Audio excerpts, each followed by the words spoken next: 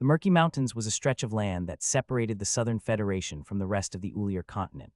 The mountain range was full of dangers, so much so that even a rank 3 magus would prefer to avoid it if they could. Flying dirigibles was the only mode of transport for people who wished to cross the Murky Mountains. Well, that and flying fantastical beasts. On this day, a majestic creature gracefully flew over the Murky Mountains. Its body was covered in pristine white feathers that reflected the glow of the morning sun. It had a pair of wings on its back with a wingspan of over 15 meters, and its 2 pairs of limbs ended in sharp claws. The creature's tail was long and slender, comprising almost half its body. The head of the creature was that of an owl, with piercing yellow pupils and a black beak gleaming with sharpness. This was the famous Ithacari, a famous inhabitant of the Baja High Forest. On its back sat 3 elves. The one sitting at the front was a middle-aged man with handsome and refined features. He had a head full of silver hair that cascaded down his back. His ocean blue eyes gazed at the silhouette of a city in the far distance, bringing a faint smile across on face. We've almost reached. A pair of twins, a boy and a girl who seemed to be in their teenage years, were sitting behind the man. They looked ahead but couldn't see anything other than mountains covered in fog. The girl asked curiously, "Teacher, how far until we've reached Moon City?" "It should take us another 10 minutes or so." The man smiled warmly. The young elf girl's eyes shone brightly. "I've read that the founder of Nightingale Kingdom emulated the elven city of Fapor and built a city that welcomed people of all races. I'm very excited to see it." "Yeah, right, as if someone could make a city like Fapor." The elven boy rolled his eyes. The girl pouted. "How do you know? You've never visited Moon City." "Nuff, you too." The elven man chuckled. "We're going to increase speed. Hold on tight." "Yes, teacher," the twins replied in unison. The next moment, the man sent a mental transmission to the Ithacari. Following that, a sonic boom was heard as the creature tore through the air and increased its speed. After they landed on the outskirts of the city, the Ithacari had already transformed into a regular owl. It sat on the shoulders of the elven man, gracefully picking its feather with its beak. The trio then walked toward the city gates and waited behind the long line of people who were trying to enter the city.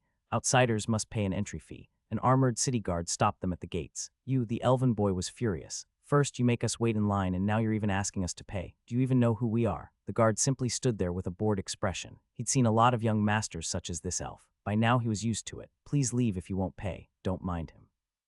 The elven man shook his head with a helpless smile. 5 silver pieces per person, was it? "Here you go." The guard took the money from the elf and made way for them. The elven boy glared at the guard, but her sister simply dragged him inside. Stop making a scene everywhere." "But Adil, how dare a human treat our teacher that way?" The boy was furious. He couldn't understand just how her sister could remain so calm despite what happened. Adil simply rolled her eyes. "If teacher isn't bothered by it, why are you?" That the boy couldn't think of a retort. Seeing this, Adil scoffed. "HMPH, Danley, I know you too well. Now let's follow after teacher. I remember him mentioning that he had a friend in Moon City." The young twins hurriedly followed after their teacher while curiously glancing at the inhabitants of the city. They were only used to being in the company of elves. This was the first time they'd left the Baja High Forest to broaden their horizons. Although merchants of various races did come to their forest from time to time, it wasn't anything like what they were witnessing now. In Moon City, people from all kinds of races could be seen harmoniously interacting with each other. This greatly surprised them. However, their teacher was used to such scenes. Moreover, this wasn't the first time he had visited Moon City, as expected of the Jewel of the South. The elven man smiled. He then looked at his students and asked, "So what do you think? Does it come close to the legends you've heard about Fapor?" Danley looked away, his face flushed with embarrassment. He crossed his hands and harumphed, "I guess so." Adil, on the other hand, was very generous with her praises. "Teacher, this city is amazing. I thought the Southern Federation was a backward place, but I was wrong." Suddenly, she looked at her teacher and asked with bright and curious eyes, Teacher, are the cities in the Akkadian Empire also this great?" The man dotingly rubbed Adil's head and replied, "Well, the Southern Federation is indeed underdeveloped compared to the lands north of the Murky Mountains. However, Moon City can be considered an outlier here. Because of the existence of Clover Academy as well as the capable rule of the Nightingale royal family, this place is comparable to even some of the mid-tier cities in the Akkadian Empire. HMPH, as expected of the city that copied the legendary Fapolis." Danley smirked, although his lips were twitching. Listening to him, both his sister and his teacher rolled their eyes. "Anyway, let's go visit my friend." The man guided them through the market district along the harbor. A reminiscent smile spread across his lips as he muttered, "It's been so many years since I've last seen him." After making their way through the crowded cobblestone streets of the market, about 10 minutes later, the trio finally reached their destination. Adil looked at the wooden signboard adorned with wines and flowers and muttered, "Herbs more." She then glanced at her teacher and asked, "Teacher, is your friend a herbalist?" The man said with pride, "Not just any herbalist. He's one of the best herbalists I know. He's also a very close friend of mine, so make sure you're respectful when you meet him." The kids straightened their clothes and tidied their appearances as they followed behind their teacher. As soon as they entered the store, their nostrils were assaulted with a pleasant medicinal aroma, making them involuntarily close their eyes and relax. But suddenly, Snore the trio were jolted out of their trance-like state by the obnoxious snoring of a wild beast. They looked around, trying to discern where the sound came from. Snore. They simultaneously turned their heads toward the seating area and found a black-haired youth sprawled on the couch while a tiny puddle had formed underneath him from his non-stop drooling. The youth's appearance was haggard, his clothes had burnt marks, and there was soot all over his face. When the trio laid eyes on him, they were speechless. They thought the same thing. Why is a homeless man sleeping here? Ada was stupefied as she stared at the youth comfortably sleeping on the couch. She turned to look at her teacher and asked, did he break in? Even the elven man was confused. I think so, but he greatly doubted it. He knew that considering Berger's power and status, no one in the city would dare to break into his store, so he carefully observed the youth. The boy was of medium build, and his muscles were very toned and refined. Scars and calluses filled the youth's palms, a direct reflection of his hard work. Suddenly, the man was slightly taken aback. Oh, a bone stage magus, and he looks to be the same age as Adil and Danley. He previously thought that the youth must be a shopkeeper, but considering his level given his age, the man couldn't help but think, did Berger finally take in an apprentice? Danley looked at his teacher and hesitated. Teacher, what should we do? If this were anywhere else, he would have dragged this homeless man out. But this was his teacher's friend's store. He didn't want to do anything out of line, at least not before getting permission. The man walked toward the youth and spoke loudly in his ear, hello, Yuwa. Adam fell off the couch and landed on his bum. Who the hell? He was about to hurl insults, but when his gaze landed on the elves, he swallowed his words. He got to his feet as he wiped the saliva off his lips. Right, I shouldn't yell at customers. Then he yawned like there was no tomorrow and casually asked, what do you want? Looking at Adam's lackadaisical attitude and posture, the elf's eyebrows twitched. Meanwhile, Danley, who was standing behind, bit his lips in anger. This bastard. Where the hell are his manners? Even Adil was flabbergasted. Who is this hooligan? The elf was also taken aback at Adam's lack of honorifics while talking, but he still spoke calmly. I'm looking for the owner of the store.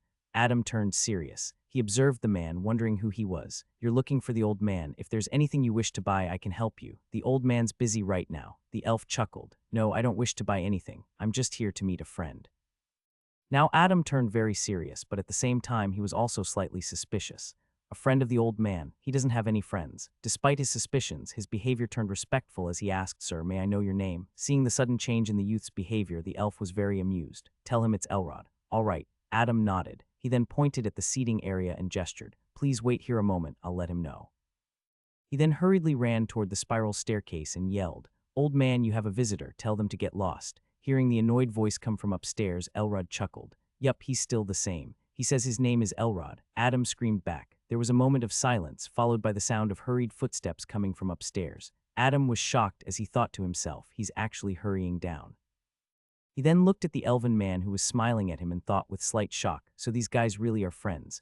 Berger walked down the stairs, and when his gaze finally landed on the middle-aged elf, he was first stunned, but then a faint smile blossomed on his face. It really is you, Elrod. Ha ha ha, Berger. Elrod walked to him and firmly shook his hands. How long has it been? More than 50 years. Yes, something like that. Berger nodded while stroking his white beard. Ha ha, time sure flies. Elrod was very happy to reunite with his old friend. Meanwhile, Adam, who was standing at the side, was frozen in complete shock. His eyes threatened to pop out of his eye sockets any moment now. Did the old man just smile? Impossible. He had known Berger for slightly more than 2 years now, but this was the first time he'd seen the grumpy old gnome smile. He was flabbergasted. Adam, brew some tea for us, Berger instructed the youth. But when he looked at him, his pleasant mood instantly crumbled. You good-for-nothing brat, what? Adam snapped out of his daze and retreated a step. He asked with a wronged expression, what did I do? Why are you scolding me again? You idiot, Berger roared. How many times have I told you to wash yourself after you're done experimenting? Huh, Adam was taken aback. He looked at his clothes, only to see that it was damaged due to his experiment failure earlier this morning. Then he ran his fingers across his face and grimaced, seeing the soot on his fingertips. He looked at the two elven kids who were looking at him and giggling, and his face turned red from embarrassment. Damn it, he rushed up the stairs. I'll be back in a minute. Berger shook his head in exasperation as he sat down on the couch. Elrod sat across from him and asked curiously, did you finally take in an apprentice? Apprentice? Berger raised his eyebrows. He faintly smiled. Well, I guess so. After Adam graduated to his second year at the academy, Berger offered him the job of a research assistant as well as a shopkeeper, which the youth gladly accepted. Adam would get to borrow Berger's lab from time to time and carry out his experiments. Moreover, all the ingredients required for said experiments would be given free of cost by the old gnome. In return, Adam would have to work part-time at the store and help manage it. Moreover, he would also have to share some of the knowledge that he'd learned from that wandering magus who had taught him herbalism. What knowledge Adam chose to disclose was completely up to him. Berger wouldn't force it. As long as the gnome learned something new and improved his own studies, he would be more than satisfied. At the time, Adam had thought in amusement, share some knowledge from the wandering magus who taught me herbalism. Kekek, sure. That expert is long dead anyway. I'm sure he won't mind. For Adam, this was way too good of a deal. He also got to study the magical texts that Berger had acquired throughout his lifetime. Moreover, having a mentor to guide him along the way wasn't bad either. It had been more than a year since then, and it could be said that both Adam and Berger had benefited greatly from the deal. Not bad. Elrod chuckled. He seems like a hardworking young man. He is. Berger nodded as he filled tobacco inside his smoking pipe. Not only is he a genius at herbalism, but he's also very diligent. He then recalled something and helplessly sighed. His only shortcoming is his lack of etiquettes. Oh, would you look at that? Elrod teased his old friend. Who would have thought that such words could come out of your mouth? Berger simply rolled his eyes and started smoking. He glanced at the twin elves standing behind Elrod and asked, "Your apprentices?" "Yes," Elrod said with pride. "Kids, introduce yourselves." The twins stepped forward with slight nervousness. This was their teacher's friend after all, and possibly someone who was on the same level as him. They respectfully bowed with their right hand on their chest. "My name is Danley Ambermind, and I'm Adil Ambermind. It's an honor to meet you, sir." The twins spoke in unison. Berger deeply looked at them for a few moments and then nodded. "They're good. Ha ha ha." Elrod was very proud. He knew Berger very well. If his apprentices managed to catch his attention, they were surely more than good.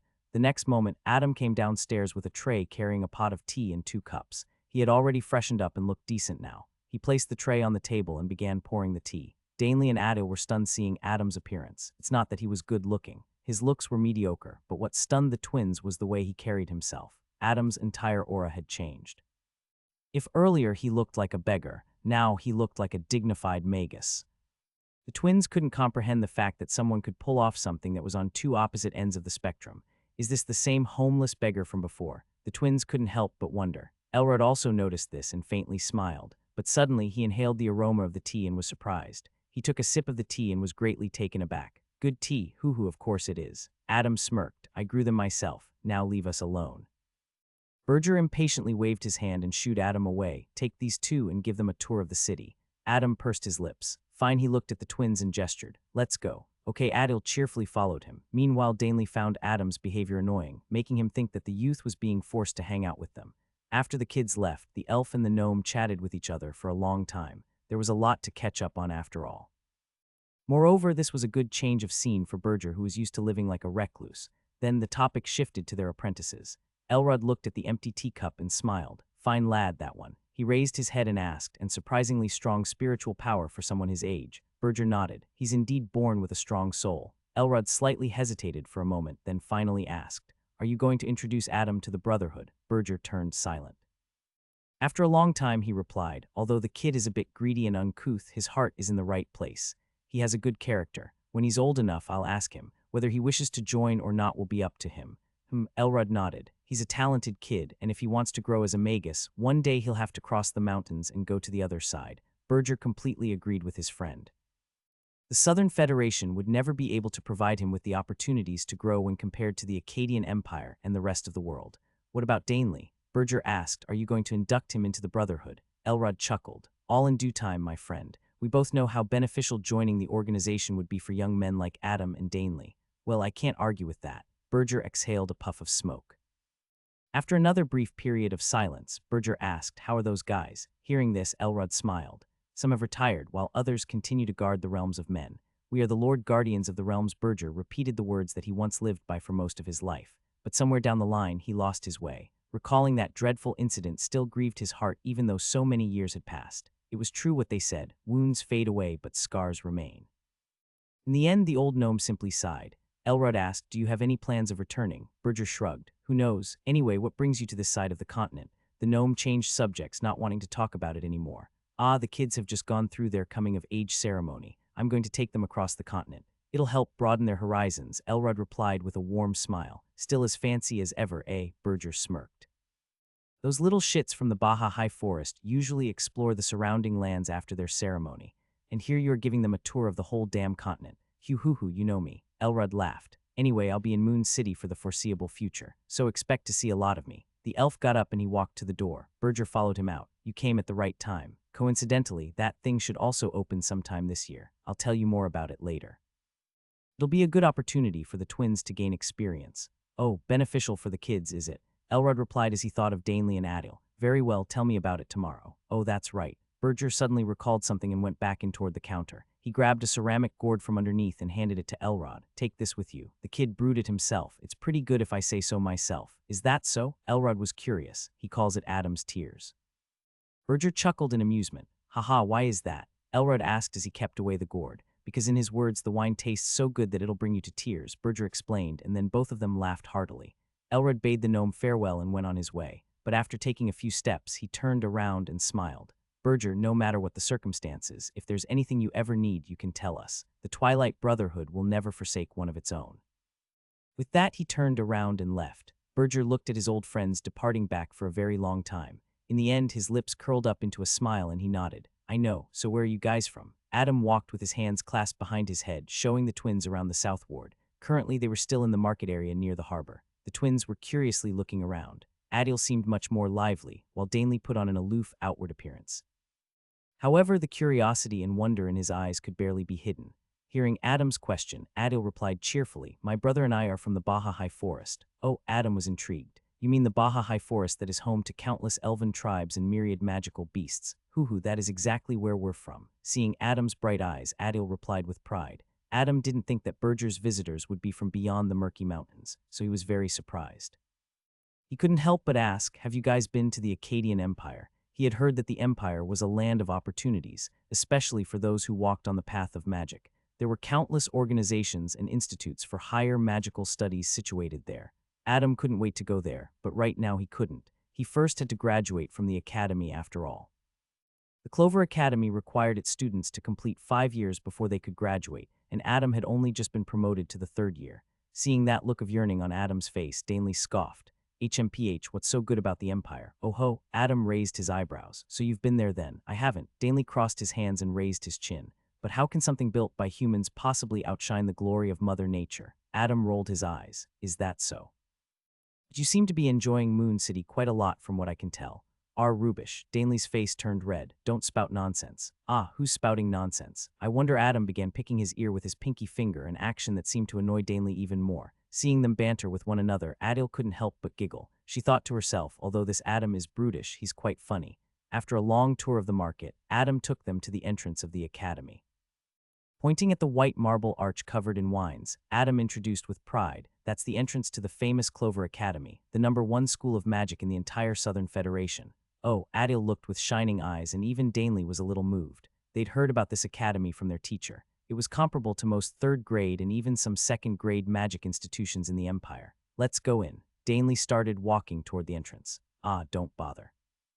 Adam pulled him back. The Guardian formation won't let you take a step in. What? Why? Danley frowned. Only students and faculty members can enter the campus. Adam patiently explained, tomorrow I'll get 2 guest tokens for you both. Then I can take you inside. Danley grumbled, that's so stupid. Adam shrugged as he started to walk in the other direction. It is what it is. The academy takes the safety of its students very seriously. Suddenly, Adil pointed at a magnificent tall tower in the distance that was located within the academy compounds. The tower was so tall that its height was comparable to the royal palace in the North Ward. What is that? It's so big. Following Aitley's gaze, Adam smiled. That's the Savant Tower, the greatest collection of knowledge in the Southern Federation. Whoa, the twins were instantly fascinated. Actually, any magus would be when they heard the term greatest collection of knowledge. Can we go there now? Adil asked excitedly. I'm afraid not. Adam smiled apologetically. Visiting times are almost about to end. Plus, like I said, you guys don't have the guest token to enter the campus. The twins' mood instantly turned sour. Can't go here, can't go there. How annoying. Danley spoke in displeasure. He was not accustomed to such strict rules and regulations back in his tribe. Elves were a species that had a very high affinity for freedom. They preferred to be unrestricted, rather than be restrained by law and order. Liberty, after all, was the greatest virtue in elven culture. Adam assured them, don't worry, tomorrow I'll get the guest tokens for you guys, and by the day after you'll be able to visit the tower. Day after. Hearing this, Adil's shoulders slouched even more. Seeing this, Adam's lips twitched. These guys. He cleared his throat and spoke anyway. Let me make it up to you guys. I'll take you to this place I know. It'll give you the perfect view of the city. He looked into the horizon and urged, "Hurry, we'll make it on time if we leave now." With that, he turned around and started running. Wait, Danley reached out to him, but Adam had already left. Left with no other choice, the twins had to follow him. They didn't know the way around the city after all. After more than 10 minutes of running, Adam had led them to a small mound in the southeast direction of the South Ward. There, he climbed a huge tree located at the top of the mound. The twins followed Adam and climbed to one of the highest branches. "What the hell is wrong with you?" Danley was exasperated. If it wasn't for them not knowing their way around the city, they would have never followed Adam here. "Brother, look." Adil pulled his sleeve while pointing in a certain direction. What Danley's words got stuck in his throat when he gazed at the breathtaking view of the city from where they currently were. The whole of Moon City was visible to them. The lights inside houses and the ones on the streets were slowly lighting up as night fell. "Beautiful," Danley muttered in awe. This was a scene he would have never witnessed in the forest. As the Ore River was dyed with the yellowish-red hue of the setting sun, Adam beckoned them to sit beside him. He then took out a wine gourd and 3 cups from his earring. After pouring wine into the cups, he offered it to the twins. "Here, try some. I brewed this myself." As the 3 of them began drinking wine, the sun had completely set. The twin moons, Selene and Luna, bathed the night sky with beauty and splendor. And finally, the lunar bridge came to life. Wow, the twins were mesmerized as they saw the bridge light up like the stars in the sky. As he sipped the wine from the glass, Adam smiled. "Welcome to Moon City." In an open area within the Clover Academy campus, a certain class of third-year students had gathered. There were dozens of them present. They were sitting on a grassy patch of land and intently listening to their professor. There's a reason why the Academy does not teach magic combat to students until they've advanced to a certain level. A professor with a large build walked back and forth with his hands behind his back. He had a head full of medium-length brown hair and eyes of the same color. The muscles on his body were dense and compact, brimming with power every time they moved. The professor's fierce gaze ran from one student to another, causing most of them to shrink. "Can anyone tell me why?"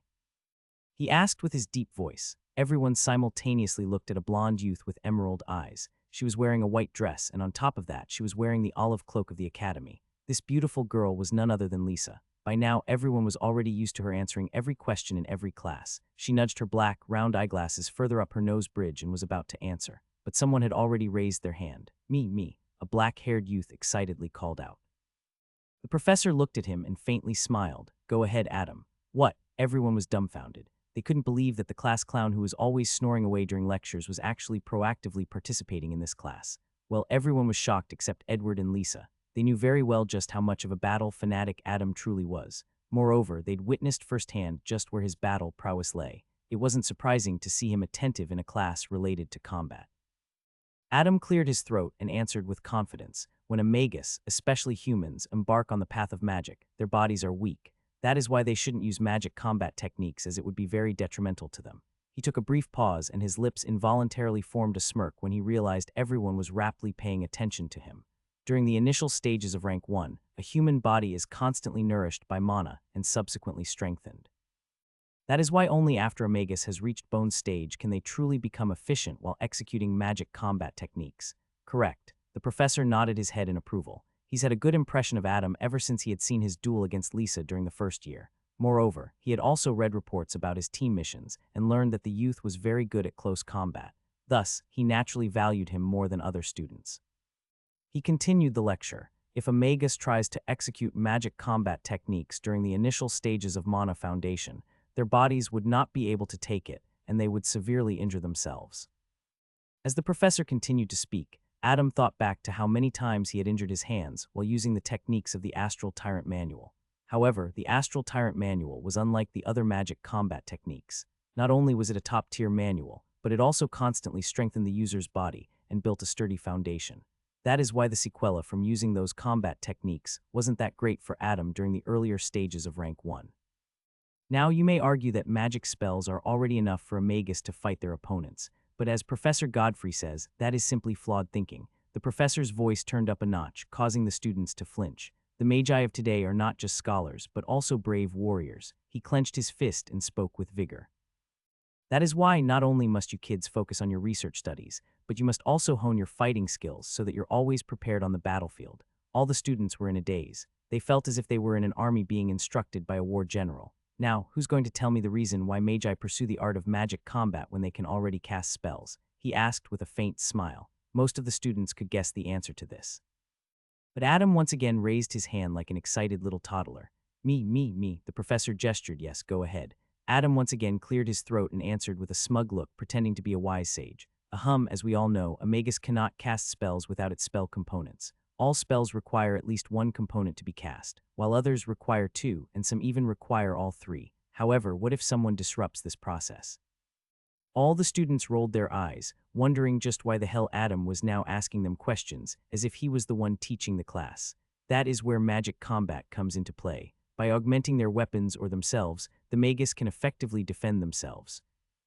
Very good, Adam. The professor's lips twitched. He feared that Adam would get carried away if he didn't interrupt him. But magic combat is not just for defending oneself. The professor continued after Adam.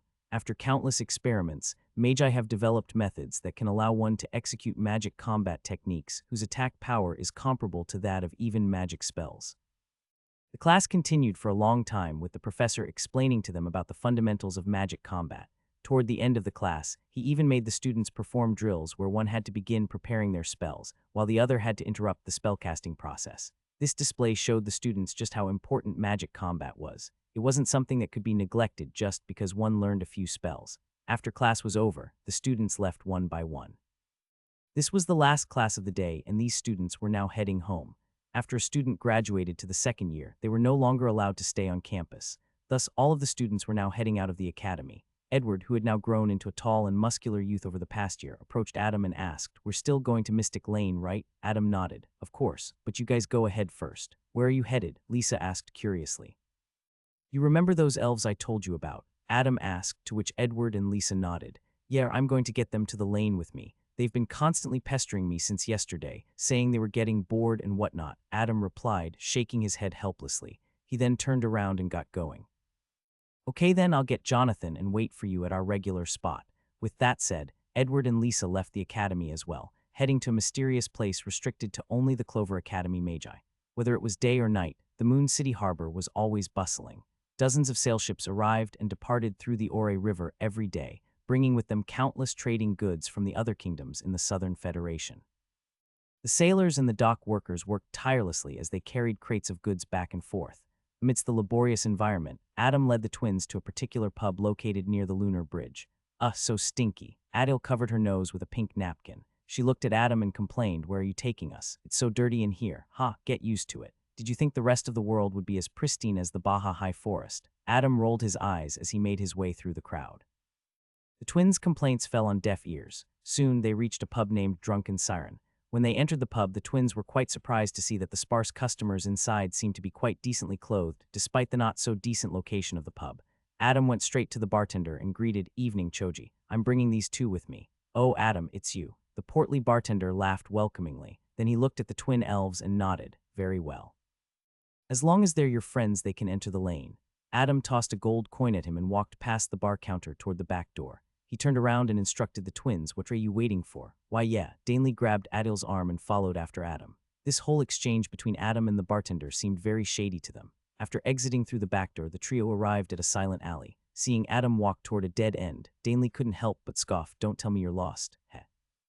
Adam smirked. He walked toward the end of the alley and then pressed a few bricks on the wall. Following that, he weaved a series of hand signs. After everything was complete, the unassuming wall started to rumble. The twins were shocked. Soon the walls parted and formed an archway. Danley and Adil's jaws had dropped. Adam saw this and chuckled. "Well, don't just stand there. Let's go." The twins followed after Adam in a daze. After walking only a short distance through the wall, they were greeted with a magical scene. They saw a wide lane with medieval-styled houses on both sides. Moreover, these buildings didn't stand straight, instead they appeared crooked. Despite that, they were perfectly sturdy. Furthermore, some buildings even had bizarre shapes. The entire place was lit up by countless candles that hovered a few meters above all the buildings. Above the candles, one could see multicolored clouds churning. Of course, this was a product of magic. One could see countless magi walking through this wide lane. Other than them, many magical creatures, their familiars, were also present. As the trio stepped foot on the crowded cobblestone lane, the archway behind them mended back together and formed a wall again. "Welcome to Mystic Lane." Adam smiled. The twins' eyes were shining with wonder and awe. Adil asked excitedly, "What is this place?" "It's a small neighborhood that is only accessible to the Clover Academy students and faculty," Adam explained as he led them through the crowd. Well, that and their friends, of course. As they walked through the lane, the twins saw all kinds of shops on each side. There were restaurants, cafes, clothing stores, bookstores, and much more. There were even stalls set up by students on the sidewalk. It truly is a magical place. Adam continued, even though such a neighborhood clearly exists in the city, you won't find any traces of it on the outside. It is rumored that the first headmaster of Clover Academy built this place. Interesting, Danley was enamored. So it's sort of like a secret plane, huh? Adam rubbed his chin and nodded thoughtfully. I never thought of it from that angle, but I guess you could say that. Adil ran around the two of them like an excited fawn. This place is amazing. Where are you taking us next? Is it the Magus clothing store or that ice cream parlor in the distance? Seeing the elven girl act like a child, Adam chuckled. My friends are waiting for us at a restaurant. I'll introduce you to them. But before that, I need to take care of some business. Adam led them to a particular building that was shaped like a giant black cauldron. Over the entrance, the signage board read McMiller's Apothecary. As soon as the trio entered the store, the owner, a fifth-year student with brown hair and eyes of the same color, rushed out and greeted Adam enthusiastically. Oh, my dear golden goose, Adam, what kind of eggs are you laying today? Adam shook the owner's hand even more enthusiastically. Kekek Mac. I've brewed loads of potions for you this time. Then they walked toward the counter. A large wooden chest appeared out of Adam's earring. The youth opened the lid and said, I've got potions of healing, potions of strength, 4 different types of antidotes, potions of explosions, potions of freezing, and finally. Mac looked at Adam with expectant eyes. The latter continued after some built-up suspense, my new product, the Rising Dragon. Muhahaha, nice. Mac cheered enthusiastically. He grabbed the vial containing the yellow potion and asked, but what does this do? Adam replied with a mischievous grin, this is for your male customers only. It will guarantee you 5 hours of explosive performance in bed. Oh, Mac's eyes had already turned into platinum coins. Those old magi will gobble these potions up. It'll sell for an exorbitant price. Adam and Mac continued to deviously plan how to sell these performance-enhancing potions. Meanwhile, Danley and Adil were looking at them with a dumbfounded expression. After the transaction took place and Mac handed Adam a large bag of gold coins, the trio left the apothecary. Adam was in an extremely happy mood as his coffers grew yet again. Although the price at which he sold the potions to Mac was lower than those he sold to Berger, he still made a great profit out of it. After all, the ingredients that he bought from Mac were also substantially lower than the ones he bought from Berger. The prices in the apothecary were lower because it catered to the students of the academy, so Adam decided to conduct all his business here itself. Moreover, Mac's apothecary was a certified store in Mystic Lane. All stores that could afford to rent buildings here were well trusted. It was a win-win for both Adam and Mac. Plus, Berger also didn't mind Adam buying ingredients and selling his potions here. Adam, you're a herbalist, Danley asked him curiously. That's right. Adam smiled like a shady businessman and said, if you ever need anything, and I mean anything, just tell me, okay? I'll give you a good discount.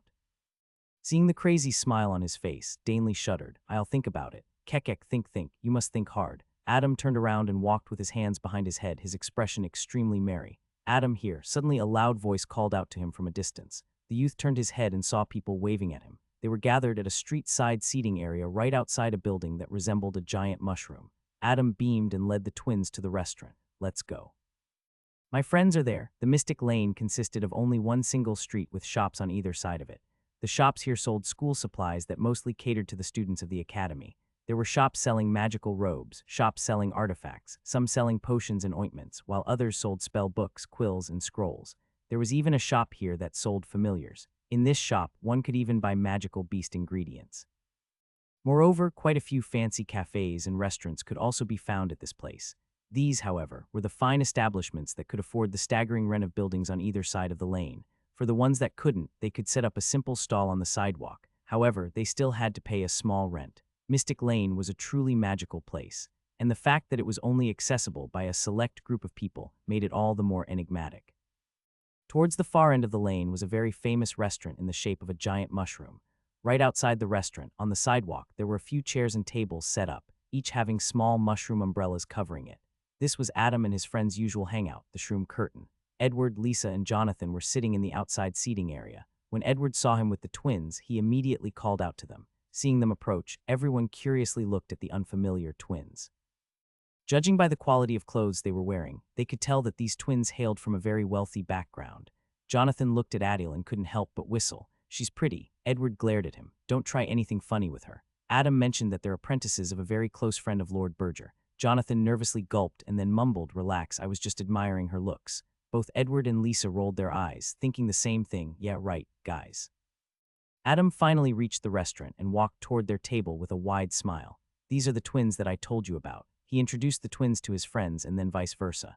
Afterward, they all sat down and began ordering food and drinks. Lisa seemed to hit it off well with Adil, whereas Danley continued to act aloof, but one could tell he was slowly beginning to get along.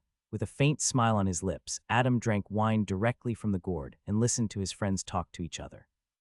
Danley looked at him and slightly frowned. Why do you always drink? Don't you know that a magus should always be clear-headed? HMPH, what do you know? I can turn sober in the blink of an eye, he grumbled inwardly. The main reason why magi despised drinking was because the intoxication made their mind muddled. This made it difficult for them to cast spells at a moment's notice. Moreover, even with their high spiritual power, it would still take them time to sober up. Of course, Adam couldn't tell the elven youth about it. Thus, he simply waved his hand. Don't worry about it. Usage of mana is forbidden within the city. Well, the only exceptions are a few places in the academy and the royal palace. Danley frowned even more. You don't seem to get my point. Drinking wine will make you. Shush, Adam interrupted him. Don't be a buzzkill. Here, drink. He gave a gourd of Adam's tears to the stuck-up elf. Danley was about to scold Adam, but when he sniffed the aroma drifting from the gourd, his pointy ears fluttered ever so slightly. Is this the one we drank the other day? Yep, Adam replied smugly. You like it, don't you? HMPH. Danley harumphed as he uncorked the gourd. It's okay. Adam chuckled at his response. Here, cheers. The two lightly tapped their gourds and enjoyed the wine while listening to others' conversation. So this is the first time you've stepped out of Baja High Forest? Lisa asked curiously. Adil responded. Elven kids, or at least the ones where we're from, aren't allowed to leave the forest until the coming-of-age ceremony. Why is that? Jonathan asked, puzzled. Adil cutely tilted her head and spoke after a brief moment. Traditions, maybe. I'm not too sure. Danley chimed in, his face flushed slightly red from the wine. Isn't it obvious? Out in the real world, it's the survival of the fittest. Until we're deemed strong enough by the elders of the tribe, we aren't allowed to leave the forest. Why should that bother you when you're traveling with your teacher? Adam asked tauntingly. Shut up. Danley spoke in slight embarrassment. That's beside the point. Adam rolled his eyes and continued to drink. Sure, whatever you say. What are your plans after touring the Southern Federation? Lisa asked. Atley balled her fists and replied excitedly, after this, we're going to go to the Akkadian Empire. Really? Lisa was fascinated. She'd long since heard of the Empire and had always wanted to go there. Yes, Atley nodded. Teacher said he's going to meet a few of his friends in the Empire. We'll return to our tribe after that. Edward suddenly interjected excitedly. By the way, Adil, have you heard of the Tower of Daybreak? Of course, Adil replied. Although I've never visited the Empire, I've heard great things about it. It is home to many famous magic institutions, and the Tower of Daybreak is one of them. Danley also nodded. It is considered one of the top organizations in the righteous faction. Jonathan chimed in with surprise. Wait a minute. Ed, isn't that where your sister went last year? Hee. Edward was filled with pride. Last year my sister graduated from the academy and was accepted into the Tower of Daybreak.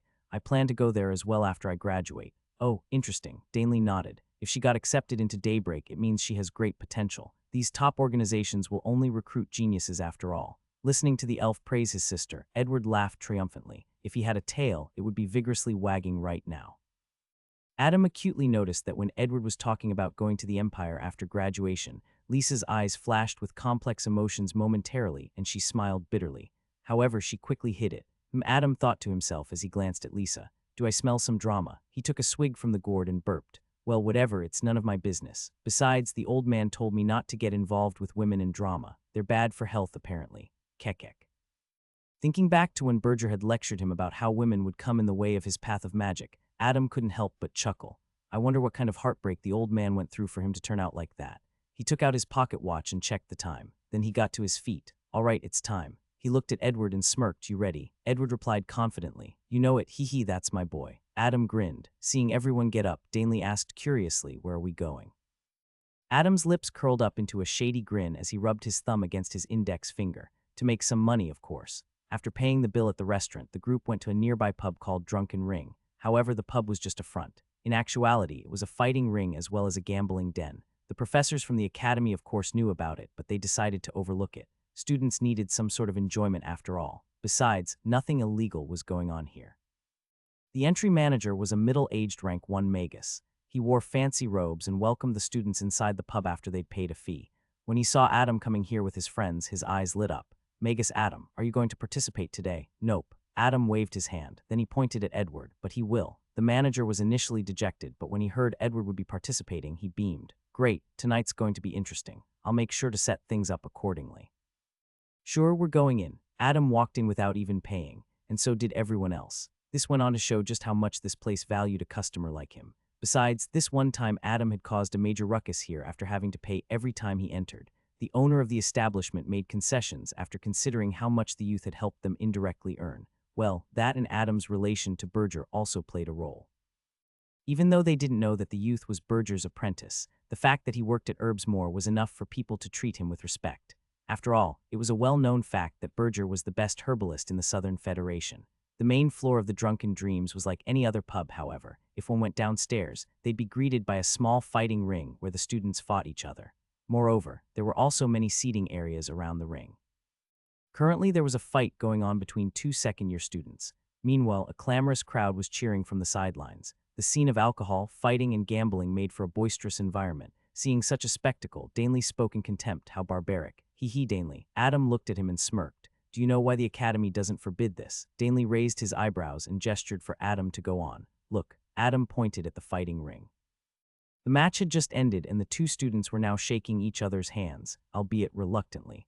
Firstly, it serves as an outlet for students to resolve the disputes that they might have with one another, Adam explained as the group walked toward their private seating area. Rather than trying to kill each other, it's much better to duke it out and release all grievances and whatnot.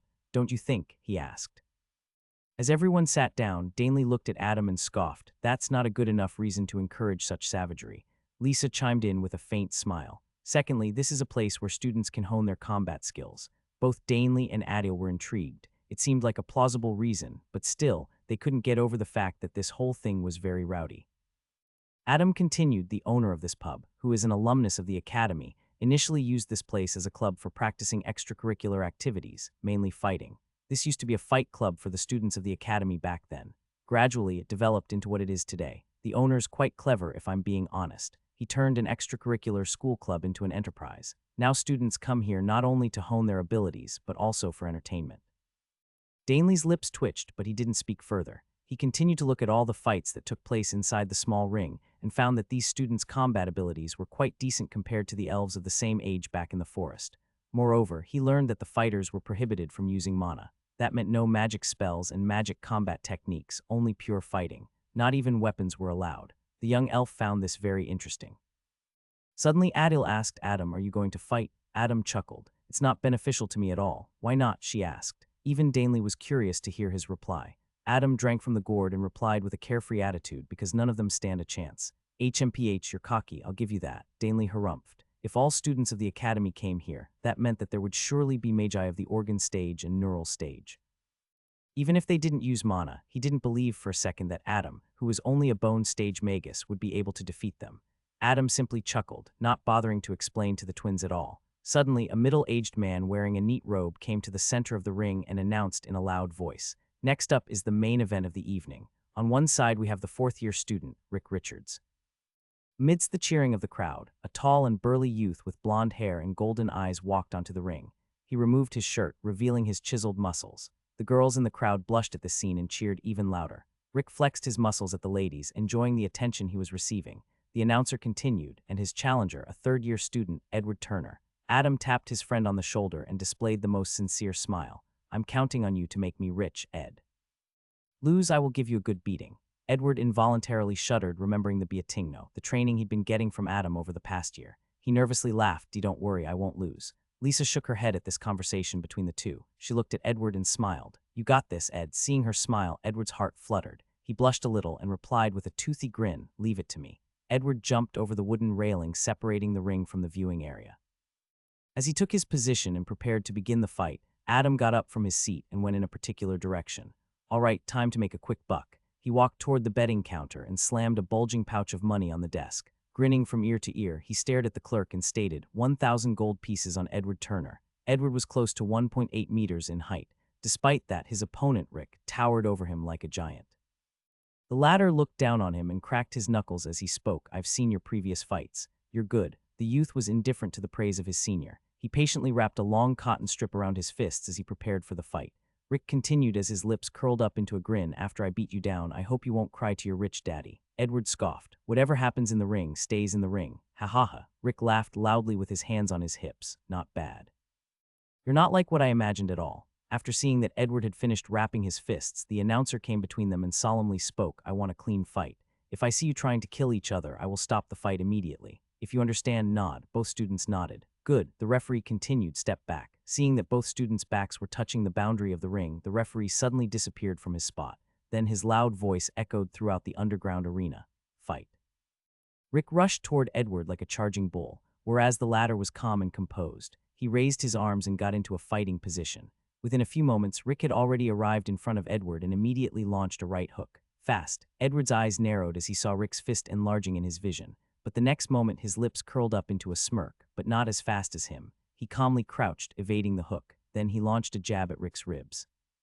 But the next moment he was taken aback. Rick looked at him and grinned. Did you think that meager punch would hurt me? Rick followed up with another punch, but Edward managed to dodge that as well. He retreated a few steps and looked at his opponent in confusion. Seeing the youth's perplexed gaze, Edward laughed. I'm an organ stage magus, kiddo. The majority of my body has been nourished and fortified by mana already. The next moment Rick dashed toward Edward once again, all the while screaming, give up. You will never be able to win. Heh, we'll see about that, Edward smirked.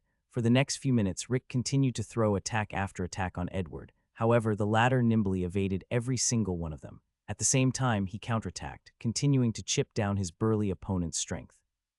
Although the youth's counterattack didn't injure Rick in the least, the fact that he couldn't even touch the hems of his junior's clothes really infuriated him. Moreover, he was also slowly beginning to lose stamina. You damned rat, stop running around, Rick roared. He was furious that this junior student was making him look like a joke in front of everyone present. With boundless fury, he gritted his teeth and threw a right hook with all his strength. Seeing this, Edward's lips curled up into a smirk once again. Now, he took a step forward and slapped the incoming hook to his left, skillfully parrying it. Then he took another step forward and thrust his left elbow toward Rick's throat, who seemed to walk right into his attack. Thwack! The elbow attack directly smashed Rick's throat, causing him to momentarily struggle to breathe as he clasped at his throat. Oh, the crowd cheered at this sudden development. This was the first critical hit that someone had managed to land in the fight that had been going on for more than 5 minutes. Edward took advantage of his opponent's weakness and landed a series of attacks on the latter's torso. Punch to the gut, knee to the solar plexus, palm strikes to the ribs, side kick to the waist. In a matter of seconds, Edward had already landed close to a dozen strikes on his opponent. Seeing this, the crowd got to their feet and cheered louder than before. It was always fun to see an underdog come out victorious. Moreover, Edward's fighting style left them mesmerized. Adam, who was seated in the private viewing area, nodded. Not bad, not bad. Danley was flabbergasted. His blood was boiling with excitement as he saw Edward land blow after blow to an opponent much bigger than him. That is simply amazing. The elven youth had never seen such a fighting style before. Edward landed strikes on the vital points of his opponents, moreover. These strikes seemed to be coming from unpredictable angles. Moreover, earlier when Edward was on the defensive, Danley had seen how the youth utilized a relaxed and flexible manner to defend. But now that Edward was on the offensive, his attacks were explosive. It's like water, Danley muttered in realization. He couldn't help but admire the ingenuity of the fighting style, soft and hard whenever one needs it to be. In the fighting ring, Edward, who was on the cusp of securing his victory, saw that the timing now was perfect. He stopped his strikes and got into position to deliver the final attack. He rotated his hips and back with explosive power and delivered a spinning heel kick, accurately targeting Rick's chin. Bam! The crowd turned silent. Rick, on the other hand, remained standing for a few moments until his eyes rolled back and he slumped to his knees. OHHHHH. The crowd cheered at the top of their lungs. They had lost their minds. Every time they watched Edward fight, it would be a sight to behold, and today was no less. Edward, the victor, turned around and indulged in the feeling of adoration he was receiving from the crowd. He balled his fists and raised them in the air as he laughed loudly. But suddenly, the crowd quietened down and a towering shadow slowly loomed over Edward. The youth frowned as he looked at the ground and saw this shadow grow larger. The next moment he turned around, but it was already too late. Rick had already got to his feet and speared him, viciously pinning him to the ground. The crowd was shocked at this sudden turn of events, but no one was more shocked than Edward himself. At the last moment, he had managed to slightly turn his body, which allowed him to be pinned with his back on the ground, instead of the other way around. Rick raised his giant fist and hammered it down on Edward's face. My turn, this idiot. Adam face palmed as a sigh escaped his lips. The others around him were stunned. One moment they thought that Edward had won, but the next moment the tables had turned. They were shocked speechless. Meanwhile, Adam took another swig of wine in a relaxed manner. Lowering your guard and showing your back to the enemy, you haven't learned a thing. In the fighting ring, Rick had mounted Edward. He had a savage grin on his face as he raised his fist and hammered it down. At the last moment, Edward managed to raise his arms and put them between his face and Rick's fist. Ugh, Edward groaned in pain. His forearm bones had cracked from that last attack. He didn't know how long he would manage to put up his defenses. Let's see how long your arms last. Rick spoke menacingly as he raised his fist and once again hammered it down. After a series of attacks, Edward's forearms were bruised and swollen. Finally, Edward could no longer hold on and his arms limply fell to his sides. He could only helplessly watch on as Rick's fist enlarged in his vision. Bam! The punch struck him square in the face, causing his nose to break and blood to spurt out. However, Rick wasn't done. He continued to land punch after punch as he bathed Edward's face in red. Lisa couldn't help but cover her mouth as she gasped in trepidation. She glanced at Adam and saw that he was as laid back as ever. Seeing this, she couldn't help but frown a little. You seem to be bothered by this. Even Adil showed her displeasure at Adam's lack of worry for his friend. Moreover, this was the first time she had witnessed such a gory scene, so unlike her brother, she found it difficult to suppress her emotions. Adam, I didn't expect this from you. What? Why? Adam was dumbfounded, wondering what suddenly got into these girls. It's not like he's going to die. Relax, you're so heartless, HMPH. Lisa placed her attention back on the fighting ring, her heart caught on her throat. Adil was similarly nervous as Danley tried to calm her down. The entire place was silent as everyone felt bad for Edward, who had almost grasped victory, but now was on the verge of losing. Well, there was only one person who reveled in the fact that Edward was being beaten like a dog. Kevin Gracie. He and Jeffrey were also present here. However, neither of them approached Adam's group or even cast a glance at them. Ever since Kevin found out from Jeffrey that Adam knew about them sending assassins to kill him, Kevin had stopped trying to make things difficult for Adam. Although Kevin knew that Adam had no proof, he still decided to remain cautious. Not only was Adam friends with Edward, but he also had some sort of relationship with Berger, the publicly acknowledged #1 herbalist in the Southern Federation. But at the same time, Kevin continued to make plans about how he would get rid of Adam without anyone knowing about it, because he knew that Adam wouldn't let the matter of him sending assassins to kill him slide. At this point, the feud between them was irreconcilable. They were only pretending to be civilized at the moment because they knew they couldn't harm one another within the city. He patiently waited for the opportune moment, but so did Adam. Kevin glanced at Adam and thought inwardly, according to my family's historical records, that place opens once every 30 years. It shouldn't take long. Sensing someone's gaze, Adam turned his head and glanced at Kevin. The next moment, his lips curled up into a cold smile and an indiscernible trace of killing intent flashed in his eyes. Kevin instantly looked away, a drop of sweat rolling down his forehead. Realization struck him and he clenched his fists in anger. Me, scared of that peasant. If I don't kill you, I'll never be able to raise my head. His gaze then fell on Edward being brutally thrashed in the ring. A vicious glint gleamed past Kevin's eyes. Finally, his gaze landed on Lisa, who was viewing the fight with a worried look. And you ungrateful bitch. Kevin had great difficulty controlling his anger as he gnashed his teeth intensely. Jeffrey saw this and nervously gulped, not daring to utter a word. After a few moments, Kevin returned to his calm demeanor and a faint smile adorned his face. Patience. I must be patient. In the ring, Rick continued to rain down punches on Edward's face.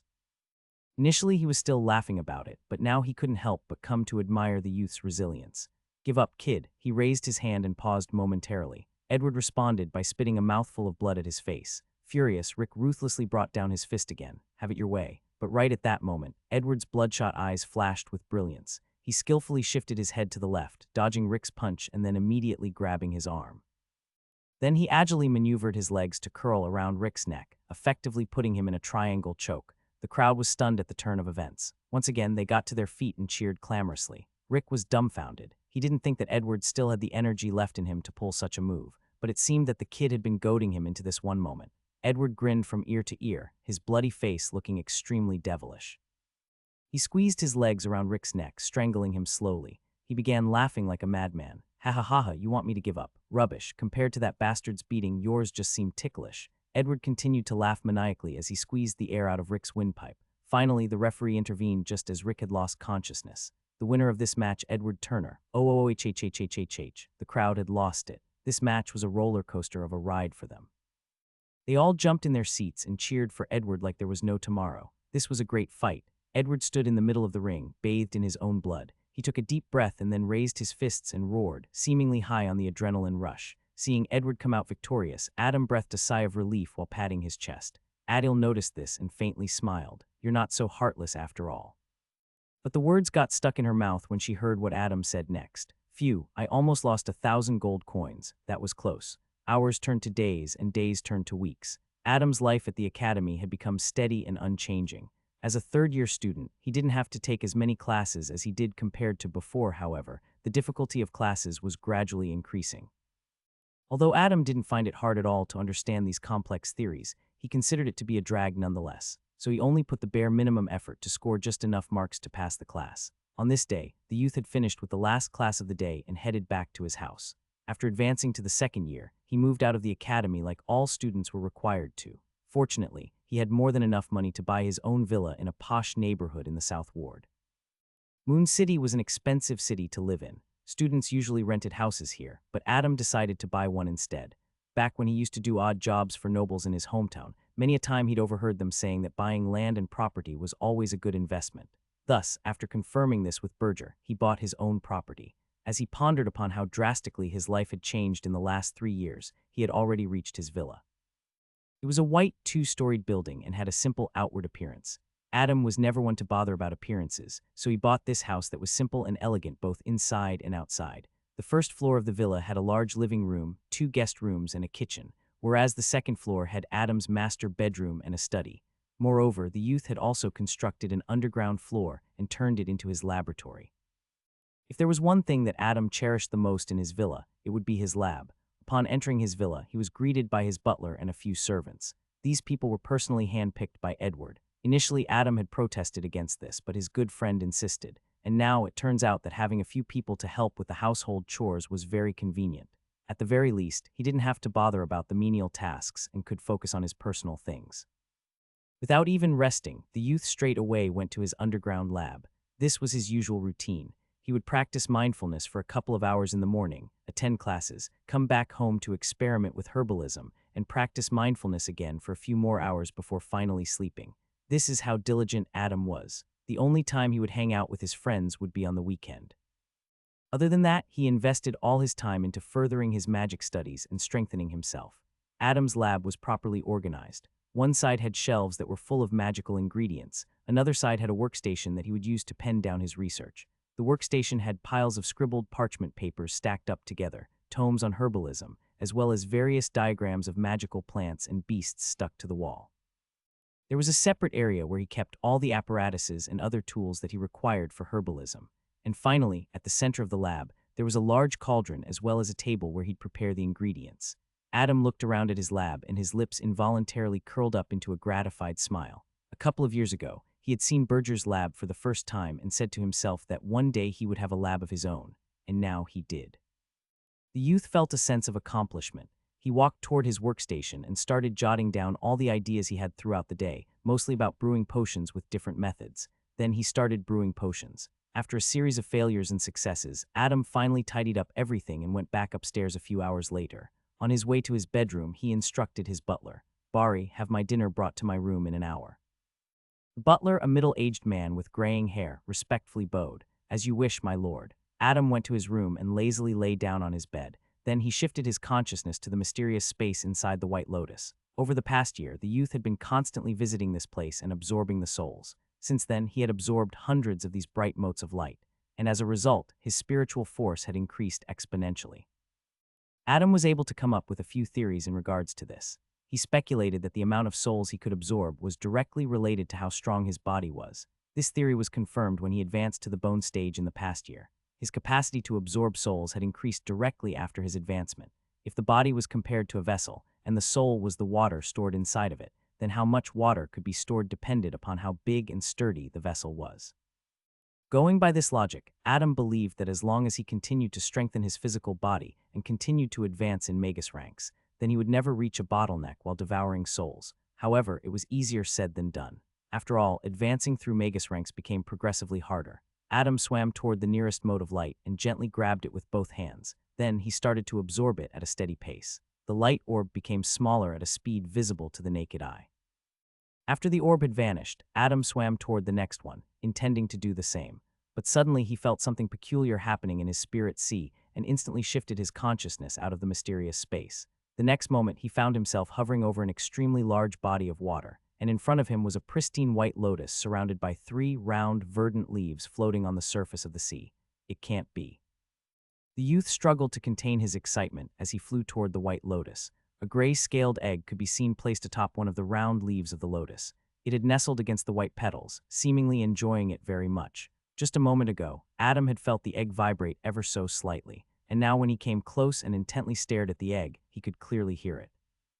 The sound of yawning. In the master bedroom of his villa, Adam's eyes snapped open and he hurriedly looked down. The gray egg had already appeared in his hands, and from time to time it would vibrate ever so slightly. It had been more than a year and a half since he'd rescued this egg from that giant serpent in the spirit world and brought it back to the material world with him. For the first time since then, the egg had now shown signs of hatching. Excited, Adam brought the egg close to his face and asked, "Are you coming out?" However, there was no response from the creature inside of it. Instead, all he heard was the sound of someone moving inside. Ha ha ha, Adam was ecstatic. Finally, after waiting for so long, the egg would now hatch and he would get his lifelong familiar. He gently kept the egg on the bed and paid rapt attention to it. All the while, his palms had balled up into fists as he cheered with excitement. "You can do it. Push, little guy, push." As if responding to Adam's encouragement, a crack appeared on the surface of the egg. Soon, the entire egg was covered in cracks, until finally, a small gray head stuck itself out. It seemed that it was having difficulty adjusting to the light as it still hadn't opened its eyes. However, on instinct, this little creature started to bite the broken eggshells. The creature took several bites until there were no more eggshells on the bed. Covered in mucus, it rolled on the bedsheets, trying to clean himself up. Then, with great difficulty, it managed to sit up. Adam's eyes widened in disbelief when he saw the true appearance of this creature. The creature was very tiny, almost the size of an adult's head, and it seemed to be covered in small gray scales that were barely visible. Its physique was very similar to a feline creature. It had 4 limbs, a tail, and cat-like ears, except it also had a pair of not-so-sharp little horns jutting out from its head right between its ears. Furthermore, on its back, there was a small pair of wings. The creature slowly opened its groggy eyes. It had a yellow iris and black pupils. It looked around curiously, and when its eyes finally landed on Adam, it couldn't hold back its happiness. "Mayu." Adam's heart instantly melted as he covered his mouth and gasped. He stretched his hands and beckoned the creature to walk to him. "Come." Mayu, the cute little creature, flapped its wings and flew towards Adam. It dove into the youth's arms and then started nuzzling its head against his chest. Adam was once again flabbergasted. "Why, you can already fly." The little creature raised his head and looked at Adam with a wide smile, displaying its cute canines. "Mayu." Adam's heart melted some more as he subconsciously swore in his heart that he would always protect this little fellow. As the youth gave this newly hatched creature a warm hug, his face gradually turned solemn. He glanced at the small horns as well as the wings of this creature and couldn't help but feel his heart palpitate. "Are you really?" The words got stuck in his throat. He was too afraid to even say it. Then he got up from his bed and walked toward his study. "No, I must confirm it." Making sure that no one saw the creature in his arms as he entered the study, Adam locked the door behind him and walked to the library that he had turned a small area of this room into. He searched for a particular book, and a few moments later, he had finally found it. Compendium of Fantastical Beasts. The youth muttered the title of the book and quickly flipped through the pages. He stopped at a particular page and read it aloud nervously. Considered to be the most powerful of magical creatures, they are an ancient race with extremely few species that can claim longer lineage.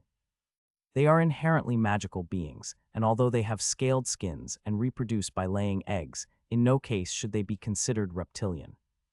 In fact, they are more similar to feline creatures than reptiles, whether it be their posture and movements, their warm-bloodedness, or their eye composition. Adam involuntarily gulped and glanced at the little creature nestled in his arms as it looked around curiously. Then, he got back to reading. These magical creatures are considered to be at the top of the food chain. Their mana reserves and inherent talent for magic were vastly superior to other species.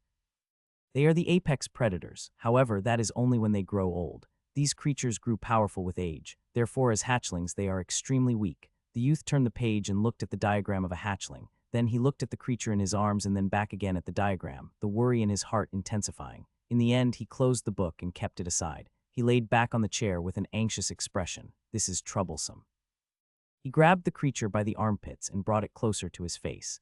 An extremely complicated look marred his face as he asked, "So you really are a dragon?" Mayu, the creature, beamed and nodded its little head. Adam sighed helplessly as he gently laid the little dragon on his chest. He looked at the ceiling in a daze. "What am I to do now? If others find out about you, I'm afraid the entire Southern Federation would be embroiled in the flames of war." Dragons were considered to be the mightiest of magical creatures, but that was only when they were old enough. When a dragon had just hatched, even a newly advanced rank 1 magus could kill it, but that was beside the point. A dragon had many uses for a magus, whether it was their meat, tendons, bones, blood, heart, or any other parts of their body. All of them were extremely beneficial for a magus. Not to mention, there were even methods to transplant a dragon's bloodline onto a magus and have the magus gain the abilities of said dragon. Although a dragon held great allure to a magus, no one in their right mind would go attack one. Magi were smart individuals, and doing so would simply be courting death. But could the same be said about a newly hatched dragon? Adam didn't know whether to laugh or cry. Should he feel happy that his familiar turned out to be a mighty dragon? Or should he curse his misfortune that he was too weak to protect this secret? Sensing Adam's state of mind, the little gray dragon looked at him with tearful eyes. Then, as if it had thought of something, it stood on its hind legs and then clenched its tiny paws. Mew! It seemed that the little fellow was trying to pull off something very difficult. When Adam lowered his head and looked at what the little dragon was trying to attempt, his jaw dropped. He couldn't help but mutter in disbelief, "Don't tell me, you can already." Under Adam's stunned gaze, the young dragon's wings slowly receded into its back. However, it seemed that the little fellow was in too much pain as a result. Next, its little horns retracted and disappeared from its forehead. Finally, the scales on the dragon's body transformed into soft gray fur. Now the little fellow looked just like any other newborn kitten. As soon as the transformation was complete, it listlessly lay down on Adam's chest, gasping for air. With great difficulty, it raised its head to look at Adam and sent a mental transmission. "Oh, okay." Adam's eyes reddened as he bit his lower lip. He dotingly stroked the little fellow's furry head. "Yes, you did well. I'm proud of you." Hearing Adam's praise, the young dragon purred just like a kitten and then lowered his head and rested for a while. It seemed that the little fellow had expended quite a lot of energy just now. As the two shared a warm moment, Adam gently stroked the little dragon's back and thought to himself, that magic just now should fall under the school of alteration. To think that the little fellow can already perform such a feat after just hatching. The youth was inwardly shocked, but on second thought it absolutely made sense. After all, dragons were indeed creatures with the greatest talent for magic. After resting for a few moments, the little fellow once again raised its head and looked at Adam with pleading eyes. "Food, ha!" The youth was momentarily dazed. "You want to eat, Maya?" The young dragon nodded its head. "Ha ha ha." Adam burst into laughter. "Very well, let's go down."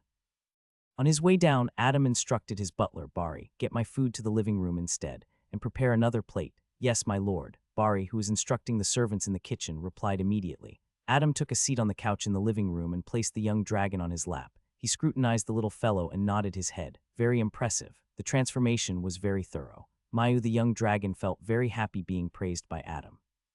He crawled up his shirt and hugged his neck. Then he began to lick his cheeks with adoration. "Hee, stop it, it feels ticklish." Adam played with the little fellow for some time. Then he grabbed it by the armpits and raised it to his eye level. His expression turned serious and he mentally communicated, "You must never show your true form, okay? Or else bad people will take you away from me. You don't want that, do you?" The young dragon seemed to understand the gravity of the situation. It clenched its tiny paws and nodded solemnly. "Mayu." Adam smiled brightly and then kissed the little fellow on the forehead. "Good boy." Suddenly he recalled something and mumbled, "Speaking of, are you a boy or a girl?" "Mayu." The young dragon tilted its head. Adam ignored it and raised it a little higher. After some observation, the youth laughed. "Haha, you're a boy. That's great. I've always wanted a little brother." Mayu, the little fellow, didn't understand what was happening, but seeing Adam happy, he felt happy too. Adam rubbed his chin and went into deep thought. "Now, what should we name you?" The dragon imitated Adam and started rubbing his furry chin with his little paw as well. Mayu. After thinking for a long while, Adam finally decided on a suitable name. He raised the young dragon and spoke with a gentle smile. "From this day forth, you shall be called Valerian." For some reason, the young dragon could deeply feel the importance of this moment. Adam had just named him, and he had gratefully accepted it. Valerian looked at the black-haired youth in front of him and smiled as he sent a mental transmission. Adam hugged him and gently stroked his head. He added with a warm smile, "Val, one day you will grow up to be valiant and strong, just like your name implies. Until that day comes, I will protect you. I will treat you like my own. And when we're both strong enough, we will go on countless adventures in the vast universe." Valerian couldn't understand most of the words Adam was saying, but from the youth he felt a sense of warmth and love that he'd never felt before. Involuntarily, his little paws around the youth's neck tightened a little, not intending to ever let go. However, he instantly let go when the fragrant aroma of food drifted into his nose. "Mayu." Valerian turned around and saw Bari bringing 2 plates of food. His eyes shone with anticipation and he started to drool. He jumped on the table and eagerly waited for the human to bring food. Seeing a gray kitten appear out of nowhere, Bari was taken aback. But seeing as how his lord Adam didn't react much to it, he didn't think of asking any questions. Bari was someone who used to work at the Turner Manor, and thus he received great training since he was young. He was responsible and carried out his duties with utmost diligence.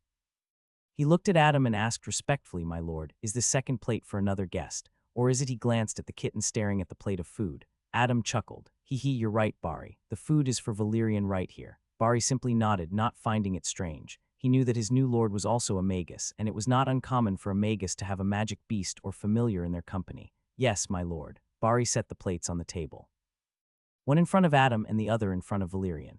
As soon as the food was kept in front of him, Valerian jumped on the plate and gobbled everything down in mere seconds. Then he voraciously stared at Adam's food. Without hesitating, he jumped on Adam's plate and ate everything down as well. Bari, Adam, Valerian, Mayu. Bari's eyebrows twitched, but soon he composed himself and respectfully bowed before going back to the kitchen.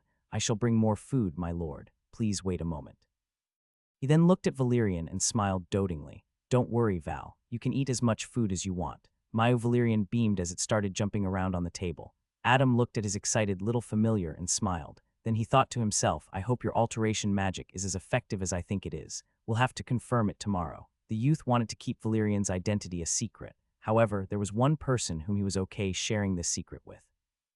But that depends, he thought. Let's see if you can see through Val's magic. The following day, Adam skipped school and rushed to Berger's store first thing in the morning. He was excitedly running through the streets of Moon City. However, Valerian was nowhere to be seen. That was because the newborn dragon had already gone back inside Adam's spirit sea. The youth was used to having the egg stay inside his mind, but when he saw the little fellow merrily jump into his mind as well, he was shocked, to say the least.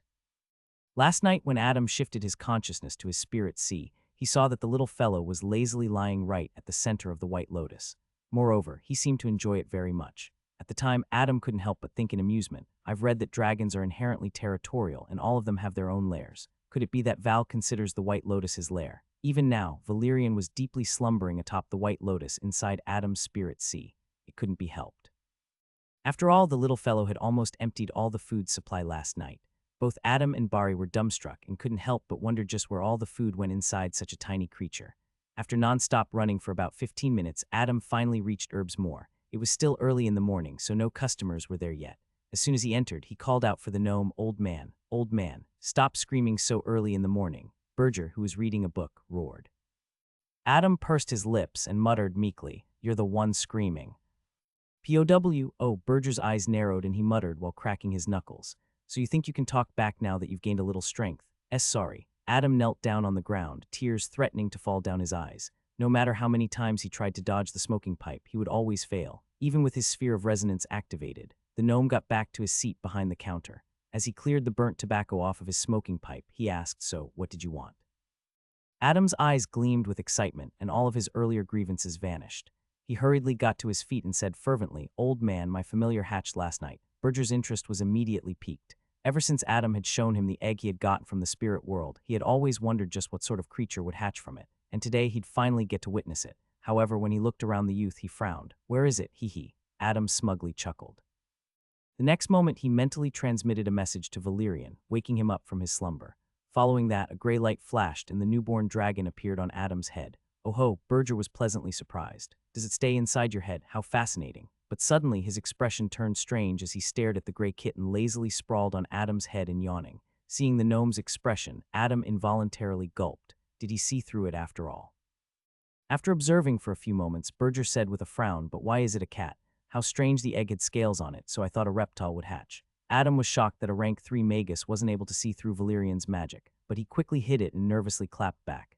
Haha, did you think a dragon would hatch from the egg? Wishful thinking. Berger sighed. He kept away his smoking pipe and began to roll his sleeves. Looks like I've been too lenient with you. If I don't drill some manners into you today, I'll shave my head off. You're already bald, Adam subconsciously retorted. But the next moment he realized what a grave blunder he had just made and retreated in fear. Wait, I made a mistake. Forgive me, ack. Bam, boom, thwack, POW. Before beating Adam to an inch of his life, the gnome made sure to gently put away Valerian behind the counter. While Adam was being beaten to pulp, Valerian tilted his tiny head in a cute manner and squinted his eyes. He couldn't help but wonder, why was it that he didn't sense any hatred, anger, or resentment from Adam toward the gnome, even after getting thrashed so badly? The newborn dragon pondered hard for a long time. In the end, only one word rang through his young mind: strain. After a 10-minute-long beating, Adam was bruised black and blue. However, strangely enough, there wasn't a single drop of blood on him. Berger felt very relaxed and happy after beating the youth for some reason. I should do this more often. He turned around and walked toward the counter where Valerian was lying down. Now let's continue where we left off. Seeing the old gnome approach him, Valerian immediately tried to stand on his hind legs. Then he menacingly waved his tiny paws, trying to look fierce. Rower. Seeing such an adorable display, Berger couldn't help but chuckle. He gently lifted Valerian and observed him carefully. So, little one, what type of cat are you, I wonder? He had read about many magical beasts that were feline in nature. However, he'd never heard about a spirit world creature that was feline. Thus, he was very curious. The world they lived in was limited, so it was understandable if someone claimed to know all the various types of creatures that inhabited it. However, the spirit world was countless times bigger than the material world, and the creatures that inhabited it were similarly countless. So it was not surprising that Berger didn't know about what type of creature Valerian really was. However, never in a million years would he have imagined that the creature he was holding was actually a legendary dragon. The next moment, the space beside them tore open and Blackie jumped out of it after hearing the gnome's call. Woof, Blackie, do you know what this is? The gnome asked his longtime friend. Woof. Blackie nodded and then curiously looked at the little gray kitten that was in Berger's arms, playing with his beard. Suddenly, Blackie's eyes narrowed and he tilted his head in confusion. Then he looked at Berger and sent a mental message. Listening to his familiar's assessment, Berger was incomparably shocked. What? He looked at the cute kitten in his arms and muttered in disbelief. It's not a spirit world creature. Mayu. Valerian tilted his head as he couldn't understand what everyone around him was talking about, so he started playing with Berger's long, white beard instead. Meanwhile, Adam, who was still sprawling on the ground, licking his wounds, was shocked out of his wits. He hurriedly ran toward Blackie and asked him hysterically, how can you tell he's not a spirit world creature? Blackie nearly attacked Adam because he couldn't identify the latter as his face was swollen from the beating, but then he sent a mental transmission to the youth. Adam was left in deep thought. So according to Blackie, a spirit world creature can clearly identify another creature from the spirit world, but if that is true and Val isn't from the spirit world, then how did he end up there? Berger was also thinking the same thing. Then he looked at Adam and grumbled, it's always one strange thing after another with you. The youth asked the gnome, old man, do you have any theories? Berger turned back to look at Valerian playing with his beard and sighed. I can only think of one. What is it? Adam asked eagerly. The little fellow was given birth to in the material world, but due to certain circumstances, the egg managed to slip into the spirit world. Berger paused momentarily and then continued, but what eludes me is, how did he manage to stay alive in the spirit world? It was common knowledge that the inhabitants of the material world would not be able to stay for long inside the spirit world even if they were inside an egg. That is because the soul of an outsider would constantly erode inside the spirit world. They would die within a matter of hours. Adam spoke in disbelief. Then for how long did Val remain in that citadel before I rescued him? Then another thought popped up in his mind. Could it be that Val managed to survive for so long in the spirit world because he's a dragon? But he immediately discarded this idea. The rules of the spirit world were mysterious. It didn't differentiate between a dragon and an ant. As long as it was an outsider, they were not allowed to stay long inside the spirit world. Unless they wanted to die, of course. While Adam was lost in thought, Berger gently handed him Valerian. Regardless of what happened to him while he was out there, the fact of the matter is, the little fellow was born fine and healthy. Adam lowered his head and looked at Valerian, who was also looking at him with his cute and innocent eyes. The youth fondly rubbed his stomach. That's right, Valerian purred, enjoying it very much. Moreover, Berger continued as he started smoking from his pipe. Blackie told me that he can sense an extremely powerful bloodline from the little fellow. Rest assured, he'll grow up to be a very powerful being. Hess, of course he will. Adam smirked and thought, how can a dragon be weak? Sensing Adam's feelings, Valerian waved his tiny paws in the air in triumph. Rower. Blackie agilely climbed atop Adam's shoulders and started playing with Valerian. He seemed to be very fond of the little fellow. Seeing them play, Adam confirmed inwardly. Looks like even Blackie can't see through Val's identity. The youth was greatly relieved by this. At the very least, he wouldn't have to bother about taking Valerian outside with him. As he was lost in thought, Berger asked, have you found out what abilities you received from the little fellow? What do you mean? Adam was puzzled. Didn't I tell you before? Berger took his seat behind the counter. When a magical link is formed between a magus and their familiar, they get special abilities from their familiar. On the other hand, the familiar also gets certain abilities from the magus. Oh, that's right. Adam's eyes lit up. I remember you saying something like that. But how do I find out what abilities I got from Val? Focus on the link between yourself and the little fellow. From it, you'll learn everything you need to know.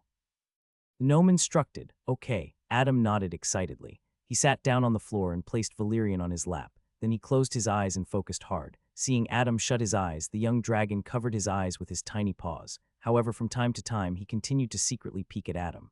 Adam, on the other hand, focused on the newly formed connection that had formed between him and Valerian after the latter hatched. It was an inexplicable feeling.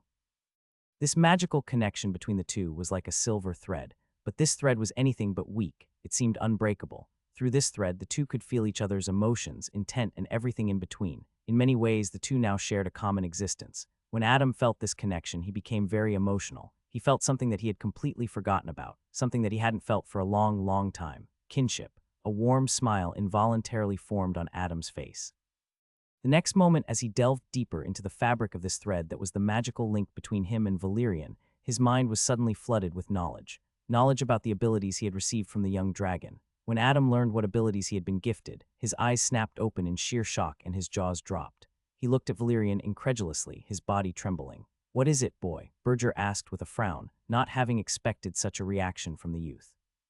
It took a long time for Adam to calm down, but even then he was still rendered speechless. It was only when Berger smacked him in the forehead again did he manage to speak. "I received 2 abilities from Val," Adam muttered in a daze. "The first one is Spirit World Traversal." Oh, Berger raised his eyebrows in surprise. Spirit World Traversal, huh? Even though Valerian is not a spirit world creature, he still has the ability to traverse the spirit world. How interesting. Only now did the gnome understand why Adam was so shocked. Well, to be honest, this was completely unexpected to him as well. In his eyes, Valerian's lineage now became shrouded in even more mystery. However, this wasn't what shocked Adam. "What's the other ability?" Berger asked. Adam involuntarily gulped, still having difficulty coming to terms with it. He muttered with his trembling lips, My mana reserves they." Berger placed his hands on Adam's back and closed his eyes. He was infusing his mana into the youth to do a thorough checkup. A few moments later, he opened his eyes and was very surprised. He looked at Valerian and then at Adam, nodding. "It is indeed as you mentioned. Your mana reserves seem to have increased exponentially. Furthermore, based on my deductions, I believe that your mana replenishment rate will also receive a great boost." Hearing Berger's evaluation, Adam gulped. "Doesn't that mean?" Yes, Berger nodded as he smoked from his pipe. "Technically, your talent for magic has been elevated. Is that even possible?" Adam asked incredulously as he shot to his feet. "In extremely rare instances, yes," Berger explained patiently. "It is usually the familiar's affinity with talent that is elevated after a connection is formed with a magus, but in your case, it's the opposite. Clearly, the little fellow has a very high talent for magic." He then glanced at Adam and nodded.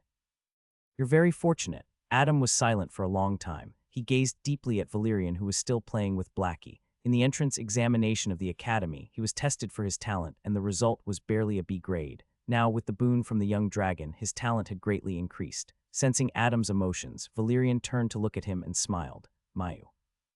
Valerian's eyes started to feel heavy and he began yawning. It seemed that playing with Blackie was very tiring for him. Well, that and the fact that he was only a day old. Adam noticed this and sent a mental transmission.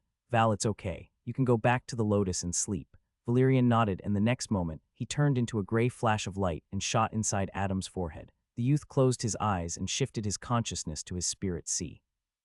There he saw Valerian had already fallen asleep atop the white lotus. Seeing this, he smiled. "It's surreal." Berger's voice brought him back to reality. "I've never heard of a magical creature residing in someone's mind." The gnome would have been even more shocked if he were to know that Adam already had a spirit sea as a mere rank 1 magus. However, the youth would never disclose all his secrets no matter how much he trusted Berger.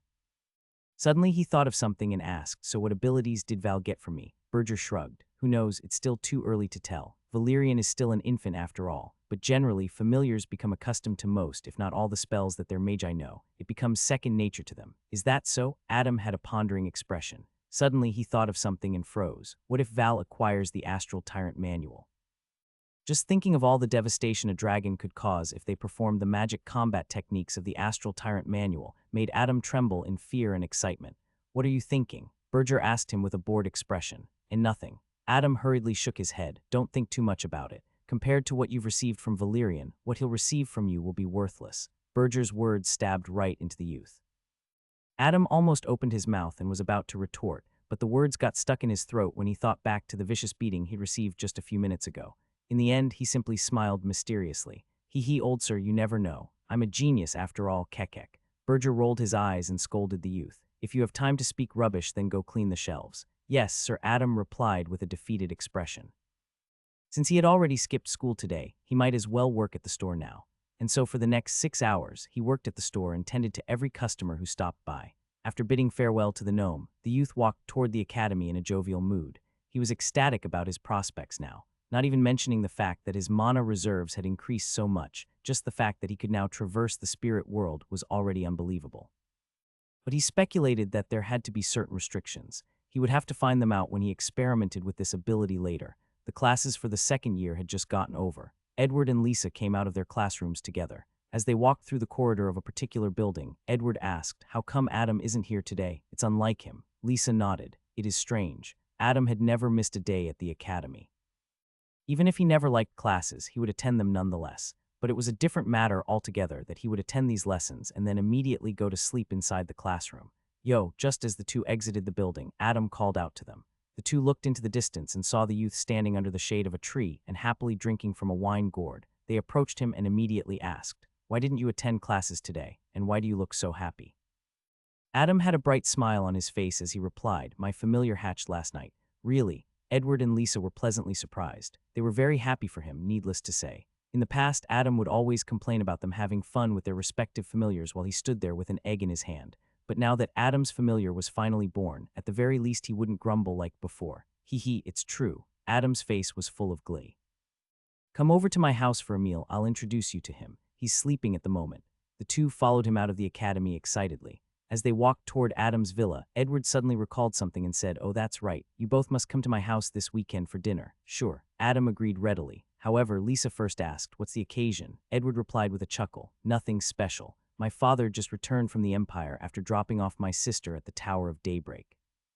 I just wanted him to meet you guys." 3 days later, Adam and Lisa were walking across the Lunar Bridge and making their way toward Edward's manor in the North Ward. Adam was as laid back as ever, however, something seemed to be bothering Lisa. As she walked on the sparkling, magical bridge, she continued to bite her nails from time to time. She couldn't help but wonder, going to Edward's house would be sure to make Kevin and his family vigilant. They won't continue to bother my family, right? I hope so. Although she considered Edward to be a very close friend, there was a reason why she exaggeratedly displayed her friendship with him in public, and she hoped that this would fend the wolves off. Just as she was deep in thought, Adam called out to her, "What's the matter, Lisa? You seem very nervous. Is everything all right?" Lisa snapped out of her thoughts and forced a smile. "Everything's fine. I'm just nervous about meeting Edward's father." Adam deeply looked into Lisa's eyes, causing the latter to uncomfortably look away. Then he spoke with a flat tone, "You're lying." Lisa was taken aback. "Why would I lie? Who knows?" Adam shrugged. "But you shouldn't keep everything bottled down in your heart. It's okay to share some things. After all, I'm your friend and that's what friends are for." With that, he returned to his usual self and started whistling in a carefree mood. Lisa, on the other hand, remained silent. Her fists clenched tightly for a long time. Finally, her lips parted. There were many things she wanted to say, but in the end, she chose not to. She silently followed behind Adam. In one of the posh neighborhoods in the North Ward lay an opulent 3-story manor made of white marble. This was undoubtedly the most luxurious-looking property in the neighborhood. Adam and Lisa arrived at the main entrance of this manor. A middle-aged butler, wearing clean black and white robes, saw the pair approach and respectfully greeted them. "Lord Adam, Lady Lisa, welcome to the Turner house. Long time no see, Ramai." Adam smiled. He'd been to Edward's house a few times before. Sometimes he'd come here to play. Other times he'd come here to study. But most of the time, he would come here to drink. So he was already acquainted with most of the workers in the house. Ramai, the middle-aged butler with burgundy hair and mustache, smiled back. "Yes, it has been a while, Lord Adam. It is good to see you. Where's Edward?" Adam asked as he began to walk inside along with Lisa. Ramai followed closely after them. "Young Master Edward is waiting for you in the backyard," Ramai respectfully replied. While the two were talking, Lisa curiously looked around the place. This was the first time she was visiting Edward's house after all. The plot surrounding this manor was huge. In front of the house, there was a big garden where many exotic flowers and plants grew. One could see beautiful birds and insects playing about in the lush garden. At the center of the garden was a fountain that had a mermaid sculpture within it. Looking at the intricate details of the sculpture, Lisa could tell that it was carved by a master sculptor. The mermaid held a bowl in her hand, out of which water gently gushed out in a beautiful arc. Orange and yellow-colored fish could be seen swimming around merrily in the fountain waters. Seeing this scenery, Lisa couldn't help but involuntarily relax. Her worries had vanished and her expression turned tranquil. Her tight shoulders loosened up and she faintly smiled. Ramai guided them through the small pathway beside the manor. This pathway led to the backyard. When they arrived, they were greeted by a large patch of green land, at the center of which lay a small man-made pond. Lisa was taken aback. She didn't expect such a large plot of land to be found in the North Ward, where the land prices were exorbitant, to say the least. This spoke volumes about the Turner family's wealth and background. She was even more surprised to see a humongous griffin sitting by the pond. Even while sitting, this magical beast almost reached a height of 6 meters. The griffin's body was that of a lion, but its head and wings were that of an eagle. It looked majestic. Currently, this griffin was gently rubbing its head against a much smaller griffin that seemed to be its splitting image. It was none other than Aquila. Beside him, Edward was standing and looking at the bonding between the father and son with a warm smile. Suddenly, the giant griffin turned its black feathered head and gazed at newcomers with its piercing topaz eyes. Lisa yelped and immediately hid behind Adam. Adam, on the other hand, walked up to the large griffin. He placed his palm on his chest and bowed respectfully. "Good evening, Sir Arnold." The large griffin, Arnold, produced a strange sound through its beak as if acknowledging Adam's greeting. Lisa followed suit and greeted nervously, "Hello, Sir Arnold." In this world, it didn't matter if one was a humanoid species or a beast. Strength was respected above all. Arnold simply glanced at Lisa and then turned back to continue playing with his son, Aquila. Lisa felt much better after not being under the sharp gaze of the mighty griffin anymore. She looked at Edward and curiously asked, "Is Sir Arnold your father's familiar?" "That's right." Edward nodded with a smile. He left his familiar to play with Arnold. After all, Aquila had been away from his father for over a year now. "Come, let's go sit. Snacks have been arranged for us there." Edward pointed at the gazebo in the distance. As the trio took their seats inside the gazebo, they started chatting. Adam refrained from drinking today as he was going to meet Edward's father. It was fine if he acted like a drunkard with his friends, but in front of Victor, he had to show his best behavior. The three friends continued to chat for a long time. At some point, Ramai approached them and respectfully bowed to Edward. "Young master, the master has arrived. He's calling for you all in the dining room." Ramai dutifully guided the kids inside the manor. The dining room was located on the first floor. It was a spacious room with a long table at its center. The table could accommodate at least a dozen people. However, right now only one person was sitting at the head of the table. This man had black hair and blue eyes, just like Edward. Moreover, he had a black beard that was neatly groomed. Edward bowed respectfully after entering the room. "Good evening, father." Victor nodded ever so slightly.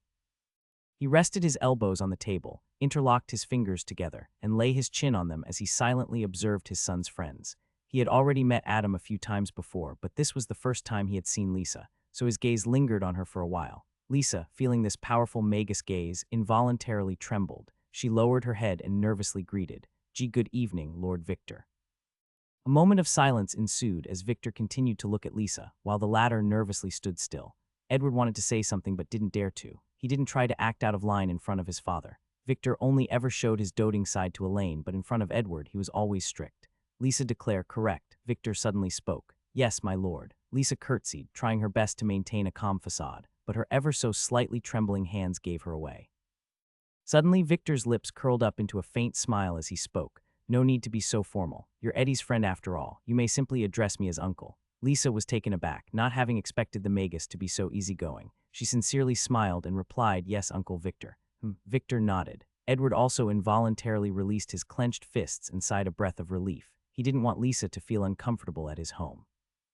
Moreover, he also wanted his father to have a good impression of her. As the youth gestured to Lisa with a thumbs up, Adam cheerfully walked toward Victor and stretched out his hand. "Hee, long time no see, Uncle Victor." Seeing Adam approach, Victor laughed. He shook the youth's hand and then patted his shoulder. "It's been a while, you little troublemaker." As Victor and Adam spoke to one another, Edward saw their interaction and pursed his lips. "How come he's never behaved that way with me?" For as long as he could remember, Edward had always seen the stern side of his father. Having become used to such treatment since childhood, the youth couldn't help but believe that his father was treating him this way because of what happened to his mother. Because deep down, Edward always blamed himself for his mother's health. After all, she did fall sick after he was born. He then shook his head and got rid of such depressing thoughts. Today was supposed to be a happy occasion, and he was not going to allow himself to dampen his mood. He sat down right next to his father while Adam sat across from him. Seeing Lisa sit beside him, he involuntarily blushed, an action that didn't go unnoticed by his father. Adam took out a large wooden barrel from his earring and placed it on the ground next to Victor. "What's this?" Victor asked curiously. Hee. Adam had a smug expression on his face. "This is the wine I brewed personally." "It is my gift to you." "Interesting." Victor smiled. He then waved at one of the servants standing behind him. The servant came forth, skillfully opened the barrel, and started pouring a cup for him. Oh, Victor was taken aback by the aroma of the wine. He looked at Adam with raised eyebrows. "Did you really brew this yourself?" Adam puffed out his chest. "Of course I did. Even the old man said it was not bad." Ho. Now Victor was really looking forward to the wine. If old Berger said it's not bad, then it's clearly something. After receiving the cup from his servant, Victor swirled the wine lightly and then gulped it down in one go. Following that, his eyes widened in surprise. Great. Hehe, if Adam had a tail, it would be wagging intensely right now. Kiddo, what is the name of this wine? Victor asked as he gestured for the servant to pour some more. Adam's tears. The youth raised his hands and declared heroically. Stars seemed to be shining within the depths of his eyes as he marveled at his naming skills. Listening to him act so dramatically, Edward and Lisa burst out laughing. Meanwhile, Victor's lips twitched. The servants inside the dining room also struggled to contain their laughter. Are you serious? Victor asked incredulously. Adam raised his chin and spoke like it was the most obvious thing in the world, of course. It's a good name, right? Hee, I know. Seeing the youth ask questions and then answer them by himself, Victor didn't know whether to laugh or cry. But it was undeniable that it was a very good wine. It could easily be considered one of the best wines he had tasted in the Southern Federation. He could already think of various ways of marketing this wine and making loads of money out of it. However, this was not the time or place to speak of business. Even though he was in the company of little kids, they were his son's friends after all. So he waved his hands again and instructed the servants to start serving food. As the dishes started to be served one by one, the atmosphere turned casual and enjoyable. Adam and Lisa didn't feel like they were in the presence of a powerful magus at all. Victor chatted with the kids and asked about how their academy life went. Soon the topic switched to Edward's sister, Elaine. Uncle, has Elaine settled down at the Tower of Daybreak? Lisa asked. Yes, she has. Thinking of his daughter, Victor smiled warmly. She's always been a social butterfly. I'm sure she won't have any problems living in the Empire. Adam's eyes shone with curiosity and wonder. Can you tell us more about the Akkadian Empire? Is it really as good as people make it out to be? Where do I even begin? Victor took a sip of the wine and continued. In the Ulier continent, the Akkadian Empire is a land of opportunities for magi. Whoa, both Adam and Lisa were fascinated. If even a rank 2 magus such as Victor had such high words for the Empire, then it surely had to mean something. Excited, Adam asked eagerly Uncle Victor, tell us about your journey to the Empire. Listening to the wonderful things about the Akkadian Empire, the yearning in the hearts of the three kids grew more than ever. Especially Adam, who's always wanted to travel the world and experience all the things it had to offer.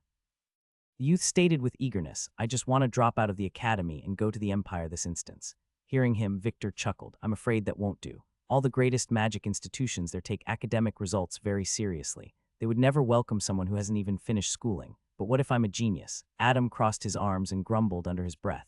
Victor found this spoiled brat very amusing, but his voice turned solemn as he replied, remember, all of you.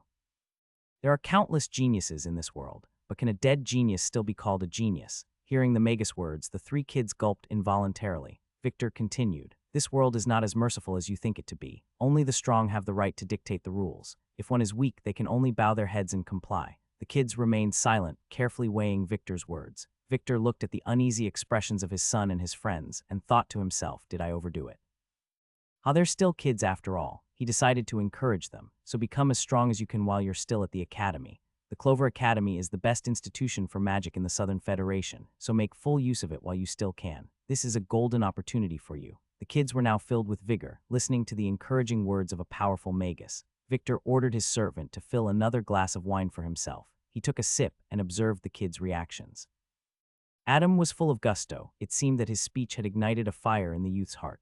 Edward was also the same. In fact, he could be said to be even more lively than Adam. Seeing this, Victor nodded ever so slightly. Although he didn't show it on the surface, he was extremely happy for his son. Only he knew just what kind of hardships his son had to go through since birth. He couldn't help but be very proud of Edward. You who were born with nothing but a frail body will now spread your wings and soar higher than ever. The things that happened to Edward were a mystery to him, and he never dared tell this to anyone, afraid that cruel and vicious magi would hunt his son down. But in the end, it all worked out.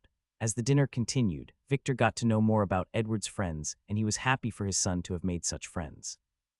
He already knew about Adam's character, but he couldn't help but feel a little dicey about Lisa, whom his son seemed to have developed some feelings toward. After all, he'd heard some rumors about her family and another magus family. While everyone was having dessert, Lisa suddenly asked something that she had been curious about. She looked at Edward and asked, Ed, why didn't your mother join us for dinner? Is she not at home? The atmosphere suddenly turned somber. Adam involuntarily clenched the spoon in his hand and cursed inwardly. Ah, shit, I should have informed her before we came here. Sensing the sudden change in mood, Lisa looked around and wondered innocently if she had said something she shouldn't have. She began to panic when she saw that Victor's expression had also changed. He appeared very solemn. Edward forced a smile and replied, she's sick, that's why she couldn't join us. Lisa lowered her head and softly replied, I understand. Sorry, I shouldn't have asked. It's okay, kiddo. Victor comforted her, to which Lisa nodded meekly. The atmosphere in the dining room was no longer the same. Although Victor and Edward continued to make small talk, it seemed forced. Fortunately for Lisa, the dinner was almost over. "Ramai," Victor called out. "Yes, my lord." The butler walked in and stood beside him. Victor pointed toward Lisa with his chin and instructed, "Have someone escort Lisa to her house. Take one of the carriages and make sure she reaches home safely." "As you wish, my lord." Ramai bowed and respectfully obliged. Then he walked toward Lisa and bowed once again. "Lady Lisa, whenever you're ready." Victor smiled warmly. "It was a pleasure meeting you." Then he looked at his son and spoke in a stern voice. "Why are you sitting there and smiling like an idiot? Go see her out." "Why, yes, father." Edward's cheeks flushed in embarrassment. The last thing he wanted was to be scolded in front of Lisa. He hurriedly got up from his seat and walked out with Lisa. After the two had left, Victor glanced at the wine cup in front of him, and then finally at Adam, who was gobbling down desserts without a care in the world. "So, kiddo, what do you think about selling Adam's tears to me?" the man asked with a smile. He was no longer the kind and amiable Victor from a few moments ago, but a confident and overbearing merchant. Sensing the change in his aura, Adam involuntarily gulped. He thought inwardly, what the hell happened to him? But on the surface, he asked respectfully, "Uncle, why do you want to buy it? I can just gift it to you." However, Victor firmly shook his head. "No, I wish to buy it from you in bulk and then resell it. This wine is easily one of the best wines I've tasted in the Southern Federation. I believe it will have a huge market." Adam rubbed his chin and struggled to come up with a definitive answer. "Is that so? But I've only made a couple of barrels. I gave one to you, and another one to the old man. I only have 2 left with me." He didn't want to part with his precious wine because it took him close to a year to brew it. "What if I promise you that I can sell a gourd of that wine for at least 15-20 gold pieces?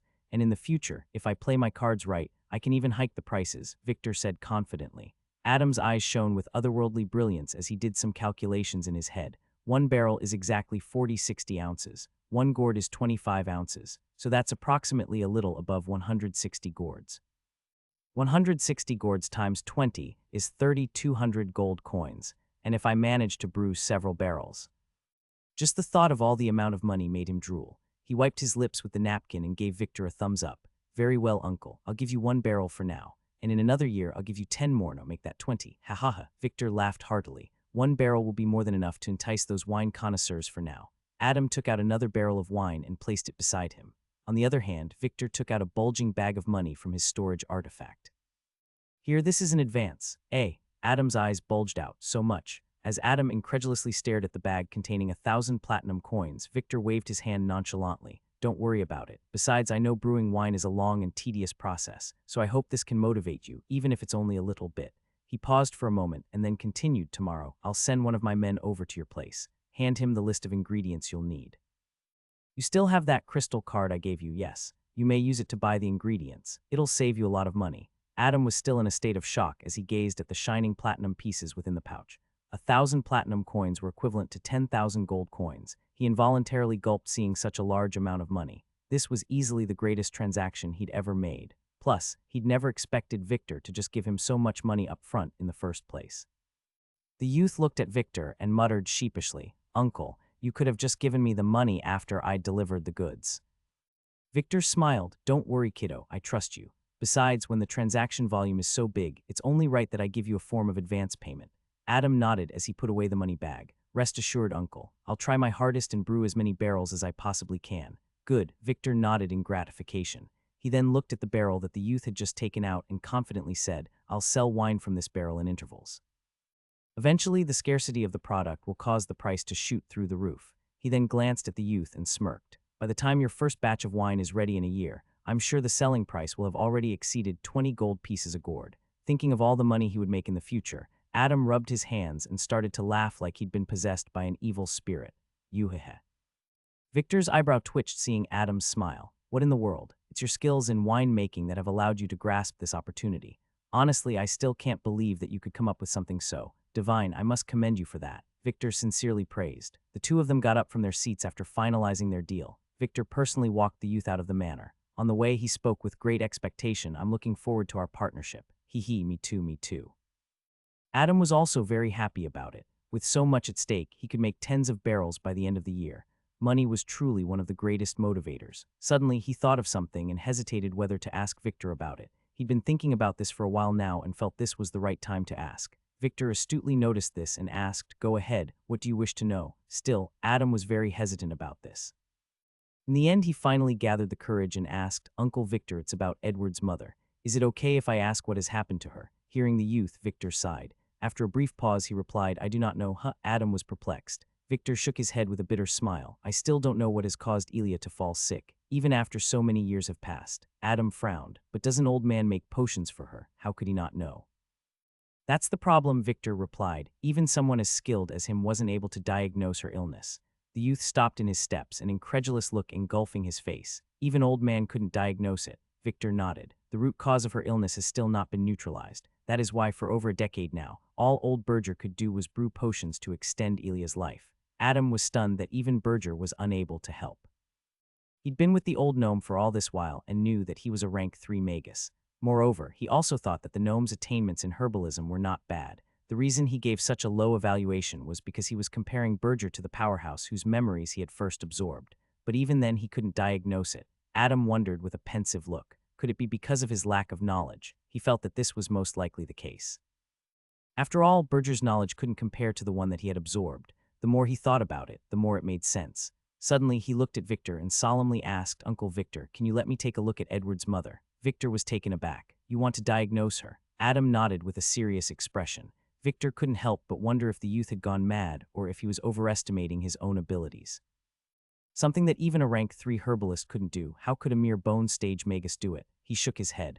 I understand you mean well, but I cannot allow it. Elia is in a very precarious situation right now. But uncle, please, Adam insisted. I am very confident in my abilities. I'm sure I can. Adam, Victor sternly reproached him. I will not allow it. The youth retreated a step after being suddenly scolded. Then he lowered his head. Forgive me, I overstepped. Victor simply nodded. Then he instructed one of his servants to fetch the youth a carriage. He saw Adam get into the carriage and then leave the compound. As he stood at the main door of his manor, he looked up at the twin moons in the night sky and shook his head dejectedly. He thought to himself, a hairless brat trying to accomplish what even an old and experienced herbalist couldn't.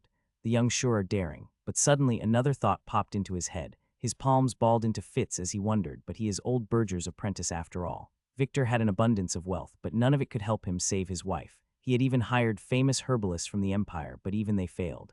At this point, Victor was truly desperate. He finally made up his mind. It doesn't hurt to give him a shot. Worst case scenario, Adam would fail in his diagnosis. Victor turned around and headed back inside. Tomorrow, he would speak to Berger about this. He had already suffered setbacks so many times. But so what? What's one more setback compared to the regret of not having tried at all? The following day, Victor went to Berger's store in the South Ward first thing in the morning. Although he didn't expect much from Adam's abilities, he couldn't simply give up just because the latter was a young boy. At this point, Victor couldn't give in to any preconceived notions. That is why he was going to meet Berger right now. He would directly ask the old gnome if Adam had what it took to back what he had claimed last night. If the gnome said yes, then he didn't mind allowing Adam to diagnose Elia. If not, then he'd continue to look for other solutions as he had for all these years. The carriage stopped in front of Herb's Moor and Victor stepped out of it. It was still the wee hours of the morning, and the store had only just opened. Victor figured that there wouldn't be any people at the store yet. However, when he opened the door and stepped inside, he was surprised to see that there was already someone there. Moreover, what surprised him even more was that this person, an elf, was having tea with Berger and chatting happily. Victor was momentarily stunned.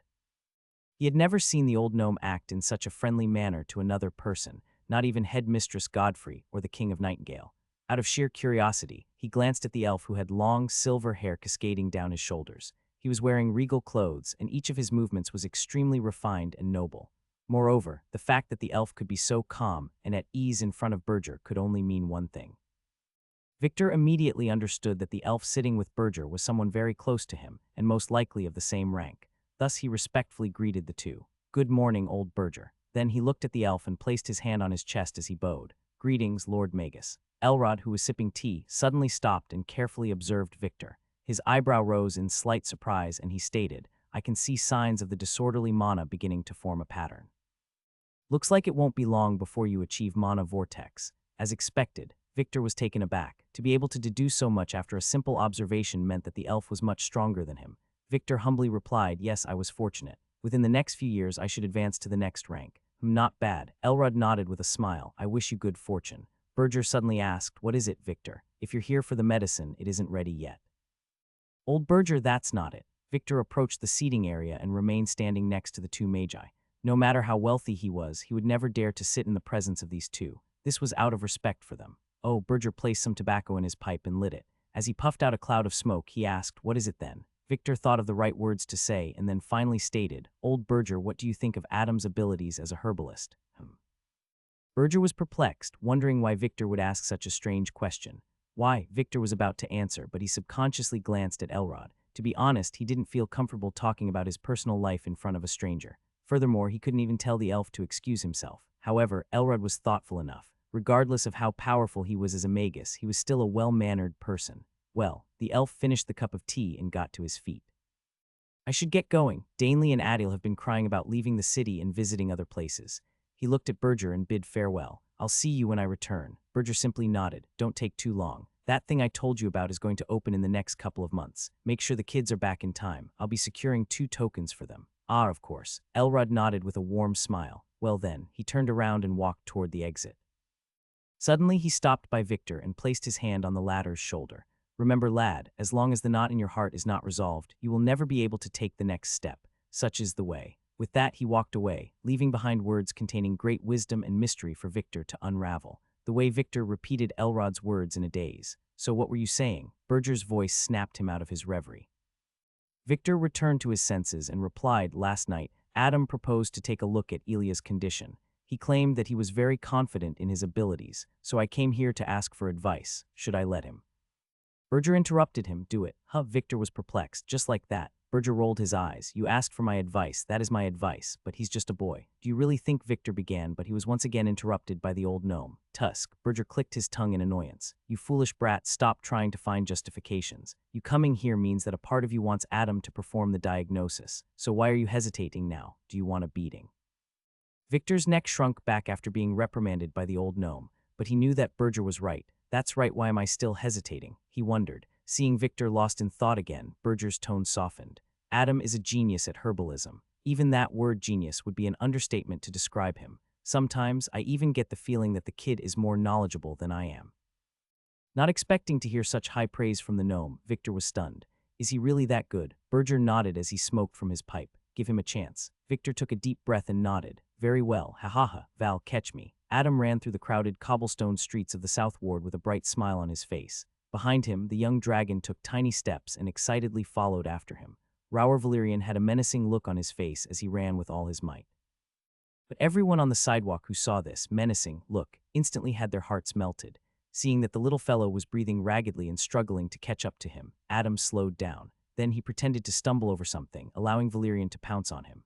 Oh no, Adam dramatically fell to the ground as Valerian agilely climbed over him. "I've been caught." Rower Valerian raised his tiny paws into the air, drowning in the monumental feat of taking down a magus. Then he lowered his head and looked at Adam with his topaz eyes. Following that, he began licking the youth's face. Adam laughed out loud, finding Valerian's attacks very ticklish. After playing with the little fellow for a while, he got up to his feet. He placed the young dragon on his head and walked toward his villa. "Val, what do you want to eat today? Meat." Valerian excitedly sent a mental transmission. Adam chuckled and made a sarcastic remark. "Of course, why on earth did I not think of that?" Classes for the day were over, and Adam was going to head back home and begin his herbalism experiments. But before that, he was going to hand over Valerian to his butler, Bari, who at this point had become the young dragon's caretaker. The youth entered his neighborhood and walked on the sidewalk while whistling in a happy mood. Ever since Valerian was born, Adam felt that his life was suddenly filled with colors. As he was walking under the shade of the palm trees planted throughout the sidewalk, Bari rushed toward him from the distance. His face was filled with anxiety as he called out, "My lord." Adam was puzzled. "What are you doing here?" "My lord, you have a guest waiting for you at home," he replied urgently. "Guest?" Adam frowned. "Why did you let them in while I was away?" Bari hurriedly bowed down and sincerely apologized. "Please forgive me, my lord. I couldn't let them wait outside. I didn't dare to." Adam had also never expected Bari, who was a professional and took his work so seriously, to allow people in during his absence. So he asked, "Who is it?" Bari gulped nervously. "My lord, it's my former employer, Lord Victor Turner." "What?" The youth was stunned. "What's Uncle Victor doing here?" As the two hurriedly made their way into the villa, Bari replied, "Lord Victor did not state his reason for coming. He's been here ever since you left for the academy in the morning." Adam was once again taken aback. "What the hell? He's already been waiting for so long. Here." He handed Valerian to Bari. "Feed him while I meet Uncle Victor." "Yes, my lord." Bari gently grabbed onto Valerian and watched Adam enter the guest room. Valerian waved his tiny paw, saying his goodbyes. Then he looked at Bari and called out, "Mayu." "Ah, yes." Bari looked down and saw Valerian pointing at his little tummy with a tearful expression. I shall feed you right away, Master Valerian. Mayu Valerian beamed. The two then straightway headed for the kitchen.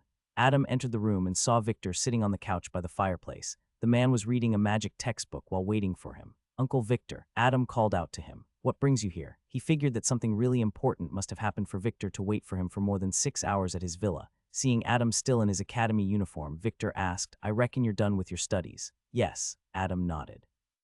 Is there something I can help you with? Adam hesitated. He had planned to do some experiments in his underground laboratory, but now all of a sudden Victor was asking him to go to his house. He couldn't help but ask, what's the matter? Victor turned back to look at him and asked, didn't you want to take a look at Ilya's illness?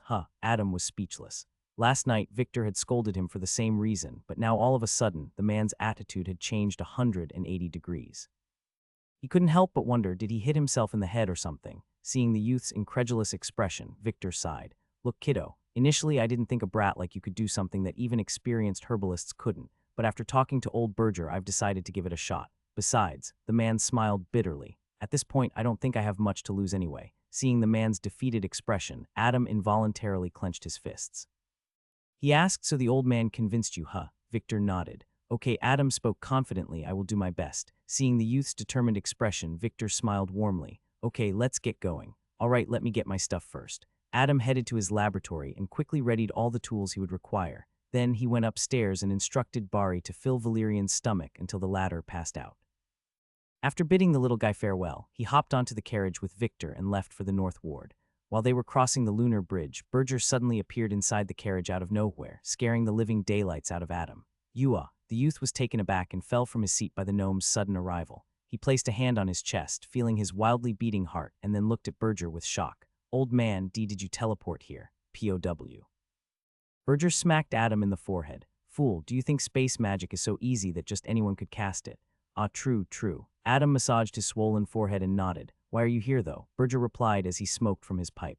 This is your first time diagnosing a patient, is it not? Or are you confident enough that you think you won't require my supervision? Adam clenched his fists and said with certainty, of course I can. POW, don't get cocky, Berger scolded the youth. When the seed of arrogance sprouts, that marks the beginning of one's downfall. Always remember that. Yes, Sir Adam replied with tearful eyes. The gnome nodded and continued to smoke from his pipe as the carriage slowly made its way across the bridge. As the group arrived at the Turner house, Victor guided them to a relatively secluded area in the manor where his wife's room was located. This part of the manor was very quiet with very minimal presence of maids and servants. Adam looked at the dark corridor and couldn't help but frown, thinking to himself, this seems more like a prison. However, he didn't voice his opinion. Upon arriving in front of the entrance to Ilya's room, the group was greeted by the scene of two men in armor guarding the door. When Adam saw this, his lips twitched. Don't tell me this is really a prison. He asked Victor curiously, why do you need such tight security? Ilya's safety is of great importance to me, Victor flatly replied. Hearing him, Adam rolled his eyes. So he's just paranoid. The guards bowed toward Victor and then slowly opened the door for him. As the group entered Ilya's room, they saw that it was mostly covered in dark, with the only source of light being the window. Moreover, it was evening and the sun was about to set. There was barely any light in the room. Adam frowned even more as he looked around. This feels like a morgue. He looked at Victor and asked, why is the room so dark? Too much brightness seems to cause Ilya discomfort. Victor replied succinctly, no, this is not right. Adam shook his head. This environment is not conducive to her getting better. Victor looked at the youth with furrowed eyebrows. Then he glanced at Berger to see his reaction and found that the gnome didn't intend to interfere. He looked back at Adam but didn't reply. The group finally arrived at Ilya's bedside, none of them making too much sound. They found that Ilya was fast asleep, however, her breathing was ragged. Her skin was sickly pale and her eye sockets had sunken considerably. Moreover, she had lost a lot of muscle mass in her body. She looked extremely emaciated. Has she not been eating? Adam asked, the frown on his face getting deeper and deeper. Her diet mostly consists of potions that satiate her hunger and give her nutrients. Other than that, whenever she's able to, she would have fruits or some light snacks from time to time, replied Victor. Hearing this, even Berger frowned. I told you not to feed her too many potions as a substitute for food, did I not? But she would always struggle to eat solid foods, so I decided giving her potions was for the best. Victor argued. No, you shouldn't have, Adam replied, shaking his head adamantly. No matter how great a potion is, they will always have some impurities in them. In considering your wife's health, do you think her immunity system is strong enough to dispel these impurities? Victor was silent. He had never considered things from this point of view. According to him, anything that caused his wife the least discomfort was naturally the better option. However, now it seemed that his ignorance might have had the opposite effect to what he intended. How serious is this? Victor glanced at Berger and asked nervously. However, the gnome didn't reply. He was merely an observer. Then Victor looked at Adam, hoping for a reply. The youth shook his head. I don't know for sure. I'll have to check myself. He pointed at the sleeping Ilya and then asked Victor for permission. May I? Victor nodded. Adam sat down on the bed beside Ilya and gently grabbed her hand from under the blanket. Then he put 2 fingers on her wrist and infused a thread of mana into her body. The thread of mana slowly traversed inside her body, giving Adam a detailed view of what was happening inside. However, he didn't like what he was seeing. If the insides of a healthy person could be compared to a lush forest, then the insides of Ilya looked like a forest that had been sucked dry. The plants and trees had withered and cracks had appeared on the forest floor. Seeing this, Adam frowned intensely. He opened his eyes and wondered, her life force is so weak. And it seems to be blocked in many places. Just what the hell happened to her? Suddenly, he noticed Ilya's eyelids twitching. Seeing that she was about to wake up, Adam immediately took out a handful of rose petals from his earring and sacrificed it. Following that, he weaved hand gestures, and then a small magic circle materialized over Ilya's head. As soon as the spell model appeared over her head, the rose petals dissolved into tiny particles and covered her face. Ilya's eyelids calmed down and she went back to sleep. Rank 1 spell, Slumber. What are you doing? Victor asked in displeasure. He hadn't expected the youth to suddenly cast a spell on his wife. Relax. Adam waved his hand nonchalantly. I just put her back to sleep. It's better this way. Trust me. Victor glanced at Berger, to which he nodded in acknowledgement. Then he looked back at the youth and sternly spoke, but I would appreciate it if you don't cast any more spells on her. As the man continued to reprimand him, Adam was busy with his own thoughts, completely ignoring Victor. Suddenly, he looked at the man and interrupted, Uncle, when did your wife fall sick? Please be as accurate as possible. Victor frowned upon being cut off by the youth. However, he still answered, 3 weeks after Edward was born. 18 days, if I recall correctly. Right after Fatty was born, huh? Adam mumbled to himself as he stroked his chin. Cure Ilya's illness, an accurate diagnosis was necessary, and for that, Adam needed all the information he could gather. However, just knowing the time when Ilya fell sick couldn't help him deduce a proper diagnosis. This information was simply too vague, so he continued to ask question after question. Victor was surprised by them, but he answered nonetheless. Suddenly, Adam recalled the time when he, Edward, and Lisa were sitting on top of the lighthouse in Hans City and sharing their stories. I remember Ed telling me that when he was born, his body was extremely frail and that only as he grew up did he get better. Was there something like that? Adam asked absent-mindedly, but then he realized that Victor was silent. He raised his head and glanced at Victor only to see the latter looking at him incredulously. How is that related to Ilya? Victor asked with a stunned face. Adam looked deeply at Victor. The latter's reaction didn't sit well with him. Uncle Victor, you must disclose everything. Only then will I be able to properly diagnose your wife. Victor looked at Adam and then at Berger. Then he lowered his head and fell into deep thought. His fists clenched and unclenched repeatedly as he struggled to decide whether to divulge this secret. But if it meant that his wife could be cured, then there was no room for hesitation whatsoever. He took a deep breath and began, to be honest, when Edward was tested for his talent for spellcasting after he was born. It was determined that he had none. What? Both Adam and Berger's eyes had widened in absolute shock. Victor continued, Edward was born with a frail body. The slightest touch to his skin would cause him to cry out in pain. It was very difficult for him growing up as a child. We all thought he wouldn't live long, but as the years passed, his health continued to get better. He paused for a brief moment, thinking of the right words to say. Then he continued, after his health had improved, we tested him for his talent in spellcasting, but we learned that he didn't have any. How is that possible? Could the test you conducted be flawed? Berger was stupefied. He knew for a fact that Edward had a B-grade talent. Moreover, talent was something that one was born with. There was no way one would suddenly develop talent in their later years. Nothing was wrong with the test. I speak the truth, Victor replied with a complicated look. But a few years later, when I conducted the test again, I found that he had a D-grade talent. Berger was speechless. There were very few things in the world that could incite such a reaction from him. He couldn't believe what he was hearing. D-grade, but isn't Edward? Victor nodded. After subsequent tests, I found that Edward's talent increased every few years.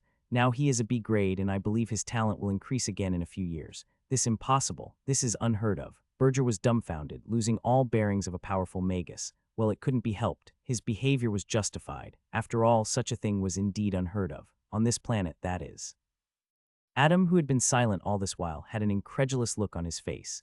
Tumultuous waves were rising in his heart as he understood exactly what was happening. He thought to himself in shock, I can't believe Edward is no way. The probability of that happening is 1 in tens of millions. No, it's probably in the hundreds of millions. And to think I would cross paths with such a person.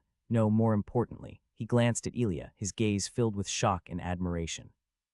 How did she even manage to survive for so long? By all rights, she should have died, but to think that she lived till now, what willpower. It was common knowledge that there were 5 grades used to measure a person's talent for spellcasting: grade A, B, C, D, and F. This was the standard for all the magical civilizations in the universe, not just the planet Adam was in. The youth had confirmed it through the last set of memories he had devoured. However, there was another grade for measuring talent that very few people in the universe were privy to. A grade higher than even in a grade. The chances of a person being born with such a talent were so minuscule that it was regarded as a legend. Whenever such a person was discovered, they would immediately be scouted by the top organizations in the vast universe. Organizations would even go so far as to wage war to recruit such a person. And the reason? Because a person born with talent far surpassing a grade was a person loved by Mana. A drop of sweat trickled down Adam's forehead, and he involuntarily gulped.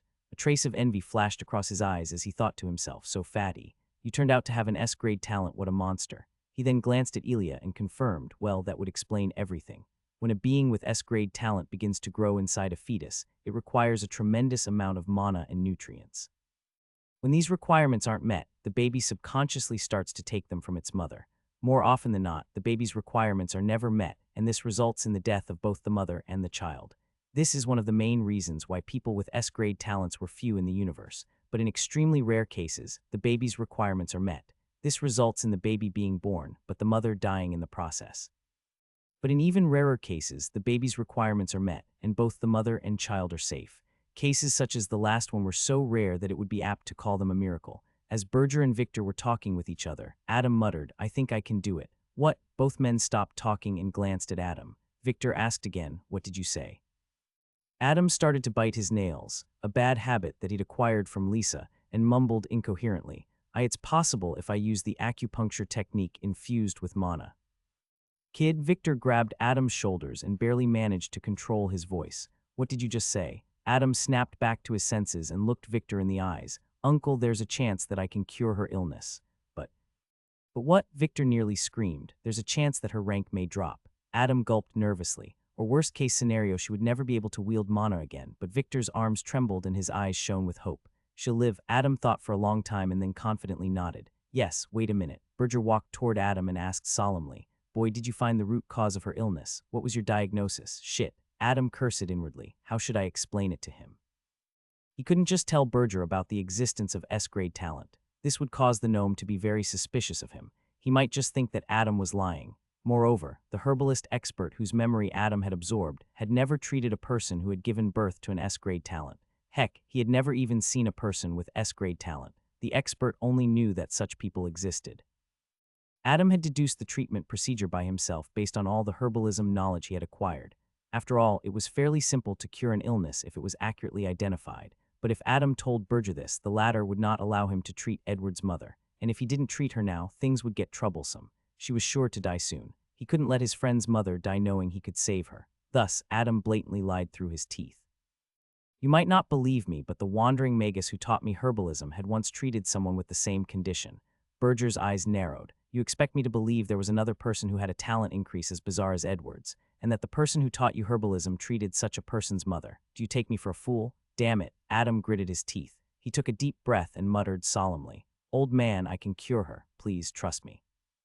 Berger was still thinking that the youth was taking everything lightly, but when he saw the look in Adam's eyes, he swallowed the words he was about to say. He then looked at Victor, who seemed to be on the verge of tears and couldn't help but sigh. After hesitating for a long time, he glanced back at Adam and warned, "Do what you want, but if I sense something wrong, I will stop you. I will not hear another word from you."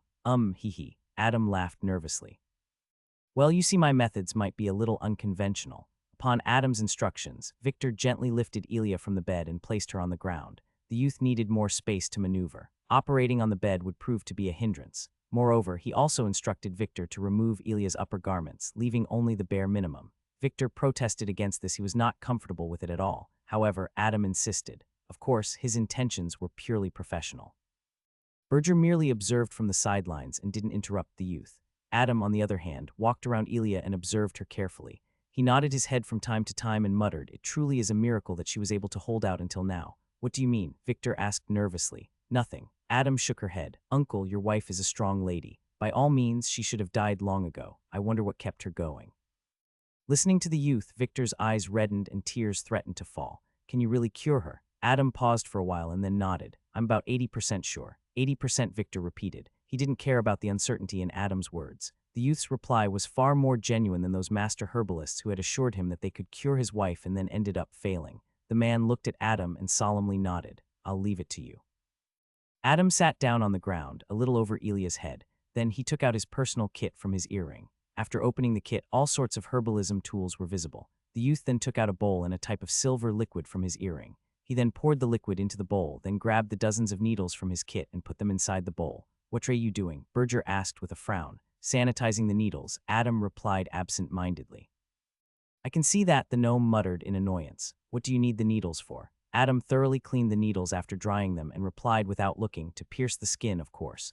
Victor and Berger looked at each other incredulously, wondering if they had heard right. Adam got to his feet and started to infuse the needles with his mana. There are close to 400 acupuncture points in the human body, 361 to be precise. The vast majority of them are located in the 12 primary meridians and 8 extraordinary meridians. Suddenly, the youth began throwing the needles at Elia's body at extremely fast speeds. His hand appeared to be a blur as he continued to hurl the needles one after the other. Stop, what are you doing? Victor roared and stomped toward Adam. However, his hand was grabbed by none other than Berger. The gnome looked at Adam's movements with shock. This technique. Adam completely ignored the two and continued to accurately throw needles at specific points on Elia's body. The 12 primary meridians are related to a person's life force, whereas the 8 extraordinary meridians are connected to a person's mana. After dozens of needles had pierced Elia's body, Adam observed all of their placements and nodded. Then he looked at the two dumbfounded men and continued explaining with a toothy grin. By the way, fun fact, the 8 extraordinary meridians are precisely the mana channels that are formed during the neural stage of mana foundation. Berger had already stopped paying attention to Adam's lecture. His full attention was on the needles that were on Elia's body. At a cursory glance, they appeared too haphazard. However, Berger's trained eyes could clearly see the orderly structure in them. This technique is from the continent of Yenlu, Berger thought in shock. The planet they lived in was huge. 6 continents stretched across this vast planet with 7 seas separating them. Yenlu was a continent directly on the other side of the world. Berger realized that the wandering magus who had taught Adam herbalism when he was a kid was very likely from Yenlu. In his youth, he had visited this continent and witnessed the way of herbalism there. The technique used by Adam was the same as the one he had seen by the herbalists in Yenlu.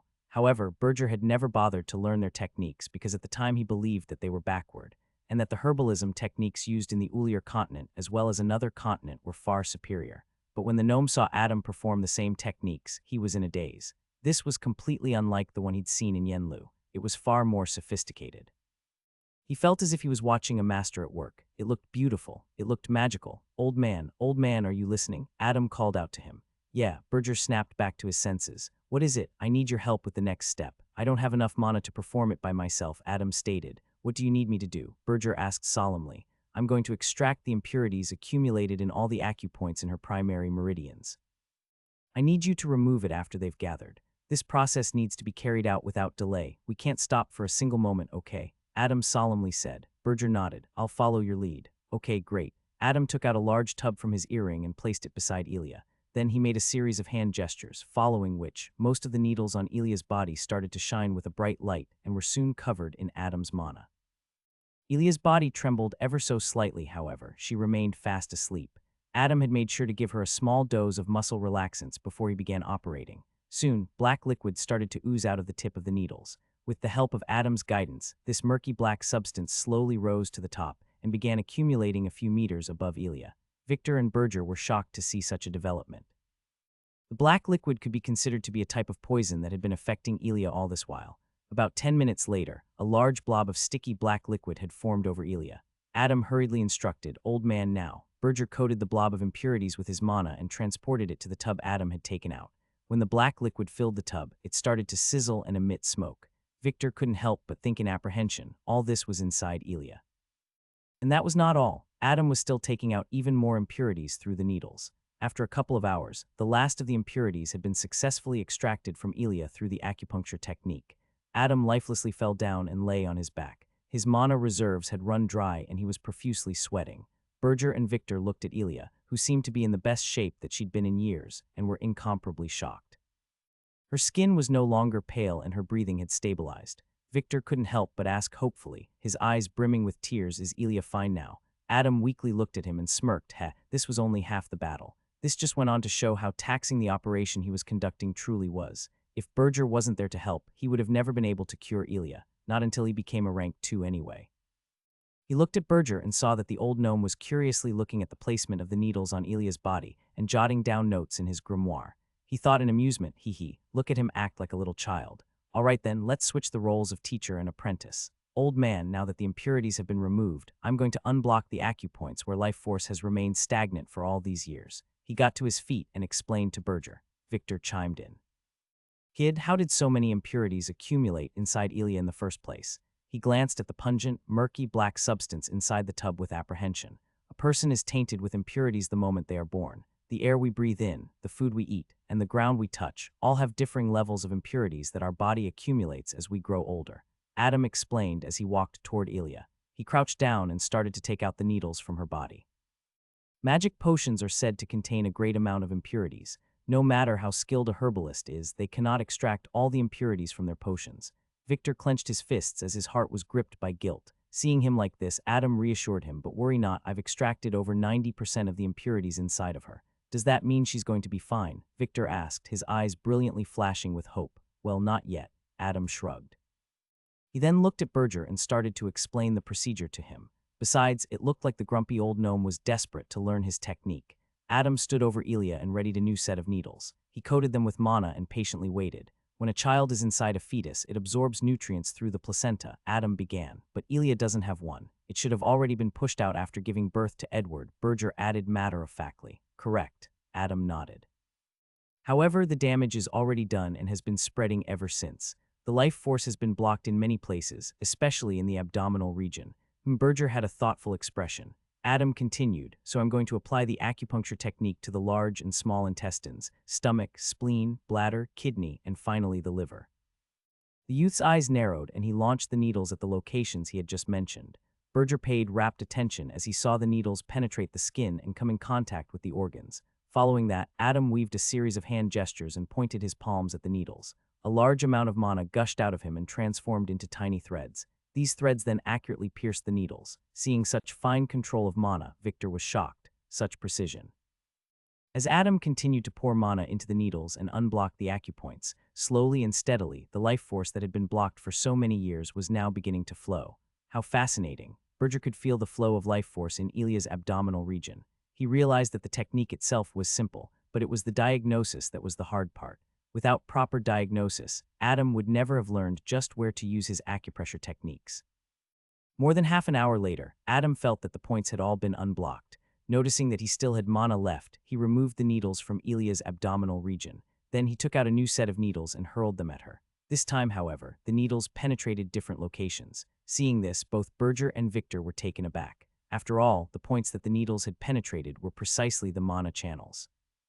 Adam explained, I'm guiding the mana in her extraordinary meridians to flow smoothly. Just like her life force, the mana has also stagnated all these years. After another 30 minutes, just when Adam's mana reserves were about to deplete, he was finally done. His knees buckled and he fell down right beside Ilya. He lazily lay down on his back and stared at the ceiling, his lips curling up into a faint smile. It's done. Victor's body trembled when he heard that. He knelt down beside his wife and gently grabbed her hand. Her hand no longer felt as cold as it used to, and her skin was no longer pale. Her breathing was stable, and a ruddy complexion had returned to her face. Tears streamed down his face as he struggled to mutter, She will live. Adam replied weakly, Yeah, she'll live. But someone still has to help guide the life force in her primary meridians and make sure she doesn't relapse. The youth sat up and then thought for a while before continuing, I think twice a week for the next year should suffice. After that, she'll be completely fine without external help. Victor was in tears. He was so emotional that he couldn't even speak. He sobbed incessantly as he gently caressed his wife's cheeks. Oh, by the way, Adam added nervously, his eyes darting around the room. You know how everything has a price, so I wasn't able to stabilize her magus rank. I don't know what level she was before giving birth, but now, well, she's immortal now. Afraid that Victor would get mad, Adam hurriedly explained, but don't worry. It's not like she can't practice magic ever. She just needs to start from scratch. However, his words abruptly came to a halt. All of a sudden, Victor tightly grabbed his shoulders. He looked at the youth as tears endlessly streamed down his face. Adam was stunned, but then he nodded and smiled gently. You're welcome. Wow, Edward cried at the top of his lungs like a baby. He tightly hugged Adam as he sobbed incessantly. Wah, Adam, let me go, you fat pig. Adam struggled to free himself from Edward's grasp, however, it proved to be quite difficult. Edward, who used to be chubby and stout, had now grown up to be a teenager with considerable height and a muscular build. Adam suddenly fell into deep thought. Come to think of it, his transformation is quite bizarre, considering that only a little over a year has passed. When he realized this, he couldn't help but sigh. It all makes sense now. As expected of an S-grade talent, I guess. Magic isn't the only thing he's gifted at. How envious. Tusk. Adam clicked his tongue in annoyance. Then suddenly he saw Edward's tears and snot rub against his new clothes. Seeing this, he was livid. You dirty dog, get off of me. Bam, POW, bam, get lost, you idiot. Adam tried to move but was still unable to. Suddenly, Ramai appeared outside Edward's room and gently knocked on the door. Lord Adam, my master has invited you into his study. He completely ignored the bruised and battered Edward and directly spoke to Adam. This wasn't the first time he had seen the two friends fight after all. Hearing that his father had called for Adam, Edward finally let go. He wiped his tears and mumbled while sniffling, "Go, I'll see you later." HMPH. Adam harumphed and stomped away. Good riddance. Heh, no big deal. Adam nonchalantly waved his hand and replied without looking back. Then he left Edward's room and followed Ramai to Victor's study. Upon entering the study, Adam found that Victor was waiting for him there, and so was Berger. The latter was casually smoking from his pipe and blowing out smoke rings. Ramai tactfully shut the door and then left. Meanwhile, Adam approached the seating area and sat beside Berger. He then looked at Victor and asked, "Uncle, what did you need me for?" Victor looked at the youth with boundless gratitude. It was his life's greatest fortune to have come across Adam. After all, if it wasn't for the youth, his wife would probably have no hope for a cure and eventually perish. Adam, he spoke gently. I've called you here for two reasons. The first is a request. A request. Adam stroked his chin in thought. You don't want me to divulge anything about Ed's peculiar talent increase, is that it? Victor smiled. You're a smart kid. There was a reason why I'd kept this a secret until now. If word got out about Edward's uniqueness, who knows how many crazy people would hunt him down to experiment on him. Adam nodded. What Victor said made complete sense. After all, increasing one's talent was very rare. One could either get lucky and form a contract with a familiar similar to Valerian, and even then the chances were very low, or they could transplant the bloodline of a powerful being into them. However, this had many drawbacks. In short, it was extremely difficult to increase one's talent. I understand. Adam nodded. Rest assured, I'll take this secret to the grave. There were many ways to initiate a binding contract, one that made sure that neither party reneged on the terms of the contract. However, he would never use such a contract with Adam, because he trusted and was greatly indebted to the youth. No problem, Adam replied as he slowly slouched in his chair. However, his lack of proper etiquette didn't bother anyone in the room. Then he casually asked, what's the second thing? Victor smirked. That is the reward. Huh? Adam was puzzled. What reward? You saved my wife. Of course I must reward you. Victor laughed heartily. Go ahead, kid, ask for whatever you wish. I promise that I will deliver it. Adam was stunned. He looked at Victor's confident expression with wide eyes. He couldn't help but involuntarily gulp and think to himself, ask for whatever I want from one of the richest men in the Southern Federation. Just the thought of it made him tremble in sheer excitement. He had never even thought of asking for any reward from Victor. For a brief moment, Adam's eyes had transformed into platinum coins. However, the next moment, he adamantly shook his head. No, what? Victor was taken aback, and so was Berger. The latter knew just how much the youth loved money. For him to say no to Victor came as a great surprise. Adam gritted his teeth and struggled to get the words out of his mouth. I don't want any reward. Edward is my friend, and I did it because I wanted to help him. I never wanted any reward. After getting the words out, Adam felt surprisingly light, as if a great weight had been lifted off of his shoulder. For a person of his character, it took a great deal of willpower to turn away in the face of such wealth. He knew for a fact that no matter what he asked for, Victor would have readily agreed. He could have become a millionaire with just a nod of his head. However, Adam's morals would never allow him to. Edward was the first friend he had ever made. In many ways, Adam had come to see him as his brother. That is why he decided to cure his mother without expecting anything in return. Did you hit yourself in the head? Berger asked him dubiously. HMPH, old man. Adam harumphed exaggeratedly. I'll have you know I'm a morally upright person. How can you even? Shut up before I give you a beating. Berger glared at the youth. Yes, sir. Adam immediately straightened his back. As you say, sir. Victor couldn't help but chuckle when he saw this. He looked at Adam and stated, Kid, I'll forever remember this favor. In the future, if you ever need anything, and I mean anything, you let me know, okay? Adam nodded with a smile. Hee, all right. The trio chatted for a little while until Berger and Adam finally left. On the carriage ride back to the South Ward, Berger glanced at him and solemnly asked, So the wandering magus that taught you herbalism is from Yenlu, eh? Adam, who was digging his nose, replied absent-mindedly, Ha, what's a Yenlu? Veins started to throb from Berger's forehead as he intensely clenched his fists. Adam had done a good deed today, so he didn't want to give the youth a beating. So he calmed his anger and asked in an irritated voice, "You don't even know the names of the continents on the world map. What the hell do you even do at the academy?" Adam looked at the booger he had just managed to pull from his nose and flicked it outside the carriage window. He then looked at Berger and replied like it was the most obvious thing in the world. Sleep. Berger finally lost it. POW, POW, POW, ack, wait. POW, POW. A few weeks passed after Adam had visited the Turner household and cured Elia. Well, technically, he still hadn't cured her completely, although she was now much better than before and was no longer bedridden. Someone would need to help guide her life force with the help of acupressure techniques for the better part of the year.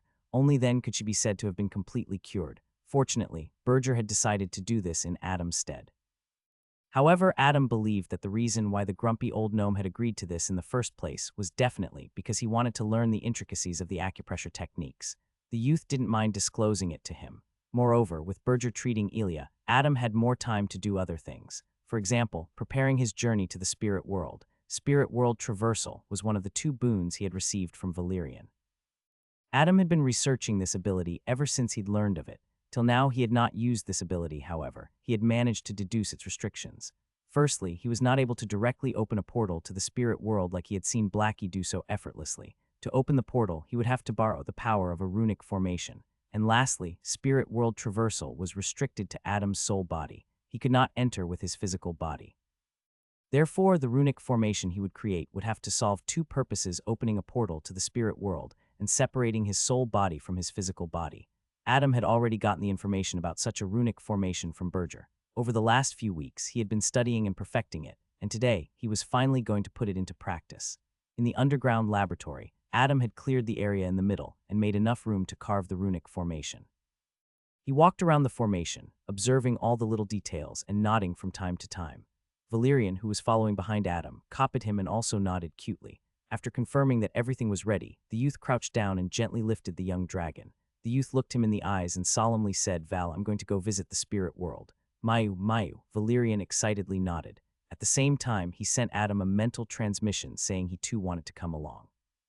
However, Adam strictly refused. Going to the spirit world was always risky. He didn't know whether he would be able to protect himself, much less the little fellow. "No, Val, you must stay here." Valerian's ears drooped and his topaz eyes started to tear up. Seeing this, Adam's heart ached. He added, "Listen, Val, when I go to the spirit world, my physical body will be left here. I need someone I can trust to guard my body, and you're the one I trust the most. Can you guard my body for me?" Valerian's ears perked up. He got excited hearing Adam was giving him an important job. Thus, he instantly cheered up and balled his tiny fists. Attaboy. Adam smiled warmly and kissed Val on the forehead. Then he laid him down outside the formation and warned, "No matter what, don't step on the lines, okay?" Valerian nodded with a serious expression. Adam stepped foot inside the formation. He laid down face up in the center and took deep breaths to calm down his fast-beating heart. His last journey to the spirit world was still vivid in his memories. He wondered if this time would also be the same. Regardless of how it would turn out, he found comfort in knowing that spirit world traversal allowed him to instantly return to the material world at will. He wouldn't have to depend on the chain like last time. He cast one final glance at Valerian and instructed, "I'm going. Make sure to guard my body." The young dragon stood on his hind legs and clenched his tiny front paws. Seeing this, Adam smiled. Then he weaved a series of hand signs and injected mana into the runic formations. A few moments later, the lines and patterns on the formation lit up with a resplendent light. And then, Adam's soul body emerged from his material body. Adam stretched his hands out and observed his soul body.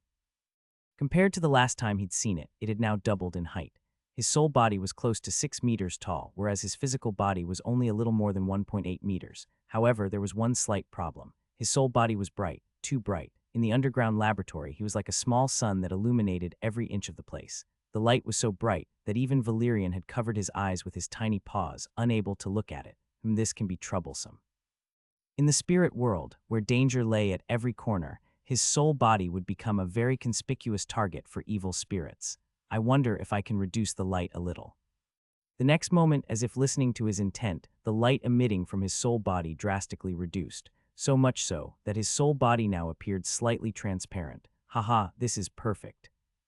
He laughed. However, he didn't have much time to observe his soul body as the next moment, the void above him tore open and formed a portal directly to the spirit world. Adam looked at Valerian and smiled. "See you in a bit." With that said, he flew into the portal. As the tear in the void mended itself back, Valerian looked at the dimension past the portal with yearning in his eyes. For some strange reason, he was longing to go to the spirit world. However, Adam had told him to guard his physical body, so Valerian could only reluctantly do so. After the tear in the void had closed shut, the young dragon lazily lay down outside the formation and kept his eyes on the youth's physical body with alertness. D-A-M-M-N-I-I-T-T-T. Adam screamed at the top of his lungs, his face full of grievance. Why do I keep falling in this damn place? Every time he entered the spirit world, he would always be falling. He was sick of it. He hated it, just stop falling already, he roared in anger. And the next moment, something very strange happened, causing Adam to be filled with disbelief. No way. The moment Adam had said those words, surprisingly enough, he had actually stopped falling. He couldn't help but mutter incredulously, no way, this is all it took to stop. He didn't know if this was a coincidence or not. Thus, he decided to test it out. With bated breaths, he tightly shut his eyes and screamed, fall. However, nothing happened. He continued to levitate in the sea of colors.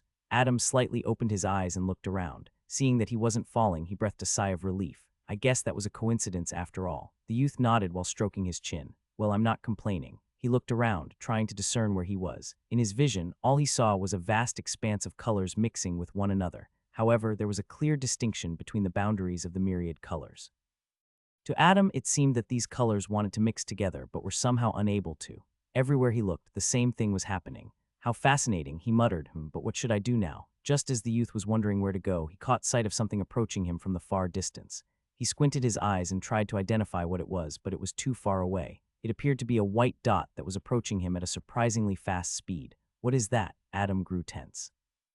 After all, in this foreign dimension, anything and anyone could be considered a hostile entity by him, who was not a native of this place. So he hurriedly turned around and flew in the opposite direction of the white dot.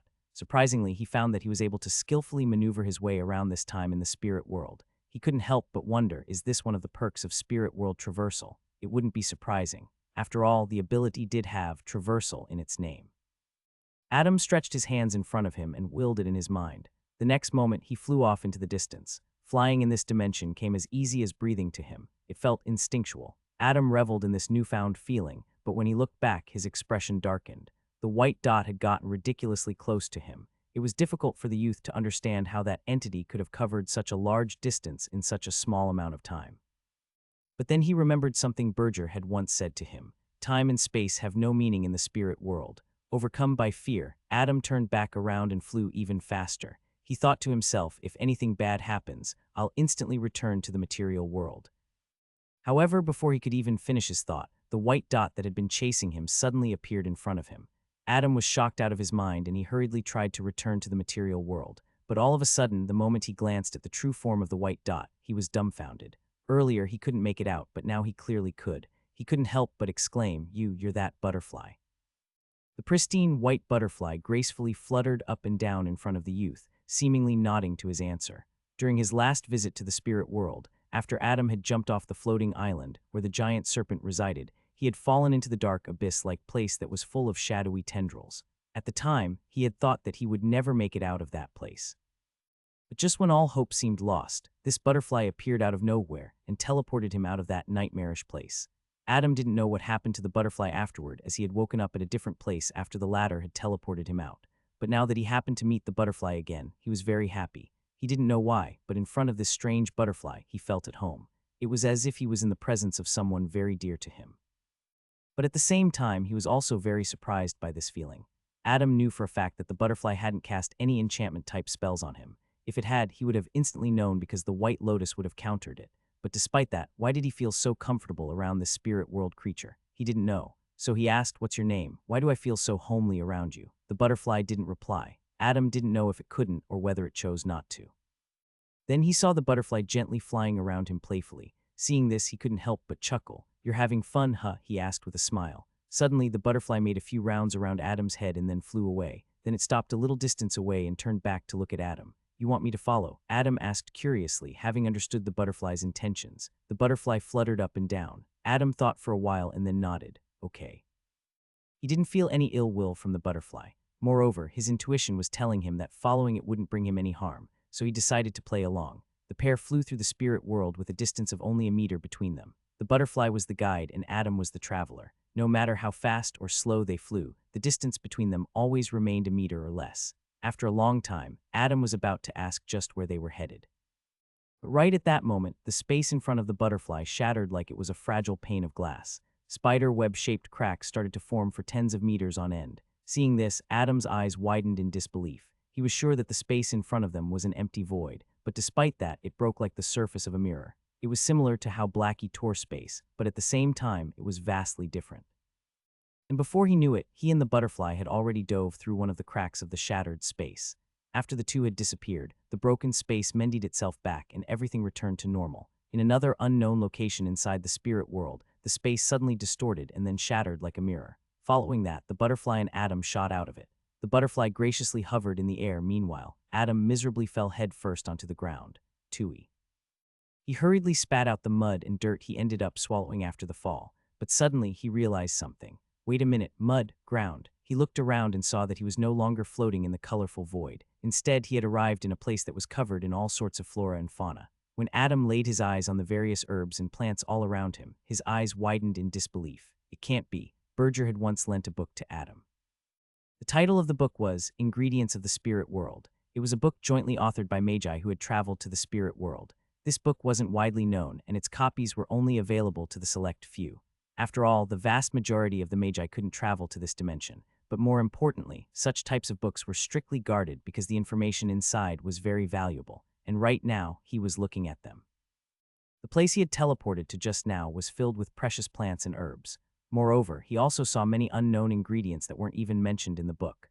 Realizing what this place was, Adam's voice trembled in excitement. This place is a treasure trove. If he managed to get even a handful of herbs from this place out into the material world, the amount of money he'd be making was mind-boggling. Just thinking about it made his mind blank. There was a reason as to why spirit world herbs were precious in the material world. It was because only such herbs could be used in the concoction of potions that increased one's spiritual power. Spiritual power was equally important to a magus as mana. The more spiritual power one had, the more convenient casting a spell would become. After all, a magic circleth model component of the spell was made out of spiritual power. It was extremely difficult to increase one's spiritual power. The only known method was to consume potions. However, such potions were exceedingly rare. That is why a magus could only passively increase their spiritual power ever so slightly with each advancement. Adam had never bothered about such a thing because he had the White Lotus. If he wanted to increase his spiritual power, all he needed to do was enter the White Lotus mysterious space and devour the souls inside. However, for other magi, increasing spiritual power was a great hurdle. If they were lucky, they would come across a potion that increased their spiritual force. And even then they might not have the wealth to acquire it, as each potion would sell for an exorbitant price. If not, they could only focus on advancing to the next rank and depend on the minute increase of spiritual power that takes place with each advancement. That is why Adam was so shocked when he realized where he had arrived. He looked around and could see that the entire place was filled with herbs, plants, and trees of all kinds. Different types of ingredients could be seen all over the place. It didn't seem like someone had planted these. After all, the vegetation was growing wildly with no proper structure. But despite that, this place was a dream come true for any herbalist. Adam looked at the butterfly hovering beside him and smiled brightly. This place is truly amazing. Did you bring me here knowing that I'm a herbalist? With that said, he rushed to a nearby plant that had small, red, berry-like fruits growing on it. He skillfully harvested these fruits and kept them on the ground. Crimson Liptus, not bad at all, he muttered in amazement. These small fruits could be eaten raw, but using them to brew potions would bring out the most efficacy. Then he hurried to a shrubbery nearby and started harvesting all the fruits, seeds, grass, and herbs he had read about. While he was harvesting these ingredients, many spirit creatures that resided in this garden approached him and curiously stared at him. They had never seen a foreigner come to this place after all. All kinds of strange-looking birds, bees, squirrels, frogs, rabbits, and beavers looked at him from a distance. But strangely enough, none of them stopped him from harvesting the ingredients. They simply looked with curiosity and wonder. While Adam was busy taking out these ingredients, a large blue-colored stag appeared out of nowhere and approached the youth from behind. There was clear hostility flashing in its eyes. The stag's antlers were made of turquoise crystal that looked majestic yet deadly. It silently crept up behind the youth, angered that he had invaded its territory. But the next moment, the butterfly fluttered toward the stag and landed on its snout. The stag was greatly surprised by the sudden appearance of this butterfly. The two seemed to have communicated in some form because a few moments later, the hostility in the stag's eyes had vanished. Still, the stag wasn't happy that a foreigner was taking so many ingredients from its territory. Thus, it approached Adam. This time, however, it made its presence known. Right when it was a few steps behind the youth, it grunted in displeasure. Yuwa. Adam was scared out of his wits and he hurriedly retreated, but in the process he fell on his butt. He turned around and saw that a huge, light blue stag was looking at him with discontent. Adam nervously gulped when he saw this spirit world creature. His sole body height was already around 6 meters, but despite that, this stag still towered over him. Moreover, its crystal antlers gave him a very dangerous feeling. Just as he was staring at the stag's antlers in trepidation, the stag sent him a mental transmission. Wait, what? Adam was taken aback as he looked into the stag's eyes. Then he looked at the pile of ingredients that had piled up beside him and asked, "You don't want me to take any more than that?" The stag grunted loudly. However, Adam protested. "But why? This much is too little. Look, I haven't even damaged any of the plants that I've harvested the ingredients from. They are perfectly fine." Roar, but the stag furiously interrupted him with a loud, bellowing sound. Hearing it, Adam shrunk back and lowered his head. He felt like he was getting scolded by an elder. The next moment, the stag sent another mental transmission. "What?" Adam was shocked. This place is your territory and I've been trespassing." The stag snorted and looked away in annoyance. Sorry," Adam meekly replied. He realized that he was indeed the one at fault. The stag agreeing to even let him take the ingredients he'd already harvested was already a great favor to him. The stag didn't reply. It deeply looked at Adam and then turned around and walked away. Seeing it leave, the other animals that had gathered also left one by one after casting one last glance at the foreigner. Adam sighed and looked around, trying to find the butterfly. Did it leave too? After making sure the butterfly was not present, he tidied up the ingredients and placed them on a large leaf. Then he tied the leaf and made a makeshift bag out of it. Seeing that the ingredients won't fall out of the lid, he nodded. Then he looked around once more but still couldn't find the butterfly. "I hope we meet again." With that said, he made a hand gesture and the next moment, he disappeared from the spirit world. Adam slowly opened his eyes and was greeted by the familiar ceiling of his underground laboratory.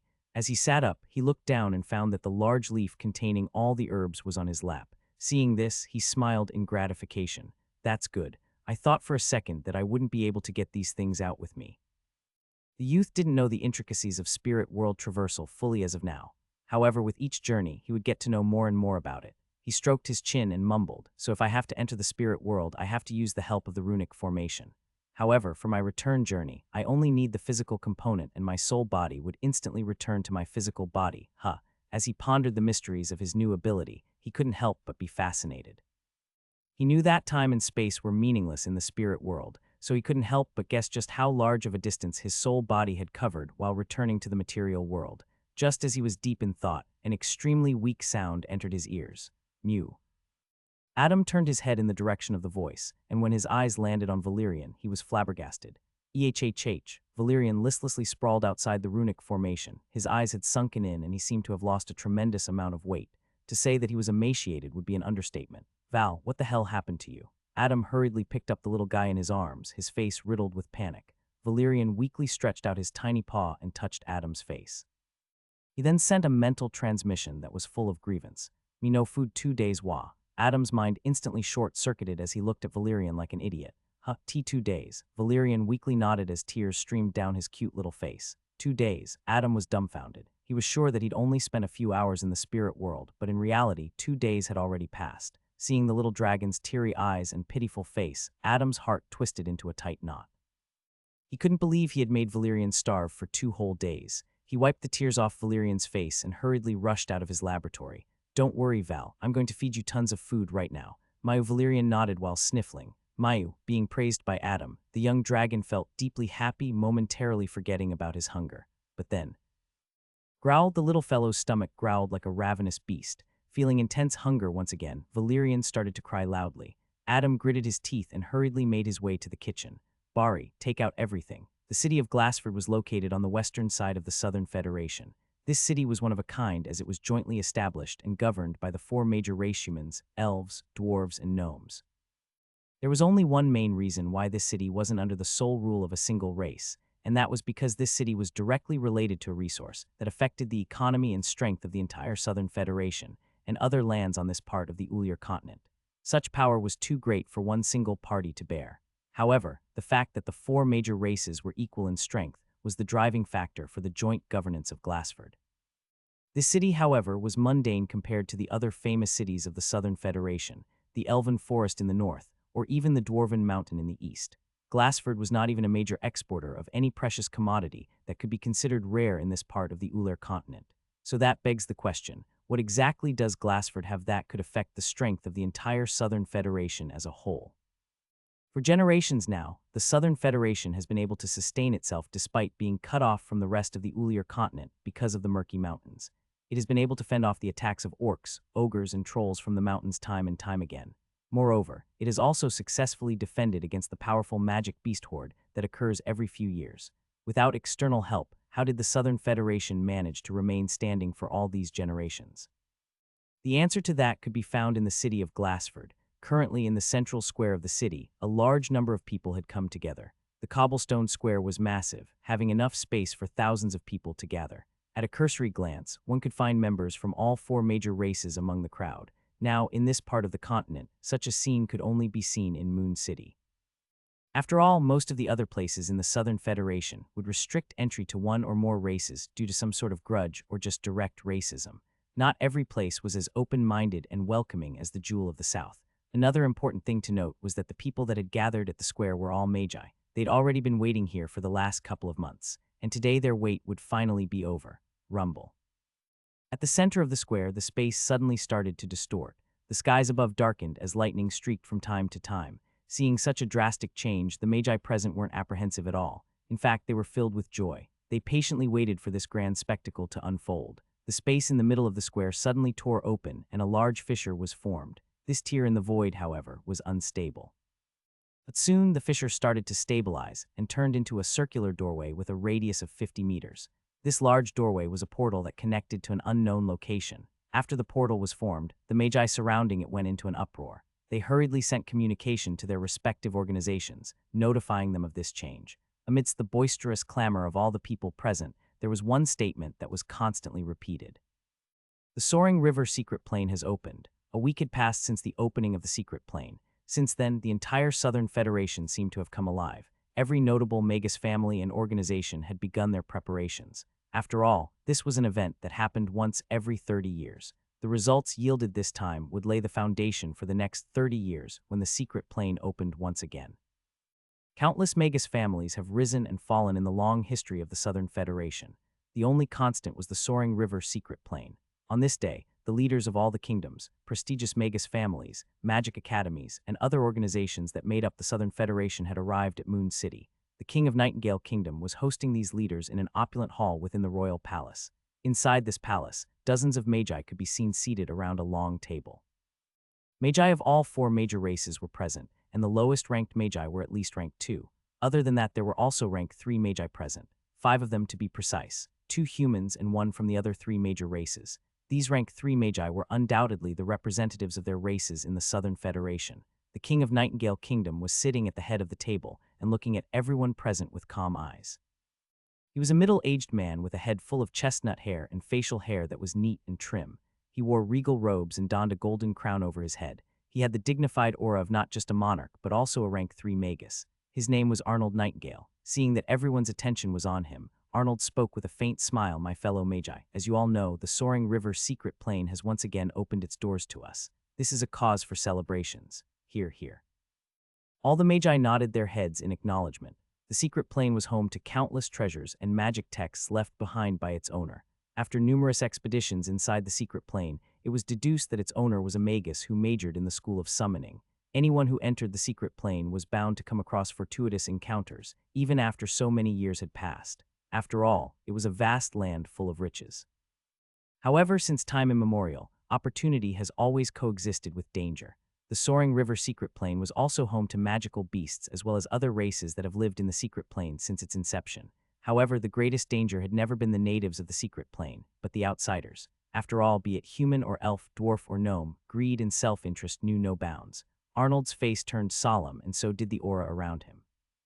It heavily weighed down on the rank 2 magi who couldn't help but gulp nervously. However, we must also be vigilant. There are dangers that stem from both inside and outside the secret plane, he said. After a brief pause, he continued, "I must remind you of the agreement reached by our forefathers. Whatever happens inside the secret plane stays inside the secret plane. I do not want unnecessary bloodshed after everything is over. I hope that is clear to everyone." Towards the end, Arnold began to release his mana, giving everyone such pressure that they couldn't help but nervously sweat. Even the rank 3 magi of the other races had solemn expressions. This was the might of a king. This was the might of a rank 3 magus. After he'd made his message clear to everyone, he faintly smiled. The intimidating aura around him was now nowhere to be seen. He glanced at Professor Godfrey sitting next to him and nodded. "Headmistress Godfrey, you have the floor." The headmistress of the Clover Academy nodded. She then looked around at everyone present and began. "It goes without saying that the entrance to the secret plane is restricted to only rank 1 magi. Moreover, the maximum number of people it can hold is 300. If more people are to enter, the portal to the secret plane will become unstable. Judging from past experiences, we cannot allow that. The goal is to keep the portal stabilized for as long as possible. Only then can we reap the most benefits." What followed was a long discussion regarding the allocation of spots. There were numerous parties, big and small, in the Southern Federation, and each of them wanted a slice of the pie. After an hour-long debate, mostly by the 5 rank 3 magi present, the slot allocation was finally decided. Everyone was more or less satisfied with the result. It will take a month, give or take, for the portal to fully open. That should be enough time to complete all preparations. Professor Godfrey got up from her seat, concluding the meeting. "I wish everyone good fortune. May we find what we seek." Suddenly, the representative of the dwarves, a rank 3 magus with a thick, braided beard, glanced at Arnold and asked a very important question. "What about those damn orcs?" Everyone turned solemn at the mention of the orcs. The orcs that lived in the Murky Mountains were a constant source of trouble for those who lived in the Southern Federation. The land and resources were limited, so there were bound to be disputes. "I have already come to an agreement with the orc chief," Arnold flatly replied. "They will be sending 8 magi." The dwarven representative clicked his tongue in annoyance and cursed under his breath. However, he did not protest. The orc chief was a very powerful rank 3 magus, and in this world where might makes right both literally and figuratively, the orc chief was able to secure spots for his people every time the secret plane opened. This spoke volumes about the orc chief's strength and influence. With everything out of the way, the magi departed from the royal palace. A lot was needed to be done before the portal to the secret plane fully opened, somewhere in the Murky Mountains. At the center of a large orc village, a massive yurt stood tall, guarded by tens of menacing orc warriors. Inside this dwelling, a towering and muscular orc with scars all over his body sat on a throne made of bones from various species, including the 4 major races. His visage wasn't visible, only his silhouette could be seen with the flickering torches placed on both sides of the throne. The orc looked at the youth kneeling before him and muttered flatly, "The time has come to prove your worth, young warrior." "Yes, chief." The youth, who was sporting a long mohawk tied into a ponytail, replied with zeal. He gathered his courage to look at the chief, his face expressing nothing but reverence. The youth had red and white face paint that orcs only put on when they went to war. His eyes blazed with fighting intent. "I shall make the tribe proud." The following day, Professor Godfrey held an assembly inside the Academy's auditorium. Moreover, students from all 5 years were required to attend this gathering. One could understand the gravity of the situation from this, considering that such an assembly, including all the Academy students, had never taken place before. Well, not in the last 30 years at least. Inside the large auditorium, the students had formed into 5 separate columns and were curiously looking at the stage where all the professors had gathered. They couldn't help but wonder just what could happen for everyone at the academy to gather. But there were a few students among the crowd who knew of the great change that was taking place in the Southern Federation.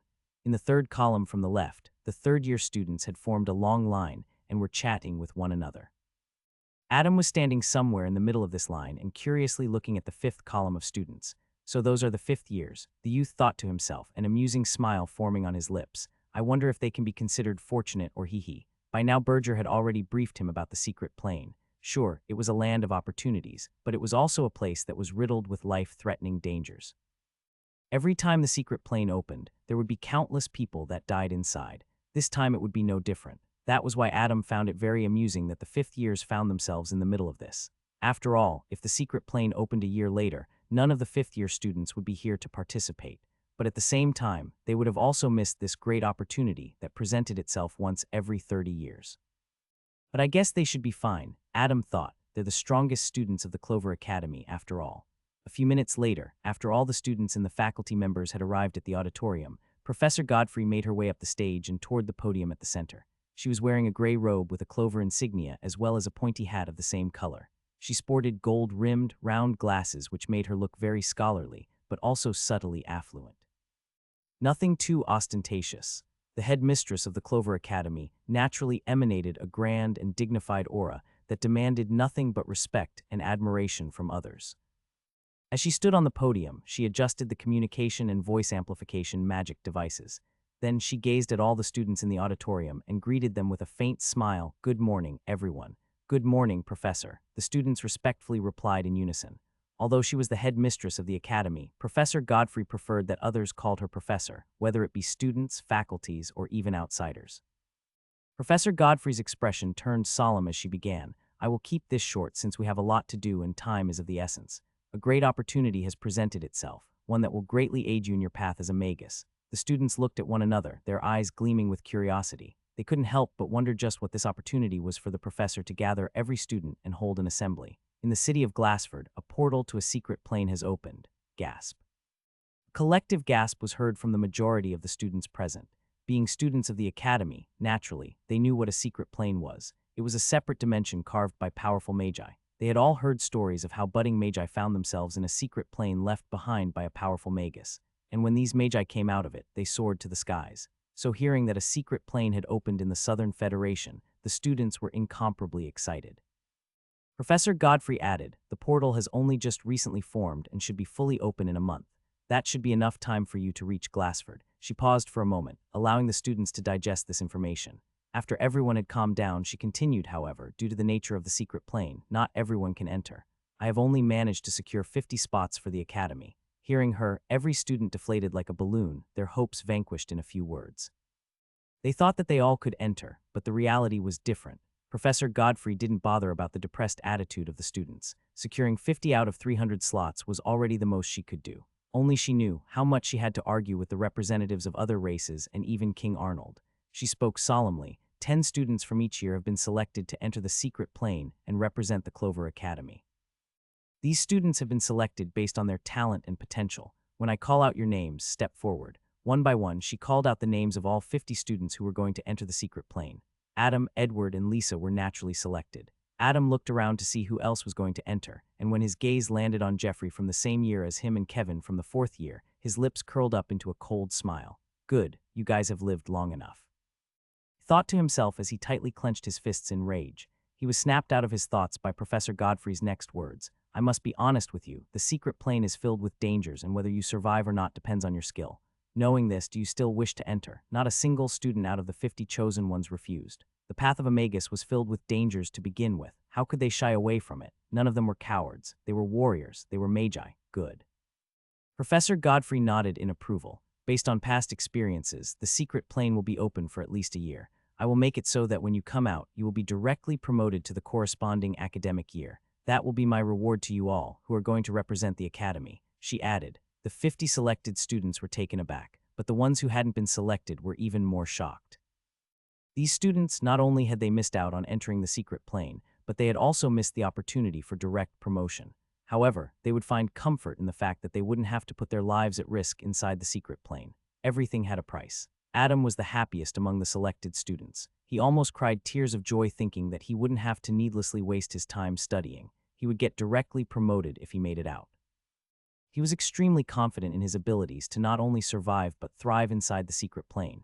Soon, Professor Godfrey concluded her speech. The 50 students that had been selected made their way to their homes to start packing. They would be leaving for Glassford by the following day. Just as Adam and his group had made their way out of the auditorium, they were confronted by another group. Seeing the person standing at the front of the group, Adam's eyes narrowed and he muttered in an icy tone, "Kevin." Kevin, Jeffrey, and a few others in the group who had also been selected to enter the secret plane were now obstructing Adam's way. Adam, Edward, and Lisa were taken aback, especially the latter. When she looked at Kevin, her heart tightened and she involuntarily clenched her fists, but Kevin didn't even glance at her. He looked at Adam and smiled in contempt. "Junior Adam, it's quite a surprise that you were chosen to enter the secret plane." His next words were laced with disdain. "Considering you're a peasant and whatnot, ha ha ha." Jeffrey and the rest of the people behind Kevin began to laugh loudly, pointing at Adam. Their voices were so loud that the students passing by stopped and looked at the drama unfolding. Although Adam was feeling embarrassed being made fun of by Kevin and having so many people witness it, he tried his best to not show it on his face. He simply looked at Kevin with cold eyes. Seeing no response from Adam, Kevin proposed with a smirk, "I heard you've got some decent attainments in herbalism. Why don't you join my Gracie family? We treat our herbalists quite nicely." Adam was livid. This guy first sent assassins after him to kill him, and now he was inviting him to become a herbalist of his family. He had never seen someone so shameless and despicable. Seeing Adam tremble in fury, Kevin was very, very satisfied. Now that he had decided to kill Adam inside the secret plane, he decided to shed all pretenses. All this while, both of them had been acting civilized as they couldn't harm one another inside the city. But now Kevin didn't care anymore, because as soon as he entered the secret plane, he would gather his people and hunt down Adam. He had already planned everything. Say, Adam, Kevin smiled cruelly. Join my family. Rest assured I'll treat you better than a peasant. Adam, having had enough, came forth and looked Kevin in the eye. Seems like you've grown a pair of balls after hiding like a rat for more than a year. Huh. Kevin and his group were taken aback. They didn't expect Adam to snap back at Kevin. Good, very good. Kevin gnashed his teeth as the veins in his temples started to throb. He had lived a life where others would always fawn over him. But today was the first time he'd been humiliated in front of so many people. He looked around and saw the students covering their mouths and laughing while pointing at him now. Seeing this, he was even more enraged. He looked at Adam and spat through gritted teeth. I'll see you inside the secret plane. You better watch your back. Adam raised his hands and exaggeratedly said, Ooh, I'm so scared. Kevin decided to no longer speak to the youth. At this point, words were useless. Moreover, he realized that the more he spoke to Adam, the more angered he became. Thus, he ignored him and turned to look at Edward, who was looking at him with hostility. He only momentarily glanced at Edward, not bothering to talk to him, and then turned his attention on Lisa, who had her head lowered all this while. Seeing her, Kevin's anger tore through the roof. And you filthy whore. Did you forget the agreement between our families? You continue to hang out with these bastards despite me telling you not to. Do you really think I'll overlook it? Huh? Kevin's eyes spewed venom as he continued. He needed an outlet to vent his anger. Hee, you slut, what must I do to bring you in Lankyuk? The words got stuck in Kevin's mouth when all of a sudden Adam viciously grabbed his throat. Seeing this bastard insult Lisa, Edward and Adam were furious. However, before the former could even react, Adam had already moved his hand at lightning speed and gripped Kevin's neck. He coldly gazed at Kevin, his eyes flashing with killing intent. Oi! Adam's hand around Kevin's neck tightened and the latter struggled to breathe. Adam muttered coldly, Do you kiss your mother with that mouth? Kevin's eyes reddened as he tried to free himself from Adam's grasp, but every attempt turned futile. Even Jeffrey and others behind Kevin were afraid to come close because of the menacing aura that Adam was emanating. Huh, I can't hear you. Adam's hand tightened a little more. Why don't you speak? Suddenly, crack, Adam, Edward and Lisa called out in panic. Kevin fell to the ground, clasping at his neck while taking large mouthfuls of air. Meanwhile, Adam stood there in a daze, looking at his right wrist that had completely been dislocated. Seeing his wrist dangling at a strange angle, it took a moment for the youth to understand what had just transpired. And finally, the sense of pain came flooding in. Ugh, Adam grimaced in pain. He then raised his head and looked at the man who had appeared out of nowhere and broken his wrist. He was wearing dark blue robes and looking at him with sheer indifference. The man had black hair that was graying at the temples, a thin mustache, and a goatee that made him appear very suave. Professor Hemingway, Adam muttered through gritted teeth, a hint of anger laced in his voice. Student Adam, fighting is prohibited on campus, Hemingway muttered flatly. Bastard, so is inflicting injuries upon students. Adam thought to himself in rage. However, he didn't dare to voice out his opinions. It was clear to anyone present that Hemingway would always side with Kevin. After all, Kevin was his personal apprentice. And so Adam calmed the anger in his heart and lowered his head in submission. He clenched his fists tightly as he stated, I apologize, Professor. I overstepped. I deserve this punishment. Hemingway deeply looked at Adam. He was ready to make things difficult for the youth had he protested. But surprisingly, Adam had chosen to submit instead. He could get away with breaking Adam's wrist because he had a borderline valid reason that the latter had harmed his personal apprentice. Hemingway could still get away with this, albeit barely, however. If he acted further without any reason, things would get troublesome for him. In the end, he simply nodded. Let this be a lesson for you. Now leave. Yes, Professor. Adam bowed, hiding his face that had contorted from anger. Then he turned around and left. Edward and Lisa hatefully looked at Kevin, who was still sprawled on the ground, and then followed after Adam. The trio silently left the academy after the incident with Kevin and Professor Hemingway. Adam took out a healing potion from his earring and gulped down half of it. Then he poured the other half on his wrist. Steam started to emit from Adam's injured wrist, followed by sounds of bones cracking back in place. The youth grunted in discomfort as he saw his wrist slowly begin to heal. A few moments later, his wrist had completely healed. He rotated his wrist and nodded, smugly stating, as expected of me. Kekek, my healing potions are a work of miracle. Seeing Adam return to his usual self, Edward and Lisa's moods were lifted a little. However, they still seemed very low and didn't utter a word. Adam looked at them and pursed his lips. You guys are so depressing. What's happened has happened. Why dwell on the past? Edward seemed to have lifted his spirits somewhat. He glanced at Adam and sighed. Then he glanced at Lisa and was taken aback. Lisa, who had been clenching her fists all this while, was trying her best to not break down in front of the two boys, but it proved to be quite difficult for her. Seeing this, Adam exaggeratedly winked at Edward and gestured, as if saying, "Now's your chance, don't disappoint me." Edward was initially confused, and then seriously nodded his head. His face blushed slightly as he gently patted Lisa's shoulder and warmly said, "It's all right, you don't have to." However, he was immediately cut off as Lisa couldn't take it anymore and finally broke down. She buried her face in her palms and sobbed incessantly. "I'm sorry, it's all my fault, forgive me, Adam. Because of me." Edward panicked seeing his friend cry. He didn't know what to do. He turned to Adam, asking for help, but realized that the youth was nowhere to be found. Where did he go? Edward was dumbstruck. Suddenly, Adam's voice rang inside his mind. "This is a good opportunity for you, Ed, so you deal with her. Bring her to our usual spot. I'll see you there. You got this. Rank 1 spell, Mind Whisper." This son of a Edward clenched his fists, helpless. Edward knew Adam very well. He could tell that Adam was running away because he couldn't handle Lisa crying. Edward then glanced at Lisa, who was still sobbing, and tried his best to calm her down. In the southeast direction of the South Ward, atop a mound, stood a large tree that overlooked the city. A few months back, Adam had brought the elven twins here and had drinks with them. This was the place where the youth usually came with Edward and Lisa to relax and enjoy the view of the city.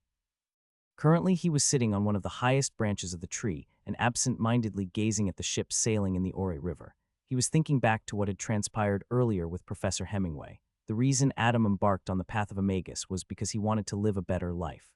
As a child, he hated living in poverty and having to bow his head. He thought once he became a magus, he would never have to feel that way ever again. But today, he had to lower his head and submit to Hemingway in front of so many people. Adam was reminded of his past when he had to lower his head and beg others to give him handy jobs. Thinking of this, his hands involuntarily clenched tightly. Submitting to Hemingway didn't sit well with him, but he knew in his heart that that was the right thing to do, because had he protested, things would have gotten troublesome for him. Still, he couldn't come to terms with it. He scoffed bitterly. "I told them not to dwell in the past, and here I am doing just the opposite." Adam ruffled his hair vigorously and grumbled. I hate this shitty feeling." He took out a wine gourd from his earring and cheered himself up. "One day I'll become so strong that I'll never have to go through such a thing again. HMPH, just you wait." Only after chugging half the gourd did he calm down. Phew, that's the stuff. While he was enjoying the wine, Edward and Lisa had already arrived at the foot of the tree. They climbed up and sat down beside Adam. Lisa, who had now returned to her usual self, didn't ask him why he had suddenly vanished so suddenly. Instead, she silently looked at the view. Seeing her, Adam chuckled. He then took out another gourd and handed it to Lisa. She grabbed the gourd, uncorked it, and took a large mouthful. Only when she'd had enough did she pass it on to Edward. More than a decade ago, a precious ore mine was discovered on the borders of the territories belonging to the De Clare family and the Gracie family. Lisa spoke as she blankly stared into the distance. This led to an altercation between the patriarchs of the two Magus families. Lisa continued as her eyes reddened. "My father, he lost his life in that battle against the Gracie family's patriarch." When Edward heard this, his fists involuntarily clenched and he was overcome by anger. Adam, however, indifferently listened to Lisa's recount. But that was just on the surface. Inside, he was livid. "That night my whole family would have been slaughtered, but the brother of Gracie family's patriarch proposed a marriage alliance between their two families. They thought it would be a waste to simply kill me, who had an agreed talent," said Lisa as tears rolled down her face. "Don't tell me." Edward's heart tightened as he made a guess. "You are supposed to marry that bastard, Kevin." Lisa nodded with a listless face. "We are to marry each other after we graduate from the academy. This is the only way for me to protect my surviving family members." Adam glanced sideways at Edward, only to see him seething with anger. Seeing this, he sighed. "Ah, love, but I never thought that I'd end up implicating you by being friends with you." Lisa wiped her tears and looked at Adam. "Forgive me, Adam." However, the words got stuck in her mouth when she saw Adam nonchalantly digging his nose.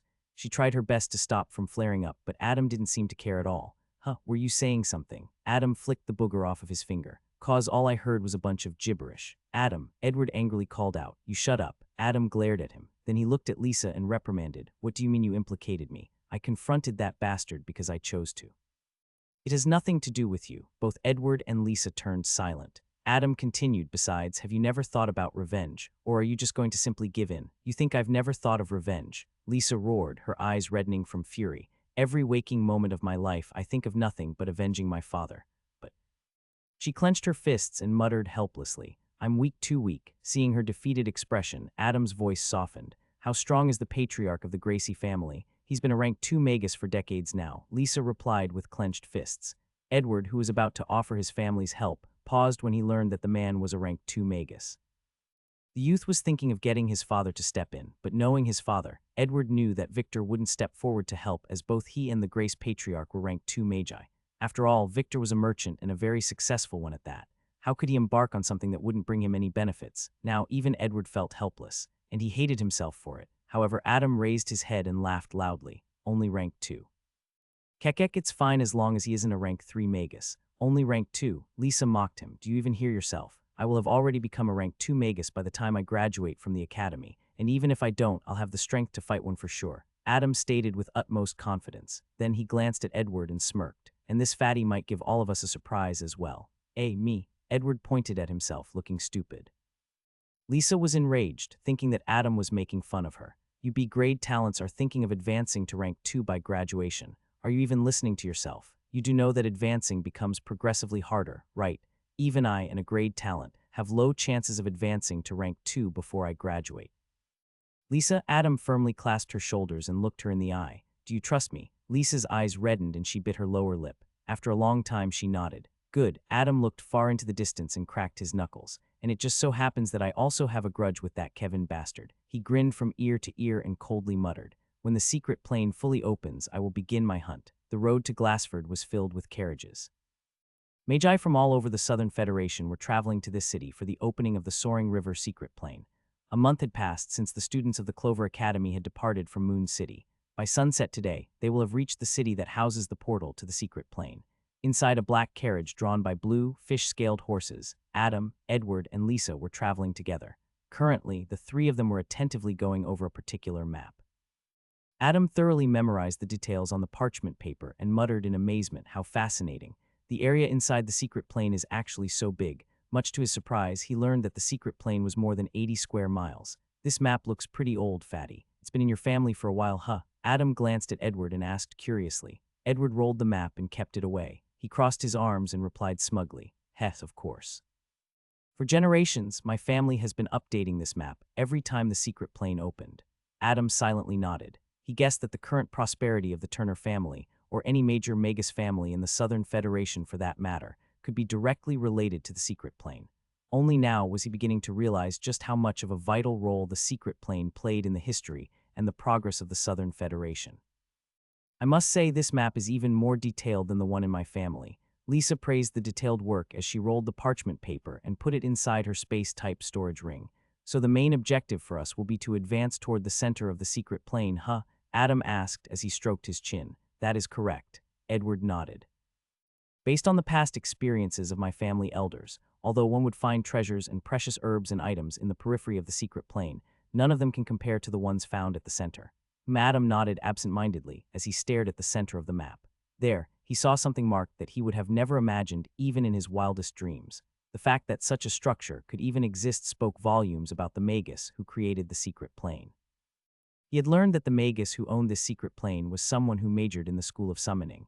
He couldn't help but wonder if the spells from this school were actually so powerful. Adam's lips involuntarily curled up into a smile and he excitedly muttered, How interesting. I can't wait to go to that place. Oh, and one more thing. Edward suddenly recalled something. His face turned solemn and he added, We'll be separated once we enter the secret plane. Moreover, no form of magic communication devices will work inside. So how do we meet? Adam asked. This time it was Lisa who replied, It's fine if we meet each other by coincidence. If not, we should aim to regroup at the center. The center of the secret plane will also be the place with the most intense fighting. Edward nodded, so it'll be better for us to group up. Adam rolled his eyes, but he didn't refute Edward's words. He knew that there was strength in numbers after all.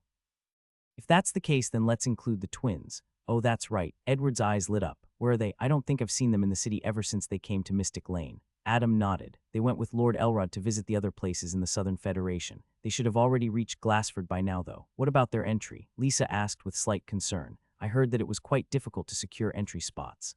Don't worry about it. Adam waved his hand nonchalantly. The old man was able to secure 2 spots for them. That's good then. Lisa nodded. She looked out of the carriage window and saw the silhouette of the city of Glassford in the distance. The city had tall walls surrounding it, and past them, one could see the outlines of tall medieval-styled buildings. Toward the north of the city lay a lush forest, and beyond the forest lay the Murky Mountains. Glassford was situated on the borders of the Murky Mountains. However, This area couldn't be considered that dangerous compared to the rest of the areas that bordered this ominous mountain range. Rows of carriages traveled on the dirt road leading to the city. From the coat of arms painted on these carriages, Lisa could tell that many organizations from all over the Southern Federation were arriving here. That was a given, after all. Suddenly, she started to feel butterflies in her stomach and her hands involuntarily clenched. She had never been to a secret plane before. She nervously hoped that she would find good treasures inside that would help her as a magus. Seeing this, Edward gently patted her shoulder. "Don't worry, everything will be fine." Lisa turned to look at Edward and met his eyes. She didn't know when, but after a certain point in time, Edward started to seem very reliable to her. She felt she could depend on him and not worry about other things in his company. Edward also started to blush, noticing what had just happened. He turned the other way and looked outside the window. "Why, yeah, no problem." Adam, who was sitting across from them with a wine gourd in hand, looked stupidly at the dude acting so weirdly. He couldn't help but ask, "Why are you guys acting so strange?" "Shut up." Edward and Lisa screamed together, hoping their loud voices would drown out their embarrassment. Kekek, Adam decided this was the perfect time to tease them. "You guys look so cute." However, before he could even finish what he was about to say, Lisa and Edward's feet enlarged in his vision. "Ack, you bastards, ganging up on poor Almi Ugg. Stop it. Fine, you bastards, have it your way. Val, I choose you." Gray light flashed inside the carriage. Rower. After having spent the night at a well-established inn, the students of the Clover Academy made their way to the city square in the wee hours of the morning. The 50 students were led by a few professors of the academy. As they made their way through the crowded streets, they saw that the streets were filled with temporary stalls that were selling tools that a magus would usually require. Everywhere they looked, they could see magi of all ages buying and selling items. The atmosphere was extremely boisterous. It seemed that the entire city of Glassford had turned into a large marketplace. Adam was walking with Valerian lazily lying on his head, both looking around curiously. The former couldn't help but click his tongue in regret. "Tusk, if I had surplus potions, I would have sold them all here." Of the various items being sold, potions were the best-selling items. After all, potions were a very valuable type of commodity to a magus, especially considering that they'd have to spend more than a year inside a dangerous secret plane. Lisa gently grabbed Valerian from Adam's head and scratched his tummy with a doting smile. "It's so fascinating that little Val can reside inside your mind. No wonder you decided to bring him along." She and Edward had chosen to leave their familiars behind in Moon City. After all, when a group entered the Soaring River secret plane, it was guaranteed that they'd be separated. The two of them didn't want to risk letting their familiars alone inside an unknown place. After all, both Aeneas and Aquila were young magic beasts, and there was a high chance that something dangerous could befall them if they were left alone inside the secret plane. Adam saw Valerian cheerfully playing with Lisa and smiled warmly. "Yes, he's very special." Hearing Adam praise him, Valerian turned toward him and beamed. "Mayu." Seeing this, Lisa's heart melted. She tightly hugged Valerian. "Little Val, you're the cutest." Adam's lips twitched. He thought to himself, "I wonder if you'll think the same if you learn he's actually a dragon." As the people approached the city square, they came across magi of the other three major races. The people of Moon City weren't surprised by this. After all, they were used to seeing and living with different races in their city. However, for people from other places, it was a surreal experience. Rarely did they witness people from all races coming together in one place. Suddenly, Adam caught sight of a few kids in the distance who looked very familiar to him. Upon closer inspection, he realized that he had seen some of them in the Clover Academy's entrance examination a couple of years ago. The youth focused on the orange insignia on their cloaks and wondered, isn't that?" Edward followed his gaze and looked at the group of students in the distance wearing black and orange cloaks. "Ah, they're from the Murphy Academy. That's the second best magic institute for humans in the Southern Federation." "That's right, so it was the Murphy Academy." Adam nodded in understanding. Usually kids that fail to meet the criteria for entering the Clover Academy choose Murphy Academy as their next choice, Edward explained. Oh, Adam nodded in understanding. "No wonder I can sense slight hostility in a few of them. Just ignore them." Lisa chimed in as she cradled Valerian in her arms. "Yeah, I wasn't going to make things difficult for them or anything." Adam shrugged and then continued to walk with the group. Suddenly, Screech, a majestic magical beast with pristine white feathers, flew over the crowd, generating strong waves of wind, causing the people below to involuntarily crouch. The creature released a deafening cry, announcing its arrival. The magical beast had a long pair of wings extending from its back with a wingspan of over 15 meters. It had two pairs of limbs that ended in sharp talons and had the head of an owl. Ithakari. The crowd instantly recognized this magical beast that was native to the Baja High Forest. Seeing such a creature land in the city square, they couldn't help but wonder just who it was. But more importantly, where did they get the guts from to fly on a steed and land near the portal? Oh ho. Adam chuckled. Lord Elrod seems very refined and restrained in person, but he's actually quite the show-off. That Ithacari is Lord Elrod's familiar, Edward asked in surprise. He had never met the man, only heard from Adam that he and Berger were good friends. That's right. Adam nodded. Come, let's go meet them. In the city square, tens of magi from different organizations had surrounded the Ithacari from all sides and had brandished their weapons. They looked at the three elves sitting atop the magical beast and spoke with clear hostility. Magus, how dare you fly over the city's airspace? Who do you think you are? Get down and surrender yourself this instant. Danley, who was sitting behind his mentor, was furious seeing the weapons pointed at him. He roared, you fools, how dare you? However, Adil placed a hand on his shoulder and interrupted him. Don't be angry, brother. They don't know any better. Danley didn't say a word after. However, he continued to glare at the magi surrounding them. Meanwhile, Elrod, who was sitting at the forefront, laughed in a carefree manner. Haha, was I not supposed to fly over the city? Ah, apologies, apologies. One of the magi pointed his spear at Elrod and threatened, dare to take this lightly. Don't blame me for what I'm about to do. Hold it, an elf with blonde hair and topaz eyes suddenly appeared beside the guard and reprimanded him. Lord Celador. The guard nearly peed his pants when he saw the elven representative and also the one in charge of protecting the city till the time the portal closes speak to him.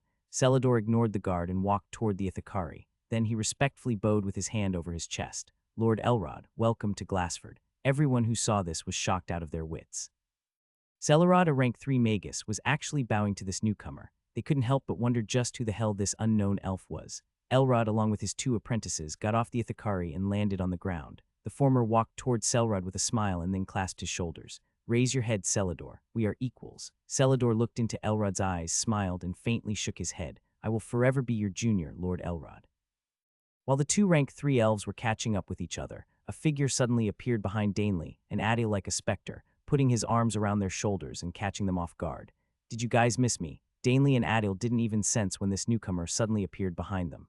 Moreover, the fact that this person approached so close to them without them even being alerted sent shivers down their spines. While Adil was frozen in shock, Danley instinctively turned around and swung his fist, but he ended up hitting nothing but empty air. What? The elven youth was shocked. The next moment, a playful voice came from behind him. Tusk, looks like you didn't miss me at all, attacking me before even saying hi. I'm hurt. Adil was first shocked but then smiled cheerfully. How have you been? Hee, I've been doing quite all right. How was your trip around the Federation? While the 2 were catching up, Danley looked at Adam in disbelief. He couldn't help but think, this guy, his movements are so quick, and the way he appeared behind me, is he training to be an assassin or something? Adam suddenly glanced at Danley, intently staring at him, and smiled mischievously. What is it, Danley? Were you enamored by my handsomeness? HMPH. Danley snapped out of his daze and harumphed. He raised his chin and viciously mocked Adam. You handsome, you're uglier than a troll. Come, let's hug it out, you bastard. Adam approached him with open hands. Although he had a smile on his face, the throbbing veins on the side of his temple gave him away. Who are you calling ugly? I'll have you know I was the most handsome boy in my hometown. Stay away, you drunkard. Danley hurriedly avoided him. Seeing the 2 banter with one another, Adil couldn't help but giggle. Adil. Suddenly, a familiar voice called out to her from the distance. She turned around and saw Lisa walking toward him with a cute little kitten in her arms. As everyone reunited with one another, Celador had already handled the situation of the Ithacari's sudden arrival in the city square. He sent the guards back to their positions and patiently waited with Elrod for the portal to open. The portal at the center of the city square repeatedly shrunk and swelled with each passing second. The space inside the portal looked dangerous to the onlooker. It was completely pitch black inside with traces of gray-colored lightning that flickered from time to time. To anyone who gazed inside the portal, they would get a very ominous feeling. Clearly, the portal hadn't fully opened yet, and it was dangerous to enter now. However, the rate of shrinking and swelling was slowly subsiding. It wouldn't be long before the portal completely stabilized and the gateway to the secret plane finally formed. As everyone waited with bated breaths, the size of the portal drastically shrunk and finally stopped when its radius was around 20 meters. Then the black membrane inside the portal changed color and transformed into light blue. The gateway has formed. It's opened. Our time to shine has come. As the gateway leading to the secret plane finally formed, everyone standing in the square burst into cheers. The feeling was contagious. Seeing everyone break into a celebration, even Adam couldn't stop himself from clenching his fists and feeling excited.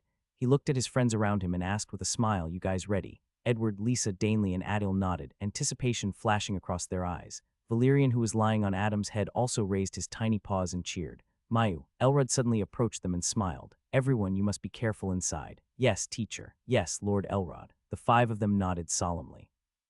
Good. Seeing this, Elrod nodded. Then he glanced at the twins and stated, I'll be waiting for you here. Now go. The group of kids confidently walked toward the portal in the center of the square along with the rest of the people who were chosen to go inside. As they were walking there, Lisa timely reminded, check your artifacts, make sure they're working fine. Adam didn't have many artifacts on him. He was wearing the dark cape, which had defensive properties and could also adjust the temperature. Other than that, he had the Ring of Light Fall and his red star earring, which was a space-type storage artifact. Finally, he possessed a pair of metal gauntlets, a rank 1 artifact that he'd purchased from the Clover Academy's blacksmith. The material used to make these gauntlets was the mysterious ore he possessed, all of which he had looted from the ancient vampire's lair in Hand City. Generally, he refrained from purchasing or using any attack-type artifacts. He strictly followed the philosophy stated in the Astral Tyrant Manual, the body was the ultimate weapon. Suddenly, he recalled something and looked at the twins. You guys have gone over the map, right? Danley nodded. Teacher had already sorted that out for us. Good, replied Adam. Let's try to group up after entering the secret plane. At the very least, we should rendezvous before we reach the center. Edward chimed in. No problem. Adil smiled cheerfully. We'll keep that in mind. As the group approached the portal, they saw a dozen or so magi from different factions standing guard and examining the tokens carried by the people who were chosen to enter. This was to make sure that the number of people that entered didn't cross the maximum capacity.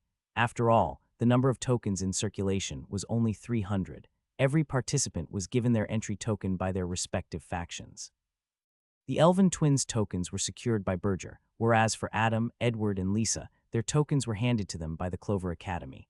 As the group finally approached right in front of the portal, the guards checked the authenticity of their tokens and then kept them away. One of the guards, a middle-aged rank 2 magus, looked at the kids and instructed, you will be automatically teleported out of the secret plane when the time is up. You may go in. While everyone in the group was nervously gazing at the blue portal that was pulsating with otherworldly energy, Adam instructed Valerian to go back inside his spirit sea. After making sure that the little guy had gone back in, the youth looked at his friends and smiled excitedly. See you on the other side. With that said, he jumped inside the portal without hesitation, leaving behind only the echo of his laughter. Edward, Lisa, Danley, and Adil looked at one another and nodded. Then they simultaneously entered the portal. What awaited them was a magical journey. Ugh, Adam fell to his knees as pain assaulted his head. He supported himself on the ground with one hand and massaged his temple with the other. He felt nauseated and the next moment he puked. The youth wiped his mouth with his sleeves. That felt terrible. After entering the portal, he felt as if his insides were twisting and churning. The feeling of being teleported felt like an eternity, but at the same time, it felt like it was over in an instant. However, the nauseating feeling remained. For the next few moments, Adam had difficulty trying to find his center of balance and standing straight. Finally, after having puked one more time, he felt slightly better. When he laid eyes on his surroundings, he was dumbstruck. This was unlike anything he had expected to find himself in before he entered the portal. It was safe to say that what he saw completely took his breath away. Woe, the youth muttered in a daze as he looked at the luminescent mushrooms around him. Some were small, others were big, while most were as big as trees. Adam found himself in a mushroom forest. All the mushrooms in the forest were the same, they only differed in size. Their stems were an earthy brown color. Their caps were red and had blue spots on them. But the most fascinating thing about these mushrooms was their gills area under the cap. They were neon green in color and pulsated from time to time as if they were breathing. Adam walked toward the nearest mushroom whose height was close to 2 meters. When he gazed at the luminescent gills of these mushrooms that were pulsating in a rhythm, he couldn't help but mutter, how interesting. It's as if they're alive. As if responding to his remark, the mushrooms in his vicinity started to sway gently. The neon green light they emitted pulsated in unison. A soothing sound started to emit from the caps of these mushrooms. The lights and sounds came together and made for a spectacular scene. It was a symphony of mushrooms. Adam's lips involuntarily curled up into a smile, such a magical place. The next moment, a thought popped up inside his mind. Wait, can I eat these mushrooms? He stroked his chin, trying to come to a decision. But the next moment, he shook his head. No, I probably shouldn't. They could be poisonous for all I know. He chose a random direction and started walking. His first objective was to get out of the mushroom forest, and then he would start advancing toward the center of the secret plane. As he walked through the forest, he looked around and saw that mushrooms weren't the only things that were growing, however they were the majority. Other than that, small plants and shrubs were growing on the forest floor. The common characteristic that the vegetation in the forest shared was that they were luminescent. However, when Adam crouched down and picked up a tiny mushroom from the ground, the mushroom stopped glowing. Oh, the youth was very fascinated. So the luminescence is directly related to the forest, huh? Then he scooped a handful of soil from the area where he had just uprooted the mushroom. Following that, he kept both the mushroom and the soil in two separate containers and then put them away inside his earring. This could come in handy. Who knows? Adam muttered to himself as he continued to walk. Regardless, it'll be interesting to experiment on those samples. The forest for the most part was dark, however. The light emitting from the countless mushrooms was enough to illuminate the area. It added an ethereal vibe to it. However, no light could penetrate from outside the forest as the mushroom canopy was tightly clustered. Adam couldn't see what was beyond the canopy anyway, and as far as the eye could see, mushrooms had covered the horizon. He inferred that the forest was massive, and it would take him at least a few days, maybe even weeks, to get out. He had seen a place marked as the Mushroom Forest on the map, but he didn't think it would be this big. The map stated that this forest was home to goblinoids and a few other magical beasts. Adam mumbled, but those goblins should be at the top of the food chain in this forest. The youth had never seen a goblin in the outside world. After all, these creatures were concentrated in the depths of the murky mountains. They had low intelligence and were weak magical creatures, their strength seldom surpassing rank 1. Adam had read about them but never come across one, so he was somewhat excited to face off against a goblin. Just as he was thinking about this, his ears perked up and a faint smile formed on his lips. Speak of the devil, he thought to himself. However, he continued to walk as if he hadn't sensed anything.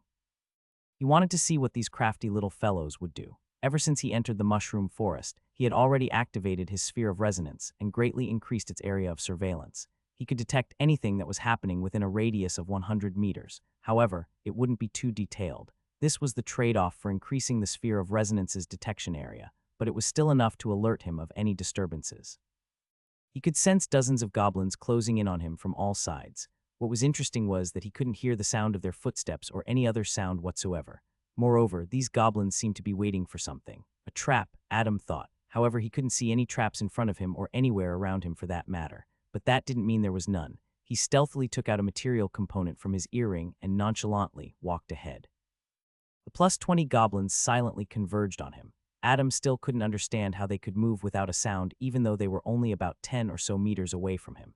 He found this very intriguing, but he didn't have much time to think as he suddenly stepped on something. The next moment, runes materialized on the stems of the large mushrooms around him. Adam was taken aback. Runic formations. The runes glowed with an eerie green light, inducing great drowsiness in him. His eyelids felt heavy, and he began to slowly lose vision. Just as he was struggling to stand and was about to stumble onto the forest floor, the trap was activated, and he was ensnared inside a net made of thick vines covered in thorns. The net swept him off the ground and lifted him into the air. As he was hanging in mid-air inside the trap, from the corner of his eyes, he managed to see goblins in leather clothing appearing all around him with menacing smiles. Some of them pointed their bows at him and shot arrows.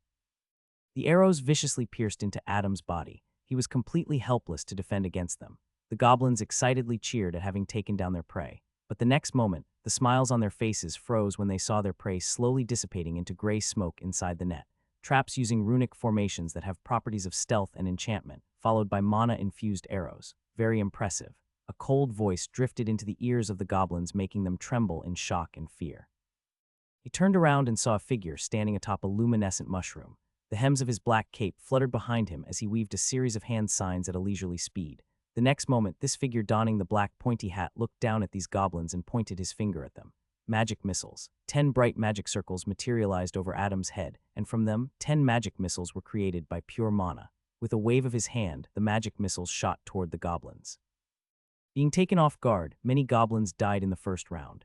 The magic missiles pierced their chests and came out of their backs, then they continued to shoot toward the rest of the goblins. Seeing their brethren die in front of them, the 10+ goblins that were still alive snapped back to their senses and hurriedly evaded the magic missiles.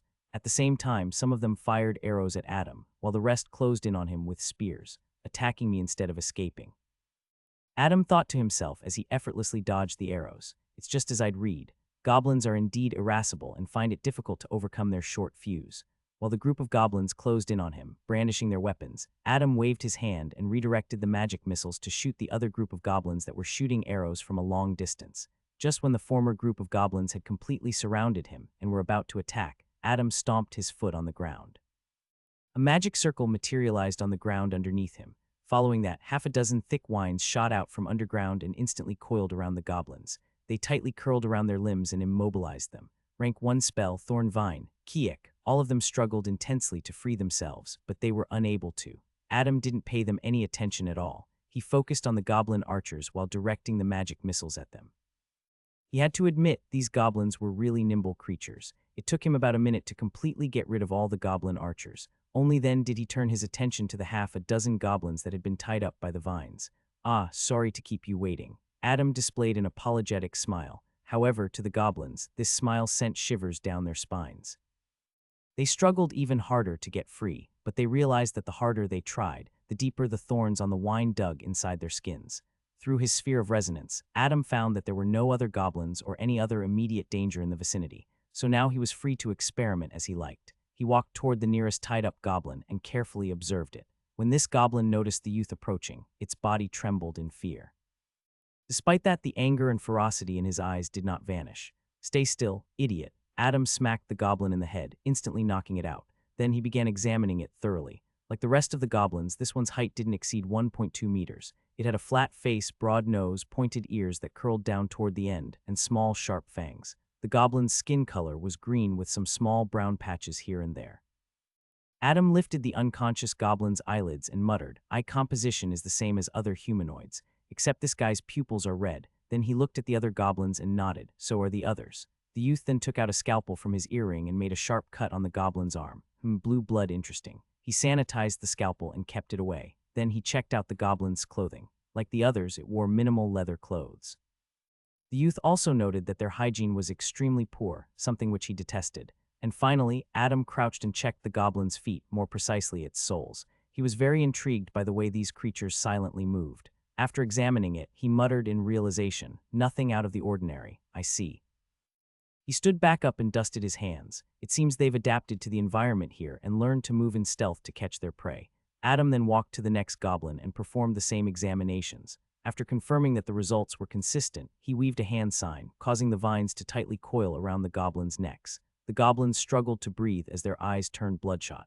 The next moment, their necks snapped and they instantly died. Now on to the next experiment, Adam muttered flatly. He closed his eyes and shifted his consciousness inside the mysterious space of the White Lotus. When he opened his eyes, he found himself floating amidst thousands of bright orbs. He flew into the distance, toward the boundary of this space. There he saw exactly 25 new orbs that had just now appeared. These were the souls that belonged to the goblins he had just killed.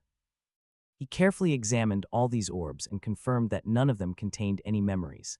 Adam couldn't help but wonder. The Lotus seems to automatically suck all the souls of the people who have died around me. But what are the criteria for extracting the memories? He had always thought about this, but he could never come up with a definitive answer. He pondered for a long time, but in the end he shook his head.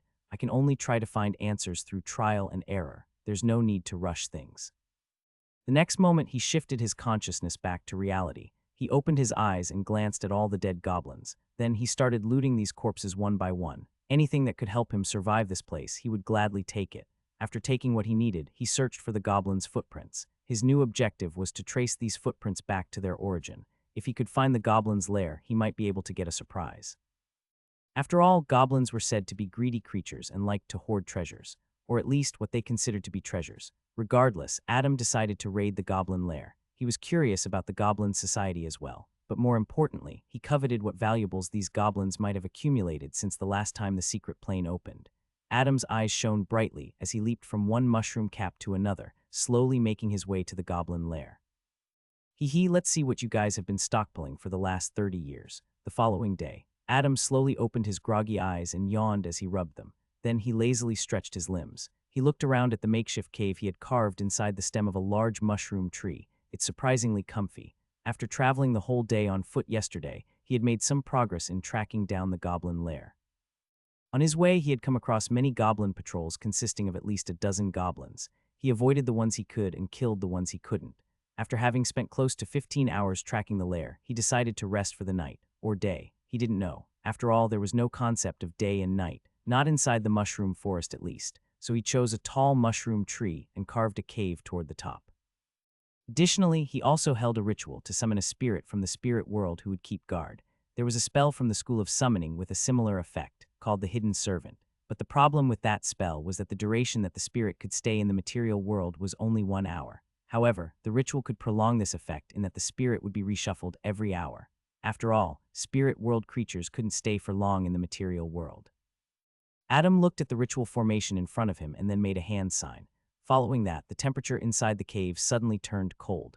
The next moment, a transparent, hooded figure slowly materialized on the formation. The spirit was wearing dark and tattered robes, so Adam couldn't see what it looked like. Adam looked at him and nodded. "Your work's done." Much to the youth's surprise, the spirit knelt on the ground and bowed toward him before completely dissipating. Adam raised his eyebrow and muttered, "What a weird guy." Suddenly, Valerian, who was sleeping beside Adam, woke up from his slumber after feeling the sudden drop in temperature. "Are you up?" Adam glanced at him and smiled warmly. Valerian sat up and began rubbing his eyes with his tiny paw. Then he looked up at Adam and transmitted a mental message. "Meet." Adam burst into laughter. He couldn't help but wonder if this little dragon only ever thought about sleeping and eating. But considering that Valerian was still an infant, he thought that it made sense. The youth gently lifted Valerian and placed him on his lap. Then he took out a bag full of beef jerky from his earring, gave one to the young dragon, and then started eating one himself. Valerian looked at the unappealing meat strip in his paws and grumbled. Then he raised his head and glanced at Adam while pouting. Adam chuckled and rubbed Valerian's head. "Be patient, you brat. When we're out in the clear, I'll cook you a delicious meal." He was afraid that the smell of hot food would lure goblins or other beasts toward his location. He didn't want to risk it. Hearing him, Valerian could only reluctantly eat the jerky. But despite not liking the food, he ended up eating 2 whole bags of it. After the two had finished their meal, Adam instructed Valerian to go back into his mind. Then he removed the makeshift door that he had made from branches and wine and put it aside. The forest looked the same as it had before he went to sleep. The entire place was bathed in neon green light emitting from the countless mushrooms. Adam quite liked this place. If it wasn't for the unknown dangers lurking here, he would have popped open his wine gourd and enjoyed this breathtaking view. He activated his sphere of resonance and confirmed that there were no goblins in the vicinity. Then he casually jumped from the cave. From the cave to the forest floor, the drop was at least 20 meters. However, Adam was calm. When he was only a few meters from the ground, he activated his ring of light fall. His falling speed slowed down, and he gently landed on the ground as if he were a feather. Then, he started walking in the direction that he deduced the goblin lair was in. The sounds of crickets echoed through the damp forest floor. From time to time, fireflies would appear and then suddenly disappear as they hopped from one plant to another. In this strange neon forest, the chirping of birds and the buzzing of insects combined to form a calm and soothing ambience. But suddenly, this atmosphere was disturbed by the sounds of screaming and fighting. Clang! Weapons collided against one another as a large group of goblins ambushed a smaller group of magi. The goblins numbered in the dozens, while the magi were only a handful. Despite the difference in numbers, the goblins had chosen to sneakily ambush the group. The concept of a fair fight was meaningless to them. They were malicious beings that favored ambushes and dirty tricks. The group of magi consisted of 2 humans, 2 elves, and a dwarf. They formed a circle with their backs against each other and jointly fended off the attacks of the goblins attacking them. Meanwhile, some of the magi focused on the archer goblins in the distance. For people who have never worked with one another before, their cooperation was surprisingly good. But so what? They found it difficult to defend against the attacks of these goblins that outnumbered them by more than 6 to 1. It was a foregone conclusion that they would die if they didn't get external help. Adam silently landed on a mushroom cap and witnessed this gruesome battle take place. He was drawn in by the sound of fighting, and so were many other goblin patrols he'd seen on the way here. He gazed at the 5 magi drenched in blood and surrounded by dozens of goblins. They continued to fight valiantly, even if they were constantly being beaten back. Seeing them fight so courageously without giving up, fiery passion rose from the depths of his heart. He took a step forward, intending to provide help, but he suddenly stopped. An extremely conflicted expression enveloped his face. "Wait, think rationally. There are at least 30 goblins surrounding those guys. Even if I go in, is there a guarantee that we'll all come out alive?" Adam's fists clenched and unclenched repeatedly. "No matter how I see it, it's not worth it. It's way too risky. More goblins are on their way too. I don't have any obligations to help them." The youth gnashed his teeth tightly. He had never struggled so much to come to a decision. After all, the lives of these magi could depend on it. In the end, he released his tightly clenched fists and finally came to a decision. And right at that moment, one of the magi, a beautiful elven female, happened to spot him and called out to him with great expectations. "Oh, great savior, please help us. I will do anything to repay you." Following that, the rest of the magi looked in Adam's direction and called out for help too. At the same time, they inched closer to the mushroom tree he was standing on. "It can't be helped," Adam sighed. Seeing the gorgeous elven girl call out so pitifully, any man would be moved. He put his hands on his waist and stood heroically. Seeing his pose, the magi were ecstatic, finally seeing a ray of hope. But the next moment, Adam turned around and ran for his life. The group of magi, the group of goblins, for a moment the fighting had ceased and everyone on the battlefield was completely dumbfounded. Let alone the magi, even the goblins didn't think that Adam would abandon them. He left. The male human magus spoke incredulously. Beside him, the female human was also filled with disbelief. How could we leave us? We're of the same race. Does he have no heart? Kiekk, but her words got cut short when the goblins resumed their attacks. Damn it, the elven magus who had first spotted Adam cursed under her breath. There's too many of them. There's no way we can fight them. The dwarf also nodded. There are more coming. Then there's only one way, the human magus solemnly stated. Everyone, use your mobility techniques and escape in different directions. As to who lives and dies, we can only leave it to fate. The male elf instructed everyone. Then he glanced at the female elf and nodded. May fortune be with you, Myra. Amidst the flurry of arrows shot by the goblins, the magi escaped in 5 different directions. Seeing this, the goblins also separated into 5 groups and chased after the magi. While dodging the attacks of the goblins and fleeing, the female elf, Myra, thought back to how Adam had refused to help her out. She had carved the youth's appearance in her mind. You filthy human, how dare you? She spat through gritted teeth. Her beautiful face had contorted in fury and now looked extremely menacing. Pray that I don't make it out alive. Her eyes spewed venom as she fled. For if I do, I'll kill you. Adam, who had already traveled quite a lot of distance from that battlefield, suddenly stopped on top of a mushroom tree. He turned around while digging his ear. Who's talking shit about me? He then turned back around and resumed his objective of tracking the goblin lair. As for the lives of the magi he had just left behind, he didn't care. If it was him from a few years back, he would have naively aided them at great cost to himself. But now, after having experienced so many things, he was a different person. Thinking back to how the group of magi were sneakily approaching him back then and trying to involve him in their battle, Adam couldn't help but sneer. You want me to help you? I don't even know you. As he vaulted from one mushroom tree to another, he suddenly thought back to the alluring elven beauty who had first called out to him. Now that he thought about it, he realized that the way the elf was talking to him, she was actually trying to entice him into helping her. HMPH, Adam harumphed in dissatisfaction. You think you could lure me? As if, suddenly, the youth's forehead flashed with a gray light, and the next moment, Valerian appeared on top of his head. Val, why are you out? Didn't I tell you to stay inside? Adam asked with furrowed eyebrows. Valerian protested and looked at Adam with tearful eyes. Seeing such an expression, Adam's heart twisted into a knot and his voice softened. You were curious to see the mushroom forest. Mayu. Valerian vigorously nodded his furry little head. Then he looked around at the giant mushroom trees with wonder and awe. Adam couldn't help but sigh when he saw Valerian acting like that. He figured that the little guy might have been getting bored inside his spirit sea all this while. But Val, next time you want to come out, let me know first, okay? The youth said gently. Valerian lowered his head and glanced at him. Mayu. Adam smiled warmly. Okay then, hold tight, I'm gonna jump. Mayu. Valerian excitedly grabbed onto Adam's hair. The next moment, the youth leaped over a mushroom cap and landed on another. The duo then made their way to the goblin lair. A few days later, Adam had finally managed to track down the goblin lair. Now he was standing atop a tall mushroom tree and glancing at the group of goblins below slowly making their way to the lair. It took longer than I expected, the youth thought to himself.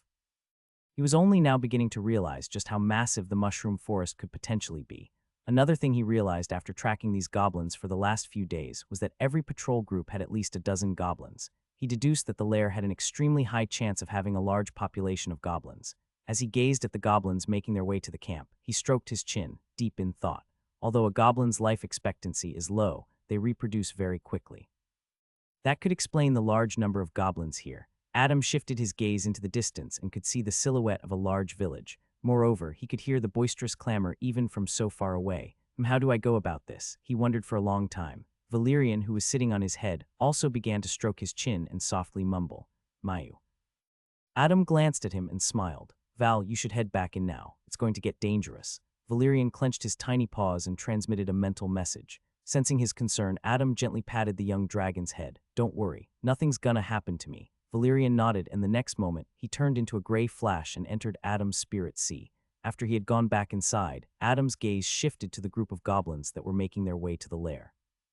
His eyes narrowed and his expression turned solemn. Let me do some scouting first. The next moment, he weaved a series of hand signs and cast a spell from the School of Illusion.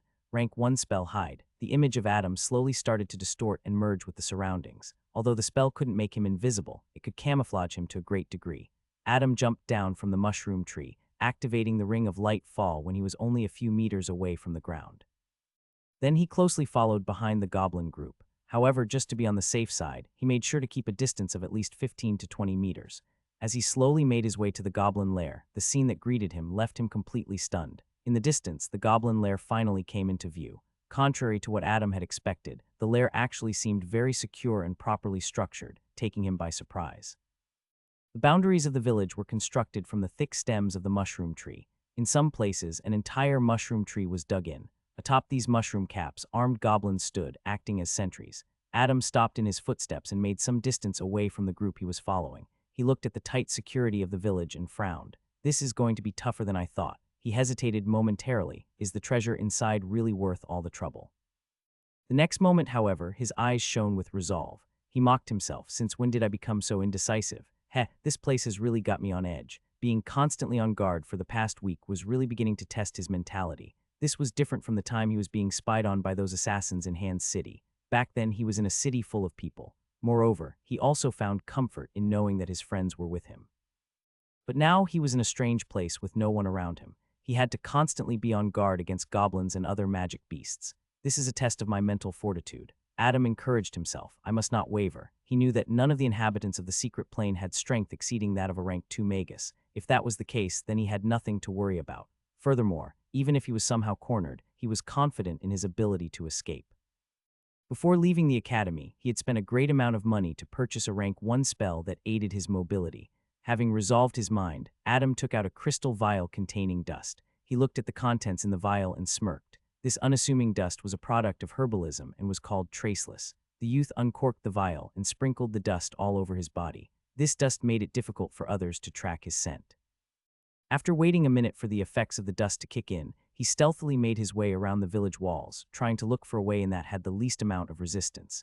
He didn't want to alert anyone, not before he had his hands on the treasure anyway. After making a couple of rounds around the village, he finally found his way in. He hid behind a small mushroom and gazed at the gate that the goblins used to transport supplies. However, when he learned this fact, Adam's face turned quite solemn. He thought to himself, goblins are very low intelligence creatures to begin with, so I found it quite surprising that they managed to come together and form such a cohesive village. The more he thought about it, the more serious his expression became. And now there's this gate specially made for bringing in supplies. This could only mean one thing. Adam's hands balled into fists and his eyes narrowed. These goblins are being led by someone smarter and stronger than them, and there's only one such being that comes to mind. The youth took a few deep breaths and made sure he had everything ready. If it was as he speculated, then things would turn out to be quite difficult for him. Regardless, he welcomed this challenge. 2 goblin guards were guarding this gate. They were much less vigilant compared to the guards at the other 3 gates. After all, there was very minimal traffic here. Throughout the day, only 1, maybe 2 groups of goblins carrying food and supplies would enter. After creating a distraction, Adam was able to effortlessly enter through the gate and make his way inside the village. After finding a relatively secluded spot, he carefully observed the goblin society. He found that this village was very tribal by nature. The strong goblins became warriors and carried the best weapons, and the weaker ones did the menial tasks and were ordered around. At the center of the village was a large hut guarded by dozens of menacing-looking goblins armed to the teeth. Seeing this, Adam's eyes narrowed. That's most likely the place where the village leader resides and also where the treasures might be. Adam's gaze then shifted to other areas within the village. He learned that these creatures had very little understanding of privacy. The vast majority of them slept out in the open and in other communal areas. The youth even saw a goblin couple go at it in public, while a few other goblins stared at them while helping themselves.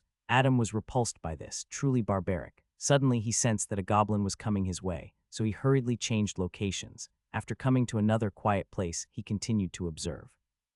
The defenses inside the village were neither too strict nor too laid back. However, Adam could tell that should anything happen, the goblins would be ready for battle at a moment's notice. He involuntarily glanced at the large hut in the middle of the village. My guess should be right.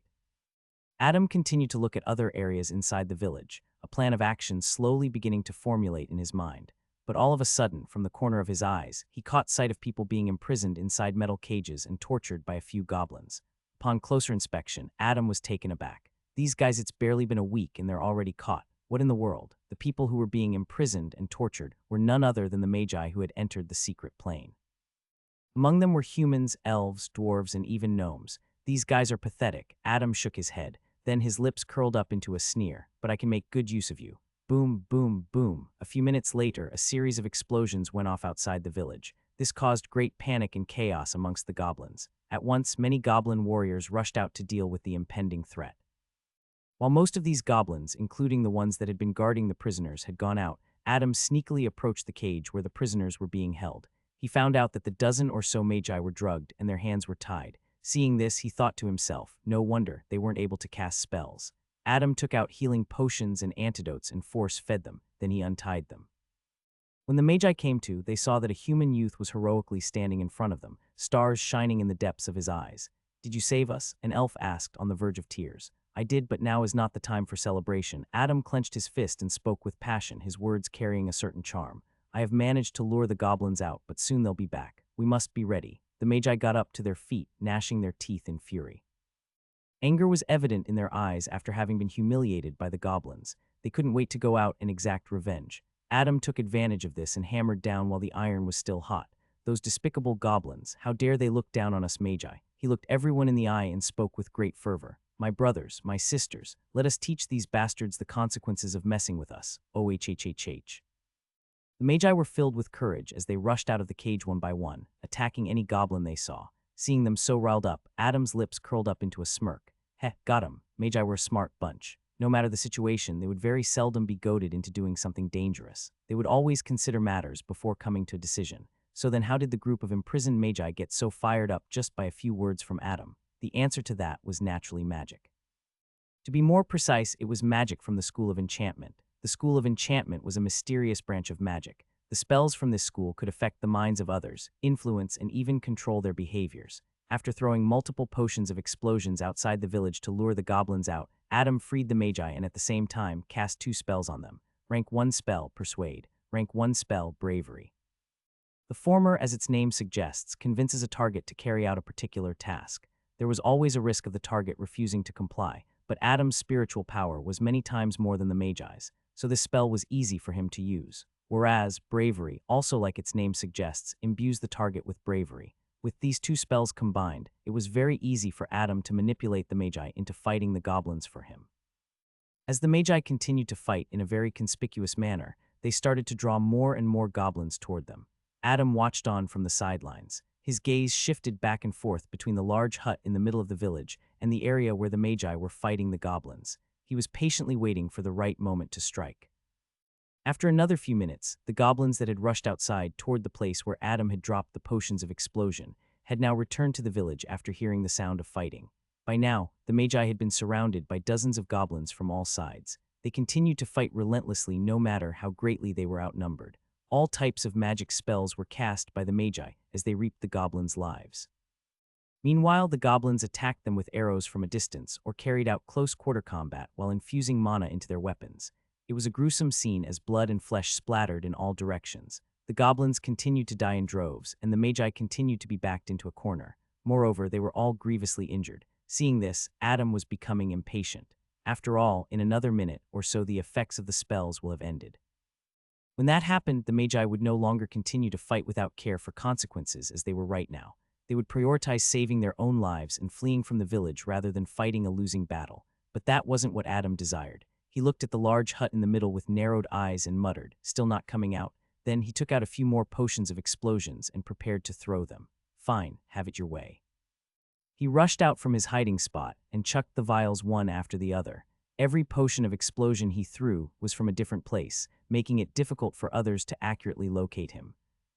Moreover, with hide still activated, he wouldn't be found out that easily anyway. Boom, boom, boom. Loud explosions rang inside the village, causing everyone to be shocked. The battle momentarily stopped as everyone turned their heads and looked in the direction of the explosions. However, no one was more shocked than the goblins. After all, the explosions had all gone off around the large hut in the center. The Magi took advantage of this opening and increased their offensive on the goblins. Brilliant, multicolored lights flashed as they cast one spell after the other, slaughtering the goblins. Adam, who had once again hidden himself, intently looked at the hut. Earlier, he made sure to throw the vials around the hut and not directly at it. He didn't want to take a chance after all. What if his treasure got damaged? Seeing that there was still no reaction from the being inside the hut, Adam's eyes turned cold. He knew for a fact that the hut wasn't empty because, through his sphere of resonance, he was faintly able to feel a presence inside. There were too many goblins inside the detection area of his sphere of resonance, which is why he could only faintly sense the presence inside the hut. After all, the wider the detection area, the less detailed the feedback. He took out a few more vials of potions of explosions, this time aiming to hurl it directly at the hut. But just when he was about to throw it, he paused. Because at that moment, the entrance to the large hut smashed open, and a large figure stepped out. Seeing this, Adam's lips curled up into a smirk. finally couldn't take it, huh? ROARR. As soon as this figure stepped out, it bellowed furiously. Its eyes locked onto the magi who were fighting the goblins in the distance and immediately rushed toward them with a giant sword in hand. The figure had the features of a goblin, except it was much stronger and smarter. Its height was close to 1.8 meters, and the color of its skin was reddish-brown. Unlike the goblins that wore leather armor, this being wore steel armor. To say that it was armed to the teeth would be an understatement. With great speed, it reached the group of magi in a matter of moments and then immediately swung its sword. Slash. With a simple slash of the sword, the creature effortlessly managed to slice an elven magus in half. Seeing the sudden turn of events, everyone on the battlefield stopped. But the next moment, the goblins cheered in triumph, whereas the magi lost all hope and fell into despair. One of the magi, a human, looked at this newcomer with sheer horror and muttered in fear, "A hobgoblin." With another loud bellow, the hobgoblin raised his sword and swung again. This time, however, the magi were prepared and were able to defend by erecting magical barriers. The battle between the magi and the goblinoids became even more brutal with the arrival of the hobgoblin. Adam, who was witnessing everything from a distance, smiled triumphantly. He, as I thought, it really was a hobgoblin. He got up from his hiding spot and made his way toward the hobgoblin's hut, facing no resistance whatsoever. Thinking of his well-crafted plan, he couldn't help but feel proud of himself. "You guys take care of the goblins. Meanwhile, I'll secure the treasure." Adam smirked, looking at the magi battling in the distance. He turned around and then took a step inside the hut. "Kakak, I really am a genius." But the words got stuck in his mouth because as soon as he stepped foot inside the hut, he was greeted by a punch to the face. Bam! Adam flew for a dozen meters and miserably landed on the ground like a rag doll. With an incredulous look on his bloodied face, he looked toward the entrance of the hut and blurted out, "Another one. Crack. Ugh." Adam snapped his broken nose back into place. Why do these guys always aim for the nose? It hurts, you know. He got to his feet and blew all the blood from his nostrils. Only then did he glance at the second hobgoblin, who was now heroically stepping out of the hut. This one was a woman with a height of 1.6 meters. Like the other hobgoblin, this one's skin complexion was also reddish-brown. However, unlike the other one, she wielded a double axe. Furthermore, she too was wearing steel armor like her counterpart. Adam cast a quick look at the battlefield around him and confirmed that the vast majority of the goblins were currently fighting the group of magi. Seeing this, he breathed a sigh of relief. This is still salvageable. He glanced back at the female hobgoblin who was taunting him with an ugly smirk on her face. Seeing this, he rolled his eyes and muttered under his breath. Although an additional hobgoblin was unexpected, the plan remains the same. He walked toward her with wide and confident strides. At the same time, he took out a pair of black gauntlets from his earring and put them on. "I just need to deal with this fellow, grab the treasure, and escape before the effects of the spells I cast on the magi come to an end." Adam figured he only had a little less than a minute before the effects of the spells ended. When that happened, the group of magi would immediately know that something had gone wrong with them and would surely begin to suspect him. Regardless, when the two spells, Persuade and Bravery, ended, Adam knew that the magi would choose to immediately flee the scene instead of continuing to fight with their lives on the line. He had to finish everything before that. He started running toward the female hobgoblin. The latter also rushed toward him while readying her double axe. The moment Adam was within her range, a bloodthirsty light flashed in her eyes, and with a cruel grin on her face, she viciously swung the axe at the youth's neck. Adam skillfully jumped over the incoming swing of the axe, somersaulted in the air, and positioned himself right above the hobgoblin. He then stretched his right arm straight and placed the tip of his forefingers on top of the female hobgoblin's head. Then he followed up with a devastating 1-inch punch, while at the same time rotating his arm and fist. Hand of Doom, one hit. Bam! The female hobgoblin's head burst open like a watermelon, and that was not all. Her spine snapped in half, followed by her entire body folding in several layers. As if a giant boulder had fallen on top of her, her body was smashed onto the ground. And finally, a large crater with a radius of 5 meters was formed underneath her feet. Spider web-shaped cracks spread in all directions as blood and flesh mixed along with them. Adam nimbly landed on the other side after having completed the somersault, and without even looking back, he rushed inside the hut. This sudden deafening sound caught everyone by surprise. They all simultaneously looked in the direction where the sound came from, and then their jaws dropped. The magi were having so much difficulty dealing with the other hobgoblin, whereas Adam had already killed one with a single attack. The goblins were the most shocked out of everyone. KKK, the male hobgoblin, the leader of this village, bellowed in agony as he saw the mangled corpse of his wife. Tears rolled down his bloodshot eyes as he caught sight of Adam, who had just entered his hut. With another loud and heartbroken roar that seemed to pierce through the skies, the hobgoblin rushed toward the hut with boundless fury. Meanwhile, he made sure to command the other goblins to completely surround the hut, not intending to let his wife's murder escape. With the vast majority of the goblins now dashing toward the hut in the center of the village, the group of magi who had been bathed in blood from the brutal fighting now found themselves standing in confusion with barely any goblins around them.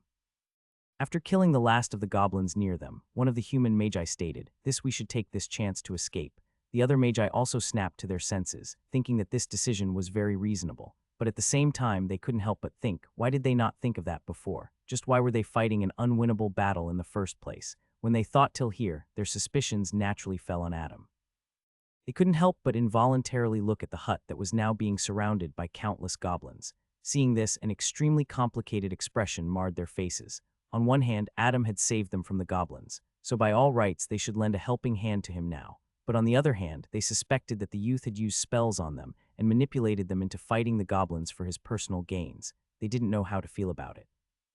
But it didn't take them long to come to a decision. The magi looked at one another and nodded. Then they all escaped from the goblin village, fleeing in different directions. As for what happened to Adam, they didn't care. Their survival came first. The male hobgoblin carried his greatsword on his shoulders and walked toward the entrance of his hut, fuming with unbridled anger. By now, all the warrior goblins had surrounded the hut, making it nigh impossible for Adam to escape.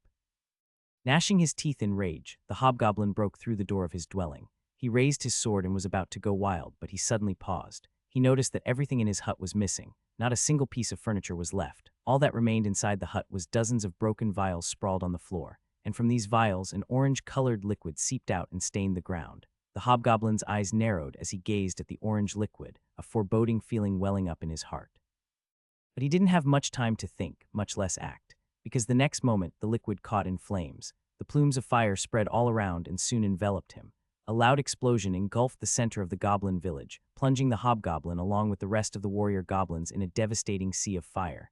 The explosion resulted in a mushroom cloud so big that it reached a height of close to 50 meters. Dozens of potions of explosion were thrown together. This resulted in a violent blast that compounded over, destroying everything in its wake. A large crater was formed in the center of the village, with nothing remaining of the hobgoblin and the goblins that had earlier surrounded the hut. Meanwhile, the perpetrator had long since disappeared. The magi who had earlier escaped the village suddenly stopped in their steps after listening to the loud explosion. When they turned around and saw the giant mushroom cloud, their eyes bulged out of their sockets.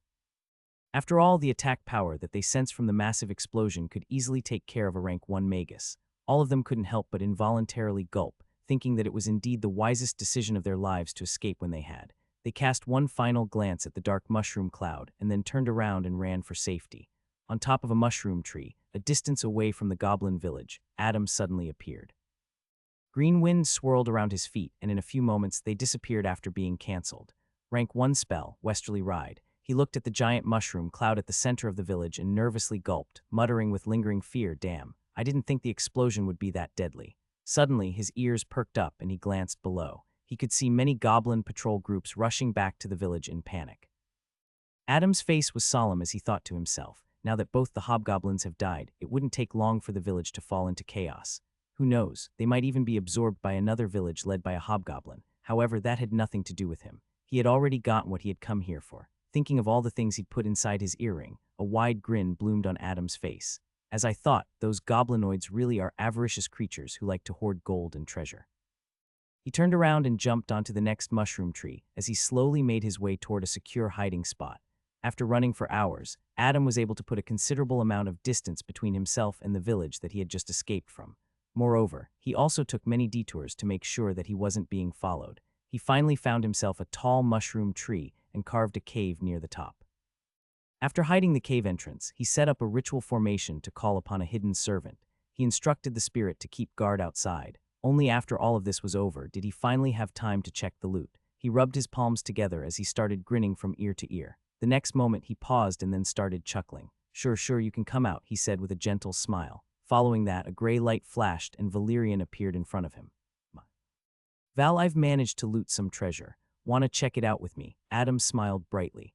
Val's eyes flashed with curiosity as he balled his tiny paws and sent a mental transmission. "Treasure, meat?" Adam was tongue-tied. "Not that kind of treasure. Come here, I'll show you." The youth gently grabbed the young dragon and placed him on his lap. Then he willed it, and the next moment a large pile of items shot out from his earring and appeared in front of him. Mew. Valerian's eyes turned wide as saucers as he saw the display of shiny objects in front of him.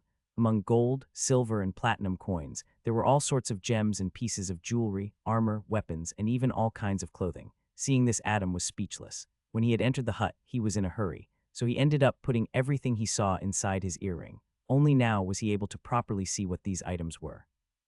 While the youth was in a state of disbelief, Valerian jumped from his lap and dove into the pile of coins. Then he grabbed a handful of coins and threw them in the air above him. Mayu, the young dragon, cheerfully swam in treasures. Nothing could make him feel this happy except being praised by Adam, of course. Adam, on the other hand, finally snapped out of his daze and started to stroke his chin in deep thought. Looking at all the clothing and weapons of different sizes, he suddenly came to a realization. These items belonged to magi who had entered the secret plane in the past. It didn't make sense otherwise. Judging from the sizes of the various weapons, Adam could infer that some belonged to humans or elves, while the smaller ones at one point belonged to dwarves and gnomes. There were also clothes and armor belonging to men and women.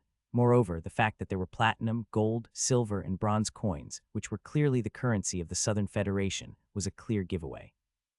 The youth suspected that the magi of the past must have appeared in the mushroom forest after entering the portal. Then they were captured by the goblins, killed, and had their belongings taken away. No wonder those two hobgoblins were so well armed, the youth muttered in realization. After sorting out the treasure, Adam found that all the coins added up to close to about 10,000 gold coins in value. There were all types of weapons and armor, however. Most of them weren't in proper shape due to lack of maintenance. The most valuable items that the youth found were the grimoires left behind by the deceased magi, for they contained model components of many rank 1 spells as well as their magic research. While he was reading through one of the grimoires, Valerian called out to him. "Brother, Adam glanced at the cute little dragon and asked, "What is it, Val?" Valerian pointed at the pile of gold and platinum coins and sent a mental transmission.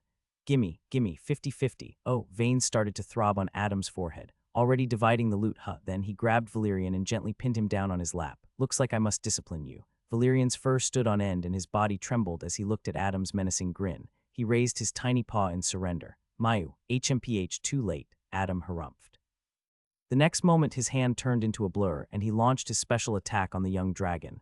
Hand of Doom, secret technique. Wait, 30-70, no, and then. Adam started to tickle him fiercely. Mew, a large bear with earthy green fur and mushrooms growing on its back, charged toward Adam in a frenzy. It towered over Adam even while running on all fours. Currently, it was profusely bleeding from everywhere and seemed to be on its last breath. This would be its final attack on the person who had made him this way. Although death was imminent, the bear's eyes gleamed with anger and insanity. However, before the bear could even reach Adam, the latter had already completed all the required components and cast a spell. The youth pointed his index finger at the bear, and the next moment, blue lightning crackled on the tip of his finger. And then the beam of lightning lanced toward the bear and penetrated its head.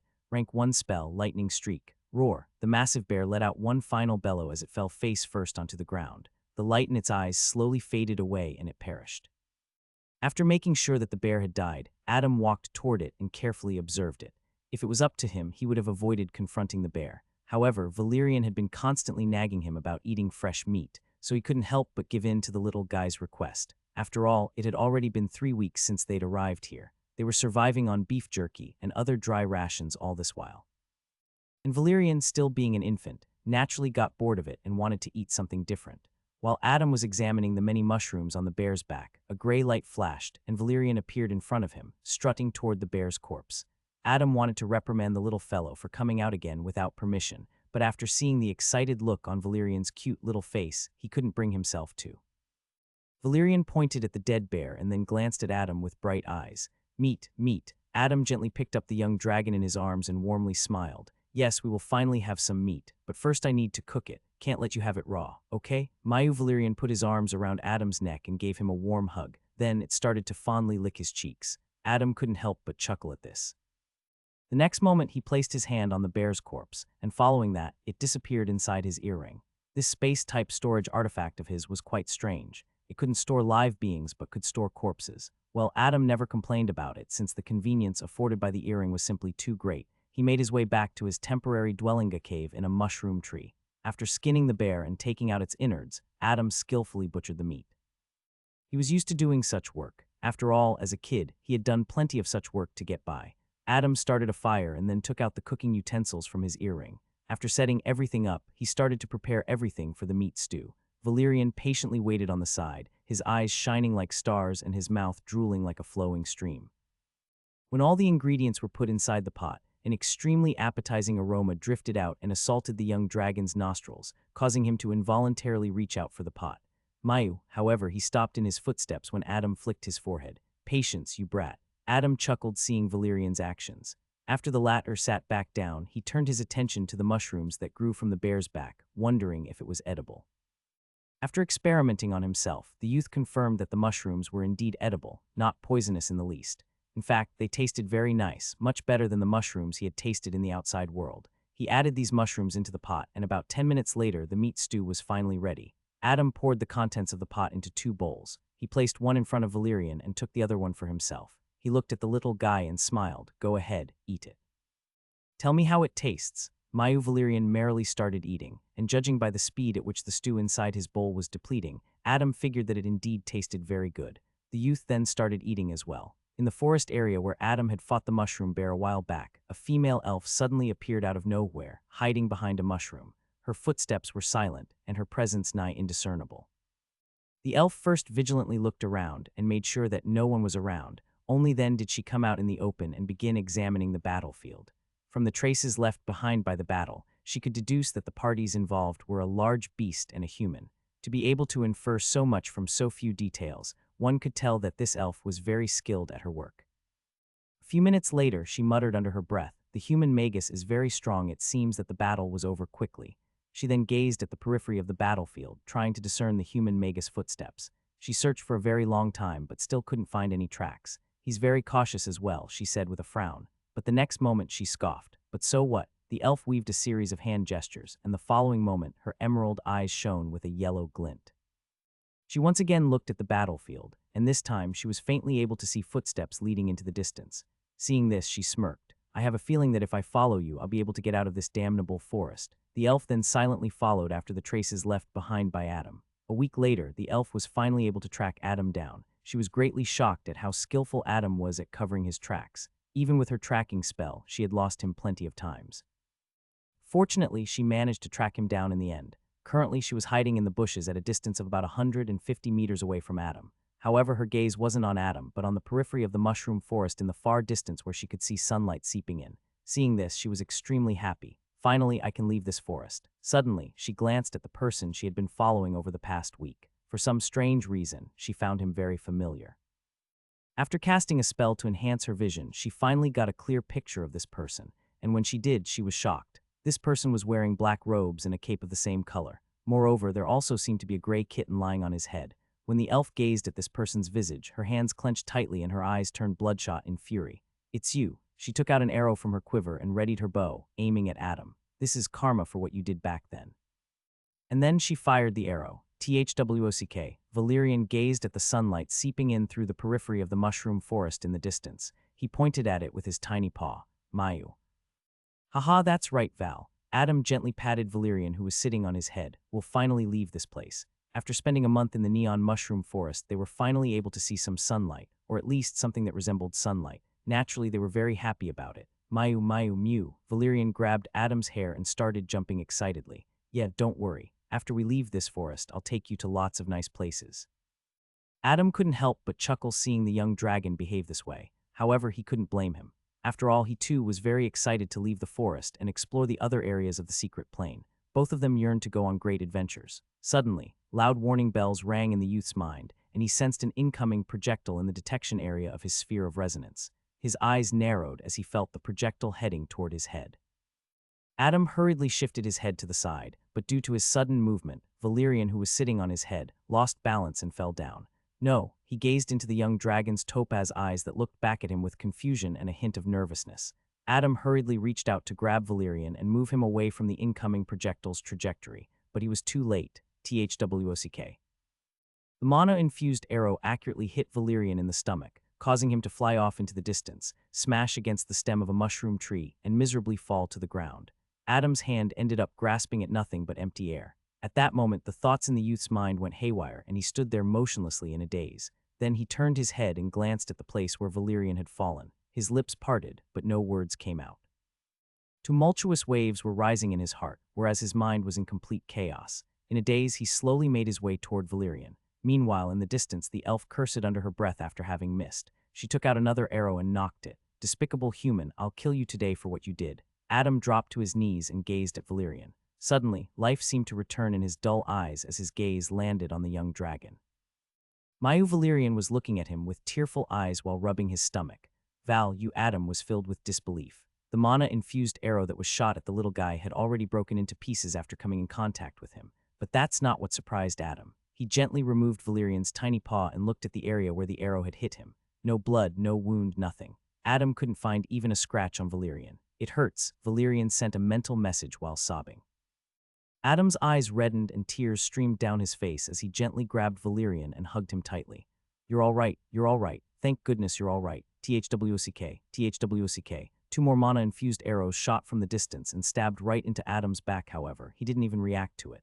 He continued to tightly hug the young dragon and sob. Never in his life had Adam felt such fear and trepidation. For a moment he had really thought that he had lost Valerian, his little brother, but seeing that the latter was fine, he couldn't help but be extremely relieved. He warmly gazed at Valerian and wiped the latter's tears. Then he gently said, Val, go back inside, okay? I have to take care of something. Mayu, sensing the anger bubbling inside Adam, Valerian meekly nodded and then went back inside the youth's spirit sea. After Valerian had gone back in, Adam's gentle and warm expression gradually crumbled and was replaced by something extremely terrifying and sinister. His face contorted so intensely that he resembled a demon. He slowly got to his feet, removed the arrows from his back, and threw them aside. Overcome by unbridled killing intent and fury, the large amount of mana and spiritual power involuntarily gushing out of him caused the air around him to distort. Adam's bloodshot eyes darted around and finally landed on the elf in the distance. Then he slowly made his way toward her, the anger in him rising with each step. The sheer pressure released from his mana and spiritual power combined caused the ground underneath him to crack with every step he took. The elf Myra, who saw Adam approach her, was struck by terror and instantly froze on the spot. Even though the youth was 150 meters away from her, she could still feel the intense pressure from him. A severe chill crawled down her spine and her body was covered in a layer of cold sweat. She couldn't help but think in absolute shock, is he really a rank 1 magus? Her heart screamed at her to turn around and flee. Something deep down told her that she was no match for this human and that she should run for her life, but the pride and arrogance in her made her unable to back down. No, I must attack him while there's still some distance between us. Myra gritted her teeth and her grip on her bow tightened. She glared at Adam while taking out 2 more arrows and shooting them at him. However, before the arrows were even released, Adam had already cast a spell, causing green winds to materialize around his feet, and following that, he disappeared from the spot. Rank 1 spell, Westerly Ride. Suddenly, a gust of wind blew around Myra, and the next moment, Adam appeared in front of her like a ghost. Myra was dumbstruck witnessing such speed. It was impossible for a rank 1 spell to increase a magus speed by such a frightening degree. The only plausible explanation was that the magus in question stacked the spell on top of his own physical speed. Everything had happened so quickly that Myra didn't know what to do. She instinctively dropped her bow and grabbed the daggers from her waist. Then she swung them at Adam's neck. However, Adam effortlessly grabbed her wrists and then, R.I.P. he forcefully tore the elf's arms from her body. Myra fell to the ground as she screamed in sheer pain and terror. Blood spurted out from her sides and formed a puddle underneath her. Tears rolled down her face as she desperately dragged her body away from Adam. Please forgive me, she begged for her life. I made a mistake, don't kill me. Crack, crack, however, her words got stuck in her mouth when Adam abruptly raised his foot and viciously stomped on her knees, instantly breaking them. Myra screamed even louder, but suddenly Adam grabbed her by the face and lifted her, bringing her to his eye level. Adam's face had contorted from unprecedented anger as he looked Myra in the eye. He recalled how Valerian had cried tears from getting hurt by this elf's arrow. Thinking of that, something inside the youth snapped. He released unrestrained killing intent that caused the elf to suffocate. Don't worry, I won't kill you.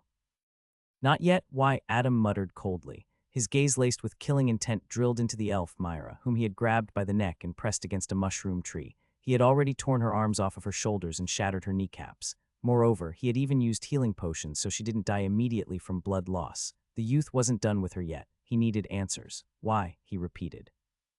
Myra looked back at Adam, tears streaming down her face and her body trembling from sheer pain. She couldn't help but curse her misfortune for crossing paths with this monster in front of him. She knew that Adam wouldn't let her live. Moreover, even if she somehow managed to survive this encounter, she would forever be a cripple and never be able to pick up her bow again. But that wouldn't happen, for death was a foregone conclusion. Realizing this, Myra's eyes turned bloodshot from anger and she gritted her teeth.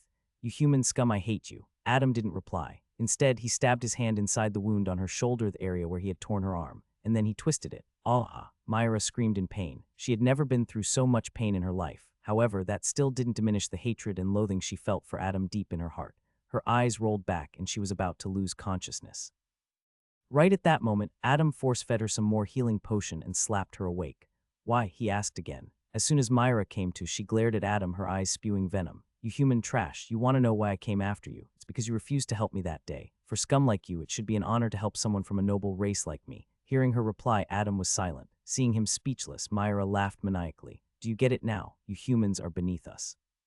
And you always will be, ha ha ha ha." Adam replied after a very long time. All this for such a stupid reason. If Valerian wasn't a dragon and didn't have such strong defenses, he would have surely died from that arrow. Adam couldn't comprehend the fact that a young dragon who had nothing to do with all of this could have died today because of something so petty. The youth never thought that the elf would go so far for something so trivial. He couldn't help but wonder, were all elves like this?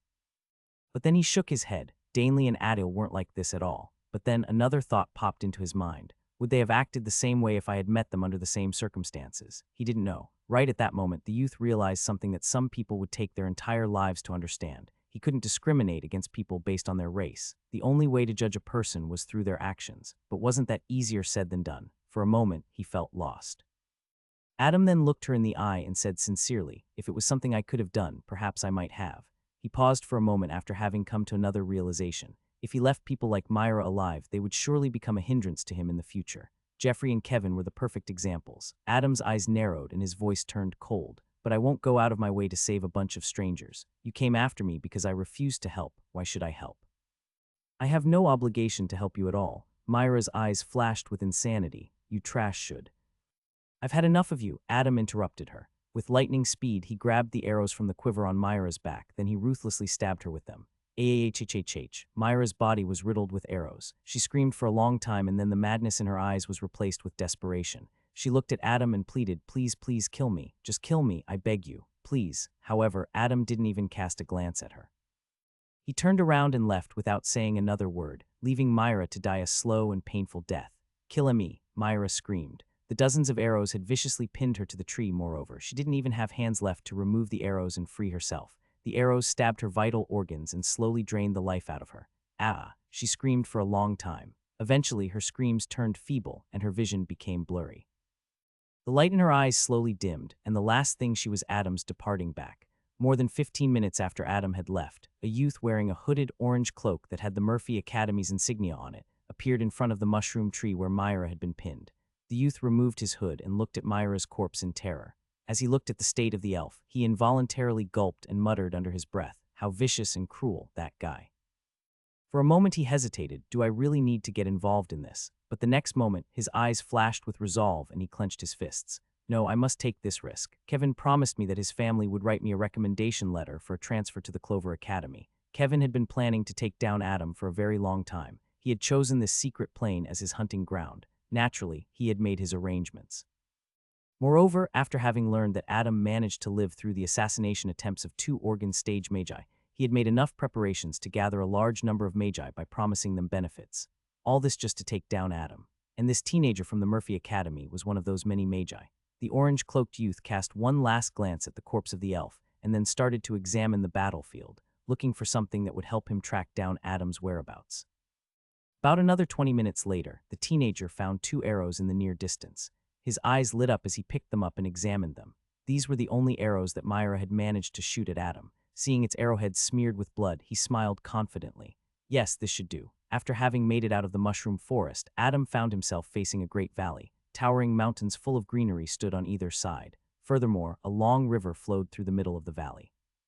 The moment Adam gazed at this beautiful scenery, his sour mood from earlier gradually vanished and was replaced by tranquility. He involuntarily heaved a sigh and his lips curled up into a faint smile. It took me a month to make it out of that goblin-infested mushroom forest, but it was definitely worth it. Suddenly, he heard something strange. He raised his head and was greeted by another spectacular scene. Witnessing something so magical, his eyes shone with wonder and awe. So that's why this place is called the Soaring River Secret Plane. Adam could hear the rumbling and the splashing of waves coming from high up above. Countless streams of water stretched across the skies, intertwining with one another and floating in midair. The blue skies of the secret plane were not only home to clouds, but also rivers. Just as Adam was admiring the magical floating rivers, Valerian mentally called out to him. He nodded, "Yes, Val, you can come out now." The next moment, a gray light flashed and the young dragon appeared in front of Adam. The latter gently caught him in his arms and cradled him. Valerian had tears in his eyes as he asked, "Brother, are you okay?" "Yes, why wouldn't I be?" Adam gently stroked the little guy's head and spoke with raised eyebrows. I'm sorry." Valerian lowered his head and sniffled. "Don't be sorry, you brat." The youth flicked the young dragon's forehead. "It wasn't your fault." "But if it wasn't for me," Valerian sobbed silently as pearls of tears rolled down his furry face. "Brother, am I a burden?" Adam wiped Valerian's tears and comforted him.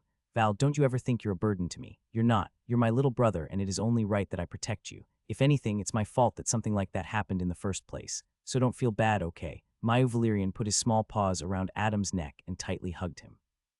Adam gently stroked the young dragon's back and consoled him. A few minutes later, he stated, "Now, stop crying. Look," he pointed at the floating rivers in the sky. "Isn't that amazing?" Valerian turned his head and looked at the sky. Immediately, his eyes shone like the stars. "Mew," he began clapping. Adam found the little guy very adorable. They stood on top of the cliff and admired the magical view for a long time. Then he looked at Valerian and said, "We're going to go down now, okay?" Valerian, who had returned to his usual self, beamed. Suddenly, Adam thought of something and said, "Oh, and it's better if you don't sit on my head from now on." Valerian tilted his head. Instead, the youth gently tucked him inside his robes. "Let's do this." Valerian was now positioned in front of Adam's chest. His entire body was hidden inside the protection of the youth's robes, and only his furry little head was sticking out. The young dragon nodded his head excitedly. He felt that the view was not bad. Adam patted Valerian's head and laughed. "Haha, all right, let's be on our way then." The next moment, Adam jumped off the cliff and activated the Ring of Light Fall. According to the map, he only needed to follow the river snaking through this valley to reach his destination, and that was the center of the secret plane. At another location in the secret plane, there was a large patch of land that was full of trees that birthed only crimson-colored leaves. This area was known as the Red Forest, a place laden with ferocious magical beasts. Deep within the Red Forest, inside a cave, blue lightning crackled incessantly, driving away any magical beasts nearby. The inside of the cave was bathed in a bright blue light, and one could see a large boar fried to a crisp as a result of the lightning. This cave used to be the dwelling of this magical beast. However, it wasn't anymore. Judging from the aura and intensity of the lightning mana, one would have never imagined the source of it to be a magus. After all, currently, there were only rank 1 magi present in the secret plane, and both the quality and the quantity of this mana were simply too great for such a magus.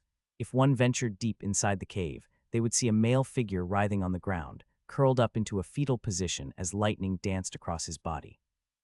The intensity of the lightning continued to increase for a very long time, and then it slowly began to abate. When the lightning completely subsided, the figure lying naked on the ground finally opened his eyes. Lightning flashed across his blue pupils as he slowly sat up and clenched his fists. Feeling the raw power coursing through his body and the change in his mana, Edward grinned. It increased again. The youth got to his feet and observed himself. His height had increased to a little more than 1.8 meters, and his physique had become slightly bulkier than before. Every fiber of his being contained such great power that it left him speechless.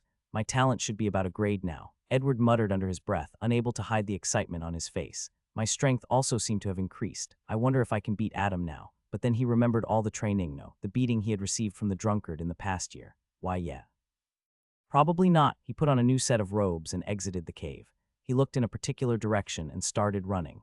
His speed increased, and then he started to jump large distances, leaving behind a trail of lightning. Enjoying his newfound increase in strength, Edward grinned. "I wonder how Adam will react, he. Edward himself didn't know what bizarre mysteries his physique comprised of for him to increase his talent so frequently, but he knew that it was very advantageous to him. Sometimes he even wondered if his talent would continue to increase for the rest of his life, but that was simply his wishful thinking. Suddenly, he recalled something Adam had told him the day he had come to cure his mother. Edward landed on the ground and stopped, mumbling to himself, "Come to think of it, that guy told me he'd give me a present, something that would be very suitable for my physique." He started to scratch the back of his head and squint his eyes, but why did he tell me he could only give it to me after he had advanced to organ stage? More importantly, he seemed to know something about my physique. How does he know these things when even Father and Lord Barriger don't? How strange. In the end, he just couldn't see through Adam. The drunkard had always been an enigma to him. Forget it. Edward started sprinting again, making his way to the center of the secret plane. "I'll just ask him directly when I see him." More than a dozen magi had gathered near a tall waterfall situated in a certain part of the secret plane. The common similarity amongst the magic sept for them being rank 1, of course, was that they were all humans. A lot of the magi present were wearing hooded, orange cloaks, indicating that they were students of the Murphy Academy, while some of the other magi were middle-aged men and women, donning the emblem of a particular Magus family.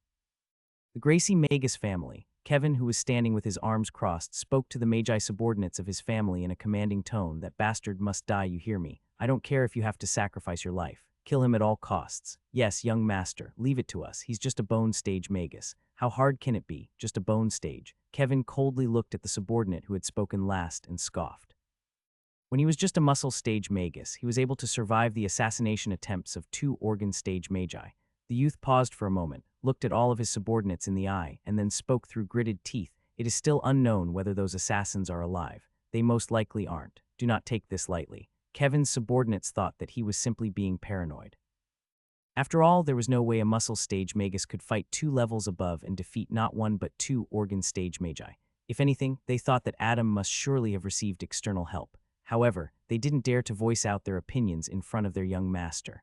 While they were talking, another group of magi approached them from a distance. Kevin and the rest of the magi turned vigilant, but when they saw who it was, they relaxed.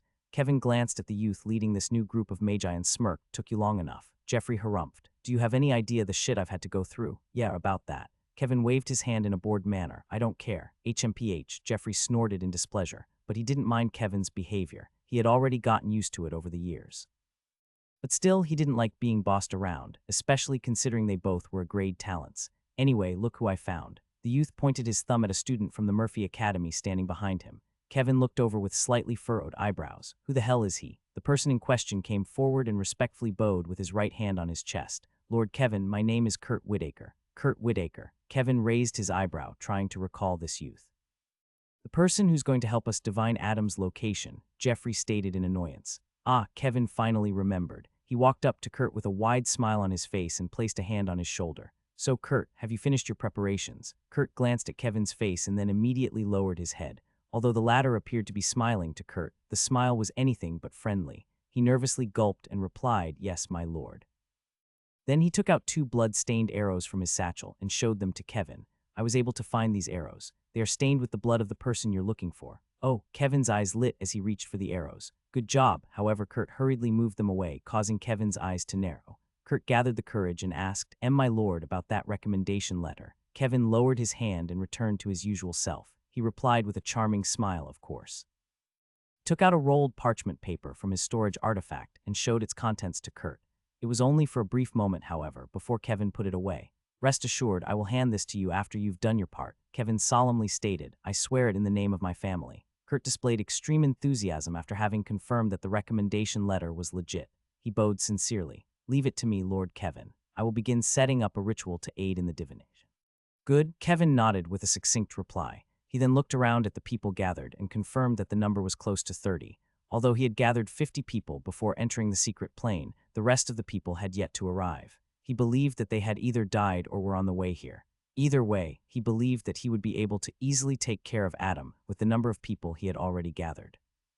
Besides, he also had a contingency plan, which was sure to kill Adam if by chance everything else failed. Kevin had gone to great lengths to acquire this item from the patriarch of the Gracie family himself. Just thinking of the scene where Adam lay at his feet, begging for his life, Kevin couldn't help but smile cruelly. Hee, just you wait, you bastard." Almost a week after entering the valley, Adam and Valerian found themselves witnessing quite a bizarre scene. They found themselves standing in front of a humongous banyan tree. What caused the two to be dumbstruck was that, first of all, the large tree had colorful eggs growing on them instead of fruits.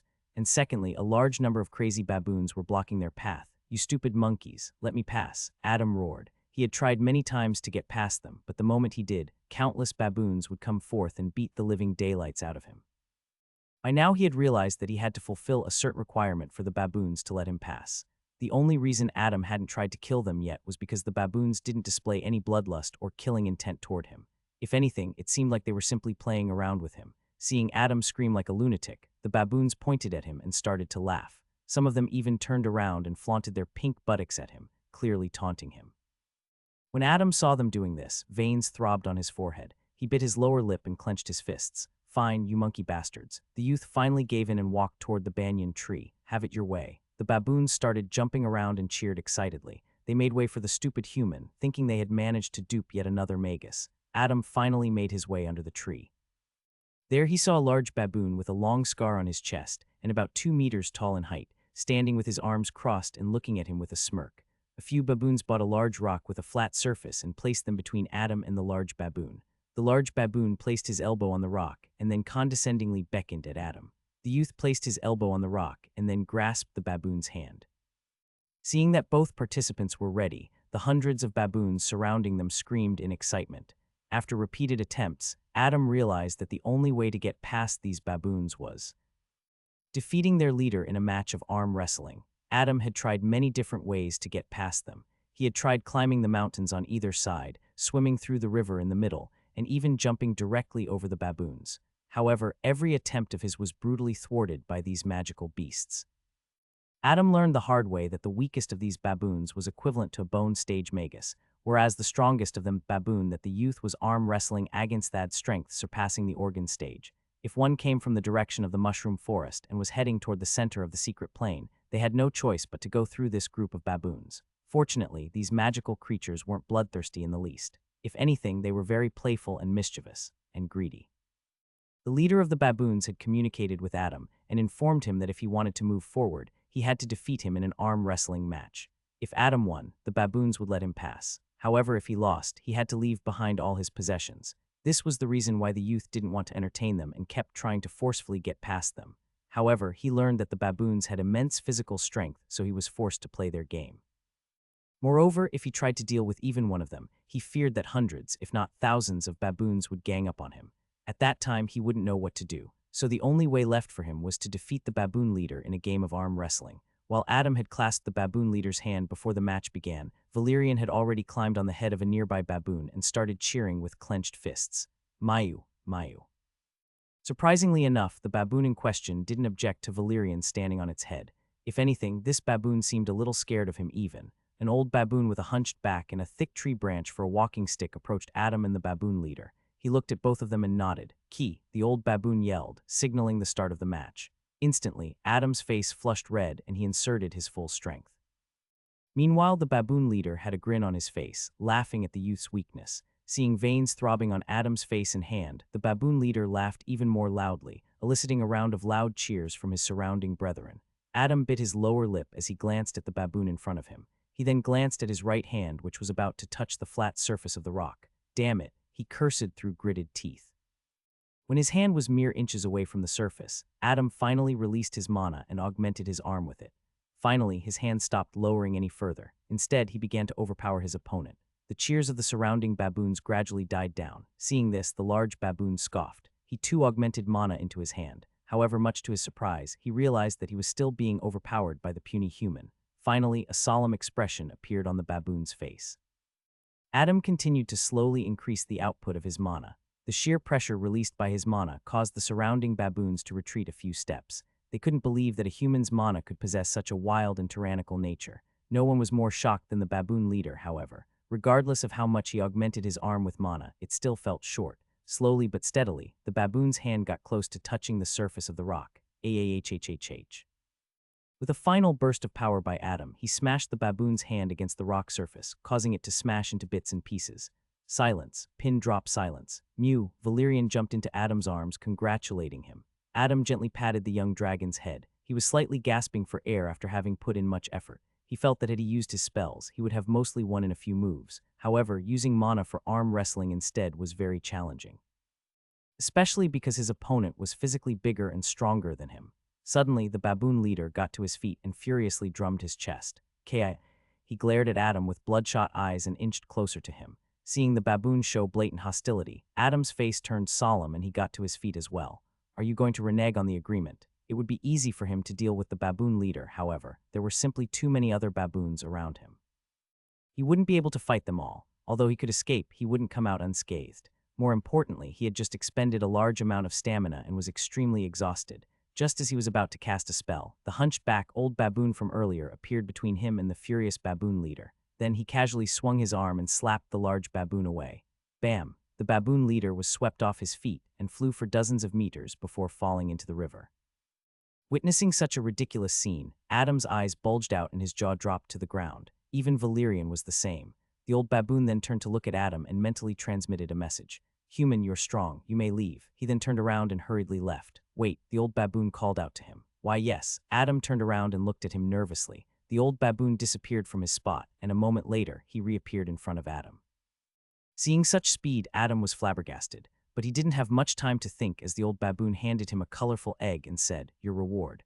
Adam glanced at the egg and realized that it was one of the many that grew on the large banyan tree. He carefully kept it away and then bowed once again to the old baboon, bidding him farewell. "Remember to drink it raw, young human," the old baboon advised. After he made some distance from the banyan tree and the group of crazy baboons, Adam turned around and looked back, thinking, "I can't believe the old guy was the strongest of the bunch." He then looked at the colorful egg on his hand and smiled. "At least he was polite enough to reward me. I wonder what this is." By the time night fell, Adam had already climbed the steep mountain on the side of the valley and found himself a naturally made cave to stay for the night. After organizing the inside of the cave and setting up a proper security and surveillance system, Adam glanced at the night sky in the secret plane in fascination. There were no celestial bodies inside the secret plane. That meant no sun, no moon, and not even stars. Despite that, there was a clear distinction between day and night in here. How interesting, Adam stroked his chin as he gazed at the nighttime scenery. Naturally, he was very curious about the mechanism of the day and night system here. He cast one last glance at the dark sky and then went back inside the cave, covering its entrance. He started a fire and then sat down cross-legged on the ground. Valerian jumped down as well and looked at him excitedly. He stood on his hind legs and clenched his two paws. "Mayu, Mayu, hee, I know, I know." Adam chuckled and then brought out the colorful egg from his earring the next second. The size of the egg was the size of an average adult human's head. Its eggshell was enveloped in layers of colors stacking atop one another, making it appear very appealing to the eye. The old baboon said to consume it raw. Adam squinted his eyes. But can I trust him, though? He didn't doubt for a moment that the egg contained something toxic inside.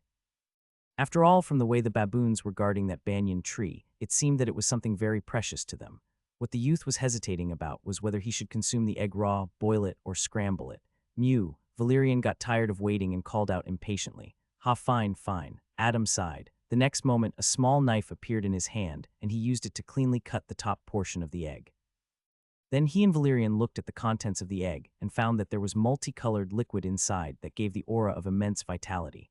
Adam was stunned and he thought to himself, such vitality could not even be found in healing potions. Just what the hell is this egg? While he was deep in thought, Valerian had already lowered his head and stuck out his tongue, tasting the liquid inside the egg. However, the next moment, his face contorted and the fur on his body stood on end.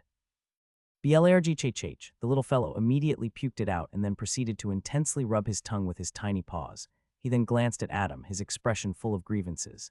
Mew. Adam's lips twitched seeing Valerian make a face. "That bad, huh?" Valerian nodded and then crossed his arms and looked away with a HMPH. Seeing this, Adam couldn't help but chuckle. The little guy was used to eating cooked meat, so it would make sense that he would find raw eggs quite disgusting. He brought his attention back to the egg and then dipped his finger inside. Seeing the gooey liquid on his finger, he hesitated only for a moment before giving it a taste. Just like Valerian, the youth's face also contorted from the horrid taste, but the next moment his eyes widened in surprise. He looked at the liquid inside the egg, involuntarily gulping in shock, and the next moment he downed the entire thing in one go. Seeing this, Valerian felt as if he wanted to vomit again. Clearly, he didn't want anything to do with the egg, so he simply lay down by the fire and decided to take a nap instead. Adam, on the other hand, after having consumed all the liquid inside the egg, immediately started to practice the breathing method of the Astral Tyrant Manual. He realized that the liquid inside the egg had immense vitality, moreover. It also strengthened and fortified his physical body. The egg's liquid, after entering Adam's body, magically transformed into a gaseous state and spread to every inch of his body. Wherever this gas passed, it greatly reinforced those areas. It increased the quality of his blood, making it brim with vitality. Then the gas proceeded to strengthen his internal organs, bones, muscles, and finally his skin. This entire process took about half an hour. When Adam opened his eyes, he found that he was heavily perspiring. There were no outward changes in his body, however. He could feel the raw power coursing through his veins. This Adam was shocked. Amazing. He couldn't believe that a single egg could bring about such changes. Although nothing happened to his mana, his physical body had improved to a great degree. Suddenly, Adam realized something. His eyes lit up as he nodded. No wonder all those baboons were so physically strong. All of them must have consumed at least one egg from the banyan tree. Thinking of this, a trace of greed flashed across his eyes. If I could get my hand on a few more eggs. However, he immediately shook his head and got rid of this stupid idea. not to mention the drastically reduced utility of consuming an additional egg. Just the fact that thousands of baboons guarding that egg tree was enough to change Adam's mind. Having cleared his mind, Adam got to his feet and decided to practice a few moves of the Astral Tyrant manual. Feeling the newfound power inside his body, he couldn't help but feel exhilarated. He got into a horse stance and launched his fists at empty air. His fists tore through the air, producing a crisp sound. Every time Adam punched, a visible ring of air appeared around his fists. Just the sound generated by his attacks was so loud that it caused the cave to vibrate. As he was lost in his shadow practice, Valerian suddenly called out to him in irritation. "MYU." Adam stopped his actions and looked at the young dragon. "Huh, what is it, Val?" Valerian pursed his lips and sent a mental transmission. "Too loud, me can't sleep." Adam scratched his head in embarrassment. I forgot about that." He then sat down beside Valerian, placed him on his lap, and began stroking the fur on his back. Okay, go back to sleep." Adam felt that the little guy being cooped up inside his spirit sea all the time could be a detriment. After all, Valerian was still an infant. He needed to see more of the outside world, so Adam decided that he should stay out most of the time and only go back in cases of emergency. Being gently patted by Adam, the little guy purred and slowly shut his eyes, eventually falling asleep. After a few weeks of travel along the river through the valley, one would reach the Great Swamp. The swamp was home to countless mangrove trees, as well as magical beasts. Most areas of the Great Swamp were filled with water that reached to the knees, whereas some areas were dry but still covered in mud, making them difficult to traverse. This area was home to magical beasts such as swamp crocodiles, spike alligators, and even horned hippos. Magi who found themselves in this sort of harsh terrain found it very difficult to move through it, much less fight their battles here. However, conflicts were inevitable in the secret plane, especially in a place such as the Great Swamp. After all, in the center of this swamp lay a giant mangrove tree that produced special fruits, and these fruits had great appeal to rank 1 magi. Currently at the center of the Great Swamp, where the giant mangrove tree was located, dozens of magi from all races had made a large perimeter around it. They were greedily eyeing the red-colored fruits that grew on this mangrove tree. These round-shaped fruits were known as crimson ambrosia. They only grew in special mangrove trees that were hundreds of years old. The crimson ambrosia fruits were very precious to rank 1 magi, in that they aided the magi in solidifying their foundations and advancing through the minor ranks of mana foundation. If a rank 1 magus were to consume such a fruit, their bodies would be tremendously fortified in order to contain mana. Moreover, it boosted the magus' chances of advancing to the next minor stage. The sturdier the foundation in the first rank, the easier it was for the magus to advance in the subsequent ranks. That is why the crimson ambrosia was so special to rank 1 magi. However, to rank 2 magi and above, it was completely useless. After all, this fruit showed the greatest efficacy in only rank 1. Despite the crimson ambrosia having such paramount importance to these magi, none of them dared to take a step forward toward the large mangrove tree. The first reason was that the tree only had 6 fruits growing on it, whereas the number of magi present was more than 30.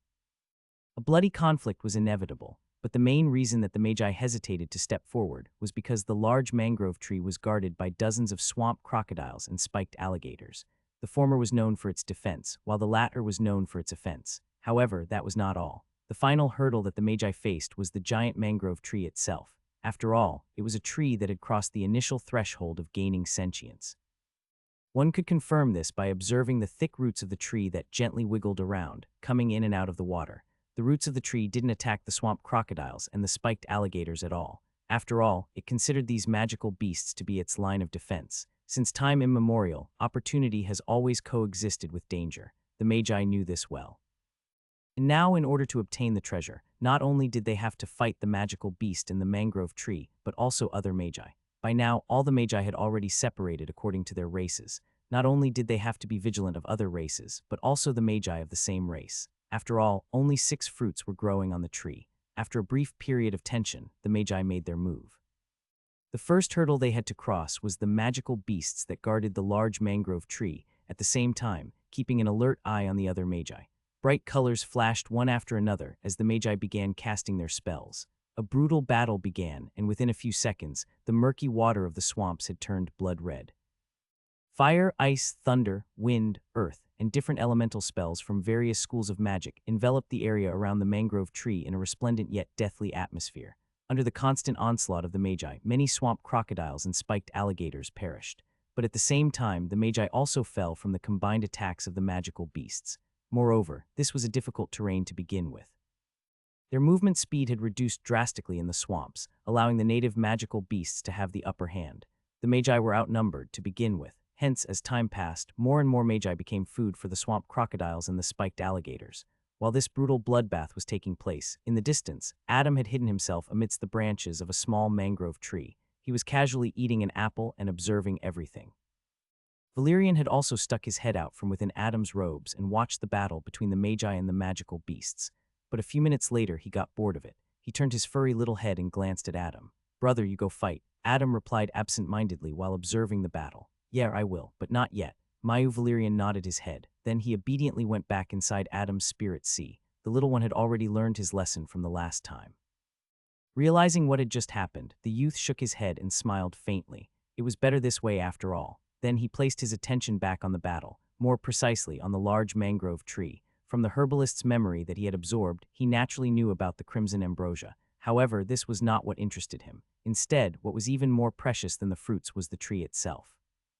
Crimson ambrosia was a very valuable magical fruit that grew on special types of mangrove trees that have absorbed mana for hundreds of years. These trees were known as mystic mangrove trees. After having absorbed mana for a couple of hundred years, the mangrove tree would then give birth to a core. This core would contain pure and filtered mana that was many times more valuable than the crimson ambrosia fruits. That was what Adam was after. After observing the battle for another 10 minutes, the youth saw that the magi had defeated the magical beasts that were guarding the large mangrove tree. Now, they were fighting the tree's final line of defense, its roots. Seeing this, Adam smirked. It was time to make his move. Dozens of corpses of swamp crocodiles and spiked alligators lay afloat on the waters around the large mangrove tree.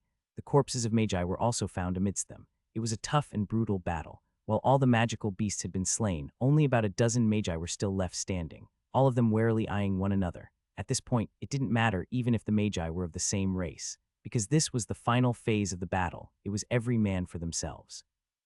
Slowly and steadily, they made their way closer to the mangrove tree. There was still one final hurdle to cross before they could get their hands on the fruits. The moment the magi came within range, the roots of the mangrove tree that had been soaked with blood came alive and viciously struck at them. The roots were thicker than an adult human's forearm and were extremely fast. In fact, the roots were so fast that when they moved, they appeared to be a shadowy blur. The magi hadn't expected the mangrove tree's final line of defense to be so formidable. Taken by surprise, two magi-human and a gnome were instantly impaled by the thick roots. They were raised into the air as more sharp roots stabbed through their body. Only after having breathed their last did the roots chuck their corpses to the forest floor. The magi were stunned. They couldn't help but take a step back and reevaluate the danger the mangrove tree posed.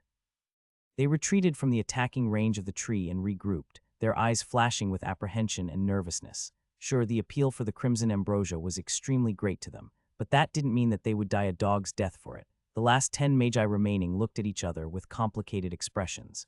Earlier, they had fought against one another, but now the situation had forced them to cooperate.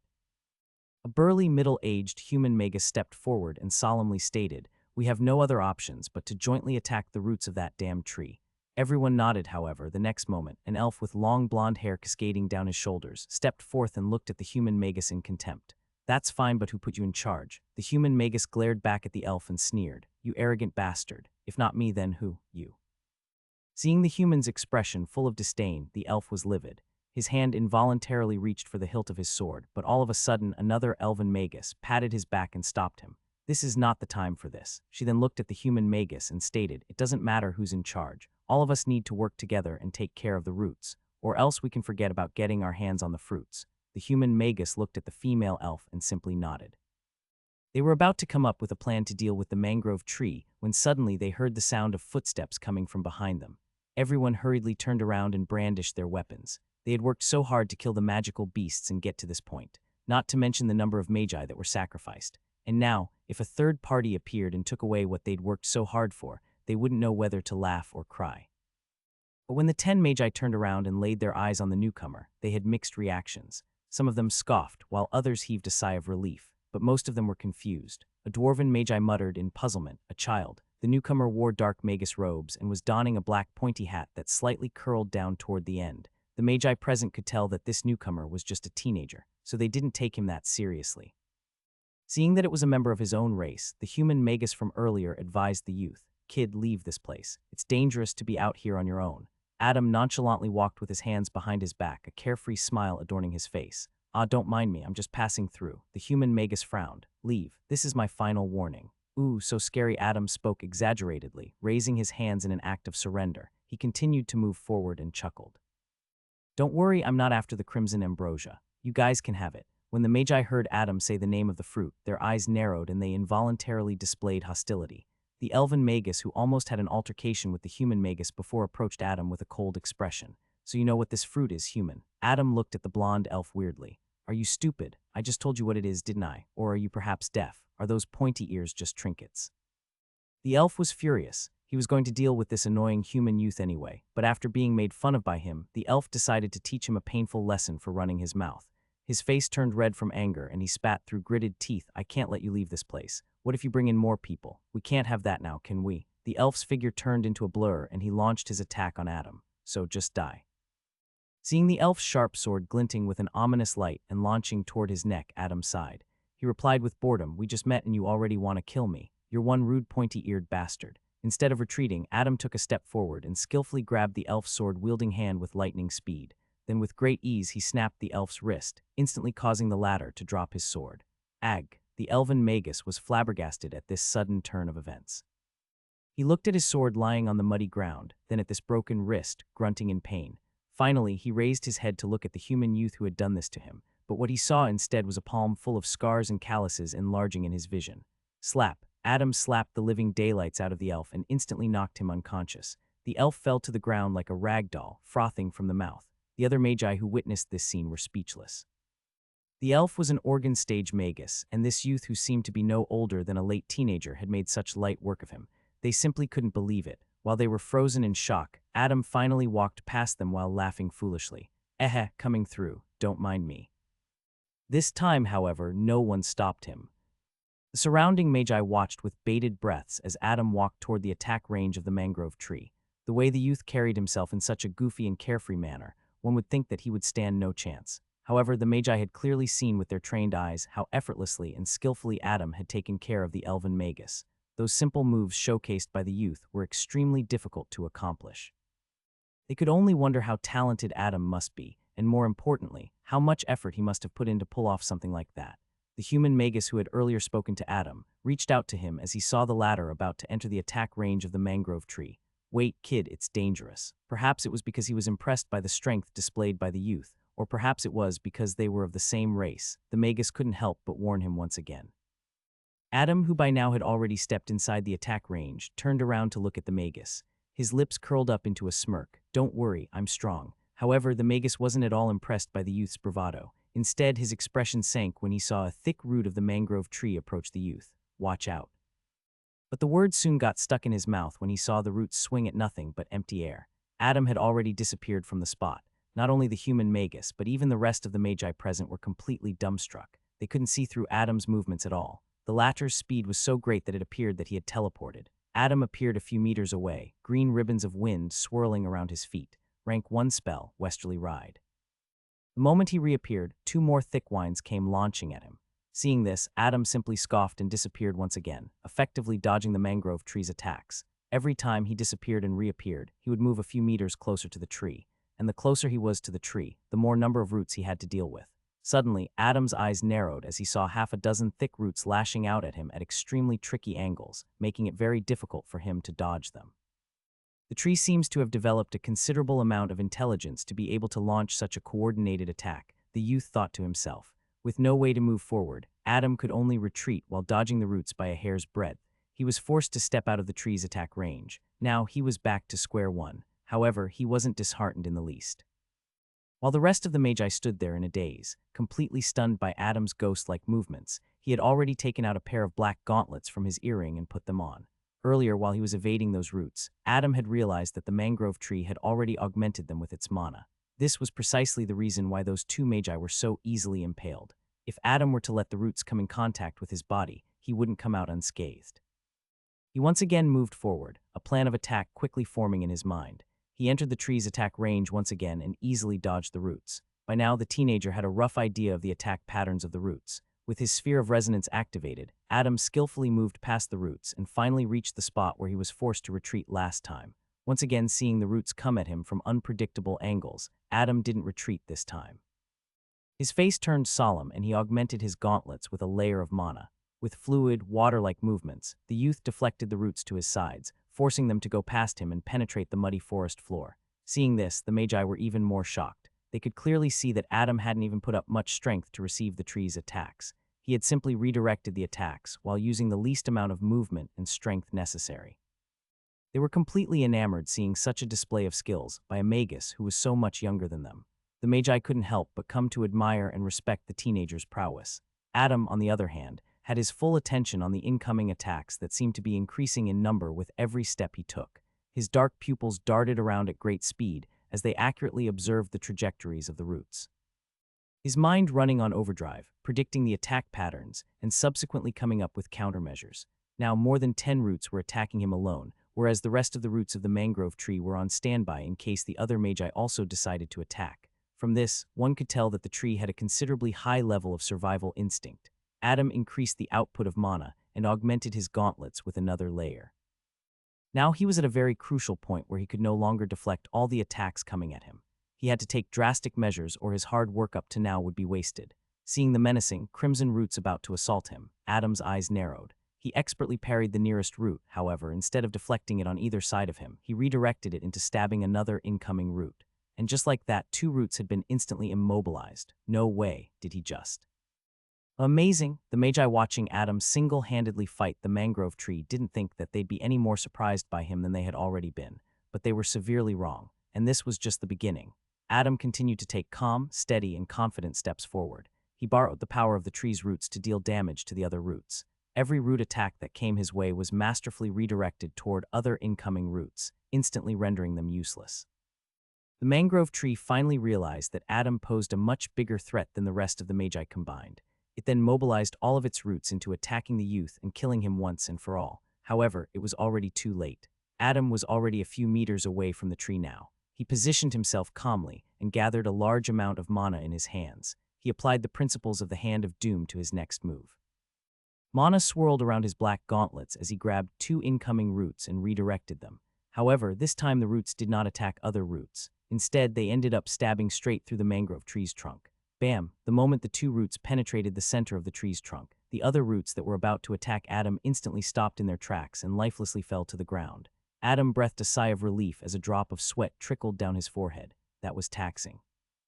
But when his gaze landed on the area where the 2 roots had pierced the tree trunk, his lips curled up into a victorious smile. But it was all worth it. Under the dumbfounded gazes of the magi present, Adam calmly walked toward the mangrove tree and put his hand inside the trunk. Then he took out a crystal-like object which was blue in color and resembled a heart. Sensing the pure and abundant mana radiating from the object, Adam grinned. Core of the 100-year-old mystic mangrove tree obtained. Seeing the mana-filled core of the mangrove tree in his hand, Adam grinned. The mana inside the core was so dense that he could physically feel it. He thought to himself, if I make a potion out of it, not only will it solidify my foundation, but it'll also boost my advancement to the organ stage. Stop right there. Suddenly, a deep but nervous voice called out to the youth. Adam immediately put away the blue, crystal core inside his earring, and then gazed at the person, a dwarven magus who had called out to him. What do you want? The youth asked in amusement. The dwarf gathered the courage and stated, hand back that item this instance. He had seen Adam's fighting prowess and knew very clearly that the latter was stronger than him. However, the dwarf was currently in a group, and he was sure that the rest of the magi also had their eyes on the strange blue core. All the magi could tell that the core that Adam had gotten his hands on was many times more valuable than the crimson ambrosia fruits, and now that the threat of the mangrove tree was dealt with, they couldn't help but begin to have some second thoughts. Oh, Adam raised his eyebrows and taunted. You want it? Come get it, little man. The next moment, Adam augmented his whole body with mana as a grin slowly formed on his face. The sheer pressure of his mana was so tyrannical that it caused the magi to involuntarily take a step back. Seeing this, the youth scoffed. HMPH, you want to eat the fruits of my hard work, then come fight me. Adam stood in front of the mangrove tree with his arms crossed. He looked everyone in the eye and arrogantly challenged them. However, none of them dared to come forward. Even when in a group, they didn't have the confidence to defeat him. A moment later, the youth turned around and agilely climbed the tree. Then he plucked 3 crimson ambrosia fruits and kept them away. Stop right there. What are you doing? Give it back, you thief. Now the magi had really lost it. It was fine for Adam to take the core of the tree. They would be fine with distributing the fruits for themselves. but now that he had gotten his hands on half the fruits on the tree, they couldn't stand still. Heh. Adam chuckled deviously. I'm feeling generous today. I've left 3 fruits behind. You can sort it out amongst yourselves. Boom, however, before he could even finish speaking, the Magi had already hurled one spell after another at him. But in the end, none of them had managed to even graze the hems of the youth's robes. After the dust had settled, Adam had already vanished, and only 3 crimson ambrosia fruits remained on the mangrove tree for the taking. The Magi present warily looked at one another, their eyes flashing with vigilance and hostility. With the fruits in sight, they didn't chase after the youth anymore. And then another brutal battle ensued. Val, here have this. Adam gave a crimson ambrosia fruit to Valerian, who was sticking his head out from his robes. Valerian cutely tilted his head and asked, meat. Adam's eyebrows twitched. No, it's not meat, but it's similar. Valerian grabbed the fruit with both paws and then began eating it. However, a few moments later, the young dragon raised his head and glanced at Adam, complaining. Not like meat. Yeah, I know. Adam gently patted Valerian's head. But it's good for your body, I think. The youth didn't know for sure just how much a fruit like crimson ambrosia could affect a dragon's physiology. However, it shouldn't be completely useless either. Valerian was a mighty dragon, and his physique could be considered top tier even in the entire universe, so there was a chance that the fruit didn't have any effect on the little guy. But regardless, Adam gave it to him anyway. He had stolen 3 fruits precisely for Valerian, Edward, and Lisa. He would have surely liked to grab all the fruits growing on the mangrove tree, however, that would become troublesome. If Adam did that, then all the Magi would desperately come after him. So the youth thought it would be wise to only take half the fruits growing on the tree while leaving the other half for the Magi to fight over and keep them preoccupied while he escaped. As he was vaulting from one tree to another, making his way out of the great swamp, he noticed that the young dragon had already finished the fruit. How was it? He asked with a warm smile. Valerian started stroking his chin, imitating Adam's habit, and replied with a flat face. Mayu. Adam couldn't help but chuckle at the adorable face the little guy was making. Don't worry, I'll cook you some good food once we leave this swamp. Valerian's eyes shone brightly as he glanced at Adam. Mayu, haha, yes, meat. Adam fondly rubbed the young dragon's head. Now, what do you think about? Suddenly, the youth's face darkened, and he stopped what he was about to say. He solemnly sent a mental transmission. Val, get back inside. Sensing the seriousness in Adam's tone, Valerian panicked. However, Adam rubbed his head and comforted him with a gentle smile. Don't worry. It'll all be over in a jiffy. Mayu Valerian nodded and then turned into a gray flash, going back inside the youth's spirit sea. As soon as he confirmed that the little guy had gone back in, the smile on Adam's face crumbled and was replaced by an extremely solemn expression. Just now, through his sphere of resonance, he had detected over 30 people closing in on him. They were about less than 100 meters away from him now and were slowly surrounding him. The youth's eyes narrowed. Who are they? Are they trying to ambush me? There were not many people who had enmity with him, and the ones that did just so happened to be inside the secret plane with him.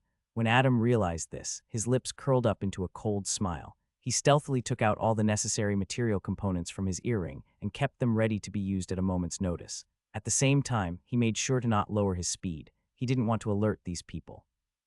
In the detection area of his sphere of resonance, he could sense the presence of another small group of Magian advance party in front of him at the location where the boundary of the Great Swamp ended. They were waiting to ambush him, but little did they know. He was going to ambush them instead. As Adam stealthily prepared the spell components for his next spell, he thought to himself, these guys in front of me are detached from the rest of the group. Are they here to hold me down? The moment this thought flashed through his mind, a plan of action also began to form. The rest of the group of Magi weren't far away, about 80 meters now. If the youth's speculation was right, and this group was indeed involved with Kevin and Jeffrey, then he was going to slaughter them all right here, right now. He wouldn't let a single one escape. However, time was of the essence. For Adam's plan to work, he had to deal with the group in front of him very swiftly, so he slightly increased his pace without alerting the other party. And a few moments later, a chance presented itself to him. Help, a beautiful woman came out of the bushes, looking extremely pitiful. Please help me. I'm being chased by some very bad men. The woman's clothes were ripped apart in many places, exposing the large majority of her fair skin. Moreover, heavy wounds and scars littered her body, making her appear strangely alluring. Adam was first alarmed by the sudden appearance of this woman, but then his face was riddled with worry and even a hint of lust. He hurriedly approached the woman and asked in concern, "Young miss, are you all right? Who did this to you?" The woman was lying on the ground and sobbing incessantly.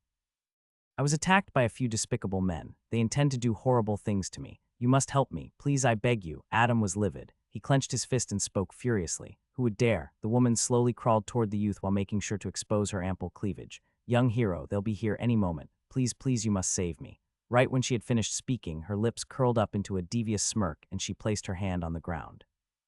Then a magic circle materialized, and following that, half a dozen vines shot off from underneath the ground and coiled around Adam. Rank 1 spell entwine. You, Adam was shocked. How could you do this to me? As the vines quickly coiled around Adam's limbs, pinning him on the spot, the injured woman from earlier casually got to her feet and sneered. You lustful young men are so easy to deal with. Then she retreated a few steps back and gave the signal to her group. Now. Following her signal, spells shot out from 4 directions around Adam. A lightning bolt, a frost ray, an earthen spear, and a poison beam blasted toward Adam, who could only helplessly stare at them. He screamed in indignation. Boom, the magic spells accurately landed on the youth's body, drowning him in an elemental explosion of lightning, ice, earth, and poison. Ha ha ha, that was easy work, I know, right? Looks like Lord Kevin was just being paranoid.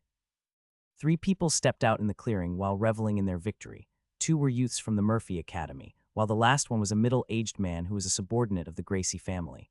Having taken care of their target, they approached the woman from earlier who had fooled Adam and immobilized him in place. The middle-aged man grinned. Your acting's not bad. Heh, even I would have been fooled. The 2 teenagers from the Murphy Academy also chimed in with praises. However, contrary to their expectations, the woman didn't react the way they thought she would. Instead, she was looking at the spot where Adam was bombarded with spells with a dumbfounded expression. She pointed her trembling finger at that area and muttered in apprehension, that boy. Huh. The middle-aged man turned solemn seeing her expression. His hand slowly reached out for his sword as a foreboding feeling welled up in his heart. What is it, Rhea? What did you see? Rhea's body shuddered and she spoke with disbelief. I don't think he's dead. One of the boys from the Murphy Academy, one with handsome features and a mole under his right eye, scoffed. Not dead. Woman, are you blind? I clearly saw my spell hit his body. What are you even talking about? No, Rhea replied in alarm. She looked around, her eyes flashing with anxiety, trying to look for someone. She was the closest to Adam, so she had seen everything clearly. The spells had indeed hit Adam's body. But immediately after, the spells had passed right through his body as if he were nothing but a mirage. The middle-aged man placed his hand on Rhea's shoulder and spoke solemnly. Calm down. You're not in the right state of.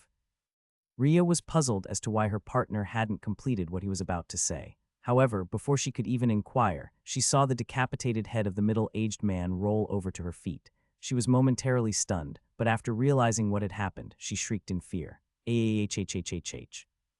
However, her voice was also cut off when an arm pierced through her back and came out of her chest.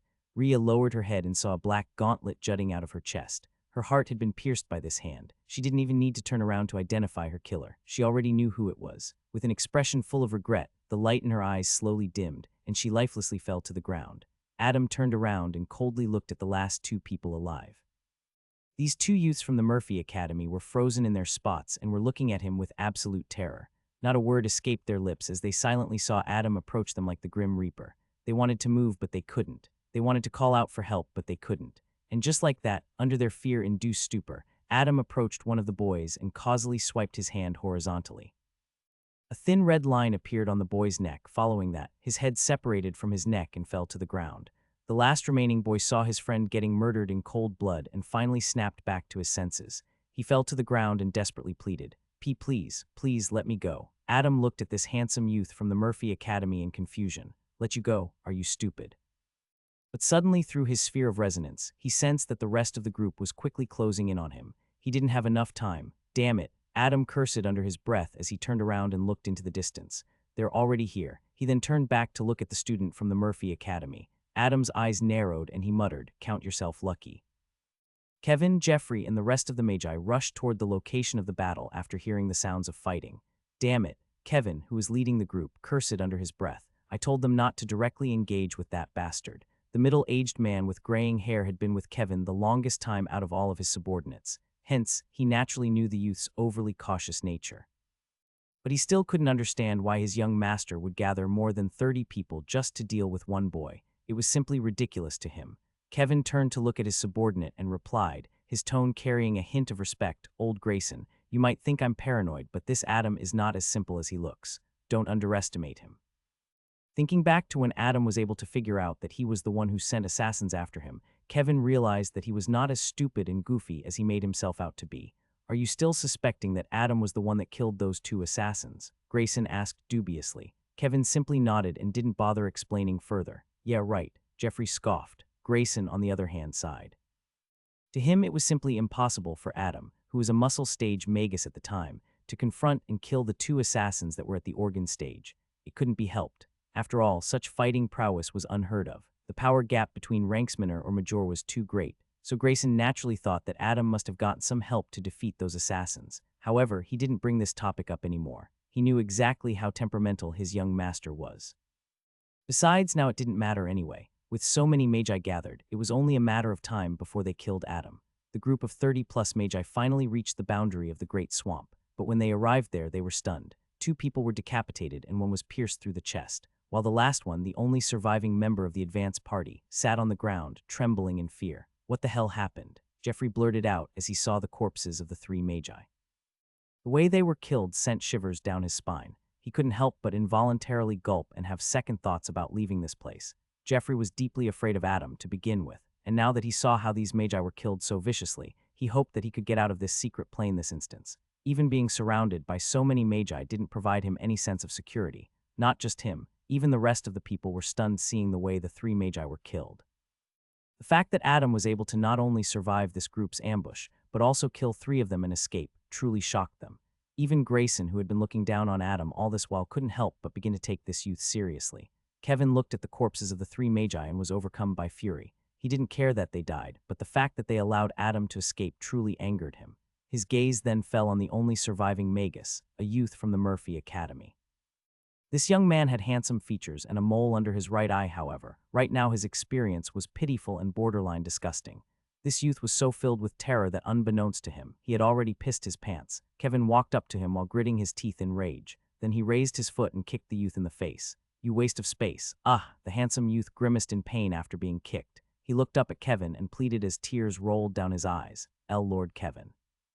Please forgive me, I couldn't."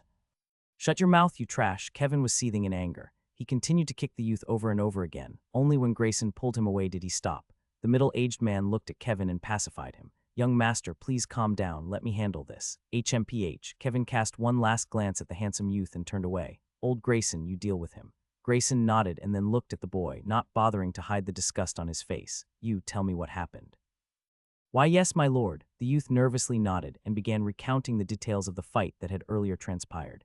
After hearing the details from the youth, everyone present had extremely solemn expressions on their faces. The fact that Adam was able to set himself free from a restraining type spell, dodge the joint attacks of 4 magi, and then immediately counterstrike them, spoke volumes about his fighting prowess. Grayson's face turned even more solemn. "You're saying with just his speed alone Adam was able to dodge all the spells?" "Why, yes, my lord." The youth nodded, his eyes flashing with lingering fear. "That's what I saw, I swear it. The way he moved, it was almost as if he was a ghost." Grayson was silent for a while, but then his eyes narrowed. "He killed everyone else, but why didn't he kill you?" The youth gulped nervously. "He fled as soon as he realized that you all were nearby." He didn't hesitate at all, so the kid has exceptional sensory abilities.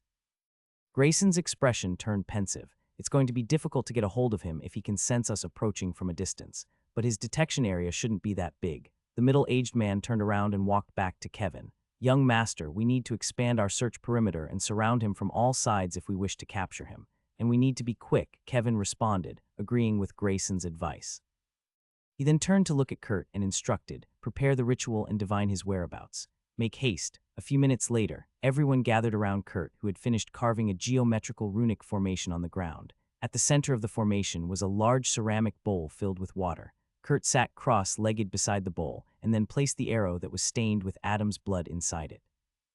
Then, after weaving a series of hand signs, a gust of cold wind blew through the area, making everyone's hair stand up on end. At once, they could feel a mysterious presence materialize over the runic formation. Kurt expended mana into the formation, following which the ripples were formed on the large bowl of water. Then the blood-stained arrow started to rotate slowly and then quickly. A few minutes later, the arrow stopped rotating and pointed in one direction. Everyone looked over in the direction the arrowhead was pointing toward and were instantly puzzled. It was because the arrow was pointing at a person. What's happening? Kurt was confused. Did the divination fail? When Kevin followed the direction of the arrowhead and looked at the youth from the Murphy Academy whom Grayson had earlier interrogated, a terrifying possibility appeared in his mind. However, it was already too late when he saw the youth look back at him and coldly smile. Seeing Kevin look at him with suspicion, the handsome youth from the Murphy Academy, the one with the mole under his right eye, looked back at Kevin and smiled coldly. The next moment, gray smoke covered the youth's face, and following that, Adam's true appearance was revealed. Rank 1 spell, Disguise. This was a spell from the School of Illusion that allowed the caster to make themselves, including their weapons, clothing, and other belongings on their person, appear different than they really were.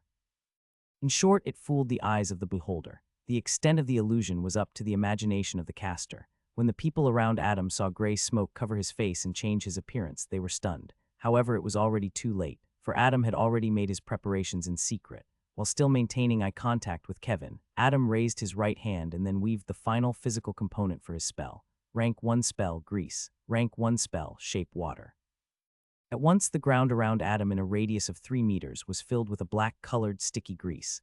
Following that, when the youth cast Shape Water, he expanded the radius by 3 times, and finally he weaved hand signs one more time. His speed was so great that it appeared to be a blur. By now, the Magi had already realized what was going on, so they hurriedly rushed toward Adam, but instead they were rushing toward their deaths. Adam's lips curled up into a cold smirk as he held his hands out, his thumbs sticking together and his other fingers stretched out and pointing at the ground. Then, from the tips of his 8 stretched-out fingers, thin streams of flames shot out and came in contact with the grease on the ground, resulting in a sea of fire that set the surrounding Magi ablaze. Rank 1 spell, Flaming Fingers. The moment Adam set everything on fire, he gathered strength in his legs and jumped backward. At the same time, he activated the Ring of Light Fall so he could stay afloat in mid-air for a while.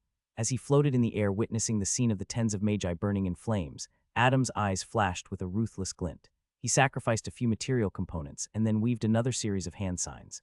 Following that, 10 small magic circles appeared around him, out of which 10 orbs of pure mana materialized and shot toward the Magi who were burning in flames. Rank 1 spell, Magic Missiles. While these Magi were struggling to free themselves from the sea of fire created by Adam, the magic missiles pierced these Magi, instantly killing them. Adam knew that it wouldn't be that difficult for these people to escape from the flames. After all, the radius of the flames wasn't too big to begin with. That is why the youth had cast Magic Missile to deliver the final blow while the Magi were preoccupied with the flames. Just like that, Adam had already killed a third of the Magi, all within a minute. However, when he looked past the burning ground, he saw that Kevin and Jeffrey were still alive. They had managed to survive his attack. However, Adam wasn't disheartened in the least, because he was going to kill them now anyway. Adam gently landed on the ground like a feather. Then, with a wave of his hand, the fire in front of him was snuffed out. It was his spell to begin with, so he had full control over it. When the fire dissipated, 10 corpses came into view. Some had holes in their chest, while others had holes in their heads. But the common characteristic among these corpses was that they were burned to a crisp. When Kevin and Jeffrey saw this outcome, they were overcome by terror. Not only had their enemy infiltrated their group, but he had also killed 10 Magi in one go. Thinking back to when Kevin was kicking Adam all over his body, thinking the latter was just another cowardly youth from the Murphy Academy, he was full of regret. Had he known back then, he would have made sure to kill Adam once and for all. Grayson had an extremely solemn expression on his face. He found it incredulous that a mere teenager was able to pull off such a feat. Now, he understood why his young master was placing such great importance on Adam. The orange cloak of the Murphy Academy that Adam was wearing was suddenly covered in gray smoke, and the next moment it transformed into black robes after the smoke disappeared. Next, a black pointy hat materialized on the youth's head. Adam adjusted his hat and then gazed at the 20 or so Magi still alive. Seeing them all tremble at the sight of him, he smirked. "All of you, I'm giving you a chance. Leave or you'll never see home again." At once, the Magi started having second thoughts about leaving. None of them wanted to fight this monster in front of them. Seeing the expressions of the people on his side waver, Kevin roared at the top of his lungs, "Are you all stupid? Do you think he's going to let you all leave just like that? Don't fall for his tricks." Upon listening to Kevin's words, many Magi found their resolve again. From the way Adam was arrogantly looking down at them with an amused smile, they were now more or less certain that the youth planned to kill every one of them. "Don't falter." Kevin began, "Just follow my instructions and we can deal with him. Don't forget about the riches and treasures that you'll receive after finishing this task for me." The Magi's determination was further reinforced after listening to Kevin confidently speak about their rewards. Seeing that the fellow Magi's heads were back in the game, Kevin nodded. Then he coldly glanced at Adam and spat through gritted teeth, "You peasant. I'll wipe that smirk off of your face and feed you to the wolves." Adam raised his chin and arrogantly looked down on Kevin. His lips parted and he condescendingly said, "Kevin Gracie, know that when all this is over, I will look down upon your corpse and smile." Arrogant bastard. Kevin's eyes turned bloodshot from anger. He hated the look in Adam's eyes. When was the last time anyone had ever looked down on him? Never. But at the same time, Kevin couldn't help but come to admire his opponent's talent. As he looked at the raven-haired youth take out a pair of gauntlets and wear them, he couldn't help but wonder why things had to come to this in the first place. If he hadn't been so insecure about his fiancée spending time with Adam, would he find himself in his current circumstance? Probably not. However, now that the sword was unsheathed, he had to draw it and finish what he started. As he was going through these thoughts, a firm hand clasped his shoulder. Kevin turned around and his gaze landed on his long-time, trusted subordinate who was looking back at him in a composed manner. "Young master, leave him to me," said Grayson with the utmost confidence. Kevin deeply gazed at this middle-aged man and then finally nodded. "Take 10 more magi and buy me some time. I'll finish the restraining runic formation." He then looked at Jeffrey and said flatly, "You go with him as well." Jeffrey cursed under his breath, but at this point he could only reluctantly agree. The three of them turned to look at the place where Adam was standing but were stunned. Adam was no longer there. Suddenly, a cold voice drifted into their ears. "You guys are sure looking down on me. Talking with each other while I'm ready to kill, are you guys stupid?" All of them turned their heads in the direction of the voice and found Adam standing behind a youth from the Murphy Academy. At the last moment, they could see green strands of wind swirling around Adam's feet. Kurt, who had his eyes on Adam all along, saw him disappear from his spot, and the next moment, he heard his voice coming from right behind him. His body shuddered in terror as realization struck him. But it was too late when he suddenly felt a hand grab his neck from behind. "You seers are annoying." Adam's grip around Kurt's neck slowly tightened. "What a pity, you chose the wrong side." And no, Kurt stuttered in panic as tears streamed down his fear-filled eyes. However, the words got stuck in his throat soon after. Crack! Adam effortlessly snapped Kurt's neck. The light in his eyes slowly dimmed and he lifelessly fell to the ground. "You bastard." The moment Kurt's corpse fell to the ground, Grayson had already rushed toward Adam, wielding a long sword augmented with his mana. Behind him, Jeffrey and 9 other magi also dashed toward him, brandishing their weapons. Seeing the magi approach him filled with unbridled killing intent, a wide grin formed on Adam's face. He could feel his heart thumping faster and faster. However, it was not out of fear, but sheer excitement. With a crazed look in his eyes, Adam got into the fighting stance of the phantom dance. "Yahahaha, come, I'll dance with you." As Adam got into a brutal battle with Grayson, Jeffrey, and 9 other magi, Kevin led the remaining magi to form a perimeter around their battlefield and began preparations to activate the restraining formation. From the corner of his eyes, Kevin glanced at the ongoing battle and was filled with disbelief. His whole body shuddered when he witnessed the incredulous scene taking place. Adam, who was only at muscle stage, was going toe-to-toe with Grayson, who was a neural stage magus. And that was not all. At the same time that Adam was fighting Grayson, he was also fending off against the spells and magic combat techniques of Jeffrey and the other magi. What a monster! Kevin couldn't help but involuntarily blurt out. No matter how many times Adam was injured, he continued to step forward and deliver one devastating attack after another, with each attack more tyrannical than the last. The youth's momentum was like a raging tempest that kept on intensifying. He wasn't even using spells. It was just pure magic combat. 3 magi had already perished in the last few minutes, and if this continued, all of them would be annihilated. Seeing such a shocking scene, Kevin suddenly realized something. Adam came from the lowest of mortal backgrounds, but despite that, how could he get his hands on such otherworldly magic combat techniques? How could he be so ridiculously strong for his rank? There was only one plausible reason. Kevin's eyes narrowed and greed flashed past them. An inheritance. The more he thought about it, the more it made sense. How else could one explain Adam's monstrous growth and his access to such a number of incredible techniques? Kevin's lips curled into a cold smile. If I kill him and get my hands on those techniques. The greed in his heart bloomed with each passing second. He hurriedly instructed the magi to complete the runic formation. He would never get a better chance than today to deal with Adam once and for all. More than minutes had passed, and all the magi except Grayson and Jeffrey had already been brutally killed by Adam. To say that Grayson was shocked would be a major understatement. He had never thought in his wildest imagination that such a character existed in the Clover Academy. To him, Adam was simply a monster. The youth in front of him launched a series of attacks from his fists, elbows, knees, and feet. It felt like every part of his body was a weapon. Moreover, each strike contained such immense penetrative power that the magi couldn't even take more than 2 blows before succumbing to their injuries and dying. And that was not all. Grayson found that Adam's movements were so erratic and unpredictable that they were nigh impossible to defend against. To him, Adam appeared to be a specter that had broken into a drunken dance. This was the essence of the phantom dance. As Adam continued to defend against the joint attacks of Grayson and Jeffrey, Kevin suddenly alerted them. "It's ready." Hearing his instructions, both Grayson and Jeffrey, who by now were riddled with injuries, hurriedly attempted to retreat. However, how could Adam allow this? But he could only go after one of them. So, out of his sheer hatred for Jeffrey, he chose to go after him, completely ignoring Grayson. "Where do you think you're going, you bastard?" Adam, who was bathed in blood, rushed toward Jeffrey as he growled. However, choosing to ignore Grayson, a veteran warrior in his own right, was a big mistake on the youth's part. Grasping this opportunity, Grayson expended the last bit of mana he had in his reserves, and at lightning speed appeared between Adam and Jeffrey. Then he raised his sword and slashed down on the approaching Adam with all his might. Adam couldn't stop his momentum in time. The last moment, he could only manage to lean his body backward at a weird angle to receive the least amount of damage. Slash. Ag. Adam stumbled backward as Grayson's sword cut through his face diagonally, leaving behind a wound so deep that it exposed the youth's flesh and even the skull. Grayson, on the other hand, cursed under his breath. That attack of his should have cleanly decapitated the youth, but at the last moment, the latter had managed to tilt his body at an absurd angle, escaping death.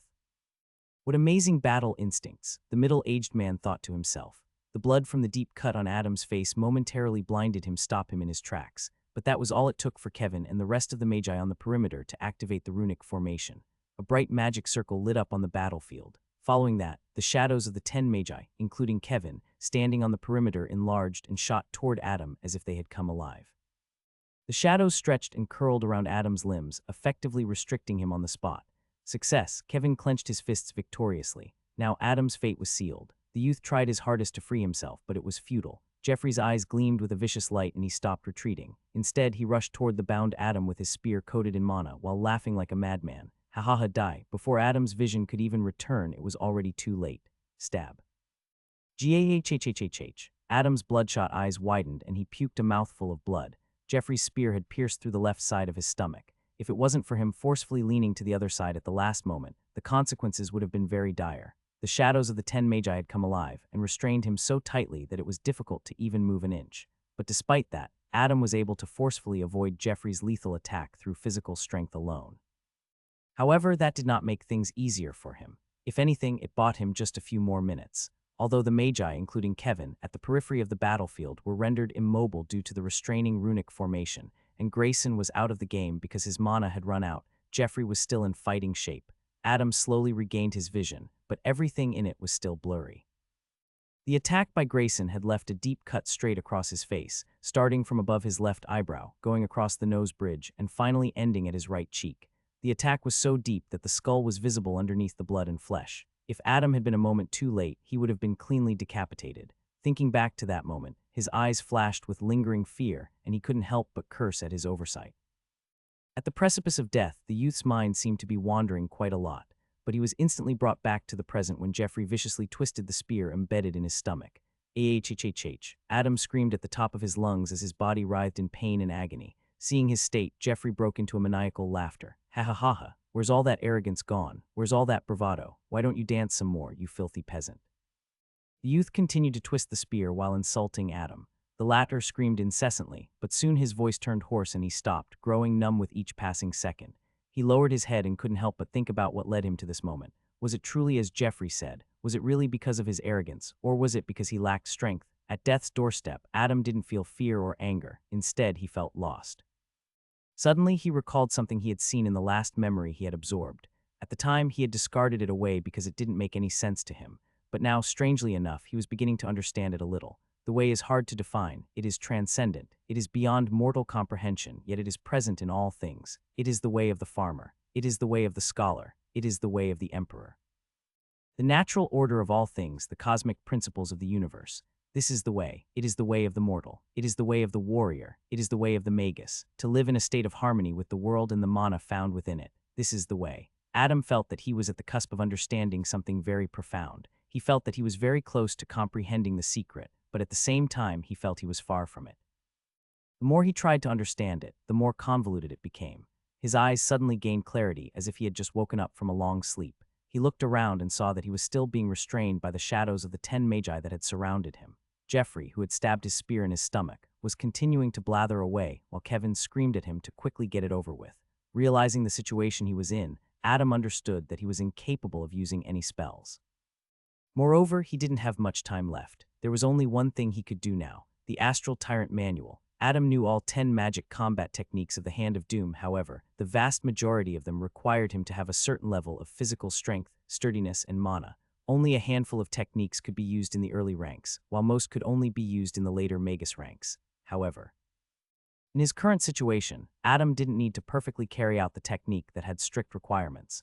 All he needed to do was implement the embryonic form of that technique, and he was sure that he would free himself from the restraining runic formation.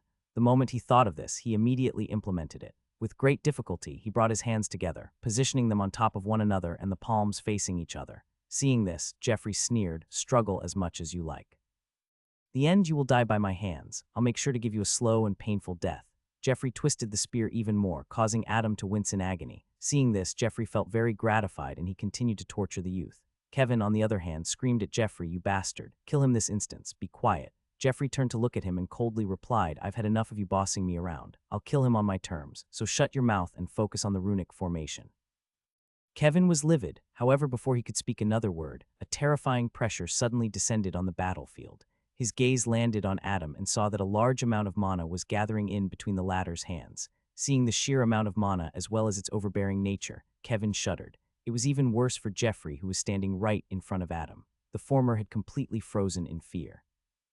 Adam's gauntlet slowly broke down as mana gathered between his palms and started to form a singularity.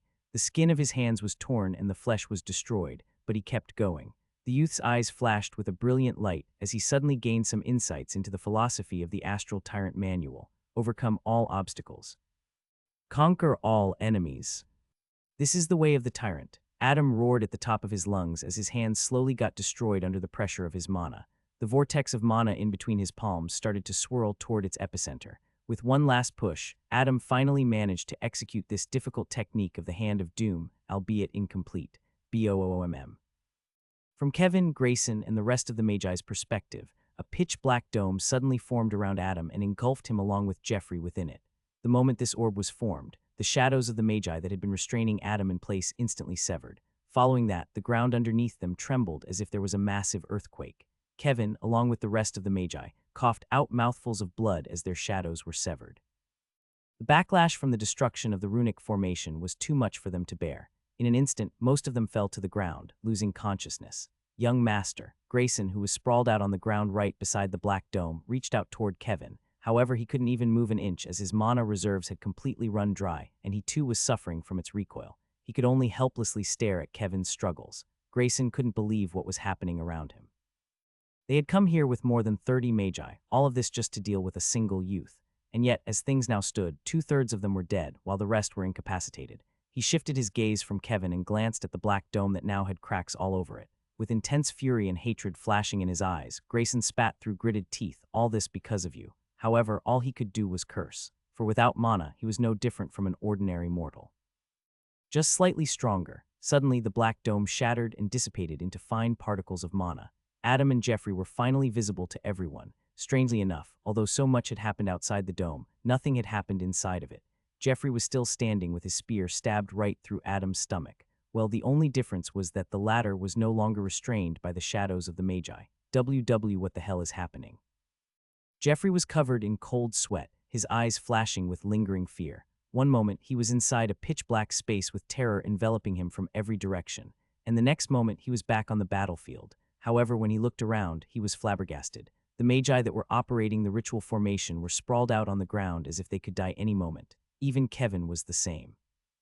As his eyes darted around in panic, he suddenly felt someone grab his hand that was wielding the spear, and the next moment he was yanked forward. Ag! Adam grunted in pain as he stabbed Jeffrey's spear further inside his own stomach. However, because of that, Jeffrey was now within his reach. When Jeffrey realized what had happened, he was filled with shock and horror. He glanced at Adam, who was bathed in blood and looking at him with a sinister grin, and couldn't help but shriek in fear.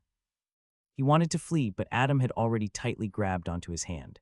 He tried to free himself, but realized that Adam's grip was like an iron pincer, despite the latter's hand being severely injured, so much so that the bones were visible. Jeffrey glared at him and roared, "Let go of me, you peasant."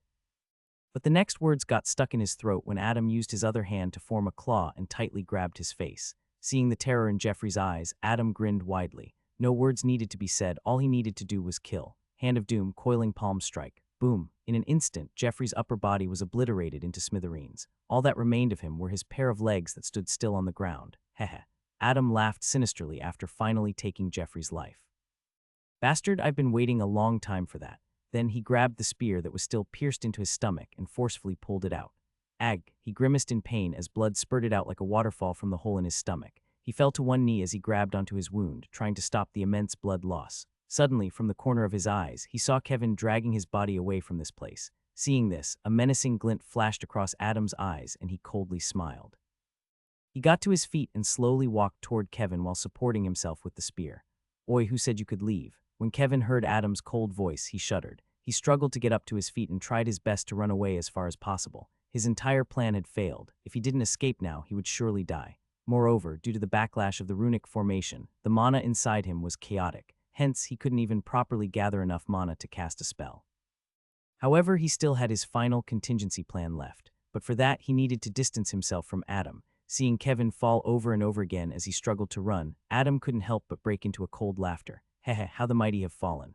Adam slowly walked toward Kevin, putting up a menacing front. "Wait for me, you bastard. Let me slice that neck of yours." The truth was, Adam too was in a terrible state right now.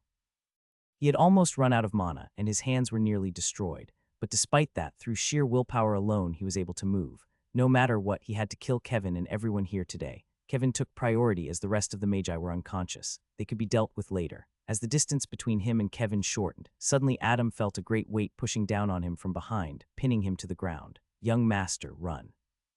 Grayson, who had mustered the last ounce of his strength, had miraculously managed to hold Adam down. Kevin turned around and was shocked to see Grayson tightly putting his arms around Adam from behind and restraining him.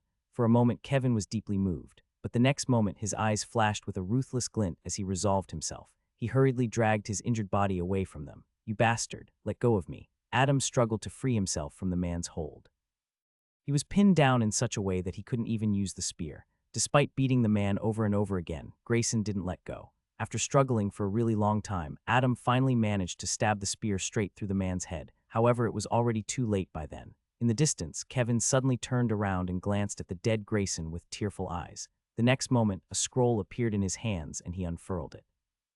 "Old Grayson, I'll remember your sacrifice," he muttered softly. Then his eyes turned cold and he looked at Adam. He raised the scroll, infused whatever mana he could into it, and tore it in half. Kevin roared as tears streamed down his face. "Burned to death, you bastard." After the scroll in his hands was infused with mana and torn, the magic circle inscribed on it lit up brightly and came to life. Then he made a hand gesture. At the same time, the material components already ingrained on the surface of the magical scroll were immediately sacrificed. Finally, a large magic circle filled with complex geometrical patterns appeared in front of Kevin, out of which an equally large flaming orb materialized. And the next moment, it shot toward Adam. Rank 2 spell, Fireball. A magic scroll was a unique item that could be considered a one-time use artifact. The scroll was made of a special type of paper that could bear the weight of a magic spell. The model component required for the spell had to be personally carved by the magus on the scroll. Moreover, the material components required for said spell also had to be embedded in the scroll through a special method. The magical scroll used by Kevin contained a rank 2 spell from the School of Invocation. It was a spell so famous and devastating that it had become a symbol for the Magi. Fireball. The material components for this spell were the excrement of the fire salamander and 50 grams of sulfur. These components had already been imprinted in the scroll by the magus beforehand. All Kevin needed to do was imbue the magical scroll with his mana, perform the required physical component, and finally tear the scroll in half. As soon as the spell's requirements were met, a large amount of mana was forcefully extracted from the youth and used as fuel to activate the rank 2 spell. Kevin, whose mana was already in a state of chaos to begin with, was now instantly depleted, causing him to cough out yet another mouthful of blood and fall to his knees. Yet there was a victorious smile on his face as he saw the giant flaming ball launch toward Adam. On the other side, when Adam saw the strength and pressure emitting from the fireball hurling toward him, he instantly knew that it was a spell greater than rank 1. Realizing this, his heart sank. He was in no state to dodge this incoming attack. If the spell hit him directly, he would surely die. Adam's mind worked on overdrive as he calculated various ways to find that sliver of a chance to come out of this alive. In the end, his eyes narrowed and they shone with resolve. He looked at Kevin in the distance, who seemed to be on the verge of passing out. Then, Adam gathered all the remaining strength in his arm and flung the spear at him at an astonishing speed. The spear whizzed past the fireball and went straight toward Kevin's head. Kevin's eyes widened at this sudden turn of events. He couldn't help but curse out loud, "You bastard." He couldn't believe that even when Adam was about to die, instead of looking for a way to survive, the youth would much rather take the chance to end his life. Seeing the spear enlarging in his vision, Kevin forced his body to lean to the side. He couldn't evade the incoming attack, but at the very least, he could try to make sure that the spear didn't hit his vitals. At the last moment, he was able to lean sideways. The spear, instead of piercing through his head, pierced through his left shoulder instead. Aghh, Kevin was swept off of his feet. He flew dozens of meters backward, and when he finally landed on the ground, he realized that his left arm along with the shoulder was missing. Suddenly, BOOMM, a bright explosion of flames blossomed in the distance. The fireball exploded and everything in the radius of nearly 10 meters was instantly bathed in flames. And that was not all. The flames continued to spread in all directions, burning everything in its wake. Such was the devastating attack power of a rank 2 spell. Seeing that Adam was caught in the epicenter of the explosion, Kevin smiled. And the next moment, his eyes rolled over and he lost consciousness. A long time later, after the flames from the spell had died down, the area that had taken the brunt of the spell finally became visible. The entire place was scorched. Anything and anyone that was caught up in the spell had been burned to a crisp. Over 10 lifeless and charred bodies came into view. These were the magi that had helped Kevin with the ritual formation. All of them were dead. Suddenly, a gray light flashed and Valerian appeared out of nowhere. He looked around in nervousness, his tiny body trembling. When he gazed at the charred corpses around him, fear gripped his heart and his topaz eyes involuntarily started to tear up. He looked around in a panic, trying to search for Adam. However, he was so anxious that he couldn't even think straight. Mayu the young dragon tried to calm down and focused on his bond with Adam. The next moment, he turned his head in a particular direction. His gaze landed on 2 still bodies, one on top of the other. Mayu, he hurriedly ran toward the bodies, tears streaming down his furry face. Brother, the little one thought in desperation. Please be safe. When he reached the 2 bodies, he pushed away the one on top. This could barely be called a corpse as it was burnt to a crisp. It wouldn't be surprising if a few minutes later it turned to ashes. When Valerian's gaze landed on the heavily wounded body at the bottom, he couldn't help but begin to cry out loud. Mew. Valerian nudged his head against Adam's charred body but received no response. The youth's body had burnt marks all over. His robes and the pointy hat that he loved to always wear were completely tattered and ruined. Moreover, a long and deep cut ran across his face that made Valerian tear up even more. Mayu, Mayu, Mayu. The young dragon tried to wake Adam up but failed. But he knew that Adam was alive. After all, his chest was heaving up and down ever so slightly. Valerian's expression turned determined and he thought to himself, must keep brother safe. The next moment, his body started to magically transform. The fur on his body receded into his skin, and in their place, gray scales grew all over. A pair of wings sprouted from his back and stretched wide. For the first time since he was born, Valerian had transformed back into his true self, a mighty dragon. Valerian came closer and gently grabbed the unconscious Adam with his sharp claws. Then he flapped his wings and took flight. With every flap of his wings, he rose higher and higher into the sky. His topaz eyes shone with worry and urgency as he carried Adam and flew into the distance. The circle of fate always moved differently from the will of men. On the ground, as fate would have it, Kevin, who had been unconscious all this while, finally came to and opened his eyes just as Valerian was taking flight. Initially, he thought he was seeing things because of the blood loss, but when he confirmed that things were indeed true, as he was witnessing, tumultuous waves rose inside his heart. He was able to accurately identify not only the charred body, but also the legendary magical beast that was carrying it. With sheer disbelief etched on his pale and bloodied face, Kevin's lips parted, and he slowly muttered, "It's a dragon." Pain assaulted every fiber of Adam's body as he slowly tried to open his eyes. However, much to his dismay, he realized that he was only able to open his right eye. Something was impeding his left eyesight. As he opened his eye, his vision was initially blurry, but a few moments later it focused. Along with his eyesight came extreme pangs of pain that radiated all across his body. Ugh, the teenager felt that remaining unconscious was better than having to feel this pain. He looked around and saw a familiar sight that left him stunned. This how did I get here? Everywhere he looked, all he could see was colorful eggs and baboons. This was exactly the place he had arrived at after exiting the mushroom forest. Currently, he was lying down on a hammock situated on one of the thick branches of the towering banyan tree. He tried to get off from the hammock, but it proved to be quite difficult than he thought it would be. It was difficult to control his injury-filled body. In the end, he could only forcefully turn sideways on the hammock, causing him to completely turn it upside down. He fell face first on the thick branch underneath him, the injuries on his body seemingly worsening. That was a bad idea. Just as he was struggling to sit up, the annoying sounds of those mischievous baboons drifted into his ears.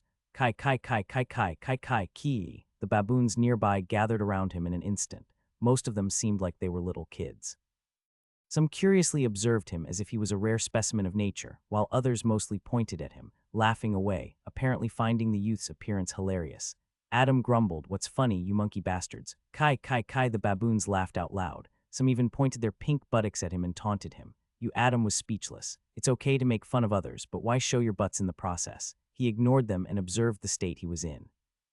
Green bandages that seemed to be made from leaves covered his entire body, except for the area above his right eye and his mouth. The youth was actually quite surprised by how his wounds had been dressed. It looked and felt quite professional if one could ignore the leaf bandages. He turned to look at the baboons around him and asked this who did this. Alas, all he received as a response was them flaunting their butts at him again.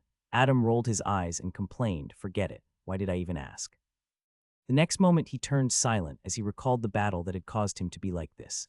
Remembering that rank 2, fireball hurling at him, his body shuddered in horror. With lingering fear flashing across his eye, he thought to himself, if it wasn't for what I managed to do in the nick of time, I'm afraid I would have truly died. In that battle against Kevin, Jeffrey, and the rest of the Magi, Adam found himself at death's door more than once.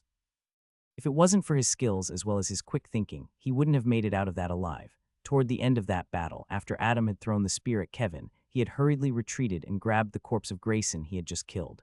Right before the fireball had struck him, he had managed to shield himself with the man's corpse. If it wasn't for that, he would have had to bear the brunt of the rank 2 spell, and most likely die as a result.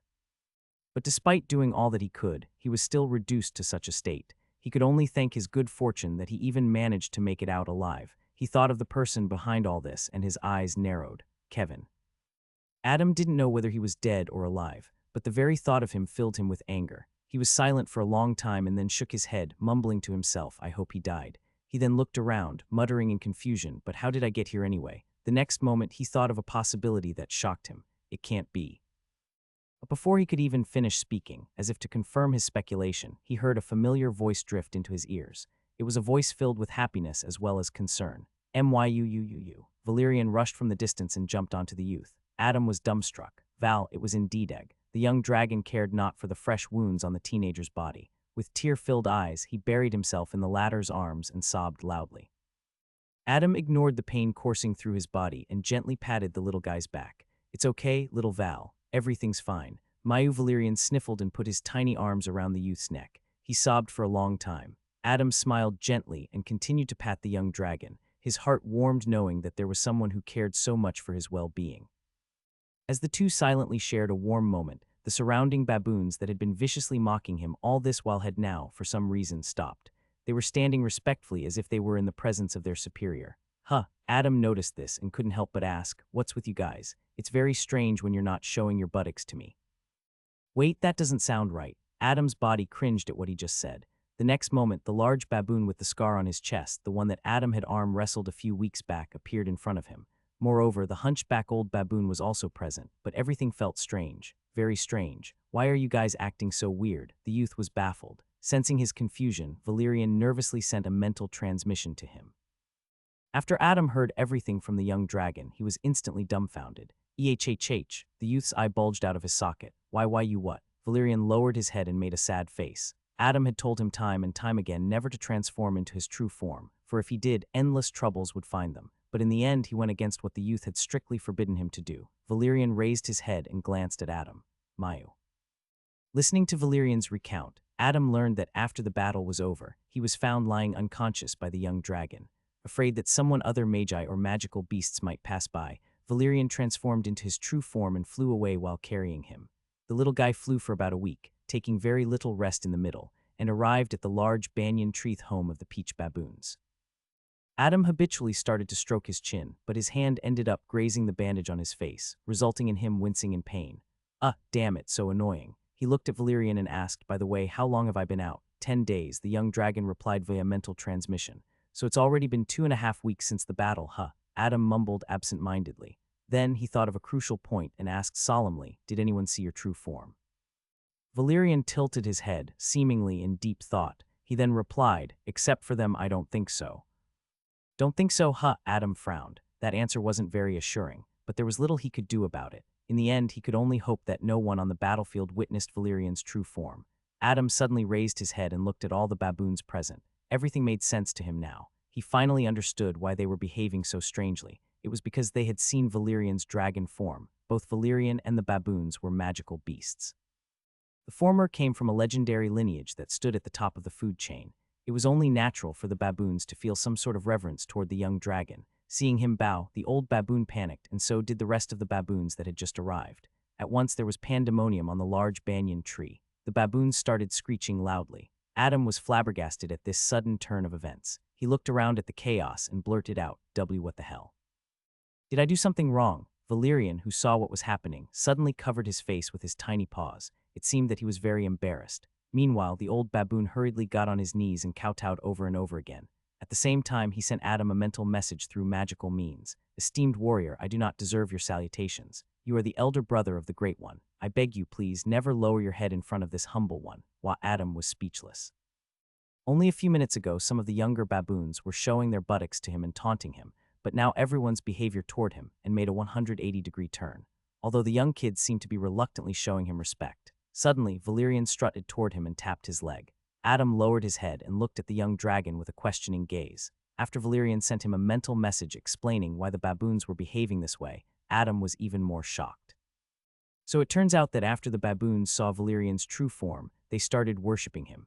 In the past 10 days, while Adam was unconscious, these baboons had been treating the little guy like he was the emperor. Adam thought that the baboons would naturally have some level of awe and reverence toward Valerian, but he didn't think that it would be to this extent. Listening to Valerian smugly tell him about how the baboons had brought him meat several times a day for the last 10 days, Adam didn't know whether to laugh or cry. But this situation was also not bad for the current him. He was grievously injured and desperately needed a place to recoup for a while. It had only been a little over 2 months since he entered the secret plane, and from what he gathered, there was still at least about a year left until the secret plane shut down. Since he was here anyway and Valerian also seemed to have solidified his position as the temporary ruler of the baboons, Adam thought that he could use this ridiculous situation to his advantage. The youth doubted that he would find another place safer than this. These baboons were pretty strong after all, and this area was under their territory. No magus would be stupid enough to pick a fight with them, considering their large numbers and physical prowess. In short, this was the perfect place for Adam to lay low and perhaps even train. He turned to look at the old baboon and began, "Old sir."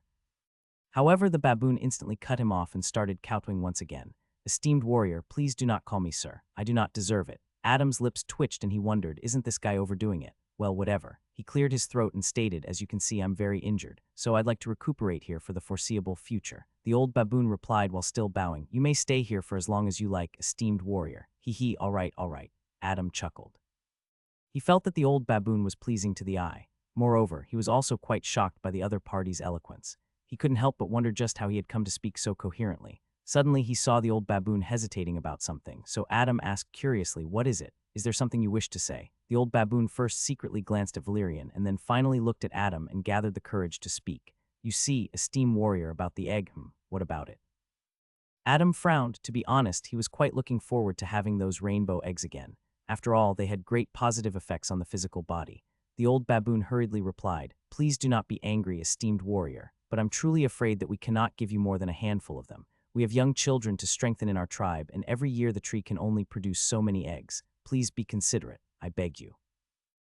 Adam was puzzled. That's it. The old baboon raised his head and saw that Adam wasn't angry at all. Adam continued, "I wasn't planning on consuming more than a couple of eggs anyway. The more I have it, the more my body will grow used to it, and the lesser its benefits will become. You don't have to worry." The old baboon, as well as the rest of the adult baboons, breathed a collective sigh of relief. They really thought that this human would hoard all the eggs growing on the tree.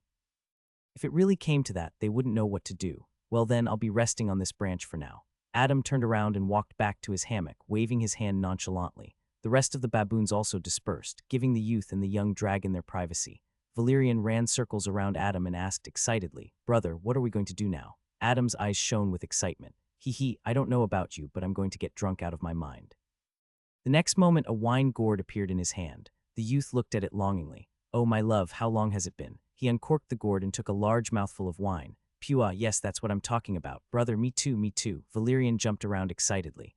Adam reprimanded. "Little brat, you're too young for this. Go drink milk or something." He ignored the young dragon's watery, despondent eyes and continued to enjoy the wine. Meanwhile, he started to plan out what he was going to do here for the foreseeable future. After I fully recover, I should go into a training retreat. There is much I have learned from my last battle. I need to put it into practice. In the heart of a verdant forest where tall coniferous trees stood tall as silent guardians, a magnificent waterfall cascaded from the top of a rocky cliff and into a small pond. Magical beasts, big and small, gathered around this tranquil pond. This pond, after all, could be considered the lifeline of all those who dwelled in this lush forest. The scene of the waterfall, the tall trees, as well as different kinds of magical beasts around the pond came together and weaved a beautiful scenery that could leave one feeling mesmerized. The smell of the damp earth as well as the chirping of birds further added to the beauty of this mystical place. A white deer suddenly appeared from the depths of the forest and elegantly walked toward the edge of the pond. It lowered its head and started to drink the water from it. This doe stood at a height of 1.5 meters and had a pair of antlers on her head. However, unlike normal deer, her antlers seemed to be made of thick tree branches and even had green leaves and blue flowers growing on them. These creatures belonged to the dire species of the deer family known as the megalodeer. They were magical creatures with a very high affinity for wood magic. For a creature such as this megalodeer to even exist in this secret plane was a great surprise. After all, this species was rare even in the outside world. In the distance, atop one of the topmost branches of a coniferous tree, a teenager with long blonde hair tied into a ponytail and emerald eyes that seemed to be glowing with shock and wonder, gazed at the megalodeer peacefully drinking water from the pond. This person was none other than Lisa. "I can't believe I'm seeing this." Disbelief was etched all over her beautiful face as her eyes were glued to the white doe. It had been a couple of months since she entered the soaring river secret plane. Since then she had fought magical beasts and magi alike to get to where she was, leaving behind a trail of blood, sweat, and tears. Although she had come across a few fortuitous encounters, none of them could compare to the one in front of her eyes. The blood, heart, and core of a megalodeer not only contained purification and strengthening properties, but it could also boost a magus affinity for wood magic. Lisa, who had always had an interest in plant and wood magic, was filled with exhilaration upon encountering this heaven-sent opportunity.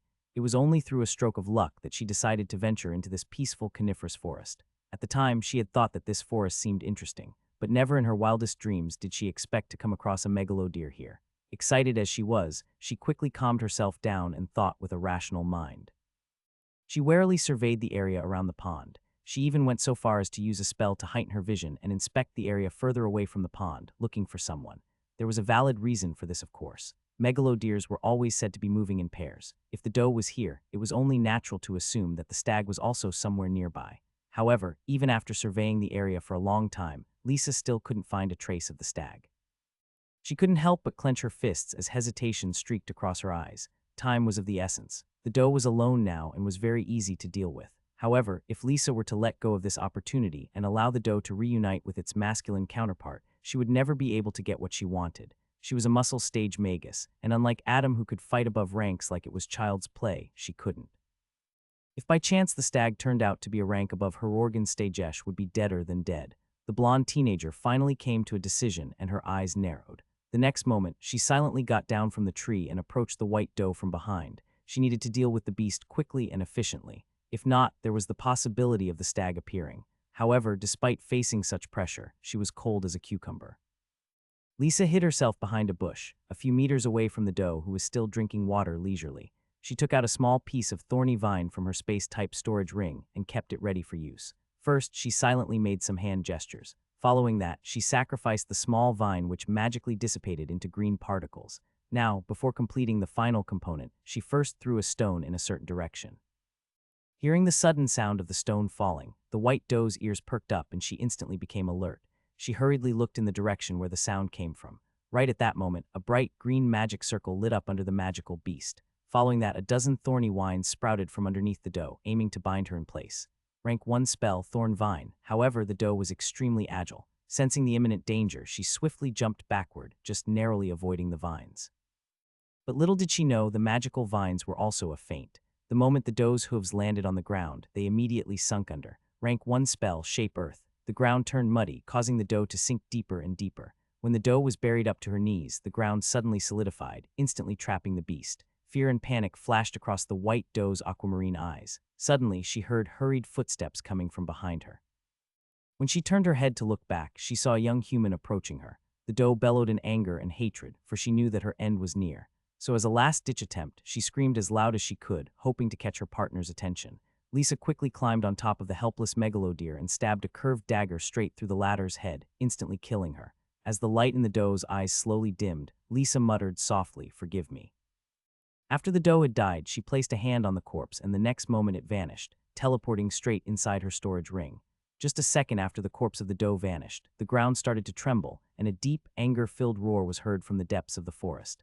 Lisa didn't need to think twice before confirming who this voice belonged to. Without waiting a moment longer, she dashed in the opposite direction of the sound. Nervousness flashed in her eyes as she hastily ran into the forest. Lisa ran through the woods as fast as she could, her heart thumping louder and louder with every step she took.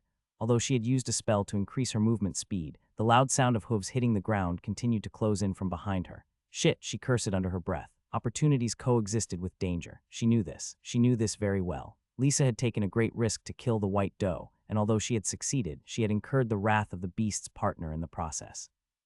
The megalodeer stood at a height of more than 2 meters. He had 2 pairs of antlers made of tree branches. They were sharp and menacing. The stag's eyes flashed with unbridled fury as he chased after its partner's murderer. After listening to the desperate call of the doe, he hurried to her location. However, upon arriving, his partner was missing. All he could find was her partner's blood splattered on the ground. Overcome by great anger, he followed after the human magus. For her scent was as clear as day to him, and now he finally had the culprit within his sight. With each passing second, the distance between them shortened. Realizing this, Lisa's heart sank. She could no longer escape even if she wanted to. Her only option was to face the megalodeer, so she hurriedly weaved a few hand gestures and skillfully performed a front cartwheel. The moment her hands touched the ground, a bright magic circle lit up underneath them. Following that, 2 thick earthen walls were erected between her and the stag. Rank 1 spell, Shape Earth. However, despite seeing an obstacle appear out of nowhere in front of him, the stag didn't stop its momentum at all. It lowered its head and rammed its antlers straight through the earthen walls. Slam! The walls were easily broken through as if they were made of fragile glass. Seeing this, Lisa's eyes flashed with fear and nervousness. Till now, she had always fought enemies whose strength was equal to her or weaker than her. But the megalodeer was different. It was a minor level stronger than her. Now, because of the threat of death, she couldn't even think straight, and as a result, she wasn't in the right state of mind to even cast a spell. All she could do was run in a zigzag manner between all the trees, trying to slow down her pursuer. Calm down, calm down. She took deep breaths, however. It did very little to compose her fast-beating heart. Her biggest fear had come true. Not only was the megalodeer now chasing after her, but it was also stronger than her. She surmised that its strength would be equivalent to an organ stage magus. Lisa knew that she wouldn't be able to take this magical beast down, not without sufficient preparations at least. However, she didn't have that luxury at the moment. All she could do was try her best to restrain the beast and escape, but then again, that was easier said than done. However, she wouldn't give up, for if she did, only death awaited her. Lisa's eyes narrowed and she gradually composed herself. She looked at the tall tree in front of her in the distance and formed a plan of action. She rushed toward that tree and began to agilely climb its branches. At the same time, she weaved a series of hand gestures and sacrificed a few materials. However, before her spell had even materialized, the stag had already slammed its antlers against the tree. Bam! The base of the tree was destroyed in an instant. However, Lisa had already anticipated this. By the time the tree started falling, a thick vine had already appeared in her hands. She used the vine to quickly tie herself around the tree trunk, stopping her from falling off of it. With another resounding thud, the tall tree fell to the ground, destroying a few nearby trees in the process. However, Lisa had managed to stably stand on top of the trunk. She looked at the humongous, white stag in front of her and taunted, "You looking for this?" The next moment, she waved her hand and the corpse of the doe suddenly appeared and landed on the ground beside her. Seeing the cold and lifeless body of his deceased partner, the stag let out an anguish-filled roar. The next moment, he gazed at Lisa through his bloodshot eyes and charged toward her, intending to kill her for what she did. As the stag climbed atop the fallen tree and started running on its wide tree trunk, bolting toward the teenager, the latter quickly weaved hand signs at lightning speed and then placed both her hands on the trunk. A bright magic circle lit up below her hands, and following that, a dozen arms made of wood grew from the trunk of the tree. Rank 1 spell, Timber Arms. Then they wrapped around the stag's limbs and body, instantly restraining him on the spot. Roar! The megalodeer thundered at the top of its lungs, the wooden arms around its body slowly starting to break apart. Seeing that she didn't have much time, Lisa weaved another round of hand gestures and sacrificed 5 small stones. Following that, 5 magic circles lit up above her head, and from them, 5 orbs of mana materialized. Rank 1 spell, Magic Missile. Go. Lisa pointed her hand at the stag, guiding her spell. The 5 orbs of pure mana zoomed in on the beast in one straight line. One after another, the magic missile struck the stag on its forehead, causing the latter to bellow in pain. Lisa knew that the megalodeer not only had great defense, but had even greater regeneration. That was the reason she aimed all the magic missiles to hit one single point, the head. She was still not done, however. She cast Magic Missile one more time and attacked the same area. Following that, she cast Poison Bolt, Frost Ray, and finally ended her attack with another round of magic missiles. To secure the greatest chances of victory, she needed to go all out. She was against a powerful foe after all. By the time she was done, her mana reserves were depleted by more than 2/3. She needed the rest of the mana to escape. Lisa knew that the megalodeer hadn't died. She was only able to buy some time. She looked at the cloud of dust that had gathered around the stag from the bombardment of her spells for only a moment before preparing to leave. She didn't waste much time and hurriedly turned around and kept away the doe's corpse lying beside her back inside the ring. Just as she jumped off the tree trunk and turned around to leave, the cloud of dust parted and the megalodeer rushed out of it, his head bathed in blood. Lisa's eyes widened in disbelief. She hadn't expected the stag to recover so quickly. Before she could even cast another spell to defend or escape, the stag had already appeared before her and slammed its antlers right into her body.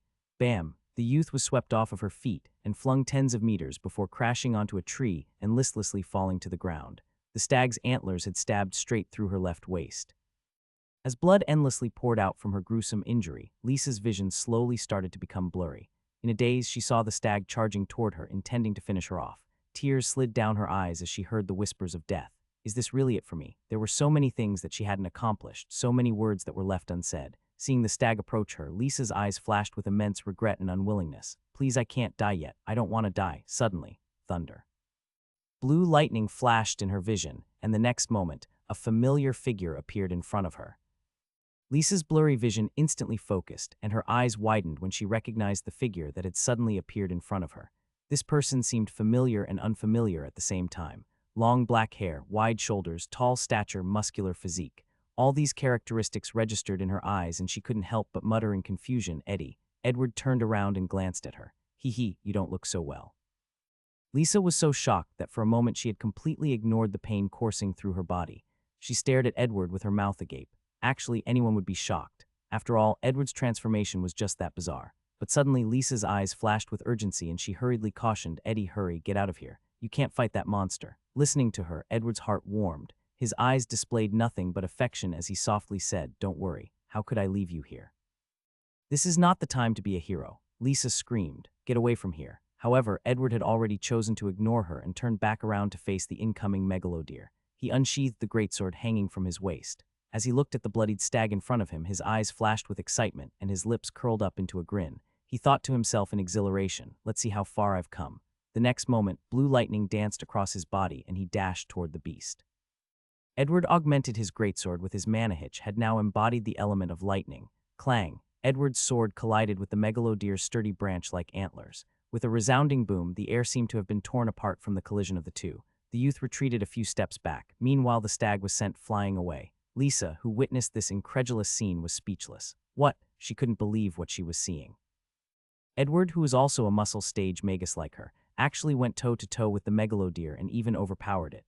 This was simply inconceivable to her. With great struggle, she sat back up and leaned against a tree. She took out a few healing potions from her ring, drank some of it, and poured the rest on the ghastly wound on her waist. She looked back at Edward, her eyes containing a complicated light within them. Is this the same Eddie I know? Meanwhile, Edward, who had just clashed against the stag, found his arms turn numb from pain. Moreover, there were also cracks beginning to form on his greatsword. Ugh, the youth groaned. He realized that meeting the stag head-on might not have been the brightest of ideas. However, he was still very satisfied with the result. Except for the condition of his weapon, everything else was fine. Edward knew that this was not the result of his clash with the stag, but because the sword couldn't stand the intensity of his lightning mana. He could only hope that his sword would last until he bested the magical beast. If not, he would just have to do it the Adam way. Without giving the megalodeer a chance of respite, the youth charged in its direction and started to viciously hack his longsword at it from unpredictable angles. Lisa, who witnessed the fight, was shocked out of her wits. For some reason, she felt that Edward had become stronger and faster than before. She couldn't believe that this was the same chubby youth whom she used to make fun of all those years back. The Edward from now was completely unrecognizable from the fatty from back then. As she witnessed the grand fight between Edward and the megalodeer, she suddenly recalled what Adam had said to her the day before they departed from Moon City. This fatty might give us all a big surprise. Adam's words echoed inside her head. Combined with what she was seeing, she couldn't help but ask herself, is this what he was talking about? The quality of mana that she felt from Edward was so strong, so profound, that to say that she was captivated would be a severe understatement. Lisa continued to watch the fight with bated breaths, her fists involuntarily clenching into fists. At some point, Edward's sword had already shattered, but at the same time, the megalodeer's antlers had also been destroyed by him.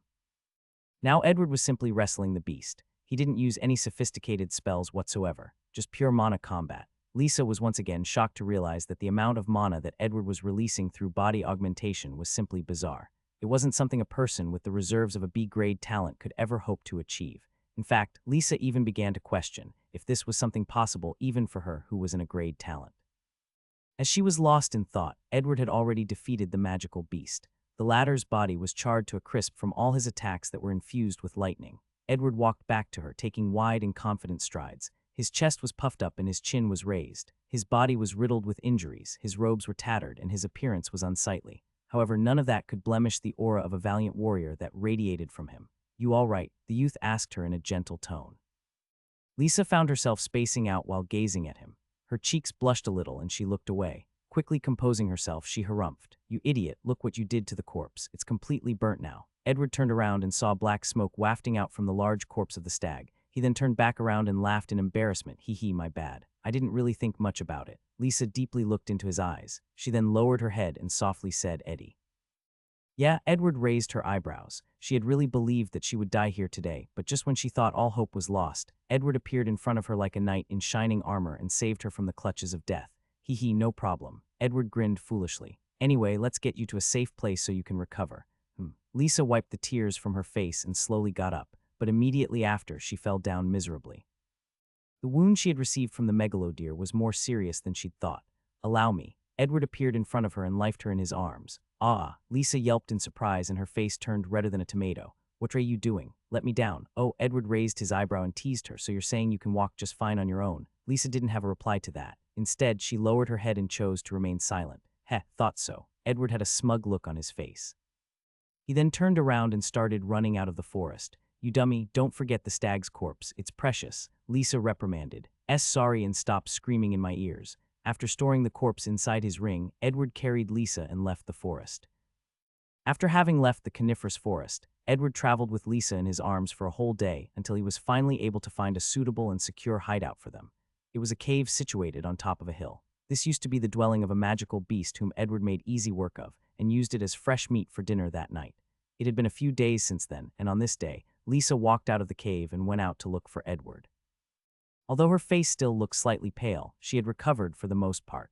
She walked to the area behind the cave, toward a grove where Edward mostly spent his time. Living together for the past few days, things between Lisa and Edward had taken a strange turn. Lisa couldn't help but develop some feelings towards the youth. Although the relationship between them was strictly platonic, she always knew that Edward had a crush on her. However, she never reciprocated this feeling.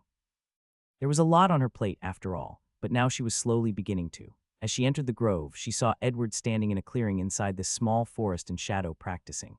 His upper body was bare and was covered by a layer of sweat that made his muscles appear even more pronounced. Seeing this, Lisa's face turned red and she looked away. However, from time to time she would cast a secretive glance at him, not being able to resist all that much.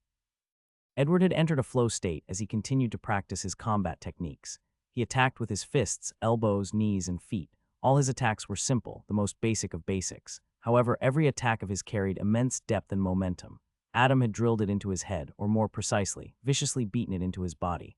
The youth had told him only to focus on basic attacks before he took the next step and practiced any sophisticated combat techniques.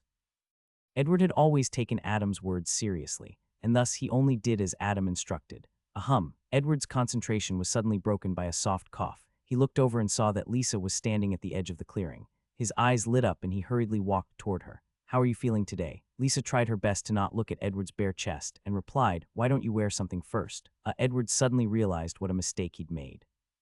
His face flushed in embarrassment and he apologized. "Sorry, it didn't cross my mind." "It's okay," Lisa replied softly and turned around, walking out of the grove. Edward quickly took out a towel from his ring and wiped himself clean. Then he took out a set of robes and wore them. Only then did he catch up to Lisa, walking beside her. "How are you feeling now?" he asked, his voice laced with concern. "Much better today." Lisa absent-mindedly started playing with her fingers. "That's good to hear." Edward patted his chest in relief, an action which brought a faint smile on Lisa's face which she quickly concealed. "So are you going to concoct that potion?" he asked curiously. Edward tilted his head, his eyes squinting as if he was thinking of something. Then he asked, "But are you sure you can concoct the potion? I mean, do you even know how to?" HMPH. Lisa flicked her hair back. "Adam has taught me the fundamentals of herbalism. He said so himself that I've got decent talent to become a herbalist." "Oh," Edward's eyebrows rose in surprise. If he's the one who taught you, then everything should be fine. Ha ha ha. Not only Edward, but even Lisa had a great deal of faith in Adam. In their hearts, they didn't need to worry about anything as long as Adam was involved. The youth gave both of them a sense of comfort and reliance that was difficult to put into words. As the pair walked through the lush grove, the sound of crickets and the chirping of birds drifted into their ears and made them feel relaxed. Breathing in the fresh mountainous air seemed to further elevate that tranquil feeling. Lisa raised her head and looked through the leaves, her eyes landing on the fluffy clouds drifting lazily in the skies of the secret plain. He's really reliable, isn't he? Of course he is, Edward stated matter-of-factly. Lisa simply smiled at his response. She even believed that if Adam told him to jump off a cliff, he would happily do us without a shred of hesitation. Such was the relationship the two boys shared. Suddenly, she recalled something and secretly glanced at Edward. After hesitating for a while, she finally stated, "I don't like Kevin, you know. It's just that at the time I was forced to accept the marriage proposal because—" However, she was immediately interrupted by Edward. "Lisa, you don't have to explain yourself to me. I know you did what you did to protect your family, and I respect that." Seeing Edward's genuine smile, Lisa bit her lower lip and her eyes reddened. Her fists clenched and unclenched many times as she thought about something else and became uncertain if she should say it or not. Finally, she decided that she should just be truthful about it. "At first, when I became friends with you, I did so because at the time I thought that being around you would send a message to the Gracie family, that they wouldn't try to do something nefarious to my family knowing that I'm friends with the young lord of the Turner family. That was what my intentions were in the beginning." Lisa paused for a while and took a deep breath before continuing. "But as I spent time with you, I genuinely began to think of you as my friend, as someone dear to me." She looked into Edward's eyes and sincerely said, "I was selfish. I'm sorry that I tried to use your status." "What?" Lisa was taken aback. "Are you not angry with me? I would have." Edward lowered his hands and started walking. "If you had kept it from me. But you didn't, and that's all that matters." Lisa was silent for a very long time, and then she smiled back.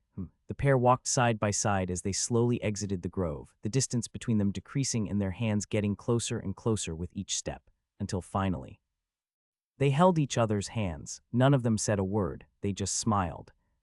The area near the great banyan tree, the one that bore eggs, trembled ever so slightly every few seconds. Although the baboons who were playing around this part felt the vibrations, none of them bothered too much about it, almost as if it were a normal occurrence. As one went eastward, toward one side of the great valley, they would come across a land filled with rocky hills whose height ranged from 100 to 200 meters.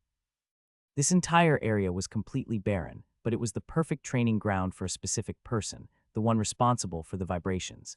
At the base of one such hill, this person was standing in a horse stance and landing one punch after another, causing the very ground to tremble. Each of his punches greatly shook the hill, and it seemed that it would break down any moment now. Moreover, every single one of his punches left a large indentation in the hill in the shape of a spiral. The man had long, raven hair that reached to his waist. He had broad shoulders and his height was over 1.8 meters. As the man's upper body was bare, his toned muscles were visible in all its glory. Every time he let out a punch, the muscles on his body would contract and expand. His muscular body was riddled with scars, the biggest one being on the left side of his stomach. This scar covered his left abdomen and waist, however. This was still not the most prominent of all his scars. The most noticeable scar was the one that diagonally ran across his face.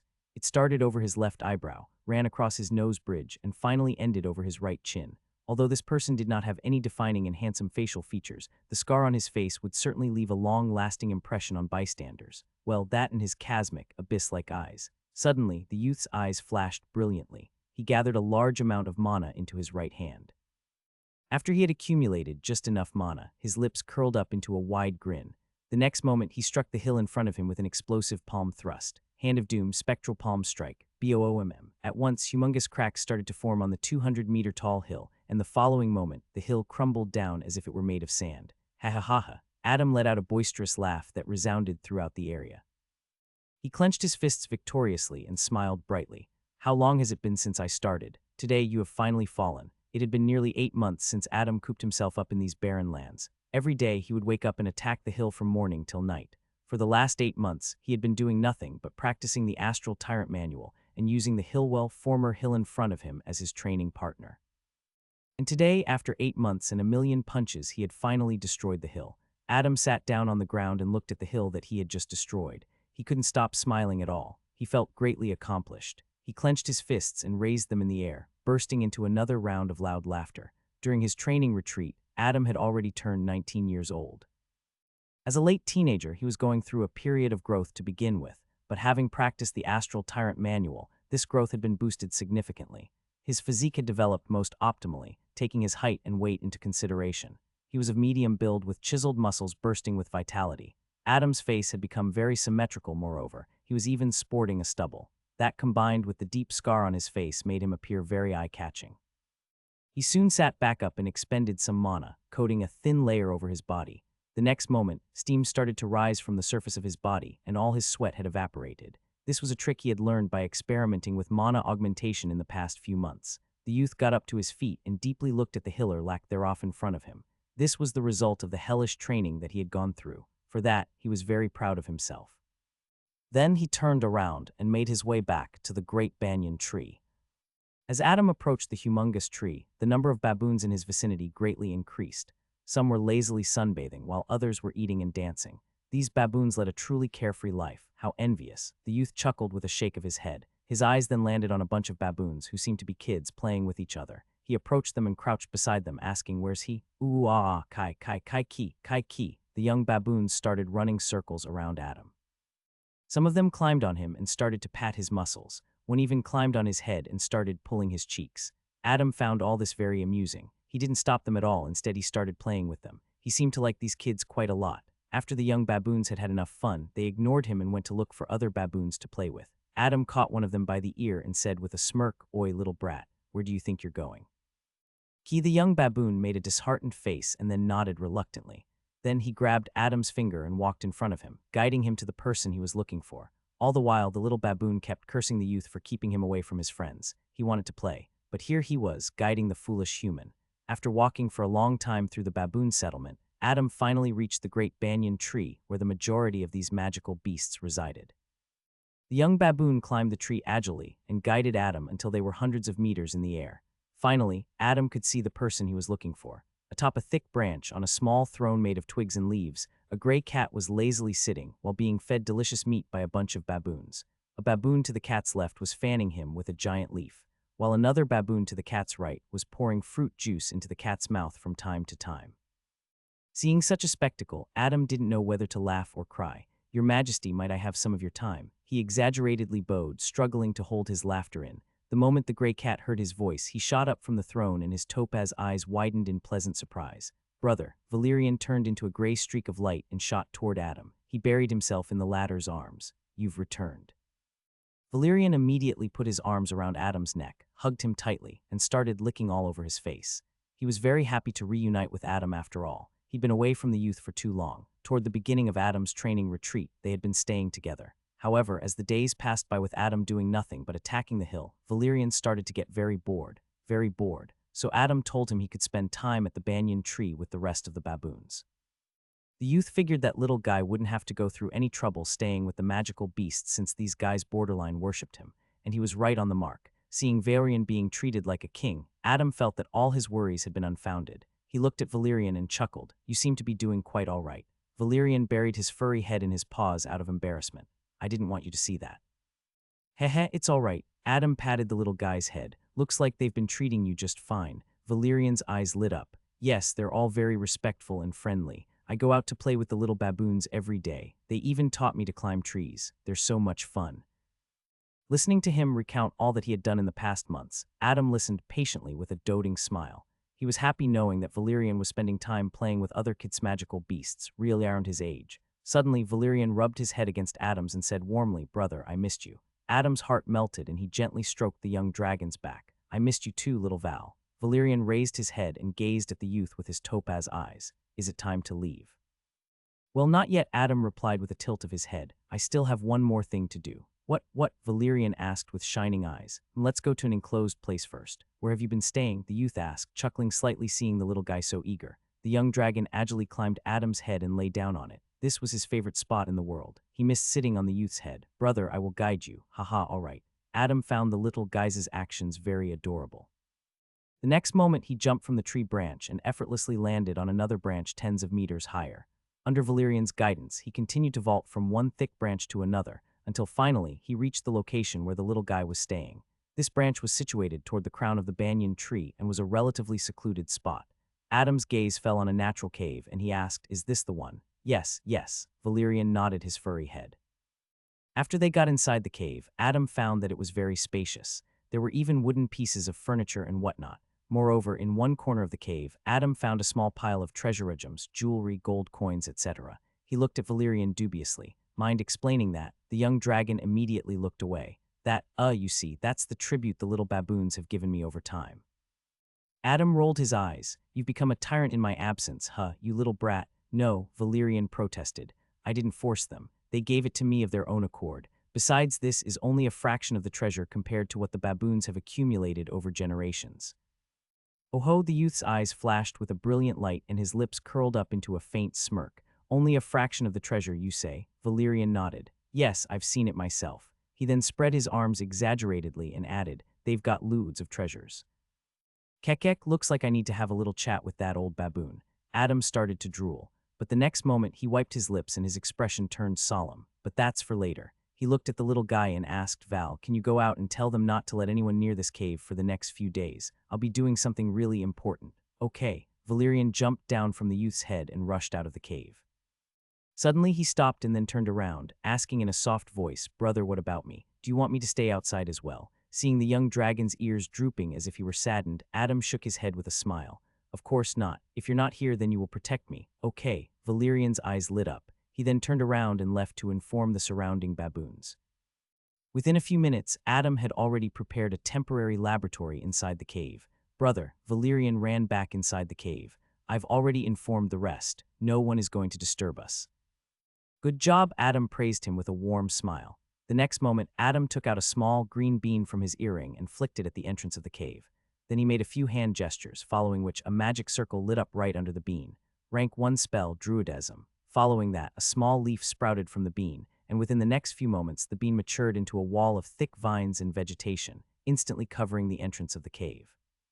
Adam then took out fresh ingredients from his earring, among which was a blue, heart-shaped crystal, the core of the mystic mangrove tree. Adam believed that his foundations, both physical and magical, were very solid to begin with. Now, if he consumed a potion that contained the mystical properties of the mangrove core, it would further reinforce his foundation. Moreover, the great amount of filtered mana inside the blue core would serve as the perfect catalyst for him to finally advance to an organ stage magus. He had already satisfied all the criteria to advance to the next stage long back, but Adam wanted everything to be flawless.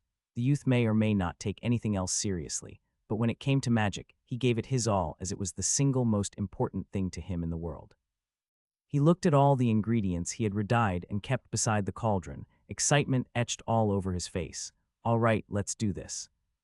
Adam looked at the sparkling blue liquid inside the cauldron, a drop of sweat trickling down his forehead as he involuntarily gulped. Just the sheer amount of mana radiating from the potion left him speechless. It took him more than an hour just to concoct this potion. After all, he couldn't afford any failures as he only had one main ingredient, the core of the mangrove tree, so he took everything slowly and was careful with each step. He couldn't help but think to himself, will I be able to even absorb all this mana? The potion he had just made had never been made before. It was the first of its kind. Well, of course, other similar potions that served the same purpose have also been made by herbalists. Adam had used his herbalism knowledge to create this potion that was tailor-made for him to advance to the next rank. It was a potion with extremely high potency, for only such a potion could allow the mana to penetrate through his toughened muscles and create mana pathways.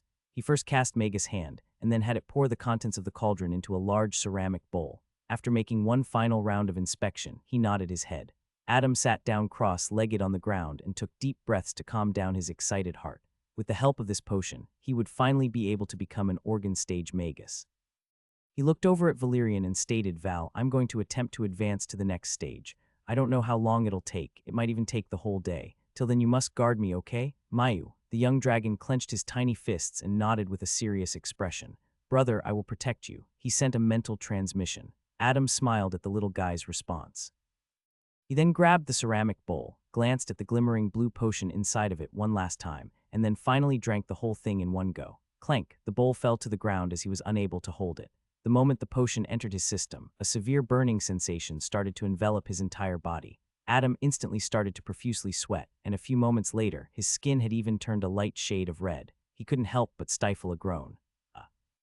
Mayu. Valerian hurriedly approached the youth, his face riddled with panic. But Adam held out his hand and stopped the little guy in his tracks. Don't, I'm okay. Valerian reluctantly nodded his head and sat back down, his eyes flashing with concern.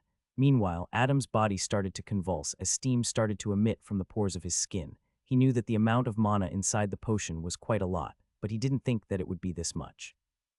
All the filtered mana from the potion exploded inside his body, extending to every inch of his body. Moreover, some of the mana even started seeping out through his pores. Og, Adam opened his eyes wide and clenched his teeth. Surprisingly enough, white light shone from his eyes and mouth. Damn it, I need to redirect all the mana or it might end up injuring me instead, he screamed inwardly. The mana that was being expelled through his pores under Adam's guidance formed a husk around his body. Valerian, who was standing guard beside the youth, found this scene extremely fascinating. In his vision, Adam's entire body had been covered in a blue cocoon made of mana, and then something shocking happened. The mana cocoon started to levitate in midair. Inside the cocoon, Adam had entered a trance-like state, unaware of what was happening around him. Initially, he found it very difficult to focus on all the rampaging mana and channel it. Although he got it slightly under control, it still proved to be quite difficult to guide it to where he desired. But halfway through, his mind inadvertently wandered toward the epiphany that he'd had while fighting Jeffrey and Kevin all those months back. Even while he was in his training retreat, every day he would find some time to ponder about the profundities of the way. Although comprehending such philosophical concepts was too early for him as a mere rank 1 magus, Adam still found it a very comforting and mind-opening experience just to perceive it. The way was the natural order of all things. It was the cosmic principles that govern the universe, to live in a state of harmony with the world, to live in a state of harmony with the mana. That was the way. When Adam thought up to here, he decided to take a leap of fate. He gave up on controlling the unrestrained mana running amok inside his body. He gave up on forcefully guiding it. Live in a state of harmony with the mana, the youth thought to himself. As soon as Adam stopped regulating the mana, it started to move inside his body unhindered, like a horse running wild and free on an open grassland. Go with the flow, go with the flow. Adam repeated this phrase inside his mind. Slowly his face turned tranquil, and so did the storm-like mana in his body. The waves of mana thoroughly washed every part of the youth's body. Starting from the inside, all the organs in Adam's body were thoroughly nourished, not just once but multiple times. Since the mana was acting on its own accord, no longer being controlled by Adam, only when it decided that the youth's organs had been completely nurtured did it finally move on. Such a phenomenon would have never been possible had Adam not come to harmonize with the mana. After all the major and minor organs inside the youth's body had been enriched, the mana moved outward toward the bones, then the muscles, and finally the skin. In the process, countless minute pathways were created for the mana to seep back in. Once all the mana had been expelled out of Adam's body, it went back inside. This process continued several times until all the mana from the potion had been exhausted. In the end, even the blue cocoon had been inadvertently sucked dry by Adam. Valerian's eyes bulged out of his eye sockets when he saw Adam sitting cross-legged and levitating in midair. The next moment, a barely visible vortex of mana formed with the youth at the epicenter. For the following couple of hours, Adam greedily took in all the mana in the surroundings until his mana reserves had been refilled. Adam and finally advanced to an organ stage magus. He slowly opened his eyes, a brilliant light flashing in them followed by confusion. Why did the ceiling suddenly come down? But before he could even speak the words in his mouth, he fell down and landed on his butt. After Adam had opened his eyes, he learned from Valerian that he had been in that strange state for almost 2 days. He didn't know how he had come to levitate in midair like a sage. He started to stroke his chin and muttered to himself in sheer disbelief, "Is this what they call a state of enlightenment? Have I become a wise man?" Val. He hurriedly looked in the young dragon's direction. He then walked toward him and picked him by the armpits. "Look into my eyes. Tell me, do you see wisdom in my eyes?" "Hoo!" Valerian's whiskers started to twitch. "Be brother, are you all right? Don't ask stupid questions," Adam said with a straight face. "Tell me, do I look smarter than before?" "No," Valerian replied truthfully. "Tusk." Adam gently put the little guy back on the ground. He then looked away and started tying his long hair into a ponytail. "As I thought, you're too young and dumb, you just can't see it." Valerian was speechless. Anyway. Adam took out a black robe from his earring and wore it over his bare upper body.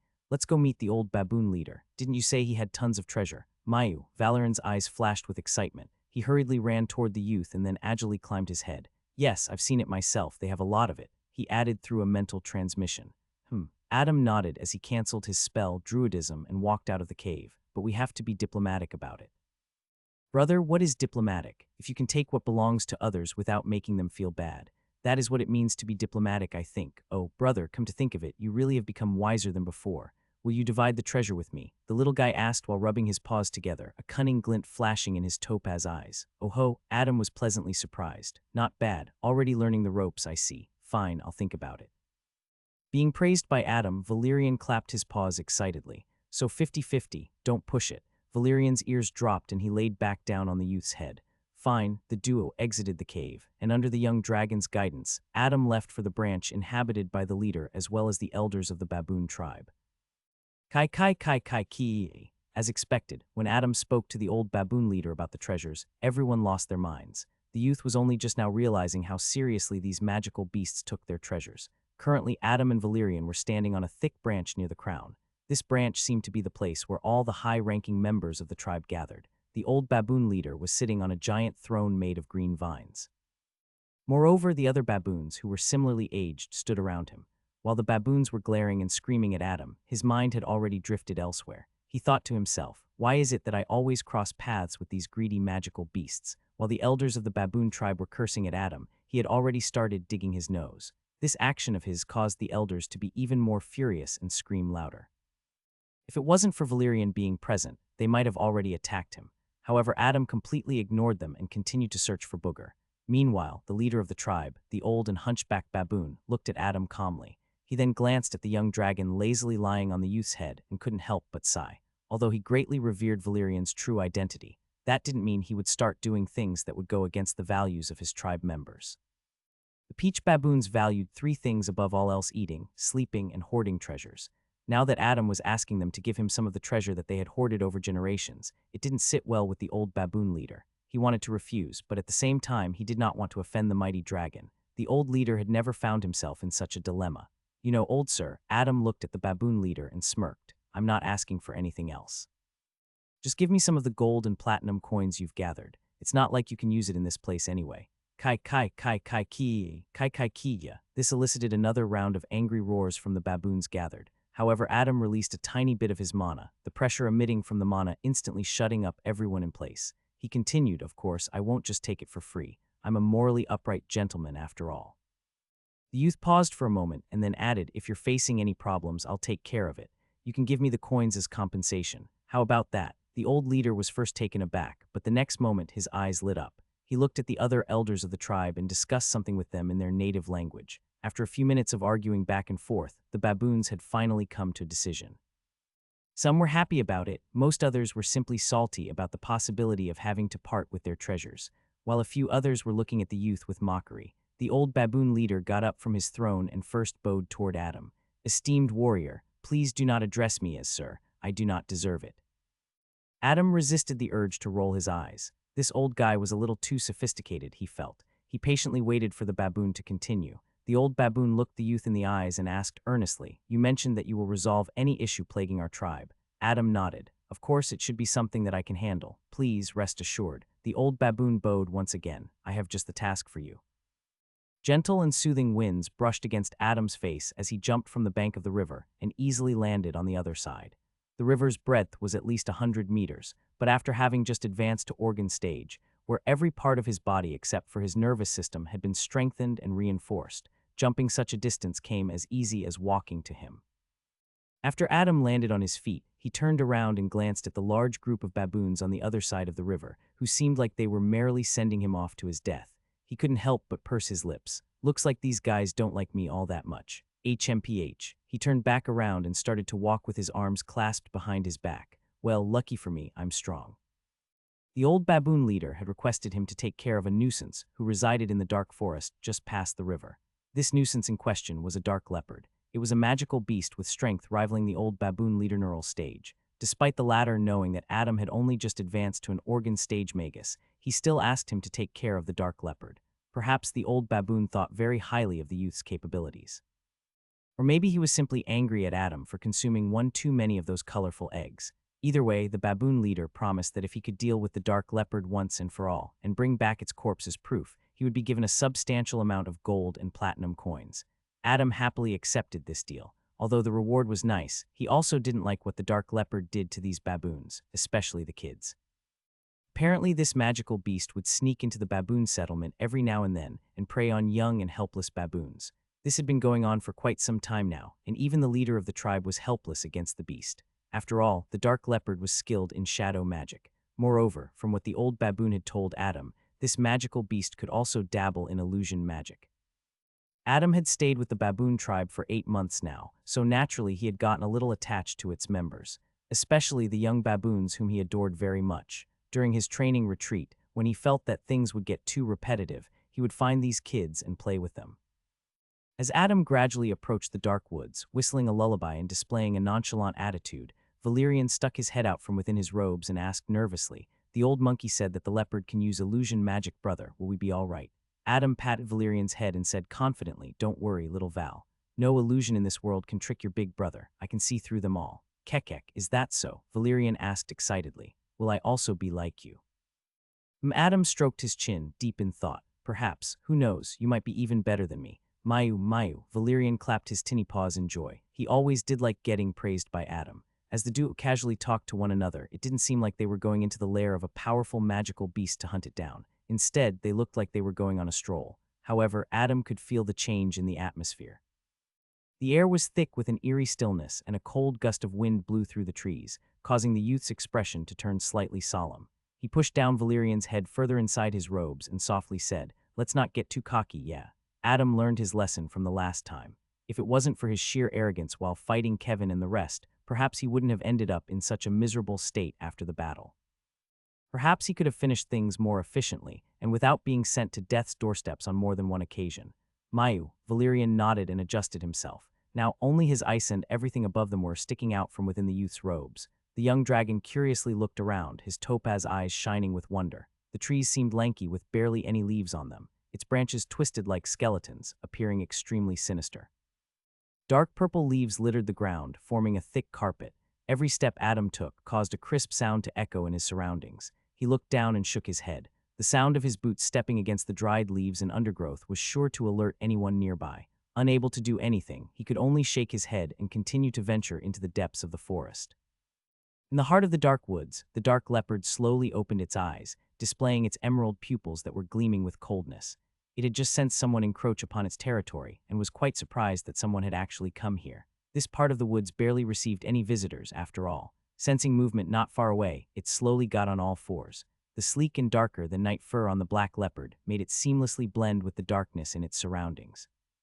Furthermore, it activated a spell the next moment, causing its shadows to envelope it and making it appear nigh invisible. A predatory light shone in its emerald eyes as it slowly approached its prey. The most peculiar characteristic of this leopard was its tail. At the end of its tail was a barbed chunk of flesh that gently flapped open and shut as if it were breathing. From within this barbed flesh, gray smoke would materialize from time to time, producing an illusory miasma around it. After searching for not long, the black leopard finally located its prey, a young human.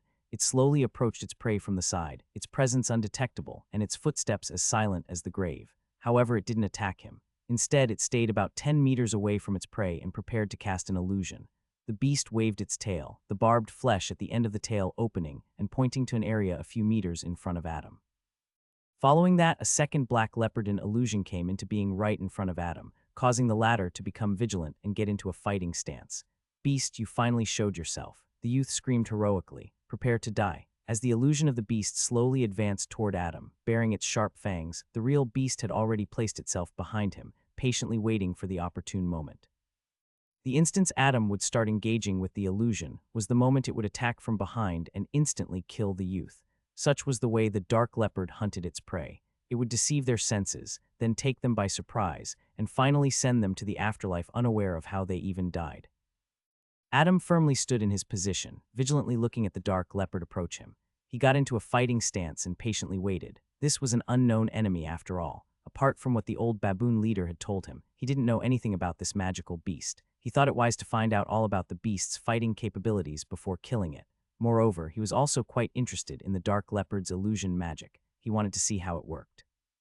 He wanted to learn from it. When the beast was only a few meters away from him, it released a guttural growl. The beast crouched low, its muscles coiling like springs. The next moment, with incredible speed, it closed the distance. In the blink of an eye, the dark leopard had already arrived right in front of Adam. It raised its paw and viciously hacked at his face. Adam was taken by surprise. Not only because of the beast's lightning speed, but also the fact that it chose to fight him so directly instead of using illusions like he'd expected. But the next moment he thought of a shocking possibility. As if to confirm his speculation, the beast in front of him passed right through his body as if it were nothing but a mirage. Meanwhile, behind Adam, a pair of emerald eyes gleamed with a cold glint. The owner of these eyes suddenly appeared from the shadows and opened its maw. Then it mercilessly pounced on him. Adam's face was filled with panic and fear as he managed to turn his head around at the last moment. He gazed straight into the eyes of the dark leopard, who was only inches away from biting his head. But suddenly, Adam's lips curled up into a mocking smirk. The dark leopard's jaws, which were filled with jagged, razor-sharp teeth, went straight through Adam. The beast's eyes widened in shock when it saw its prey dissipate into gray smoke as its body passed through him. Oh ho. An amusing voice drifted into the beast's ears. Your illusions are so lifelike, very impressive. The beast's hair stood on end as it hurriedly turned around and looked in the direction the voice came from. There it saw Adam standing with his arms crossed and leaning against a tree trunk, looking at it with a bored expression. Adam glanced at the beast's tail, more precisely the chunk of muscle at the end that resembled a spearhead. Is that where you cast your illusion from? How fascinating. The dark leopard instantly realized that this was not an opponent that it could fight against. As a user of illusion magic, the beast knew exactly how deadly illusions could be, and now that he crossed paths with a human whose illusion seemed far superior to its, the beast's instincts screamed at him to do one thing and one thing only. It instantly turned around and fled for its life. Adam was speechless. Did it just? Valerian nodded with his arms crossed, seemingly not impressed with the beast's behavior. The youth shook his head and started to give chase. What a drag. For the next hour, a strange game of cat and mouse took place in the heart of the dark woods. Ironically, it was the feline magical beast that was now playing the role of a mouse. The dark leopard was a sly creature. Despite having the strength equaling a neural stage magus, it used unscrupulous methods illusions, most little hunt down its prey. And as it turns out, the beast used the same deceitful methods to escape from Adam. It was an eye-opening experience for the youth. Just witnessing the beast ingeniously use illusion magic to escape from him was a great learning experience. Alas, the beast's attempts at escaping were futile. For years now, Adam has been host to the White Lotus. Having it permanently reside in his spirit sea had fundamentally changed not only his soul but also his eyes. After all, it was said that the eyes were the windows to the soul. Adam's eyes could see through all illusions, no matter how powerful they might be. So how could he fall for the petty tricks of a mere rank 1 magical beast? After confirming that there was nothing more that he could learn from the dark leopard, Adam effortlessly killed it with a basic magic missile. The orb of pure mana stabbed straight through the beast's neck, instantly creating a gaping hole. The beast gasped for air as it struggled to cling onto the last vestiges of life, but soon the light in its eyes dimmed and it perished. Adam indifferently stared at the beast's corpse and coldly muttered, "Serves you right for what you did to those kids." The youth then crouched down and skillfully skinned the beast. He figured that its tough hide would come in handy. After skinning the corpse, he took anything else that he deemed valuable. There it is. Adam glanced at the blood-stained black crystal core that he fished out from inside the corpse. This was the beast core that was present in all magical beasts. It was where the beast's mana was stored. Beast cores were valuable items that were mostly used as main ingredients in potions. They were also used as raw materials by artificers. Just as he cleaned the black beast core and was about to put it away, Valerian reached out for it. Mew. Adam raised his eyebrows. "What is it, Val?" Valerian pointed at the core while drooling. Gimme, you want to eat it." Mayu. Adam was speechless. It had to be known that a beast core was very hard to bite into. That's why people usually consumed it after it had been liquefied with other ingredients and made into a potion. Still, he decided to humor the young dragon, curious about what he would do. "All right, but be careful, okay? The core is pretty durable." Crunch. Adam turned speechless as he saw the little guy snatch the core from his hand, effortlessly biting into it and then swallowing it. Valerian displayed a satisfied expression as he stroked his tummy. Seeing this, Adam shook his head with a sigh, "As expected of you, I guess. You really are a dragon." He then put the rest of the corpse inside his earring and then turned around to leave. As he ran through the dark woods, he suddenly asked, "So which one do you like more, meat or the core?" Valerian started to sweat and his expression turned extremely conflicted. This was the most difficult question he had ever been asked in his life. After thinking for a long time, the little guy still couldn't come up with an answer. In the end, he cast a sideways glance at Adam and then harumphed, seemingly angry at the youth for putting him in such a dilemma. He then turned into a gray flash and returned to the youth's spirit sea. Adam's loud laughter echoed in the dark woods for a long time, a very long time. The old leader and the elders of the Peach Baboon tribes had their jaws touching the ground, their eyes bulging out of their sockets. Meanwhile, the nearby baboons had lost their minds. Some were excited, while others were shocked, unable to come to terms with what they were seeing. In front of the old baboon leader stood Adam with his arms crossed and a bored expression on his face. How about it? The baboon didn't reply to him. They continued to stare at the decapitated head of the dark leopard at their feet. They were too shocked to even speak. "Hello, can you hear me?" Adam called out once again, this time a little louder. The old baboon leader came back to his senses and glanced at the youth. He couldn't help but involuntarily gulp and ask mentally, "Young warrior, did you really kill it?" "Huh?" Adam asked with a straight face, "Have you gone senile already? Do you not see the head in front of you?" "No, what I mean to say is, did you kill it?" the leader asked with an awkward face. Adam's eyes narrowed. "What do you mean? Did you send me there knowing that I wouldn't be able to kill the leopard?" "No, no, no." The old baboon leader hurriedly waved his hands in a slight panic. He looked around Adam to see if the young dragon was present, but after not finding it, he secretly sighed a breath of relief. But still, he gave the youth a proper explanation, wanting to immediately clear the misunderstanding. "Esteemed warrior, you are strong. Before sending you to the dark woods, I estimated that you had the capital to escape from the leopard, but I didn't think you'd be able to kill it." Adam finally understood what the old leader was thinking, but he pretended to be dumb about it and decided to embarrass him anyway. "What do you mean? Then why did you send me there?" You see, the old baboon started to fidget with his long beard, avoiding eye contact with the youth. "I thought if you went there and returned after failing, you would stop asking us for the treasure." However, much to Adam's surprise, the old baboon agreed without even haggling. "Esteemed warrior, for what you've done, I will regard you greatly."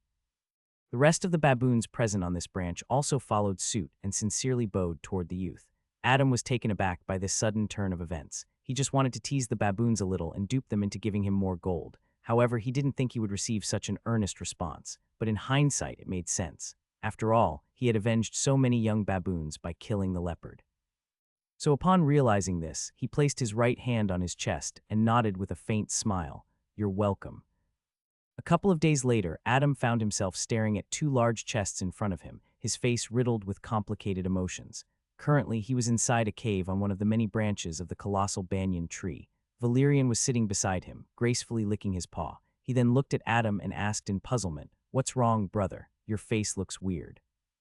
Ugh, Adam rubbed his hair and grunted in annoyance. That cheap baboon. A few days ago, the old baboon leader had taken him to the tribe's treasury that was situated underneath the great banyan tree.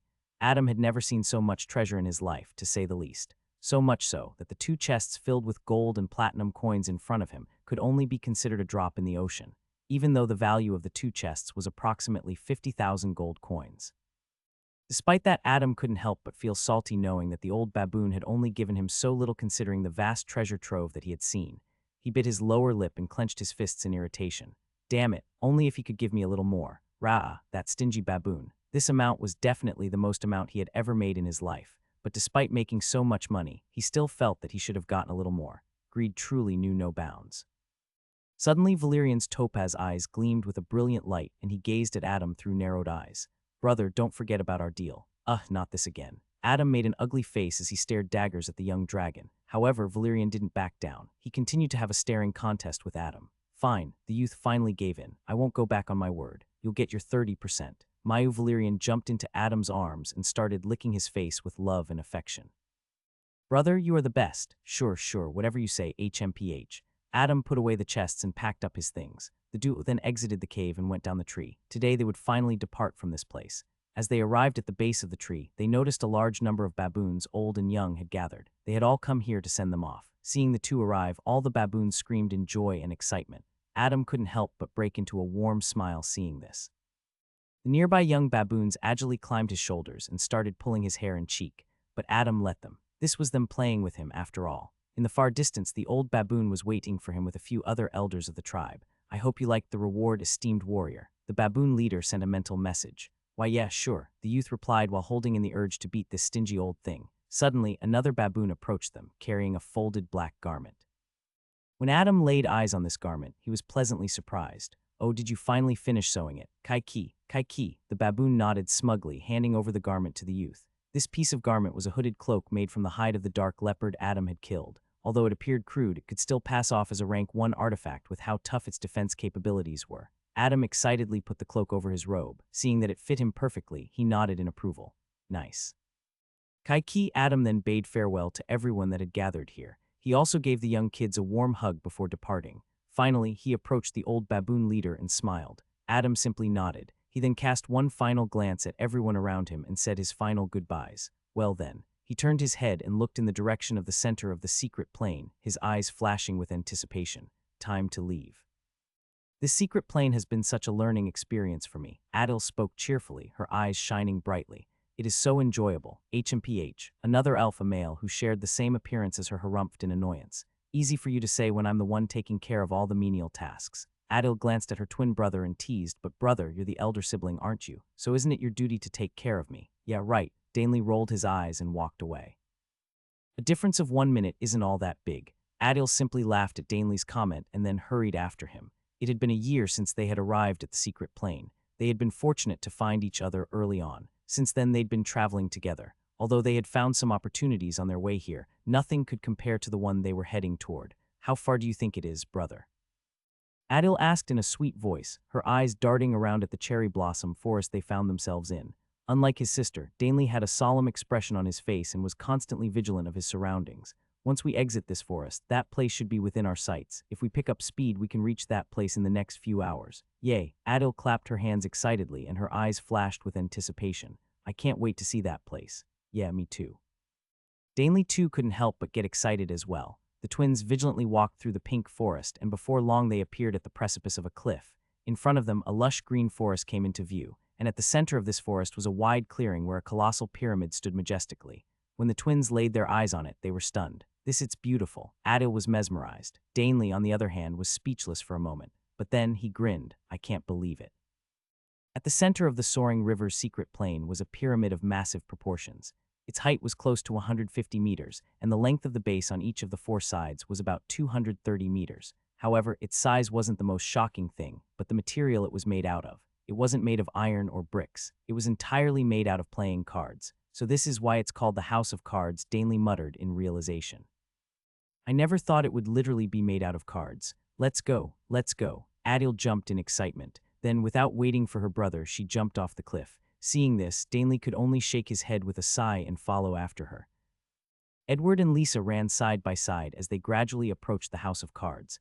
As they made their way through the verdant forest, the presence of other magi became more and more prominent in the distance. How many do you think have made it till here? Edward asked curiously. Lisa thought for a while and then muttered solemnly, I don't think more than 2/3 would have made it out here. Edward's eyebrows rose in surprise. That less, of course. Lisa nodded. This secret plane is filled with all sorts of dangers.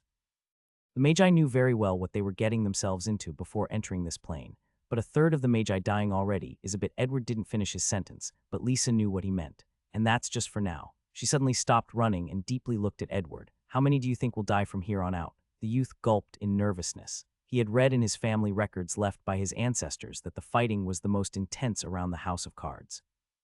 Magi would gather around the structure of this giant pyramid and try to get rid of as many participants as possible. After all, according to them, the fewer of them there are, the more opportunities they would have inside the pyramid. Edward asked, shall we wait for Adam and the twins? Lisa was silent for a while, deep in thought. Ideally, we should, but the area around the pyramid is so huge, what are the chances they would appear anywhere near us? She paused for a while before continuing. Besides, the more we delay, the worse the situation might become for us. Finding herself in such a dilemma where their lives were at stake, Lisa hesitated to make her next decision.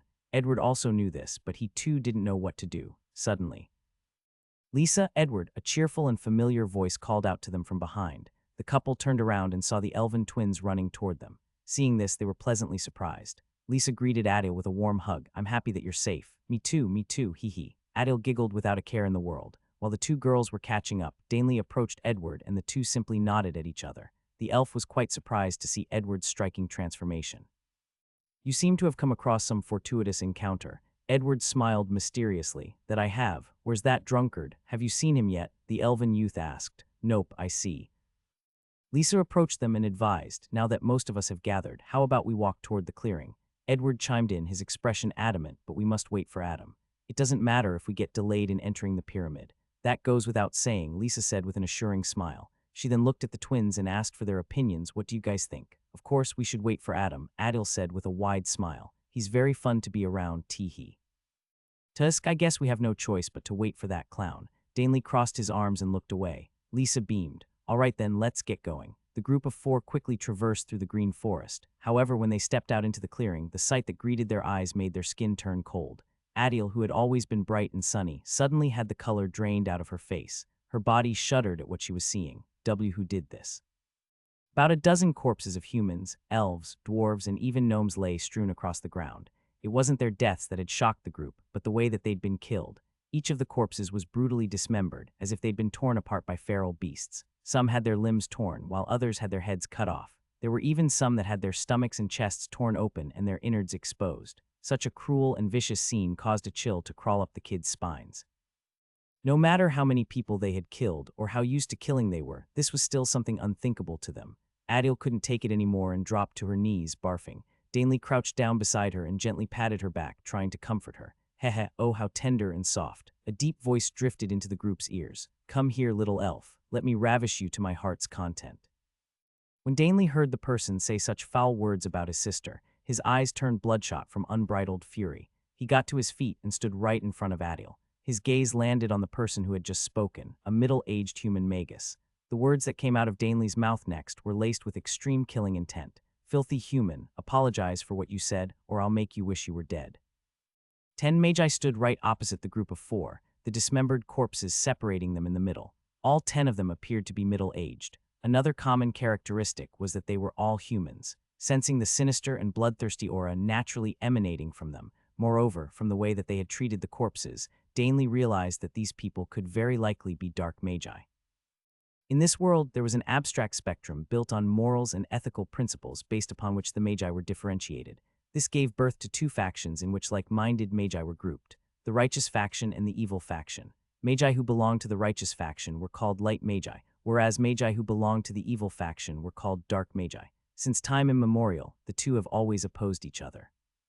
The battle between them has continued since time long past and will continue for ages to come.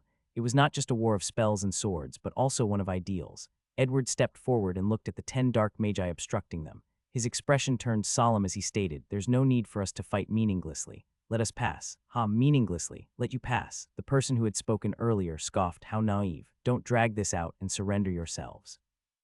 "There's no point in talking." Another person chimed in, "Let's get this over with. Everyone take care of those 2 boys. We can have the girls for ourselves then, heh. Those girls look ripe, I know, right? Especially that elf. Say what you want, but I call dibs on the blonde human girl first." Before the last person could even finish the words he was going to say, lightning flashed in front of his eyes, and the next moment, everything turned dark. Edward had appeared in front of him at lightning speed, literally, and pummel his head into a bloody paste with just his fist alone. As blood splattered all over him, he gazed at the corpse with narrowed eyes and coldly muttered, "Fine, I call dibs on your head." The dark magi were shocked out of their minds. Edward had suddenly appeared in their midst, taking everyone by sheer surprise. And not just them. Even Lisa, Danley, and Adil were filled with disbelief. Edward's speed was simply mind-boggling. Danley was the first to snap back to his senses. Taking advantage of this opening created by Edward, he decided to immediately act. The next moment, he silently cast a spell and his feet were suddenly surrounded by wisps of green wind. Following that, he disappeared from the spot and stealthily approached the magi nearest to him. Slash! With a simple swipe of his scimitar, he effortlessly beheaded a magus who was staring at Edward like an idiot. Having 2 of their people die one after the other within just a few seconds, the rest of the magi hurriedly retreated, at the same time preparing spells. It was perhaps their greatest mistake to look down upon their opponents because of their low numbers and age. Now, they had to pay the price for it. An exquisite wooden bow appeared in Adil's hands. She readied her arrows as she glanced at Lisa. "I got your back. Go." Lisa solemnly nodded and rushed into battle. She cast a spell, and the next moment, a whip made entirely out of vine appeared in her hand. One by one, under the seamless cooperation of the 4 teenagers, the dark magi started to fall one after another. About 100 meters away, at the boundary between the large clearing and the lush forest, a magus was sitting atop a tree branch and holding his crossbow with trembling hands. He couldn't believe what he was seeing. Dealing with the magi that had appeared earlier was extremely easy for them, but these 4 kids seemed to be on a whole other level. He soon calmed his nerves and aimed his crossbow at Edward, who seemed to have gone berserk. The archer's eyes narrowed and he coldly muttered under his breath, he won't know what hit him. You too." Suddenly he heard a cold whisper from behind him, making his entire body shudder. Before he could even turn around, he was already done for. Crack! The archer's neck was easily snapped in half by a figure wearing a hooded cloak. As he gently laid the corpse on the branch, he mumbled, "This should be the last one." He then gazed at Edward, who was fighting 3 magi at once and even seemed to have the upper hand. Seeing this, the figure nodded ever so slightly. Not bad. Suddenly, he abruptly turned his head in a certain direction and sensed a group of 8 magi closing in on Edward and the rest's battlefield. "Oh, these people seem quite strong," he muttered in surprise. "I should go and say hi." The next moment he vanished from his spot, like a fleeting mirage. A group of 8 orcs approached the battlefield where Edward and the rest were fighting the dark magi. These orcs seemed to be in their youths, and all of them had strength equivalent to Neural's stage magi. The one leading this group was a young orc with a light green skin complexion. The sides of his head were shaved, and he sported a mohawk that was tied into a braided ponytail. He wore red and white face paint that made him appear very intimidating. He looked at the group and instructed, "We'll observe the situation first.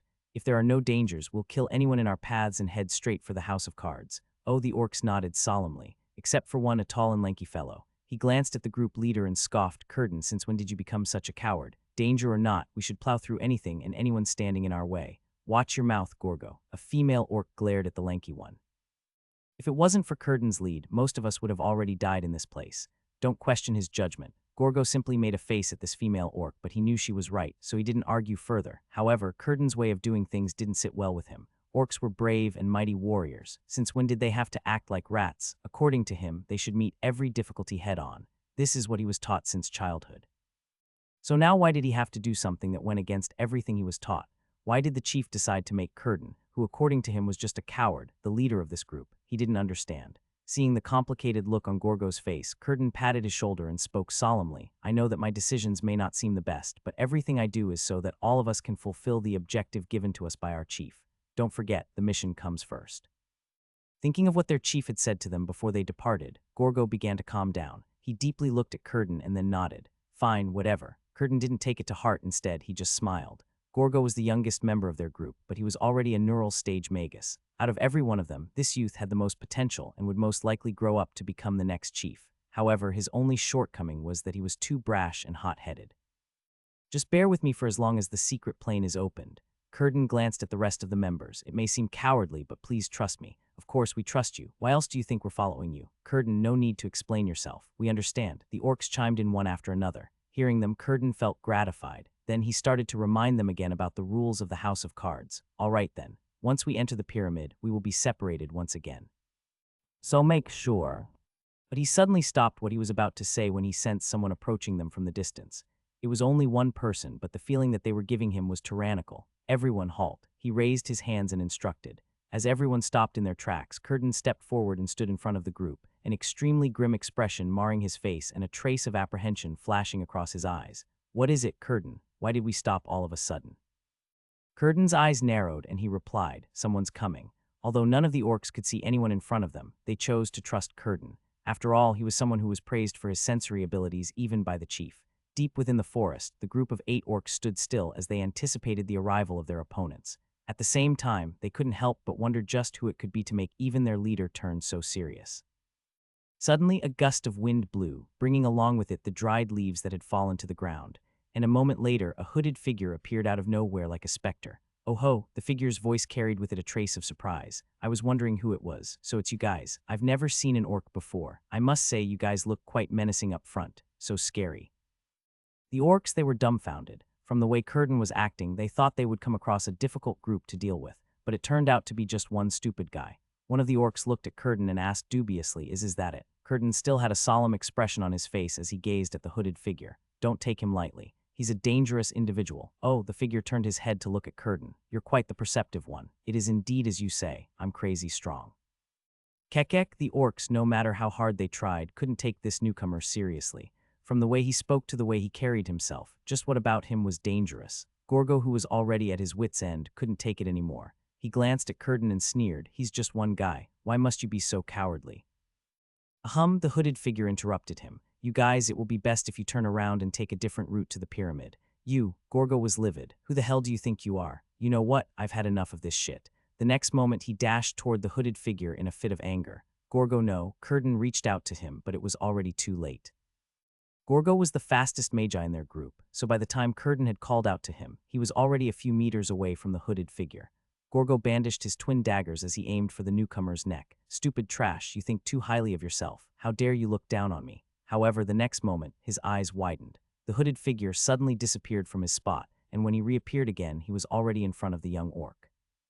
All Gorgo could see was a flying knee enlarging in his vision, and he was utterly helpless against it. Bam! Gorgo flew backward like a lifeless ragdoll, blood spurting out of his mouth and nose. He landed at the feet of the orcs, completely unconscious. The orcs were stunned. They first glanced at Gorgo, and then at the figure whose hood had come down due to the sudden movement he had just made. It was a human magus in his late teenage years. He had long raven hair tied into a ponytail, moreover. He also sported a stubble. His facial features were plain except for his abyss-like eyes and the deep scar that ran diagonally across his face. The youth looked at the group of orcs and smirked. That was my final warning. The next person that takes a step forward dies. The group of orcs were stunned by Adam's speed. All of them were neural stage magi, so as a result their eyesights were greatly enhanced. Despite that, they were unable to see through the youth's movements. But so what? Having the puny human look down on them so arrogantly really struck their nerves. At once the orcs brandished their weapons and angrily hurled insults and were ready to attack any moment now. Human trash, you dare look down on us. I'll rip your damn throat. Adam didn't reply to them. Instead, he stood there with his arms crossed and made an extremely condescending face that screamed, "You want some? Come get some." Seeing his expression, the orcs were livid. They were about to charge at him when suddenly, the leader of the group, Curden, stopped them in their tracks. "I forbid you to engage him in battle. But leader, look what he did to Gorgo. How can we let him go just like that? Besides, he's just one person." Curden instantly put an end to this discussion by releasing his mana, putting the orcs under such pressure that they couldn't help but take a step back. His cold gaze fell on each one of them and he flatly muttered, "That is an order." When Adam witnessed this scene, he was slightly surprised. With raised eyebrows, he glanced at Curden, impressed. This guy's pretty strong. Once again, Adam was taken by surprise. He couldn't help but think to himself, he's quite cool-headed for an orc. "I thought they were all barbarians," he replied with a shrug. "No problem, I don't like to kill unnecessarily." Curden deeply looked at the human youth and then nodded. "We will be taking a different route to the pyramid." He then glanced at another orc and instructed him to carry the unconscious Gorgo. The group of orcs then turned around and prepared to leave. Suddenly, Curden turned back around and asked, "What is your name, human?" "Adam." Curden nodded. "The next time we meet, it won't be this peaceful. I shall look forward to it, Adam." With that said, he turned around and led the group of orcs away. Adam stared at Curden's departing back for a very long time. In the end, he chuckled. What a strange guy. THWOCK, a mana-infused arrow shot right through a man's head who was just about to sneak attack Danley from behind. The elven youth removed the scimitar that he had stabbed through a magus chest and turned around to see a magus shot in the head with an arrow. He knew it was Adil's doing. He looked over in the distance to find his twin sister sitting atop a tree, bow in hand. Their gazes met and they nodded at each other. Danley turned back around and looked at the bloodbath they had just gone through. They were outnumbered 10-4, but despite the odds, they managed to come out victorious. And the main reason for that was one person and one person only. The elven youth gazed at Edward, who was throwing the corpse of the last magus he had just killed. Out of the 10 magi their group had fought, Edward had taken care of half of them all by himself. Danley was stunned to see such fighting skills displayed by him. Earlier, the elven youth had never paid much attention to him, but now he couldn't help but come to admire him. In the world of magi, strength was respected by all. The four of them soon regrouped after having gone through an arduous battle. Adil looked at everyone and spoke in slight shock. "That was easier than I thought." Danley nodded. It indeed was. The twins subconsciously glanced at Edward. To say that they were impressed by this youth would be a severe understatement. She then glanced at the twins and was full of praise. "You guys' coordinated attack was amazing." Suddenly, they heard the sound of hurried footsteps coming from the direction of the forest. Thinking that it was yet another enemy attack, the four of them instantly turned vigilant and got ready to fight. But when they looked in the direction of the forest, they were flabbergasted. It wasn't an enemy at all. Rower. Valerian ran toward them, taking tiny steps. He growled menacingly at the four, but all that did was melt their hearts. "Val," a bright smile bloomed on Lisa's face. She ran toward the young dragon cheerfully. She knelt on the ground and welcomed him with open arms. "Mayu." Valerian jumped into her arms and then started to lick her cheeks fondly. The next moment, the little guy caught sight of Edward approaching. Seeing him, Valerian got very excited. Quickly ran away from Lisa and agilely climbed Edward. "Mew." The young dragon put his arms around Edward's neck and hugged him with eyes tight shut. "Ha ha ha." Edward gently patted Valerian's back and smiled warmly. "Did you miss me, little Val?" Mayu. Valerian nodded cutely. Out of all of Adam's friends, he was the closest to Edward. After all, Edward and Adam spent most of their time together, so naturally Valerian too had gotten very attached to the blue-eyed boy. "By the way, where's that guy?" Edward asked curiously, his tone laced with a hint of excitement. Valerian opened his eyes and then pointed in the distance. "Mayu." The four kids turned their heads in the direction the little guy was pointing toward. There they saw a lone figure slowly walking out of the forest. He was wearing a crude black cloak and was walking with his arms clasped behind his back and a faint smile adorning his face. Seeing this familiar person approaching them, the four of them couldn't help but be filled with anticipation. especially Edward and Lisa. After all, they had been away from each other for close to a year now, but their expression gradually darkened as Adam came closer and closer, until finally their jaws dropped and they screamed in unison, "Who the hell are you?" Adam walked up to them, the smug on his face getting more and more prominent by the second. From the way his friends had reacted, he figured that they must be shocked by how handsome he had become. He, as expected, my handsomeness truly knows no bounds. By the time he had walked up to them, his imaginary tail had already started wagging. He stroked his hair and spoke with a deep tone, "My children, have you already forgotten?" Seeing that the four were still speechless by his appearance, the grin on his face turned even brighter. He spread his arms wide, raised his chin at a 45-degree angle and looked into the distance, posing heroically. "It is I, the renowned, highly respected, and immensely handsome magus among magi, Adam Constantine." There was pin-drop silence, except for the occasional chirping of crickets. Failing to elicit any response from the four, Adam's lips twitched uncontrollably, and he struggled to maintain his heroic poser, what he thought was a heroic pose anyway. He cleared his throat and began once again. "Ahem," I said, "it is I, the renowned." "We heard you the first time," Danley interrupted him. "What the hell happened to your face? That scar looks hideous."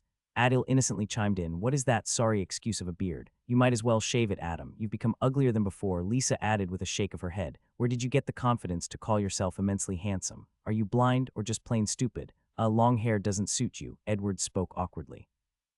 Every word that came out of their mouths directly stabbed Adam and hurt him more than any mana-infused arrows ever could. Toward the end, he listlessly crouched down and started to draw circles on the ground with his finger, mumbling to himself, "You guys are so mean."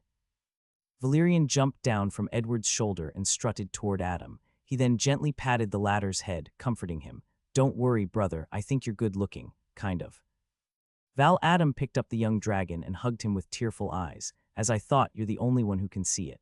Edward walked up to him with a bright smile. "But I think the scar on your face is very cool, though." "Kekek fatty, I know, right?" Adam looked at him and grinned. He hugged Edward and then observed him from head to toe. "You've really changed, huh? Well, I can't say I'm surprised." Edward simply chuckled in response. Adam greeted the other three, catching up with them. They spoke for a while about the things they had experienced in the secret plane. Listening to them speak about all the places they had visited, Adam was very fascinated. Suddenly, he looked at Edward and Lisa standing way too close to each other, comfortably no less, and couldn't help but squint his eyes. "Oh ho," he came closer to them, his lips slowly forming a smirk. "What's this?" Adam's nostrils flared up and he drew an intense sniff as if the spirit of the primordial hunting dog had entered his body. "I smell the stench of love." "Adam." Lisa's face turned redder than a tomato and she screamed at him. What nonsense are you speaking?" Adam made a stupid face as he rubbed his hands together. "Oh, how wonderful it is to fall in love, eh? Ah." Lisa had never been so embarrassed in her life. She immediately threw a punch at Adam but ended up hitting nothing but empty air. After dodging her punch, Adam smooched the air and clasped his hands together, his eyes flashing with vicious mockery. "Oh, what a time to fall in love." "Stop right there and let me hit you, you dog." Lisa shrieked and ran after him. Adam effortlessly evaded her attacks, but suddenly Edward came out of nowhere and bear hugged him, restraining him on the spot. Adam looked at Edward with a suicidal expression and whispered, "Traitor." "Forgive me, brother." Edward shut his eyes, "Just bear with it for once." Bam, POW. As Adam was getting mauled by Lisa, the elven twins were standing in the distance and looking at all of this happening with amused expressions. Adil suddenly asked in puzzlement, "Brother, do you think Adam got caught on purpose?" "Of course he did." Danley chuckled. He really liked seeing Adam getting beaten for some reason. "But why would he do that?" Adil asked again. "Don't know," Danley shrugged, "but I'm glad he did." After a good 10 minutes, Lisa finally flushed out all her embarrassment by beating the living daylights out of Adam. But immediately after, she fed him a healing potion. "So how did you get that scar?" she asked, her tone laced with a hint of concern. Adam stared at her like an idiot. He was bamboozled. First, she beat him like he owed her money. Now she was worried about him as if he were her younger sibling or something. He just couldn't understand her. In the end, he simply shook his head with a smile. He looked around and then replied, "First, let's get away from this place. I can't stand the smell of blood." Everyone agreed and moved away from the battlefield. He then recounted his battle with Jeffrey, Kevin, and the rest. As they heard him casually explain how the battle took place, their jaws gradually dropped to the floor. To say that they were shocked would be a major understatement. Adam made exaggerated hand gestures and narrated, and then that bastard used a magic scroll, and the fireball went boom. And then I threw the spear like bam, and then whoosh. With pure disbelief etched on his face, Danley interrupted him and screamed, "Wait a damn minute. Why, you went against more than 30 magi on your own." Adam shrugged. but technically it was the fireball that took out a third of them so. And then you survived a rank 2 fireball. Danley's eyes threatened to pop out of his sockets. Yeah, Adam replied with an innocent expression. I didn't take that hit directly, though. Everyone was flabbergasted. Monster. Only one word escaped Danley's lips. As everyone was struggling to come to terms with what Adam had just said, Lisa suddenly asked him with clenched fists, What about Kevin? Did you kill him? Adam glanced at her and shook his head. I don't know. What do you mean you don't know? Lisa blurted out, nervousness gripping her heart. It would be in her best interest if Kevin had been dealt with. I mean, Adam thought of the right words to say. I would hope that he's dead, but I can't confirm it. His gaze involuntarily landed on Valerian, who was taking a nap in his arms. What are you gonna do if he's alive? Lisa asked, anxiousness flashing in her eyes. What about our plan? Who knows? Adam shrugged. But rest assured, your family will be safe. Just trust me. Lisa deeply looked at the youth, her eyes starting to redden. In the end, she nodded. I trust you. All right then. Adam turned around and gazed at the colossal structure in the near distance. Let's make our way to the House of Cards.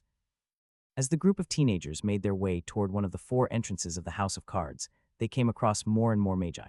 Some were vigilant and made distance from them, while others tried to get rid of them, seeing that they were just a bunch of kids. However, these people immediately cowered in fear when Adam released a tiny amount of his mana. Having practiced the Astral Tyrant Manual for so long had altered Adam's mana characteristic, making it extremely overbearing to those who felt it. Moreover, during his training retreat, Adam was able to experiment a lot with the applications of mana. Unlike before when he would haphazardly release mana, now the mana he released was fine-tuned and highly precise. This could be seen in how his friends, who were the closest to him, weren't affected by his intimidating aura at all. Yet the magi in the distance were already sweating buckets from the pressure heavily weighing down on them. When his friends learned this, they were greatly shocked. Danley asked him incredulously, how did your control over mana get so definite?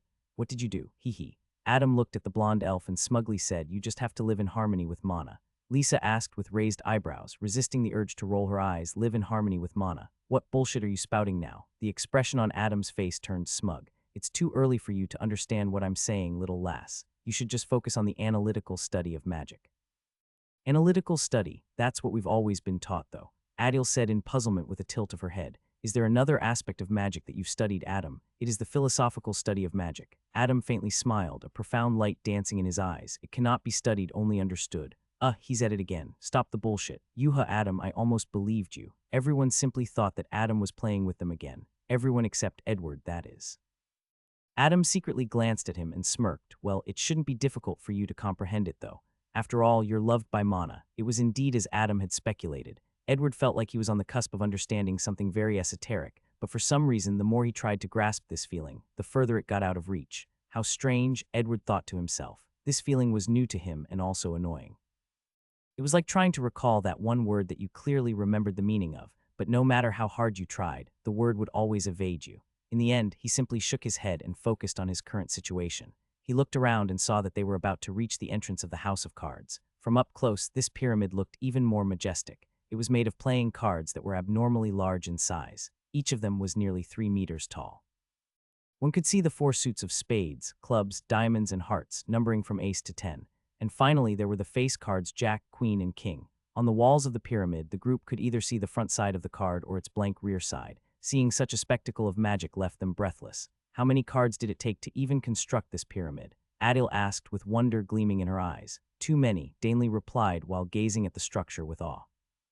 Also, I doubt that such a structure can be constructed by hand. It's very likely that this entire pyramid was directly summoned by the magus who created this secret plane, Lisa speculated. Summoned, Edward was shocked. Where would they even summon such a colossal structure from? The spirit world. Adam replied matter-of-factly. Oddly enough, the youth's answer made complete sense to everyone present.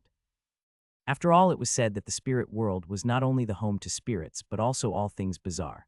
Moreover, the School of Summoning also had close ties with the spirit world. The group finally arrived in front of the entrance. It was an unassuming rectangular door, nothing too grand. However, from within this entrance, an ethereal white light could be seen. Nothing else could be seen beyond it. 2 giant pillars also made of playing cards stood on either side of the entrance. And on it were carved words in the language of the Southern Federation. Welcome to the House of Cards, where the earth hides its treasures, and the wind whispers its secrets. Only the magi with courage in their hearts and a keen mind shall succeed. Proceed with caution, and may fortune favor the bold. For beyond these gates lies that which you desire the most. Lies that which you desire the most. Edward's eyes lit up as he read the last line. It is exactly like what the ancestors of my family have said about the pyramid. Care to explain? Danley asked with a stoic face, but the curiosity and eagerness in his voice could barely be hidden. Edward contained the bubbling excitement in his heart and explained, once we enter the pyramid, each of us will be teleported to a different place that will lead us to the item that we need the most. How is that even possible? Danley blurted out in shock. Edward simply shrugged. Don't know, but it's true. Generations of elders as well as patriarchs of my family have attested to this. Even my father said so. Lisa grasped a crucial point from Edward's information and asked, are we going to be separated again? Edward nodded. Indeed. Adam started to stroke his chin and mumbled, we were separated first when we entered the secret plane, and now we will be separated again once we enter the pyramid. It seems that the objective of the secret plane is to test a magus' individual prowess. Everyone couldn't help but nod in agreement. Adam glanced at Valerian, who was comfortably sticking his head out from his robes and looking around curiously. Little Val, time to go back in. Mayu, the young dragon, nodded cutely. He then waved his tiny paw at Edward and Lisa, bidding them farewell, and then turned into a gray flash, returning to Adam's spirit sea. Adam took a step forward and approached the entrance. His lips slowly curled up into a wide grin. Beyond these gates lies that which you desire the most, huh? He rubbed his hands and his grin turned sly. Ehihe, I desire money. The next moment, without hesitation, he ran through the gates while screaming, give it to me. The feeling of turbulence drowned Adam's senses as his stomach churned and he felt like throwing up again. And throw up he did. Adam knelt on the ground and puked like there was no tomorrow. He wiped his lips clean and cursed under his breath. I hate this feeling of teleportation. After having his organs reinforced by mana, one would expect him to barely feel a thing during teleportation. But here he was, standing in a puddle of his own making. Damn it, he shrieked. Did I pee myself? What the hell? He didn't even realize when his pants had gotten wet.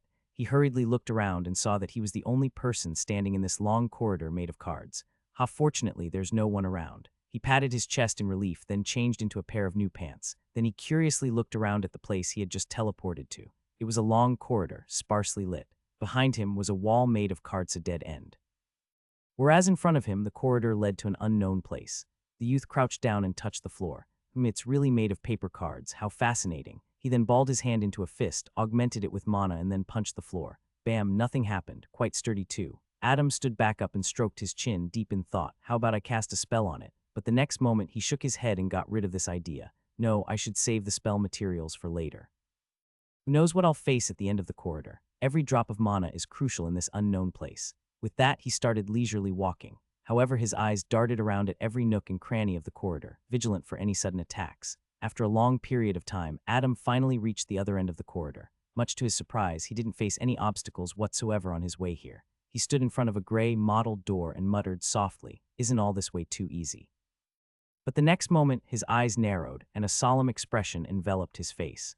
No, there's no such thing as a free lunch in this world. The real test is most likely just beyond this door. He deeply gazed at the gray door in front of him and repeated the words he had seen at the entrance of the pyramid. For beyond these gates lies that which you desire the most. Adam took a deep breath and then finally pushed open the door. However, the moment he stepped foot inside, his eyes widened in shock, and he involuntarily let out a scream filled with agony. Similar to Adam, Edward found himself in a corridor made entirely of cards after he was teleported. After walking toward the end of the corridor, he too found himself in front of a gray door. With bated breaths, he opened the door and walked in. Boom! Lightning rumbled in the dark skies and tempestuous waves crashed against the small island he found himself standing on. Edward was stunned. One moment he was in a quiet corridor, and the next moment he found himself standing on a small reef in the middle of an ocean. He was surrounded by raging waves from all sides, crashing against the high cliff of the island. At once he was drenched and almost swept off of his feet by the fury of the sea. What the hell? Where is this place? This sudden turn of events had completely caught him off guard. And it didn't help that the thunder booming in the dark skies didn't allow him even a moment to think straight. Suddenly, as he was looking around in panic, his gaze fell on yet another small island in the near distance, about 100 meters away from him. Blue lightning danced around this island as if protecting it. Edward squinted his eyes and he was able to see the silhouette of a weapon levitating in the middle of the island. Moreover, lightning seemed to be dancing around this weapon. A spear. He muttered in disbelief. Suddenly he recalled something and came to a realization. Perhaps is this what I desire the most currently, a weapon. The more he thought of this, the more it made sense to him. His long sword getting destroyed in the battle against the megalodeer, him being teleported to this place that was being showered in lightning. All of this seemed too good to be a coincidence. He couldn't help but mutter in awe, this place is truly magical. But the only thing he couldn't understand was why the pyramid guided him to a spear. He had never picked up this weapon in his life. For as long as he could remember, his choice of weapon had always been a sword. He shook his head and said to himself, "It doesn't matter. I need to get my hands on that spear no matter what. If it's a reward found inside the pyramid, it has to be amazing." However, there was one problem. In order to get to that cliff where the spear was located, he had to swim the turbulent waters. That would prove to be a great hindrance to him as he was in the middle of a storm. Moreover, that wasn't the only thing.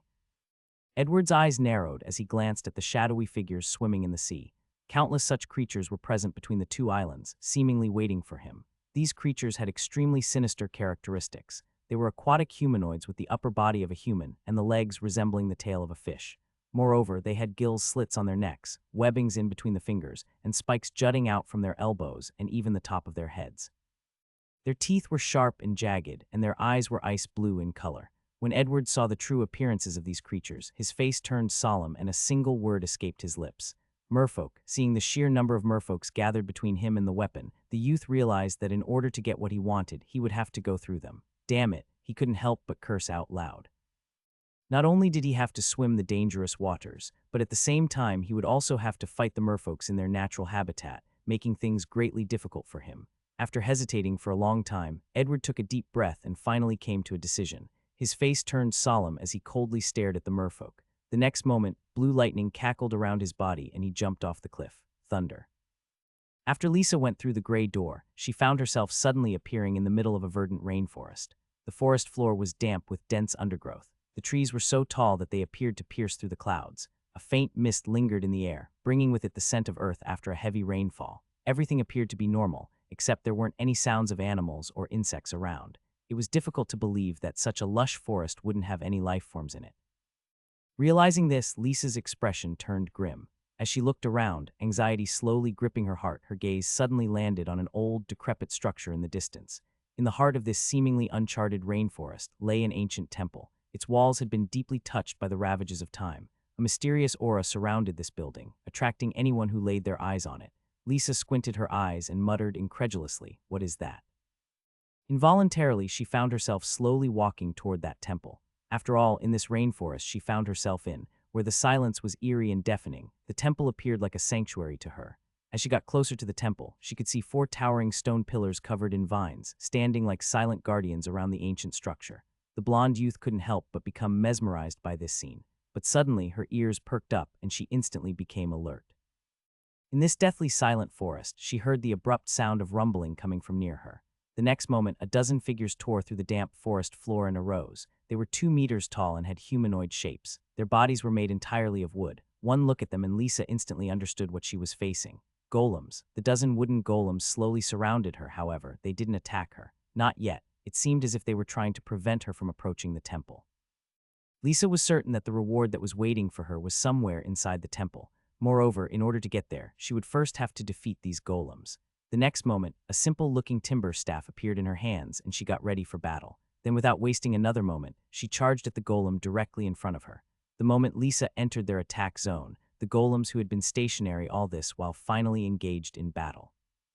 The moment Adam walked through the gray gate, he was immediately pressed to the ground. There were no enemies, however. The gravity was simply abnormally high. Damn it. He found it extremely hard to even move his head around. He looked around to see that he was currently at the edge of a high cliff. In front of him was a decrepit-looking suspension bridge. Its planks were made of wood that seemed to be on their last breath. Moreover, the bridge was suspended with ropes on either side of the crossing. Just looking at the state of the bridge made Adam want to turn around and leave the place. However, he didn't, because just across the bridge, on the other side, was a bronze pedestal atop which an old-looking book was placed. Adam couldn't really make out what exactly the book was, but he knew that this was his reward. Now the only question was, how would he get to the other side? The suspension bridge looked like it couldn't be trusted at all. It seemed that it would break apart any moment now. Plus, the increased gravity in this place made it countless times more difficult to get to the other side. Adam gritted his teeth and screamed, "Are you kidding me? It's like you want me to fall to my death. How can this even?" But suddenly he stopped speaking when the scene in front of him abruptly changed. To be more precise, it was his vision that changed. Realizing this, the youth was dumbstruck. What in the world? In the depths of his soul, Valerian, who was napping on one of the 3 round leaves of the white lotus, suddenly opened his eyes to find that the lotus was pulsating ever so slightly. Mayu, the young dragon, was puzzled, but the next moment it yawned and then went back to sleep. The White Lotus slowly began to rotate in Adam's spirit sea, allowing him to see through the false reality that he found himself in. It was an illusion. Adam grunted in discomfort. The suspension bridge, the clouds and the blue sky, the cliffs, everything dissipated into nothingness. Everything except the bronze pedestal and the book on top of it. Instead, he found himself in a large, dimly lit hall. However, the increased gravity in this place was still present. What the hell is this damn place? The youth struggled to get the words out. The gravity was really doing a number on him. He took deep breaths to calm down. He got into a comfortable position once again. No matter what position he took, a few minutes later his body would start hurting because of the gravity, so he had to change positions every few minutes. Adam looked at the bronze pedestal in the distance and then at the spacious hall around him. He couldn't help but break out into a chuckle. Heh, so that Magus who created this wanted to awe the participants. Is that it? That's why he went so far as to incorporate an illusion formation. In hindsight, that indeed seemed reasonable. After all, if the Magus who created this secret plane had the power to teleport everyone who entered the House of Cards to different locations far away from each other, wouldn't that mean the Magus was simply too powerful? Alternatively, having illusion formations in every room of the pyramid would also serve the same purpose. But that didn't matter. After all that truly mattered was the reward in every room. Adam deeply gazed at the ancient-looking book sitting on the pedestal. So this is what I desire the most, a book. He looked around and continued, then there's this gravity increase, how does all of this relate, Doug? Once again, his joints started to ache and he was forced to change his sitting posture. The next moment, his eyes narrowed as he gazed at the book again. So I just have to reach that pedestal and grab that book, huh? He gritted his teeth and slowly tried to get to his feet. Fine, challenge accept act. However, he was viciously pressed back on the ground. Damn it. A month had passed since Adam had entered the spacious hall. However, since then, he had only managed to move a third of the distance to the bronze pedestal. In the beginning, he was very confident that he would be able to cross the distance in no time, but much to his dismay, he realized that with each step he took, the gravity multiplied. Woo. Whoa. That was the sound of Adam's whimpers echoing in the hall. Currently, he was lying flat on the ground, his snot and tears forming a puddle underneath his face. Every step he took felt exponentially harder than the last one. So the only way for him to proceed forward was to first get used to the current level of gravity and only then take the next step. Adam raised his head and looked at the pedestal in the distance. With a suicidal expression, he muttered, "It'll probably take me a few more months at least." Fortunately, at regular intervals, the gravity in the room would return to normal for a certain period of time, allowing the teenager to take care of his basic needs. Magi were not invincible. They needed food and water for sustenance and a decent amount of sleep to keep functioning. Adam sat back up with relative ease. He was already used to the current level of gravity. However, if he took another step forward without sufficient preparations, he would be slammed to the floor. Not long after entering this hall, after having realized that the difficulty level would get progressively harder, he decided to make the most of it, and thus he had entered into another intense training retreat. Adam got into position and started doing push-ups. After he would get tired, he would rest for a while and then start doing squats. This cycle would continue to repeat until he had carried out almost all the basic workouts. He realized that any simple exercise done under high gravity would bear results countless times better than when done under normal conditions. Making the most out of it, Adam had already begun practicing the Astral Tyrant manual. Although his attacks appeared extremely slow, if one took into consideration the current level of gravity, his attack speed was simply phenomenal. Under such intense training, the youth's strength and speed had increased by leaps and bounds. Such immense progress would never have been possible in the outside world given the same time frame, and just like that another month passed by. Adam had now already reached the halfway point, and although the gravity had increased drastically, the difficulty had in fact started to diminish. Currently, he was doing handstand push-ups. His upper body was bare and covered in sweat, giving his chiseled muscles a layer of sheen. With a push of his arms, Adam somersaulted in the air and landed on his feet. If one didn't know any better, they'd think there wasn't any increased gravity in this place at all. Earlier, the youth truly despised being stuck in this hellish place, but after realizing how quickly he was improving, he couldn't help but come to admire it. To him, if it meant he could improve his strength, he would gladly do it. If possible, he also wanted to study the runic formations in this hall that increased the level of gravity. However, no matter how hard he tried to search for it, he was unable to find it. It seemed that the formation was deeply concealed. After having acclimatized to the current level of gravity, the teenager took a deep breath and took another step forward. Ugh, intense pressure bore down on him and he grimaced in pain. However, unlike all the other times before, Adam wasn't pasted to the floor. He was still on his feet, albeit in a deplorable manner. He clenched his fists and screamed at the top of his lungs, trying his hardest to stand back up straight. It took him a while, but he eventually managed to do it.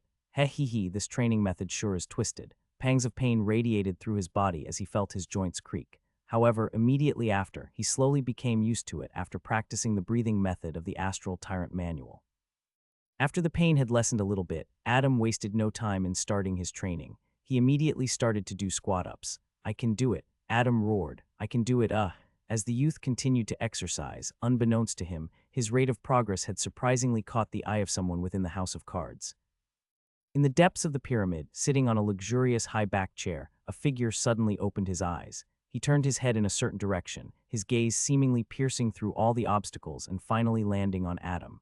Oh, the figure was slightly taken aback. He adjusted his seating position and intently looked at Adam.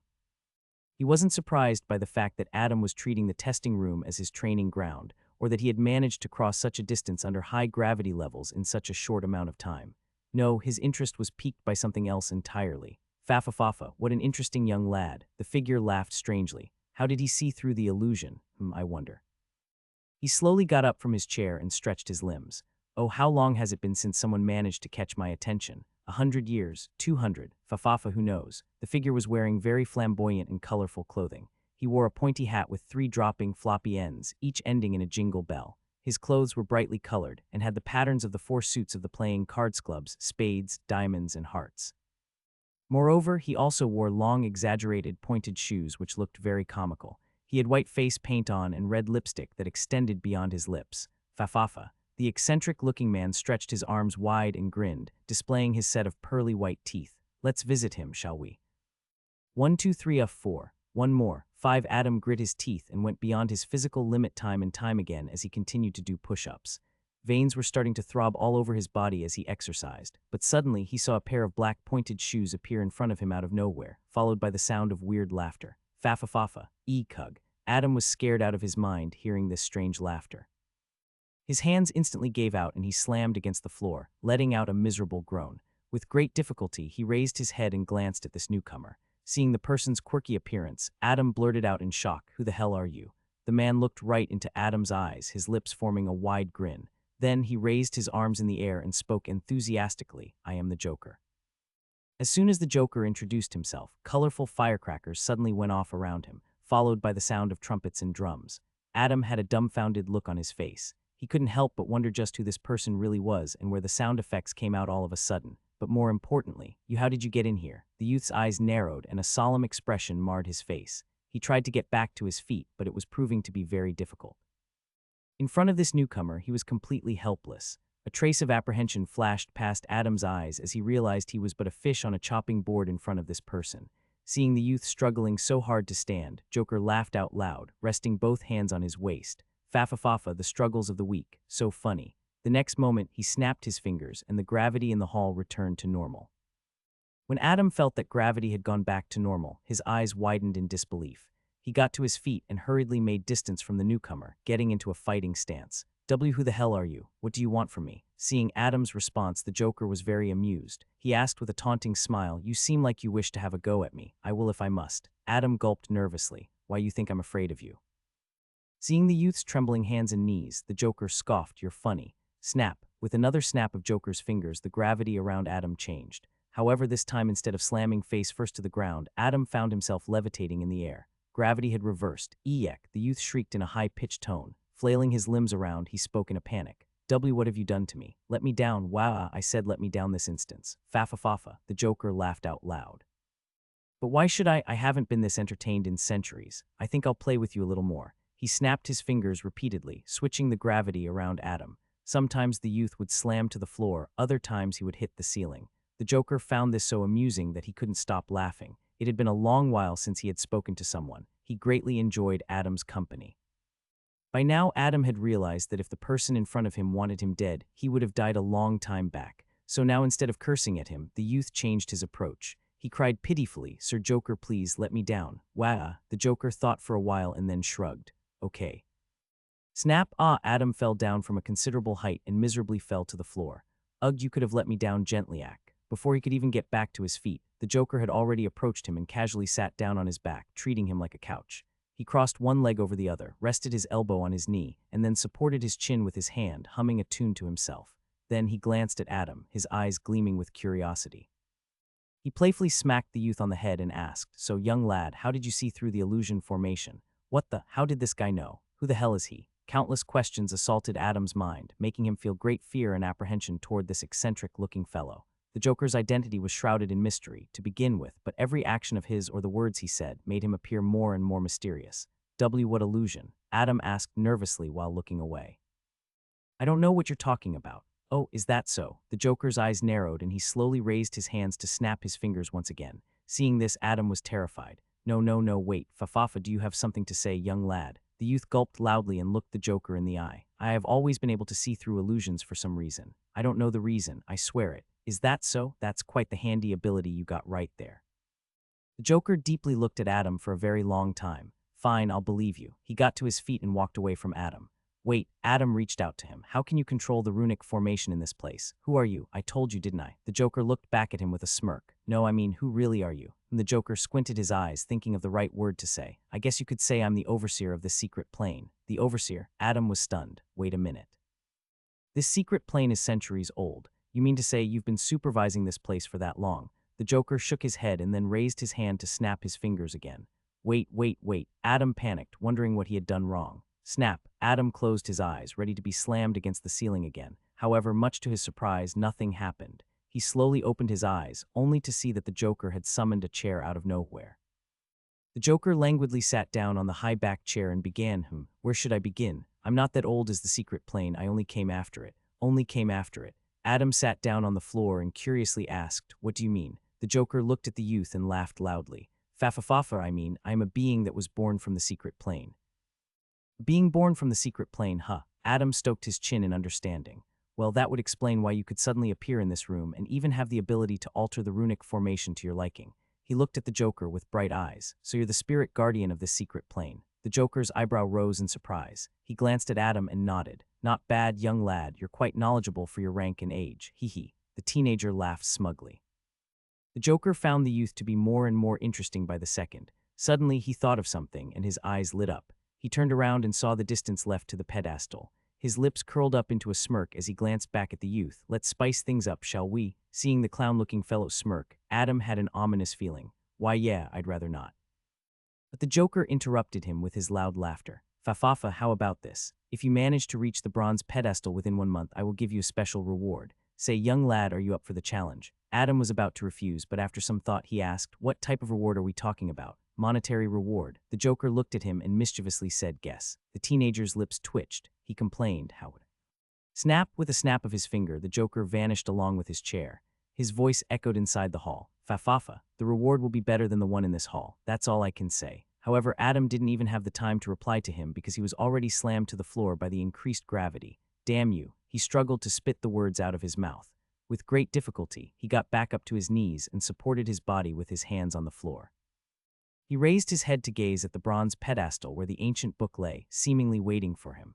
1 month, huh, he muttered to himself. "If I go all out and spend less time working out, I might just make it in time, but it's still cutting it close." But when he recalled the Joker's statement about the reward being even greater than the book in this room, Adam's eyes flashed with greed as well as excitement. He always did like a good challenge. He licked his lips and grinned. Hee hee, how can I just give up? What if the reward is 1,000,000 gold coins, or perhaps platinum coins? Hugh, with a shady laugh that could send chills down anyone who heard it, Adam slowly got to his feet and walked with great difficulty toward the pedestal without wasting a single moment. "All right, let's do this." In the 2 months that had passed inside the House of Cards, Adam wasn't the only one who had made progress. It was the same with Edward and Lisa and the vast majority of the participants that had entered. However, many had died as a result as well. The trials inside each room of the pyramid were all life-threatening, to say the least. One mistake could cost the Magi their lives. Edward had still not managed to swim through the sea of merfolks and make his way to the other island where his reward spur lay. There were many occasions when he was fatally injured, but he always made it out on top and managed to survive through it.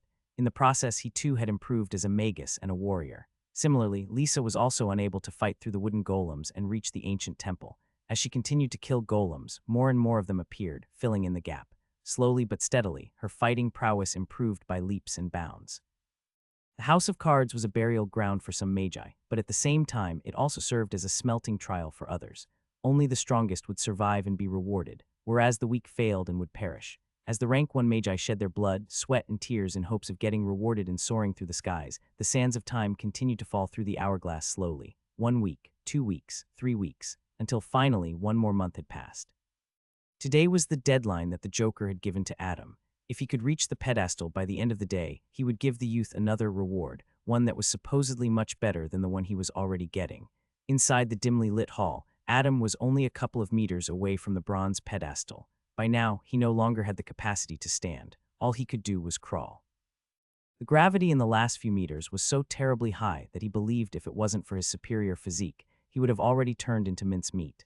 Adam's bloodied fingers dug into the floor as he crawled like a snail. His entire body was drenched in sweat, and the parts that were rubbing against the floor had even turned bloody. However, despite all the pain and suffering, he grit his teeth and continued to move forward. That Joker better not be playing games with me.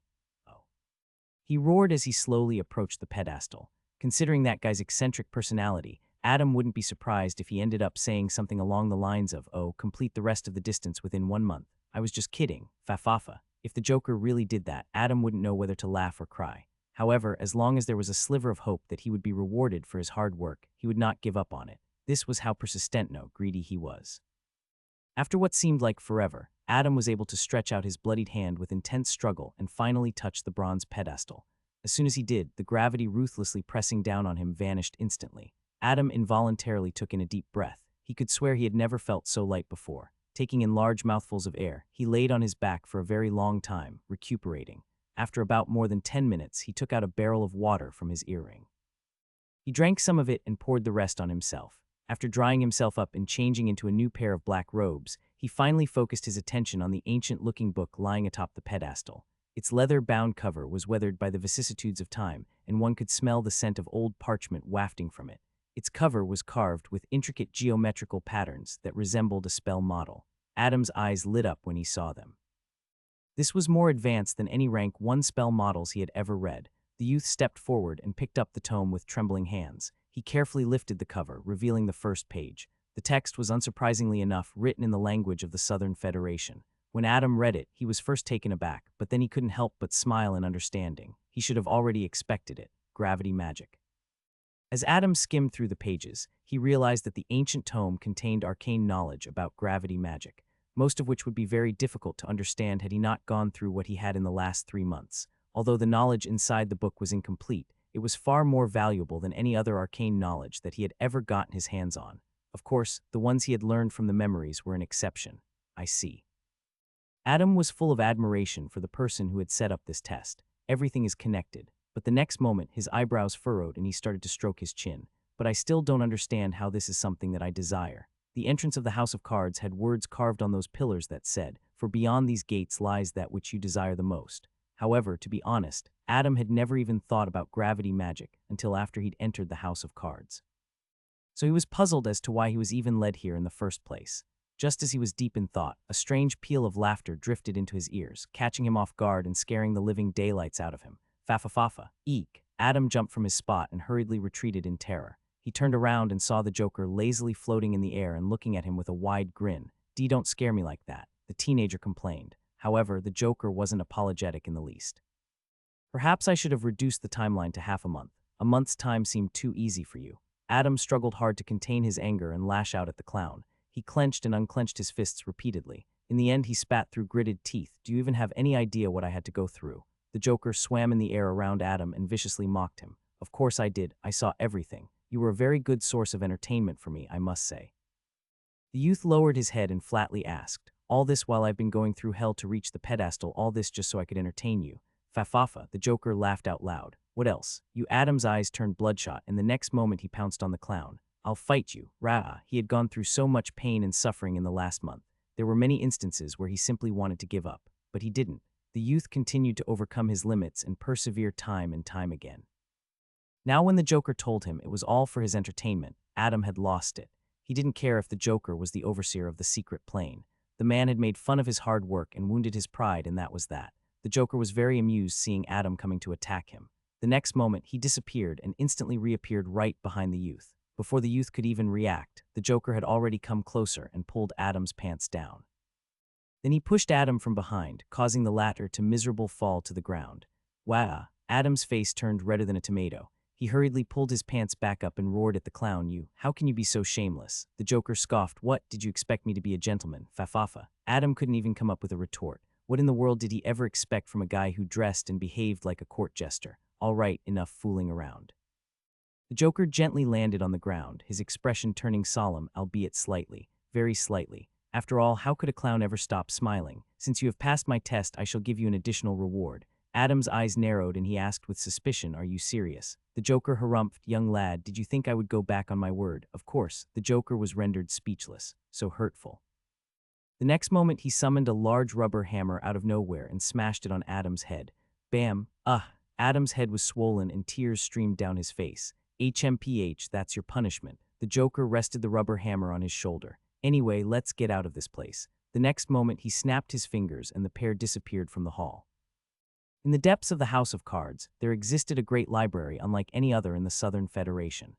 The library contained countless books, and the shelves that housed said books seemed to defy gravity itself. The large bookshelves were suspended in mid-air, gently gliding as if being pushed by an unseen breeze. When Adam appeared here with the Joker, he was mesmerized by this magical scene. The air was filled with the scent of old books and parchments, further adding a sense of vintage vibe. Seeing the rows of bookshelves stretching into the distance, disappearing into the smoky horizon, Adam muttered involuntarily, "So magical." The Joker was very satisfied with the youth's response. Indeed, this is the core of the Soaring River secret plane, the Soaring Library. Whoa! Adam's eyes shone with childlike curiosity and wonder. He glanced at the Joker who was standing beside him and asked eagerly, say, did the owner of the secret plane build this?" The Joker rolled his eyes. Of course. The Soaring Library served as master's study. Oh, Adam nodded his head like a chicken pecking at rice. He clasped his hands and asked excitedly, "Where is the master? Can I meet him?" For the first time, the youth saw great sadness flash past the Joker's eyes. However, contrary to what the latter was feeling, the smile on his face widened. "My master has already passed away." Seeing the smile blooming on the Joker's face, Adam felt overwhelming grief. He softly muttered, "I'm sorry, I didn't know." The Joker ruffled Adam's hair. "Fafafa, no need to feel bad, young lad. Magi are not immortal, and us spirits are also the same. One day we will grow old and eventually die." Adam was silent for a long time. He then looked up at the Joker and asked with yearning, "What if we continue to advance in ranks as Magi? Won't we live forever then?" "Fafafa, who knows?" The Joker laughed out loud. "That is something only the high-ranking Magi could perhaps tell you." Adam pursed his lips, then switched subjects. "Okay, what about my reward? It better be something far superior to the book on gravity magic that I got." The next moment, he stretched out his hand, and a thick, ancient book came flying toward him out of one of the floating bookshelves. This tome was twice as big as the one Adam had received earlier. "Here, this is your reward." The Joker gave the youth the book. Whoa! Adam's eyes seemed to be shining brighter than the stars. Perhaps he himself had not noticed it yet, but if there was something that he loved even more than money and wine, it was arcane knowledge. "What's this?" The Joker grinned from ear to ear and proudly stated, "This is my master's complete research on gravity magic." For most, gravity is an inescapable force, an unyielding master that will forever shackle them. For some, gravity is a tool, capable of destroying armies and repelling all dangers. For the fewer still, gravity is but a toy, something they can choose to ignore or play with as they wish.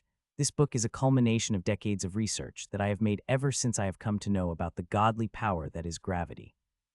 This compendium of arcane knowledge contains everything I have gathered regarding gravity magic. Use it wisely, O fellow seeker of truth. May gravity forever be at your command. May you be unfettered and unshackled. May you find the way, Matthias the Free. As Adam flipped over the leather cover and read the author's foreword on the very first page, his skin was covered in goosebumps and his body involuntarily trembled.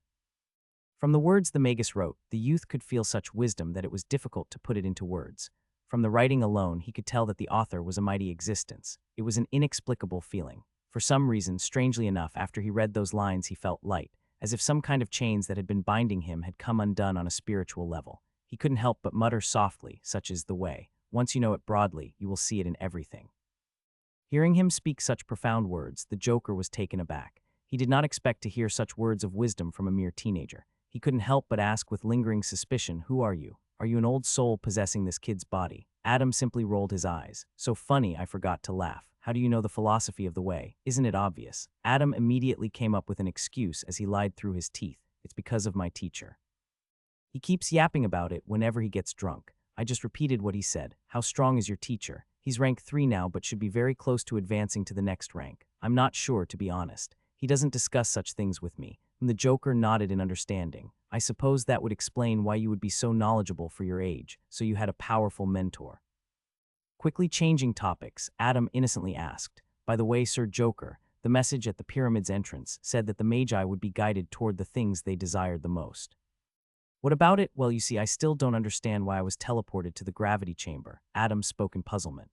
"Can you tell me how that works? Or is everything just randomly done?" HMPH. The Joker harumphed in displeasure and anger slowly enveloped his painted face. "You have the audacity to say that the arrangements made by my late master would be done randomly." No, no, no, I didn't mean it that way." The teenager hurriedly waved his hands. How could he dare to disrespect such a powerful magi? I was just genuinely curious. I swear I didn't mean any disrespect. Fafa. Seeing the youth panic and almost pee his pants, the Joker burst into laughter. "Don't worry, I was just kidding." Adam's lips twitched seeing the clown making fun of him again. This guy, how can I even take him seriously? Anyway, to answer your question, the Joker began explaining, this house of cards is a magical construct, as you already know. When a magus enters, it analyzes their mana signature, identifying their characteristic in an instant. Based on that, the magi are sent to different places. From the mana lingering around you, the house deduced that it had similarities with gravity magic. That is why you were sent to the gravity chamber. Adam fell into deep thought and he started to habitually stroke his chin. My mana characteristic has similarities with gravity magic, but how can that be possible? Wait a minute, could this perhaps be related to the Astral Tyrant manual? Seeing Adam's change in expression, the Joker chuckled. Looks like you've finally understood. The youth replied in a daze, yeah, I think so.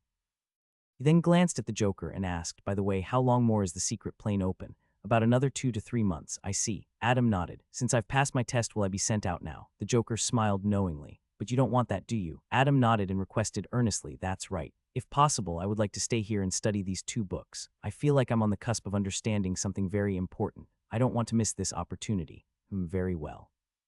The Joker agreed. Snap. With a snap of his fingers, a stone platform came flying in from the distance and appeared in front of them. Get on it, the Joker instructed. I'll send you to a secluded place in the library where you can study in peace. With a wave of his hand, the Joker sent the platform gliding into the distance. Getting an aerial view of the soaring library, Adam was spellbound. He couldn't help but wonder just how much arcane knowledge was contained within this library.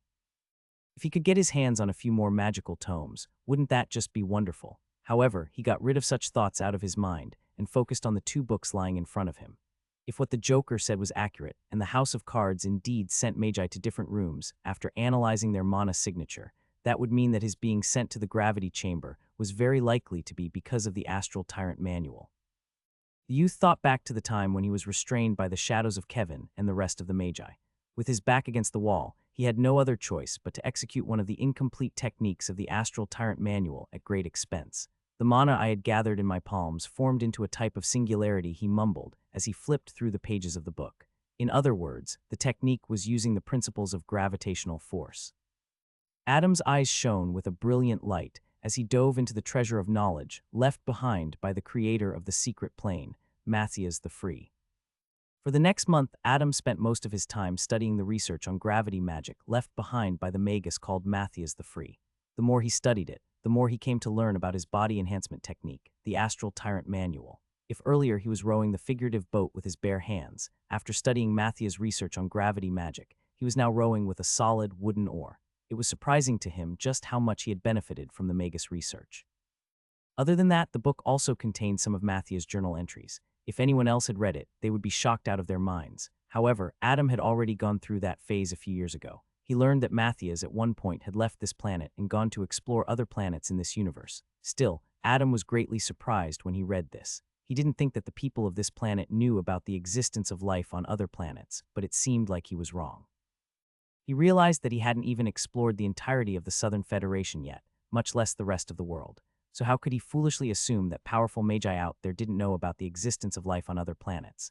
Although Adam knew so much about the universe from the memories he had absorbed in the end, he was still a frog in the well. This realization truly humbled him. On this day, the youth went toward the area where the Joker usually spent much of his time. It was a hall somewhere in the library, where the latter liked to see the performance of all those participating in the testing grounds within the house. The man called it the viewing room, a place where dozens of translucent magical screens hovered in the air and displayed all that was happening with the magi. Adam had visited this place to hang out with him from time to time in the past month. After all, he didn't want to spend all his time studying. That would just make it monotonous. As he entered the viewing room, he saw the Joker floating in the air and watching the magical screens with great interest. He also seemed to be eating some kind of corn seeds out of a paper bag. Seeing that he was really engrossed, the youth loudly cleared his throat. Ahem, the Joker turned his attention to Adam. What is it, lad? Are you done studying for the day, more or less? Adam nodded. Okay, come let's watch this guy together. Looks like he's about to die at the hands of one of the steel golems master created. Fafafa, the Joker pointed at one magus on the screen. Hearing him say such things so casually, Adam's lips twitched and he thought to himself, is this what you find entertaining? People dying? What a sadist. The next moment he shook his head and stated solemnly, no, I want to talk to you about what your master has written in the book. Shoo, go away. The Joker waved his hands impatiently. I don't wish to talk about all those boring analytical stuff. Thought I told you about that already. It's not about his research. Adam shook his head. It's about his journal entries. The Joker stopped in his movements and turned his head to look at Adam, the grin on his face widening by the second. So you read about the existence of other magical civilizations, eh, lad? He jumped to the ground and laughed with his arms placed on his hips. Fafa. How does it feel to know that we're not alone in the universe? Adam stared at him with a bored look. He had stopped listening to him even and begun digging his nose. Let me know when you're done. Fafaha, the Joker's expression froze. He looked at the youth and spoke incredulously. You are not surprised by this information. May. Adam shrugged and chucked the booger at the tip of his finger away. Bam. Stop dirtying my home, you unhygienic little shit. The Joker smashed Adam's head with his rubber hammer. Ack. Adam's eyes threatened to pop out of his sockets. Sorry. So the Joker put away the hammer and asked with narrowed eyes, you seem to know about the existence of magical civilizations in this universe. You really are one peculiar young lad. What's so great about that? You seem to know this information too. Adam spoke with a grievance, gently rubbing his swollen head. Heh, foolish lad. The Joker scoffed. Naturally, I know everything that my late master knew. Is that so? Adam asked in understanding. Of course, the next moment the Joker's eyes narrowed. But the question is, how in the world did you come across such heavily guarded information? Isn't it obvious? It's because of your teacher, the Joker sneered. You know how I know you're lying. How? Adam's heart was suddenly gripped by nervousness, because such information is unknown to any magus below rank 4. This was the agreement made by all the powerful magi of Tron to prevent mass panic and chaos. Adam loudly gulped after listening to the Joker's explanation. The Joker, on the other hand, smirked in amusement. I remember you said your mentor was a rank 3. So, young lad, do you wish to come clean now? Adam lowered his head and clenched his fists. Hesitation flashed across his eyes. There was no way he was going to disclose that he knew all this information by absorbing memories from the White Lotus. But at the same time, he also didn't wish to lie to the Joker any further. The man had been nothing but nice and hospitable to him. The youth didn't wish to betray his trust. Thus, in the end, he raised his head and gazed into the Joker's eyes. I'm sorry I lied to you. The Joker simply smiled as he always did, waiting for the youth's explanation. Adam continued, the truth is, I know about all this information because of an inheritance I came across when I was young. Fafafa, I see. Now that makes more sense. You're not mad at me? Adam asked meekly. Why should I be mad? The Joker chuckled. I can understand why you would lie about it, though. An inheritance left behind by a powerful magus is very desirable by others after all. The next moment he spread his arms wide, pointing at the area all around him. But worry not, it's not like your inheritance can be more valuable than this place left behind by my master. Even considering all the inheritances left behind by the Magi on Tron, this secret plane can still be considered top tier. Oh, you have no idea. Adam thought to himself, trying to resist the urge to roll his eyes. He then asked, what's Tron? You keep mentioning it. The Joker's lips twitched. That's the name of our planet. You didn't know that. Adam looked away, choosing to remain silent. You're one strange lad, Fafa. You know so much, but at the same time you know so little. Something tells me you don't even know the names of all the continents on Tron. The Joker laughed loudly. Adam crossed his arms and harumphed. Of course, I know. The continent we're currently on is called Uriel, Fafafa, and what about the rest? Adam, the youth, stared at the Joker for a long time, a drop of sweat trickling down the side of his forehead. In the end, he turned around and walked away. HMPH, why should I tell you? Since Adam had finished studying the 2 books, he decided to spend the rest of the time relaxing. His time in the secret plane had been very fruitful yet arduous. Now was the perfect time to unwind before he left this place. As the pair walked through the magical library, Adam asked curiously, so Magus Mathias traveled to other worlds. Did he create this secret plane before he left Tron? The Joker smiled bitterly. After he left Tron, my master traveled to many other worlds in the vast universe, experiencing its wonders. But when he realized that his death was near, he returned home. Adam remained silent as he watched the smile on the man's face get deeper and deeper. Knowing that he would die, he wanted to leave behind his legacy. The Joker continued with a bright smile. And so he built the Soaring River secret plane for the people of his homeworld. Adam's heart was gripped by sadness. He couldn't help but ask, "Why is it that you're always smiling, even when you're grieving?" "Because I am a clown. I smiled despite all the things life throws at me." Those words spoken were simple but weighed heavily on Adam. He repeated the Joker's words in his mind over and over again and remained silent for a very long time. Suddenly, the man playfully smacked the teenager's back, jolting him out of his reverie. "Don't think so much, lad. Life will throw many obstacles at you. You will have good moments and bad moments, so you might as well steer through life with a smile on your face. Don't take everything so seriously. Life is much more entertaining that way." Fafafa, seeing him laugh without a care in the world, Adam too broke into a peal of laughter. "Haha, I guess you're right. Smiling isn't too bad." As the pair walked side by side, they spoke about many things. The Joker mainly asked about what the outside world was like because he had never stepped foot outside the secret plane.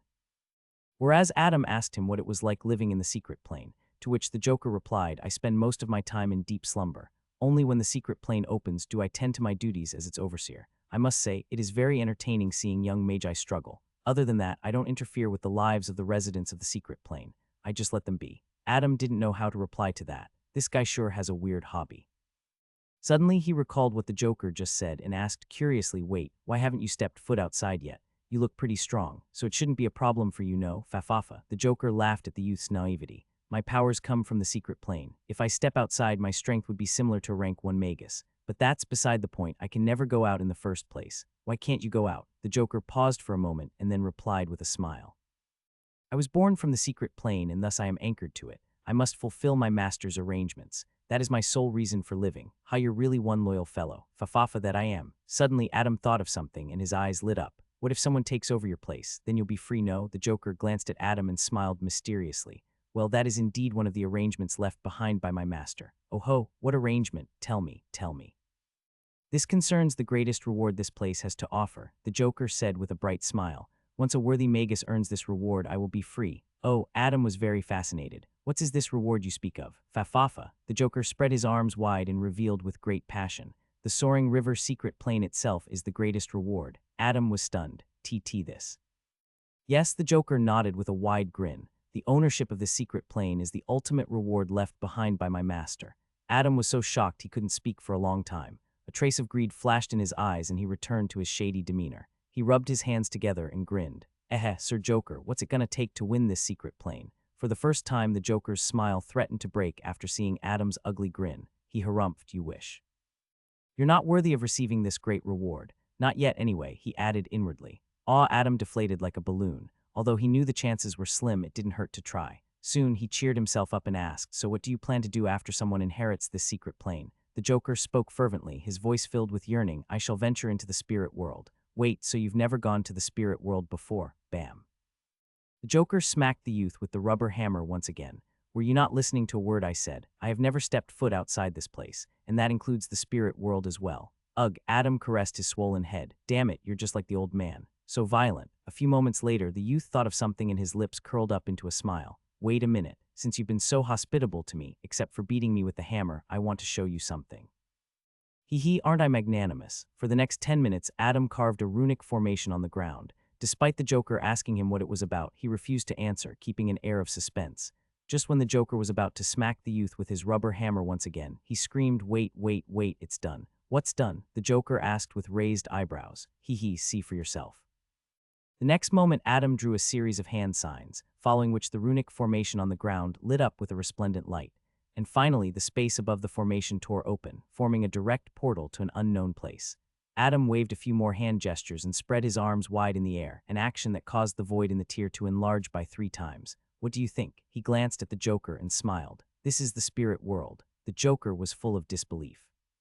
He had never personally seen the spirit world before, but when he laid eyes on the scenery beyond the portal, he found himself speechless. He could feel a deep connection between him and this mystical place beyond the portal. Seeing the blank void dotted with white specks as well as the sea of colors that collided against one another, the Joker was brought to tears. His lips parted and only a single word escaped his lips: home.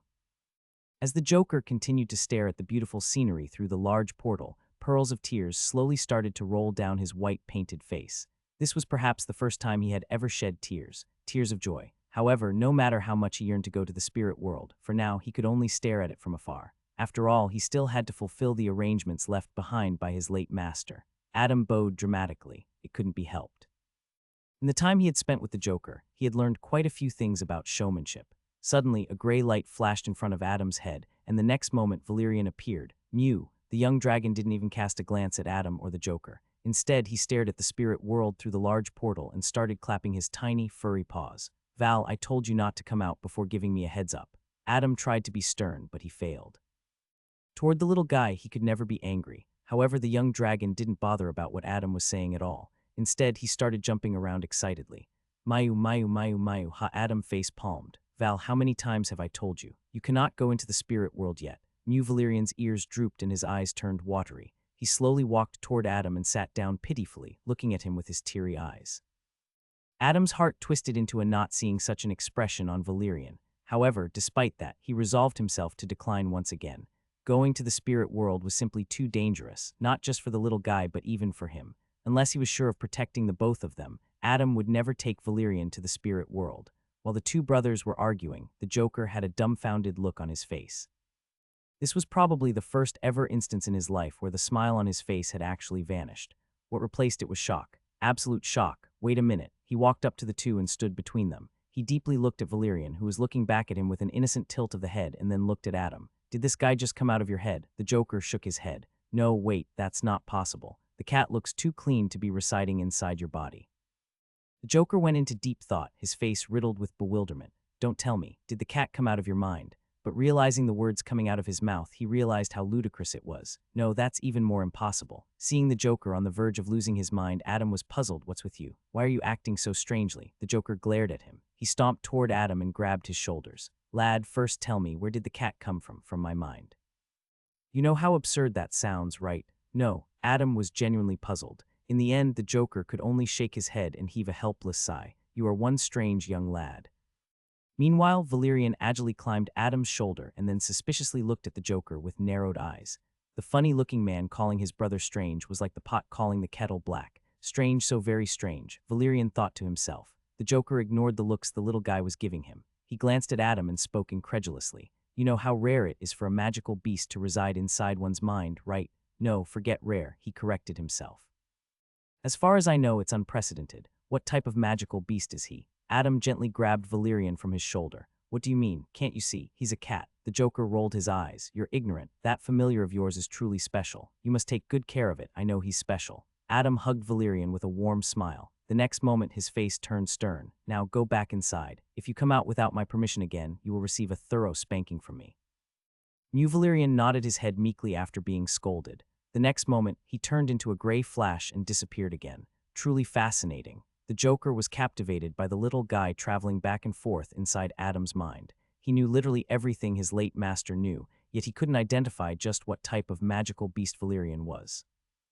Moreover, in all the worlds his master had traveled to, he had never heard of a magical beast having the ability to go inside someone's mind. This was truly an eye-opening experience for him. While the Joker was reeling in from the shock, the portal above the runic formation rumbled, and the next moment, it contracted until the space returned to normal. Before the portal closed, he was able to cast one final glance at the spirit world. Brilliant smile bloomed on his face as he looked forward to the day he would be able to go to that mystical realm. Ah, it's no big deal. The youth waved his hand nonchalantly as he cleaned up the runic formation. No, it means a lot to me, the Joker replied. Suddenly, he thought of something and grinned. Since you've given me such a wonderful present, it's only right that I reciprocate. Adam stopped in his movements. He turned around to look at the Joker and asked in surprise, What do you mean, Fafafa?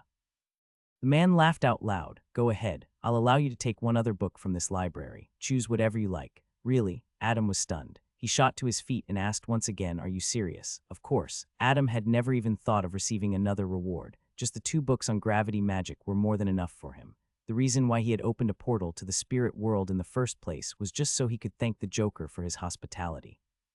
He had never expected anything in return, but now he was ecstatic. I can choose any book, the youth asked with shining eyes. Yes, of course, Fafafa. Adam didn't even have to think twice before answering. Very well, I'll choose a book from the School of Illusion. Adam's face was full of grievances as he looked at the rolled-up scroll in his hands. He wanted to cry. He was given such a great opportunity, but he ended up wasting it. He looked at the Joker and asked meekly, Sir Joker, can I get another try? Please, Fafafa. The Joker laughed out loud seeing the youth's pitiful look. He severely admonished him, Who told you to run your mouth without even thinking? You could have first gone through the library to see what books could benefit you, yet you didn't. Please. Adam clasped his hands. Just give me one more chance. Shoo. The Joker waved his hand as if swatting an annoying fly away. If you ask again, I'll take back that scroll. Adam opened his mouth but ended up swallowing his words. He cursed inwardly, damn it. Who would have thought that Matthias the Free had such little attainments in the School of Illusion, and the only research about illusion magic in the entirety of the Soaring Library would be just this single scroll. Without even opening the scroll, Adam knew what the content inside of it would be. It was sure to be something related to the illusion runic formation that was present in all the testing rooms in the House of Cards. With a heavy heart, he put away the scroll inside his earring. Not even going to take a look at it, the Joker asked, smiling tauntingly. HMPH, I already know what's on it. Adam pursed his lips and stomped away. Seeing the youth throwing such a tantrum, the Joker couldn't help but chuckle. Ah, you're still a kid after all. Edward's body was riddled with injuries as he valiantly fought the merfolk.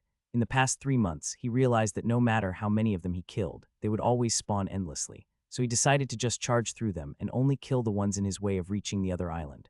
After countless trials and errors, he was finally able to come up with a plan to fight the merfolk and advance at the same time. Today, his plan would finally come to fruition. After killing the last of the merfolk with his bare hands, Edward finally managed to reach the other island. Now, all he needed to do was climb the steep cliff and the reward would finally be his. About half an hour later, Edward was finally able to climb the cliff with sheer willpower alone. He had already exhausted all his strength fighting the merfolk. He crawled toward the spear hovering at the center of the island. The weapon was surrounded by streaks of blue lightning and looked very dangerous. Surprisingly enough, when Edward approached the weapon, the lightning parted and made way for him, as if welcoming him. With a wide grin on his face, the teenager finally came before the weapon. He stretched his hand out and finally grabbed the spear's shaft, thunder. In the heart of the verdant rainforest, Lisa used one spell after another to take down the wooden golems. At some point, her weapon had already been destroyed. Just like Edward, she too learned how these golems would spawn endlessly after she destroyed one. There was no end to them. In the end, she could only focus on advancing toward the ancient temple instead of using all her strength to kill every last one of the golems. After months of struggle, she was finally able to do so today. With great struggle, she restrained a wooden golem with thick vines and nimbly managed to dodge the attacks of other golems. Finally, she was able to step foot on the stairs leading to the temple's entrance. Much to her surprise, she realized that none of the golems followed after her. It seemed that the temple was out of bounds for them. Realizing this, she dropped to her knees, gasping for air. A wave of fatigue swept over her, but the feeling of accomplishment couldn't be hidden in her eyes. She clenched her fists in triumph. She had done it. After more than 3 months of failure, she had finally achieved her objective.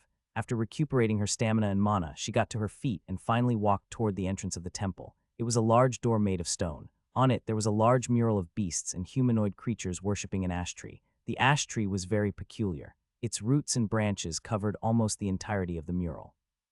She only cast a momentary glance at the carvings, not thinking much of them.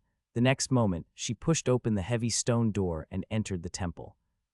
How come most of the rewards in all the room are weapons? Adam asked curiously as he gazed at the various floating magical screens in the viewing room. The Joker replied while eating corn seeds, "That's because my master was an artificer, a quite good one at that." Oh, Adam's eyes lit up. He then thought of something and asked, "Is that why the treasures in the secret plane seem inexhaustible to the magi outside?" "Fafafa, is that what you all think?" The Joker was amused. "Well, I guess you're not entirely wrong. My master had forged many artifacts in his lifetime and gathered even more. All of them are safely kept in the vault under the library." Adam had a fawning expression on his face. "Come to think of it, I didn't get any artifacts. Sir Joker, how about giving me a pair of gauntlets? Don't push it." The Joker rolled his eyes. "Those books are far more valuable than a chunk of iron, and you know that as well. Tusk, so stingy." The pair continued to watch the magi on the floating screens. By now, the vast majority of them had completed their tests and already received their rewards. "Is it time?" Adam glanced at the Joker, his tone laced with a hint of sadness. "It seems so, Fafafa." Adam remained silent for a while. The next moment, he waved his hand and a large wooden barrel appeared in front of him. "Here's my parting gift to you." The barrel contained Adam's tears. He had managed to brew quite a lot of them during his stay in the secret plane. When he left this place, he would sell all of them to Edward's father, Victor, later. "Oh, what's this?" the Joker curiously asked, staring at the barrel. "It's wine. I brewed it myself." Adam then stuck his hand out. "Where's my parting gift, Fafafa?" The Joker laughed out loud. "You sure are one greedy young lad." The next moment, a strange item appeared out of nowhere in his hands. He flipped it, showing it to the youth. It was an ivory playing card, the Joker. Adam took it from the man and looked at it. "What does this do?" "It's your key to the secret plane." "What?" The youth gasped in shock. "You mean I can enter this place whenever I want? Whenever you're around the portal to the secret plane, inject mana into my calling card," the Joker began. After I sense it, I will directly teleport you inside. It was nice getting to know you, lad. The Joker smiled warmly. Hee hee, you too, you too. Adam chuckled. Let's meet again soon, okay? Fafafa. If fate wills it, we most definitely will. Remember to always smile. Farewell, Snap. The Joker looked at the spot where Adam had been standing. As the smile on his face deepened, so did the loneliness in his eyes. Fafafa, he forced a laugh. Who would have thought? The little bugger actually grew on me. He paused, smiling from ear to ear. I'm all alone again. The man stood still for a very long time. Then he put his hands on his waist and cheered himself up. Never mind, Fafafa. Guess I'll just go to sleep. He turned around and headed for the deeper parts of the soaring library. Suddenly, he stopped in his footsteps and tapped his head lightly. I forgot to tell him about the final battle. But the next moment, he started laughing in amusement. Fafafa, forget it. He won't die anyway. The Joker cheerfully walked toward the depths of the library, his silhouette gradually disappearing into the smoky horizon. Adam felt something rise up his throat. After being teleported out of the House of Cards, he felt a great need to throw up. But at the last moment, he somehow managed to hold it back in. After a moment of disorientation, he took out some water from his earring and madly gulped it down. Pew, not bad, that's some progress, eh? After putting away the gourd of water, he looked around and found himself standing in a large clearing. He turned back around and was shocked. Where's the damn pyramid? He figured he would be appearing somewhere near the House of Cards, but that was not the case at all. He appeared on a grassy land with a radius of at least 500 meters. Beyond that, this land was surrounded by tall trees. Strangely enough, Adam felt as if this place he found himself in resembled an arena for some reason. He shook his head and started walking toward the forest. He was the only one here, so there was nothing much to do. Whatever, I'll wait for Edward and the rest, and then I can finally leave this place. Suddenly, he paused and nodded before continuing. Yet you can come out, Val. A gray light flashed, and Valerian appeared right in front of Adam, floating in midair. The latter gently grabbed him in his arms. What's up, little guy? The young dragon rested his furry little head on Adam's chest. Brother, I'm bored. So bored. Adam chuckled, seeing his expression. He gently patted the little guy's head and comforted him. Let's wait for our friends for a little while, okay? What about the funny-looking man? Valerian asked with a tilt of his head. The Joker, the youth asked with raised eyebrows. He then shook his head. This is his home, Val. He can't leave this place. New Valerian nodded and slowly closed his eyes. Since there's nothing else to do, I'm going back to sleep. He sent a mental transmission. Don't forget my division of loot. Brother, you promised me. With that said, he turned into a gray flash of light and returned to the youth's spirit sea.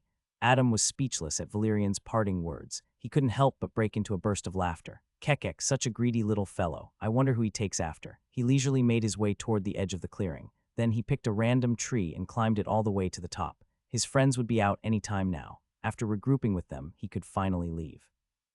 For the next couple of hours, Magi continued to pop up one after the other at the center of the clearing. It was important to note that most of them hadn't even left the area. They had formed into small groups instead and were keeping their distance from other groups. Very few Magi, who were on their own, had rushed toward the forest immediately after teleporting. Like Adam, they too had decided to wait by the clearing, albeit for a different reason. Adam was quite puzzled as to what was happening, until finally he realized when the next Magi teleported in the center of the clearing. As soon as this Magus appeared, he was ambushed by a couple of Magi nearby. Being suddenly attacked, the Magus was greatly alarmed. Moreover, after having just teleported, he wasn't in the best shape to fight, and thus, within a few seconds, he was brutally murdered by the other Magi and had his corpse looted. I see. Adam's eyes narrowed as he witnessed this cruel scene from a distance. All Magi that were teleported here out of the House of Cards were guaranteed to have received great rewards from within it. Furthermore, the moment after one was teleported, they were sure to be disoriented even if it was for a split second. But that split second made all the difference in the world. It was the perfect time to plunder. Having realized this, Adam couldn't help but shake his head and heave a helpless sigh. That guy, he truly is a sedst. At least he was kind enough to teleport me before everyone.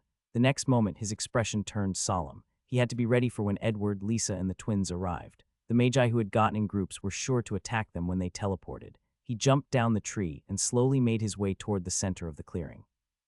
Strangely enough, although he was walking alone, no other Magi stepped forward to attack him. Adam had released a tiny bit of his mana outside his body. The tyrannical aura emanating from his mana stopped every Magus in track. They couldn't help but involuntarily gulp, their backs drenched in cold sweat. The sheer pressure from Adam's mana heavily weighed down on them. When they felt it, they had this strange feeling that they were being glued to the spot by gravity itself. Just when he was about 100 meters away from the center, he stopped. This much distance was enough for him to cover in the blink of an eye. It might have been extremely difficult for him before, but after having spent 2 months in the gravity chamber, his strength and speed had increased exponentially. Now, all he needed to do was wait for his friends to appear. He stood there like a lone wolf amidst a sea of hungry predators. However, none of these predators dared to attack him. They couldn't find themselves to. As Adam continued to patiently wait, his gaze focused on the center of the clearing. A familiar person had finally teleported. It was Edward. Adam could see that the magi nearest to his close friend were about to make a move. However, before Adam could even move toward Edward, something shocking happened that caused his eyes to widen in shock. After having obtained the weapon, Edward lay on top of the cliff, gasping for air. He looked at the spear in his hand and grinned. "You better be worth all that trouble." The spear looked unassuming, but it had to be special, considering it was one of the rewards inside the House of Cards. Its shaft was made from a type of black iron that shimmered with a faint, ethereal glow from time to time. Engraved along the shaft were intricate runes that seemed to pulse like the rhythm of a heartbeat. Suddenly a thought occurred to Edward, and he infused his lightning mana into the spear. The next moment, the runes on the shaft lit up and greedily absorbed the mana. Edward's eyes lit up. As I thought, he got up to his feet and thrust the spear in a random direction. Boom! The lightning earlier absorbed by the shaft was discharged through the tip of the spear. Ha ha ha! This weapon seems to be tailor-made for those who wield lightning. Edward laughed out loud as he looked at the spearhead. It was forged from a mysterious silver metal, and its edges were razor-sharp. Runes were carved on the blade as well, reflecting the colors of thunder and lightning. Edward felt a great affinity with this weapon, even though he had never held a spear before. He swung it around haphazardly, a toothy grin forming on his face. Spear is considered to be an easier weapon to master compared to a sword anyway. All I have to do is stick my enemies with the pointy end. He danced with the spear in hand for a long time, completely lost in the moment. Suddenly, he stopped, and anxiety slowly began to bubble up inside him. Wait a minute, it's been 3 months already since I entered the pyramid. It should be about time we are teleported outside. He recalled the detailed notes left behind by the generations of elders from the Turner family. He couldn't help but feel nervous. If I'm not wrong, there's bound to be intense fighting outside. I must take this time to replenish my mana reserves as much as. However, the next moment, the space around him distorted and he disappeared. Edward felt suffocated for what felt like forever. At the same time, it felt like it was only an instant. Such was the feeling of teleportation. Not only space, but even the concept of time was twisted out of proportion. The youth felt like he was floating in emptiness, but the next moment his feet touched the ground. He found it difficult to keep balance, the teleportation having altered his state of equilibrium. Moreover, he also felt extremely giddy, wanting to throw up. Suddenly, he felt intense bloodlust aimed at him. Loud warning bells rang in his mind as the killing intent of a handful of peeplefer, to be precise, bore through his body. Edward's heart sank. He was not in the best state to fight. Not only did he barely have any mana and stamina, but he couldn't even stand straight. His expression turned solemn, and at the last moment, he expended all his remaining mana into his newly acquired spear. Then, choosing to trust his instincts, he swung the spear horizontally. The shaft absorbed all the lightning mana and transported it to the spearhead. The entirety of the spear was coated in blue lightning. When Edward swung it, a wave of lightning spread outward, slamming against the incoming magi. Boom! The magi were swept off their feet and thrown back, their bodies electrocuted. When they landed on the ground a few meters away, they were already burnt to crisp. One could still see little lightning bolts streaking across their bodies. Seeing this unexpected turn of events, the surrounding magi were shocked, figuratively, of course. But the next moment, greed flashed in their eyes. Some of them rushed toward the 4 tasered magi who were now unconscious, while some dashed toward Edward, who had dropped to his knees, completely helpless. The 4 magi who had attacked Edward earlier were easily killed by the other magi and had their corpses looted. Whereas the 2 magi who were approaching Edward now had already brandished their weapons, ready to kill him and steal his belongings. As Edward saw the 2 approach him with cruel intentions, he gritted his teeth and tried to get to his feet. However, he had no energy left at all. He fell back down miserably. Damn it, he cursed inwardly. Just when the 2 magi were about to attack him, a black-cloaked figure with long, raven hair tied into a ponytail appeared out of nowhere and stood before him. With great ease, the figure grabbed the heads of the 2 incoming magi and viciously slammed them into the ground. Bam! As the figure rose back up, his hand had already turned wet and crimson from the blood of the 2 magi. The figure then gazed at the other magi who were approaching Edward. A simple gaze caused them to shudder and kept them at bay. Edward, thinking that another enemy, a strong one at that, had appeared, forced himself to get to his feet, gathered whatever strength he could, and stabbed his spear at the black-robed figure. Without even looking back, the figure effortlessly grabbed the shaft of the spear. Edward's pupils shrunk. Although his attack was not the most powerful one and wasn't infused with mana, it could surely deal damage simply based on the sheer amount of physical strength he had exerted. But the fact that nothing happened to this robed figure made Edward's heart sink further. Is this it? He thought to himself as fear gripped his being. The next moment, however, a familiar voice drifted into his ears, clearing all the negative feelings clouding his heart. Fatty, it's me. Edward was stunned. He gazed at the person in front of him and muttered in puzzlement, Adam. Adam turned around and looked at him with a teasing smirk. No, it is I, your father, heh. Edward smiled weakly. I'll leave the rest to you. As soon as he realized that Adam was here, an intense wave of fatigue, one that he was desperately holding back, washed over him and he immediately lost consciousness. It didn't matter how many magi had surrounded him. It didn't even matter if it was an entire army of them, as long as Adam was with him. I knew he was safe. Edward opened his weary eyes and found himself lying down under the cool shade of a tree. The sunlight passed through the gaps between the leaves and cascaded down on his face. Where the hell am I? Pain assaulted his body, and the scene of what transpired before he passed out slowly flooded his mind. He hurriedly sat up and looked around in alarm. Adam, recalling the scene where his close friend was standing before him facing off against the Magi, Edward started to panic, wondering if Adam was all right. Edward, you're finally awake, a cheerful and sweet voice called out to the youth. Edward turned his head to the side and saw Adil sitting on the ground beside him, looking at him with a faint smile. Adil, when did you get here? About an hour back, she replied. More importantly, how are you feeling? Except for a slight headache, I'm doing fine, Edward groaned as he massaged his temples.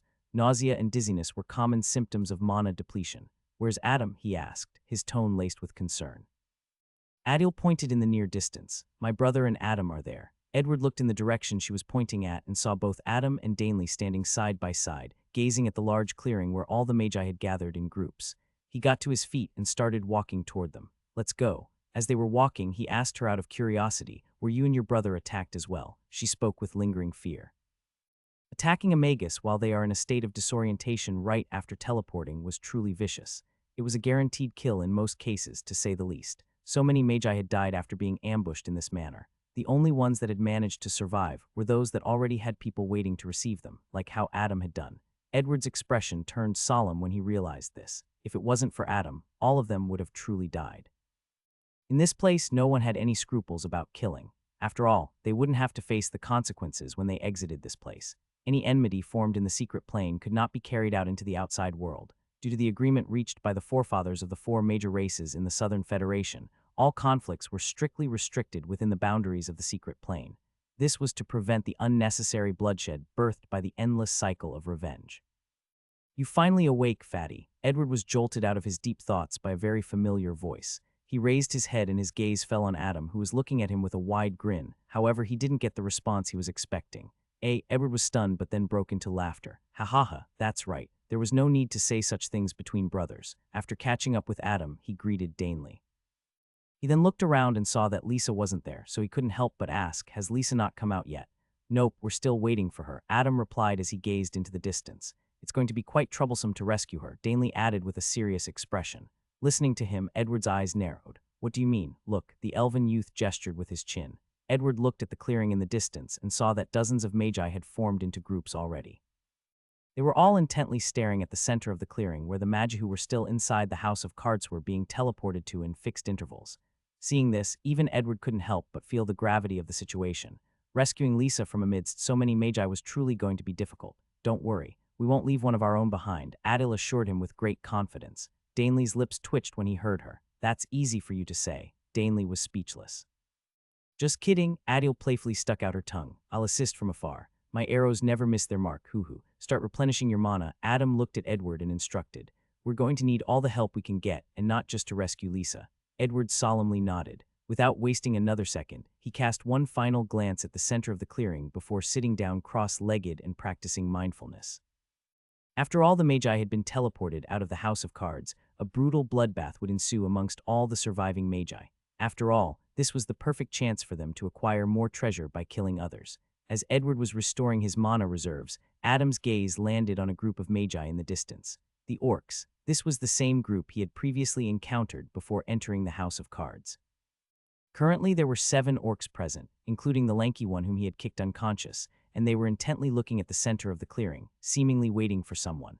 If I recall correctly, there were a total of 8 of them back then, Adam thought to himself, feeling slightly surprised. If the person this group was waiting for also arrived here, that meant that none of them had died inside the House of Cards. This spoke great volumes about their individual prowess.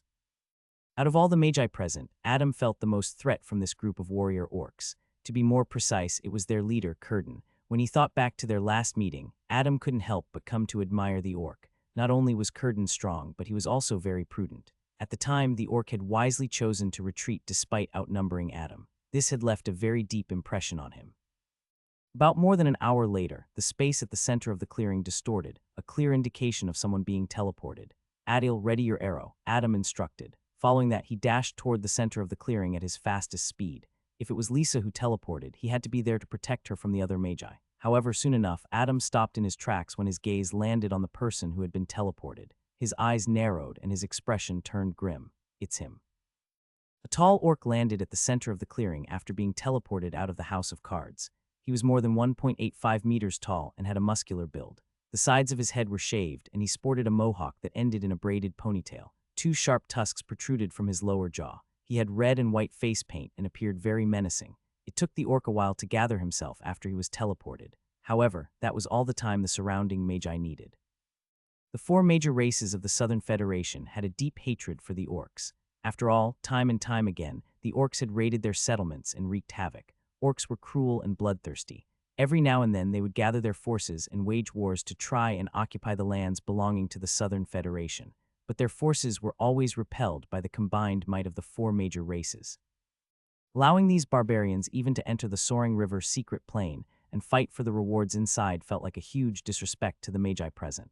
These magi had tried to finish off the orcs that had teleported to this clearing earlier, but they failed. These orcs were simply too powerful for them even when ganged up on. The first orc to be teleported out of the House of Cards was a lanky fellow. Before the magi could even attack him, he had already escaped with this superior speed. After that, every orc that was teleported out was quickly rescued by this orc. It's a damn orc again. Finish this bastard. Hurry, kill him now. The magi slowly closed in on him, their mana-infused weapons mere inches from landing on the orc's body. But suddenly, boom, a loud explosion bloomed at the center of the clearing, engulfing all the magi and the orcs within it. Everyone was shocked by this sudden development. When the dust settled, what greeted everyone's eyes was even more shocking. The half a dozen magi who had charged forth to attack the orc youth were now dead. Over their corpses stood the orc group from earlier. The speed at which the magi were killed caused everyone to be filled with disbelief. For a moment, the entire battlefield was enveloped in an eerie silence. No one spoke, no one made a move. They simply stared at the group of orcs in apprehension. After gathering himself, Curdan looked at his fellow teammates and faintly smiled. So you all made it out before me. Ha ha ha, yes, leader. We've been waiting for you. The orcs were very happy to reunite with Curdan. The latter replied with sincerity, all of you have made it out safely. I'm glad. He then paused and asked, by the way, who arrived here first? All the orcs simultaneously glanced at the lanky person who was standing with his arms crossed and displaying an aloof expression. Curdan followed their gazes and smiled with gratification.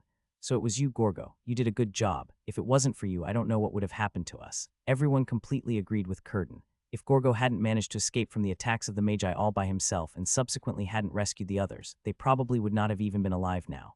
Being praised by the leader in front of everyone, Gorgo smirked, HMPH, what else did you expect from me? But more importantly, Gorgo's gaze turned solemn as he looked at Curdan and asked, did you manage to get that thing? Curdan nodded with a smile. Yes, luck was on my side. All the orcs were ecstatic hearing Curdan's confirmation. They had completed their chief's request. Now, all they needed to do was bring the item back to the chief, and then the Southern Federation was very likely to enter into a great period of upheaval. Ha ha ha, Gorgo burst into laughter. His eyes turned maniacal and he asked eagerly, so does that mean I can finally go all out now? This time Curdan didn't reject him. Instead, he grinned from ear to ear, displaying his ferocious set of teeth. My fellow warriors, the time has come to bathe in the blood of our enemies. OHHH, the orcs responded fervently to Curdan's orders. The aura around the orcs completely changed. If earlier it was restrained, now it was filled with intense bloodlust, while their eyes shone with deep fighting intent. Ever since they had entered the secret plane, they had kept their heads down and avoided battles with other magi. Curdan, being as cautious as he was, didn't want to risk losing any member as he prioritized the mission given to them by their chief. However, now that the item had been acquired by him, the orcs were finally ready to go all out. They were a warrior race to begin with and never feared battle. In fact, they lived only for battle. Get into formation, Curdan roared. The orcs got into a circular formation with Curdan at the center. The latter then weaved a series of hand signs at lightning speed, following which a bright magic circle lit up underneath them.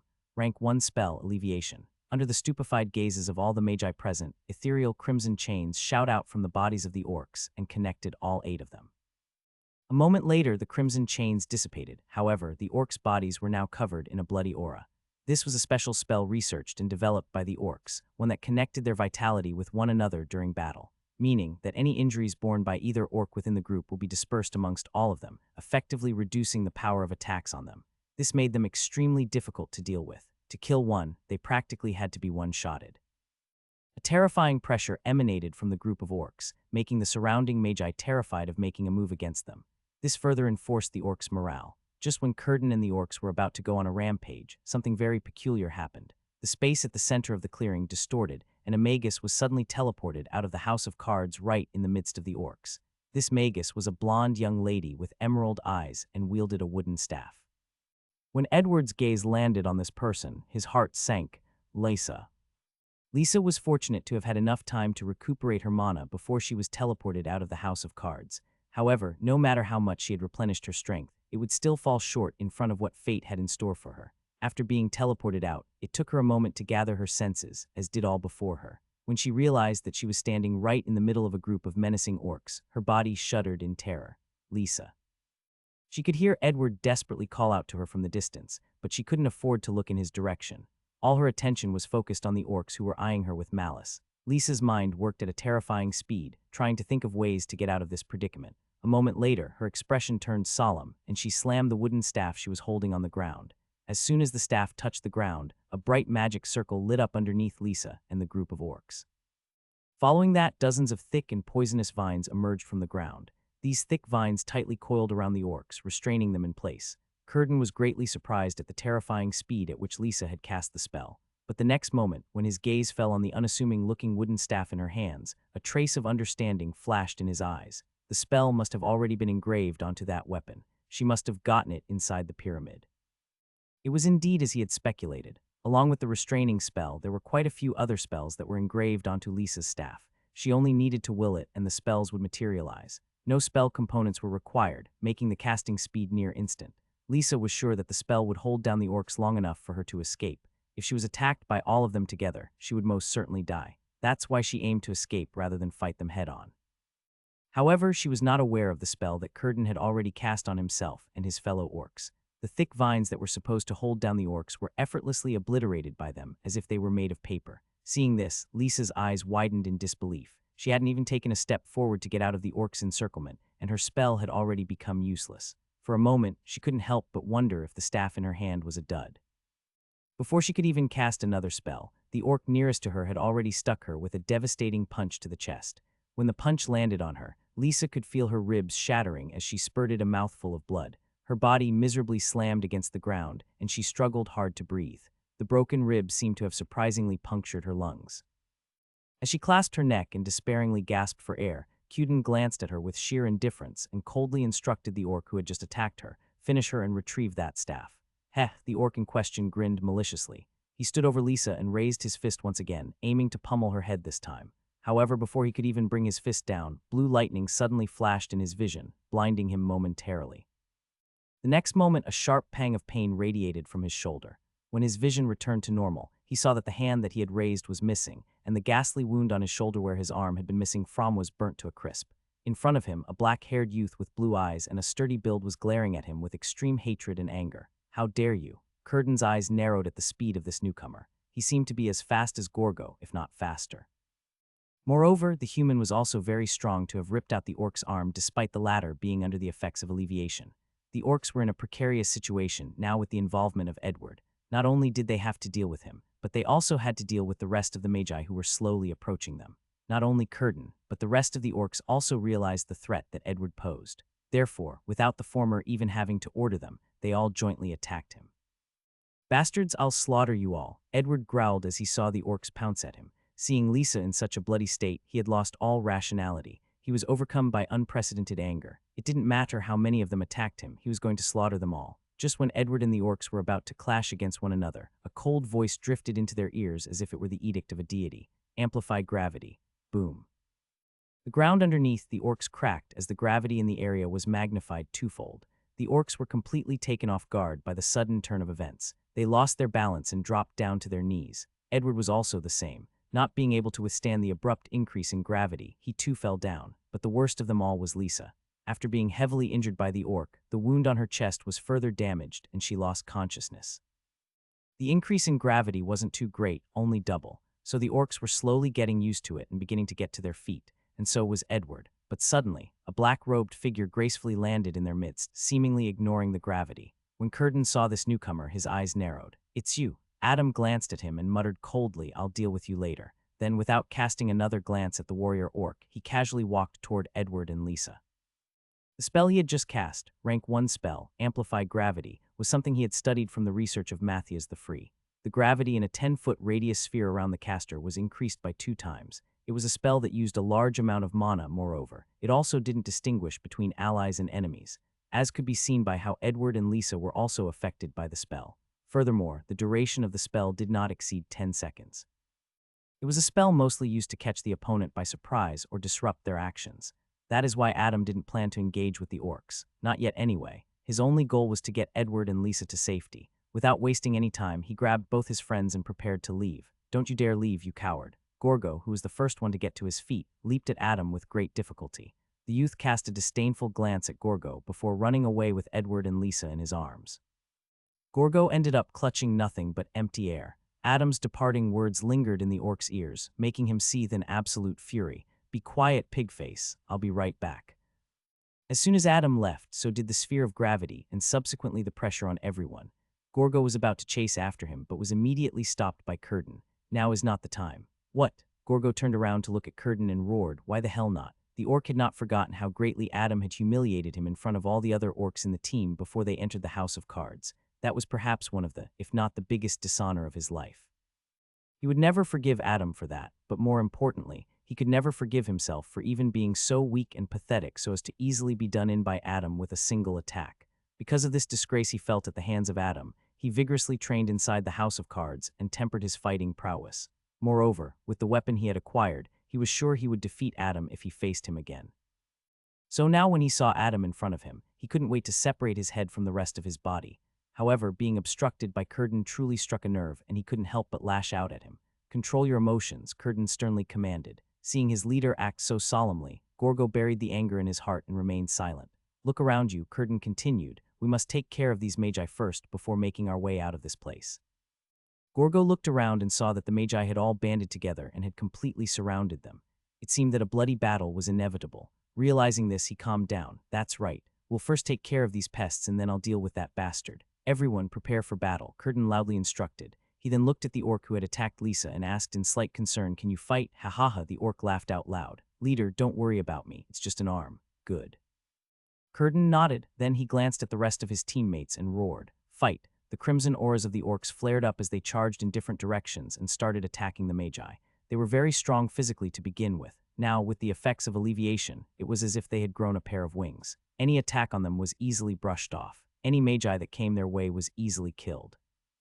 Their mission given to them by their chief was not just to retrieve that item from the House of Cards, but also to get rid of as many magi of the 4 major races as possible.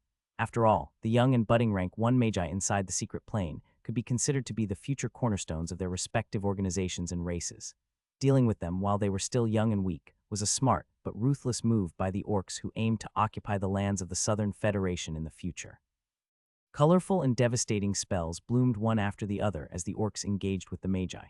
As blood splattered across the battlefield, Adam nimbly made his way toward the forest in the distance. The magi who saw him pass by did nothing, not because they chose to, but because they were unable to. Adam's speed was simply too quick. All they saw was a shadowy blur, followed by a strong gust of wind brushing against them. Before they even realized it, the youth had already left them in the dust. After about half a minute, the youth was finally able to traverse his way through the crowd and reach the tall tree where Danley and Adil were waiting for them in trepidation.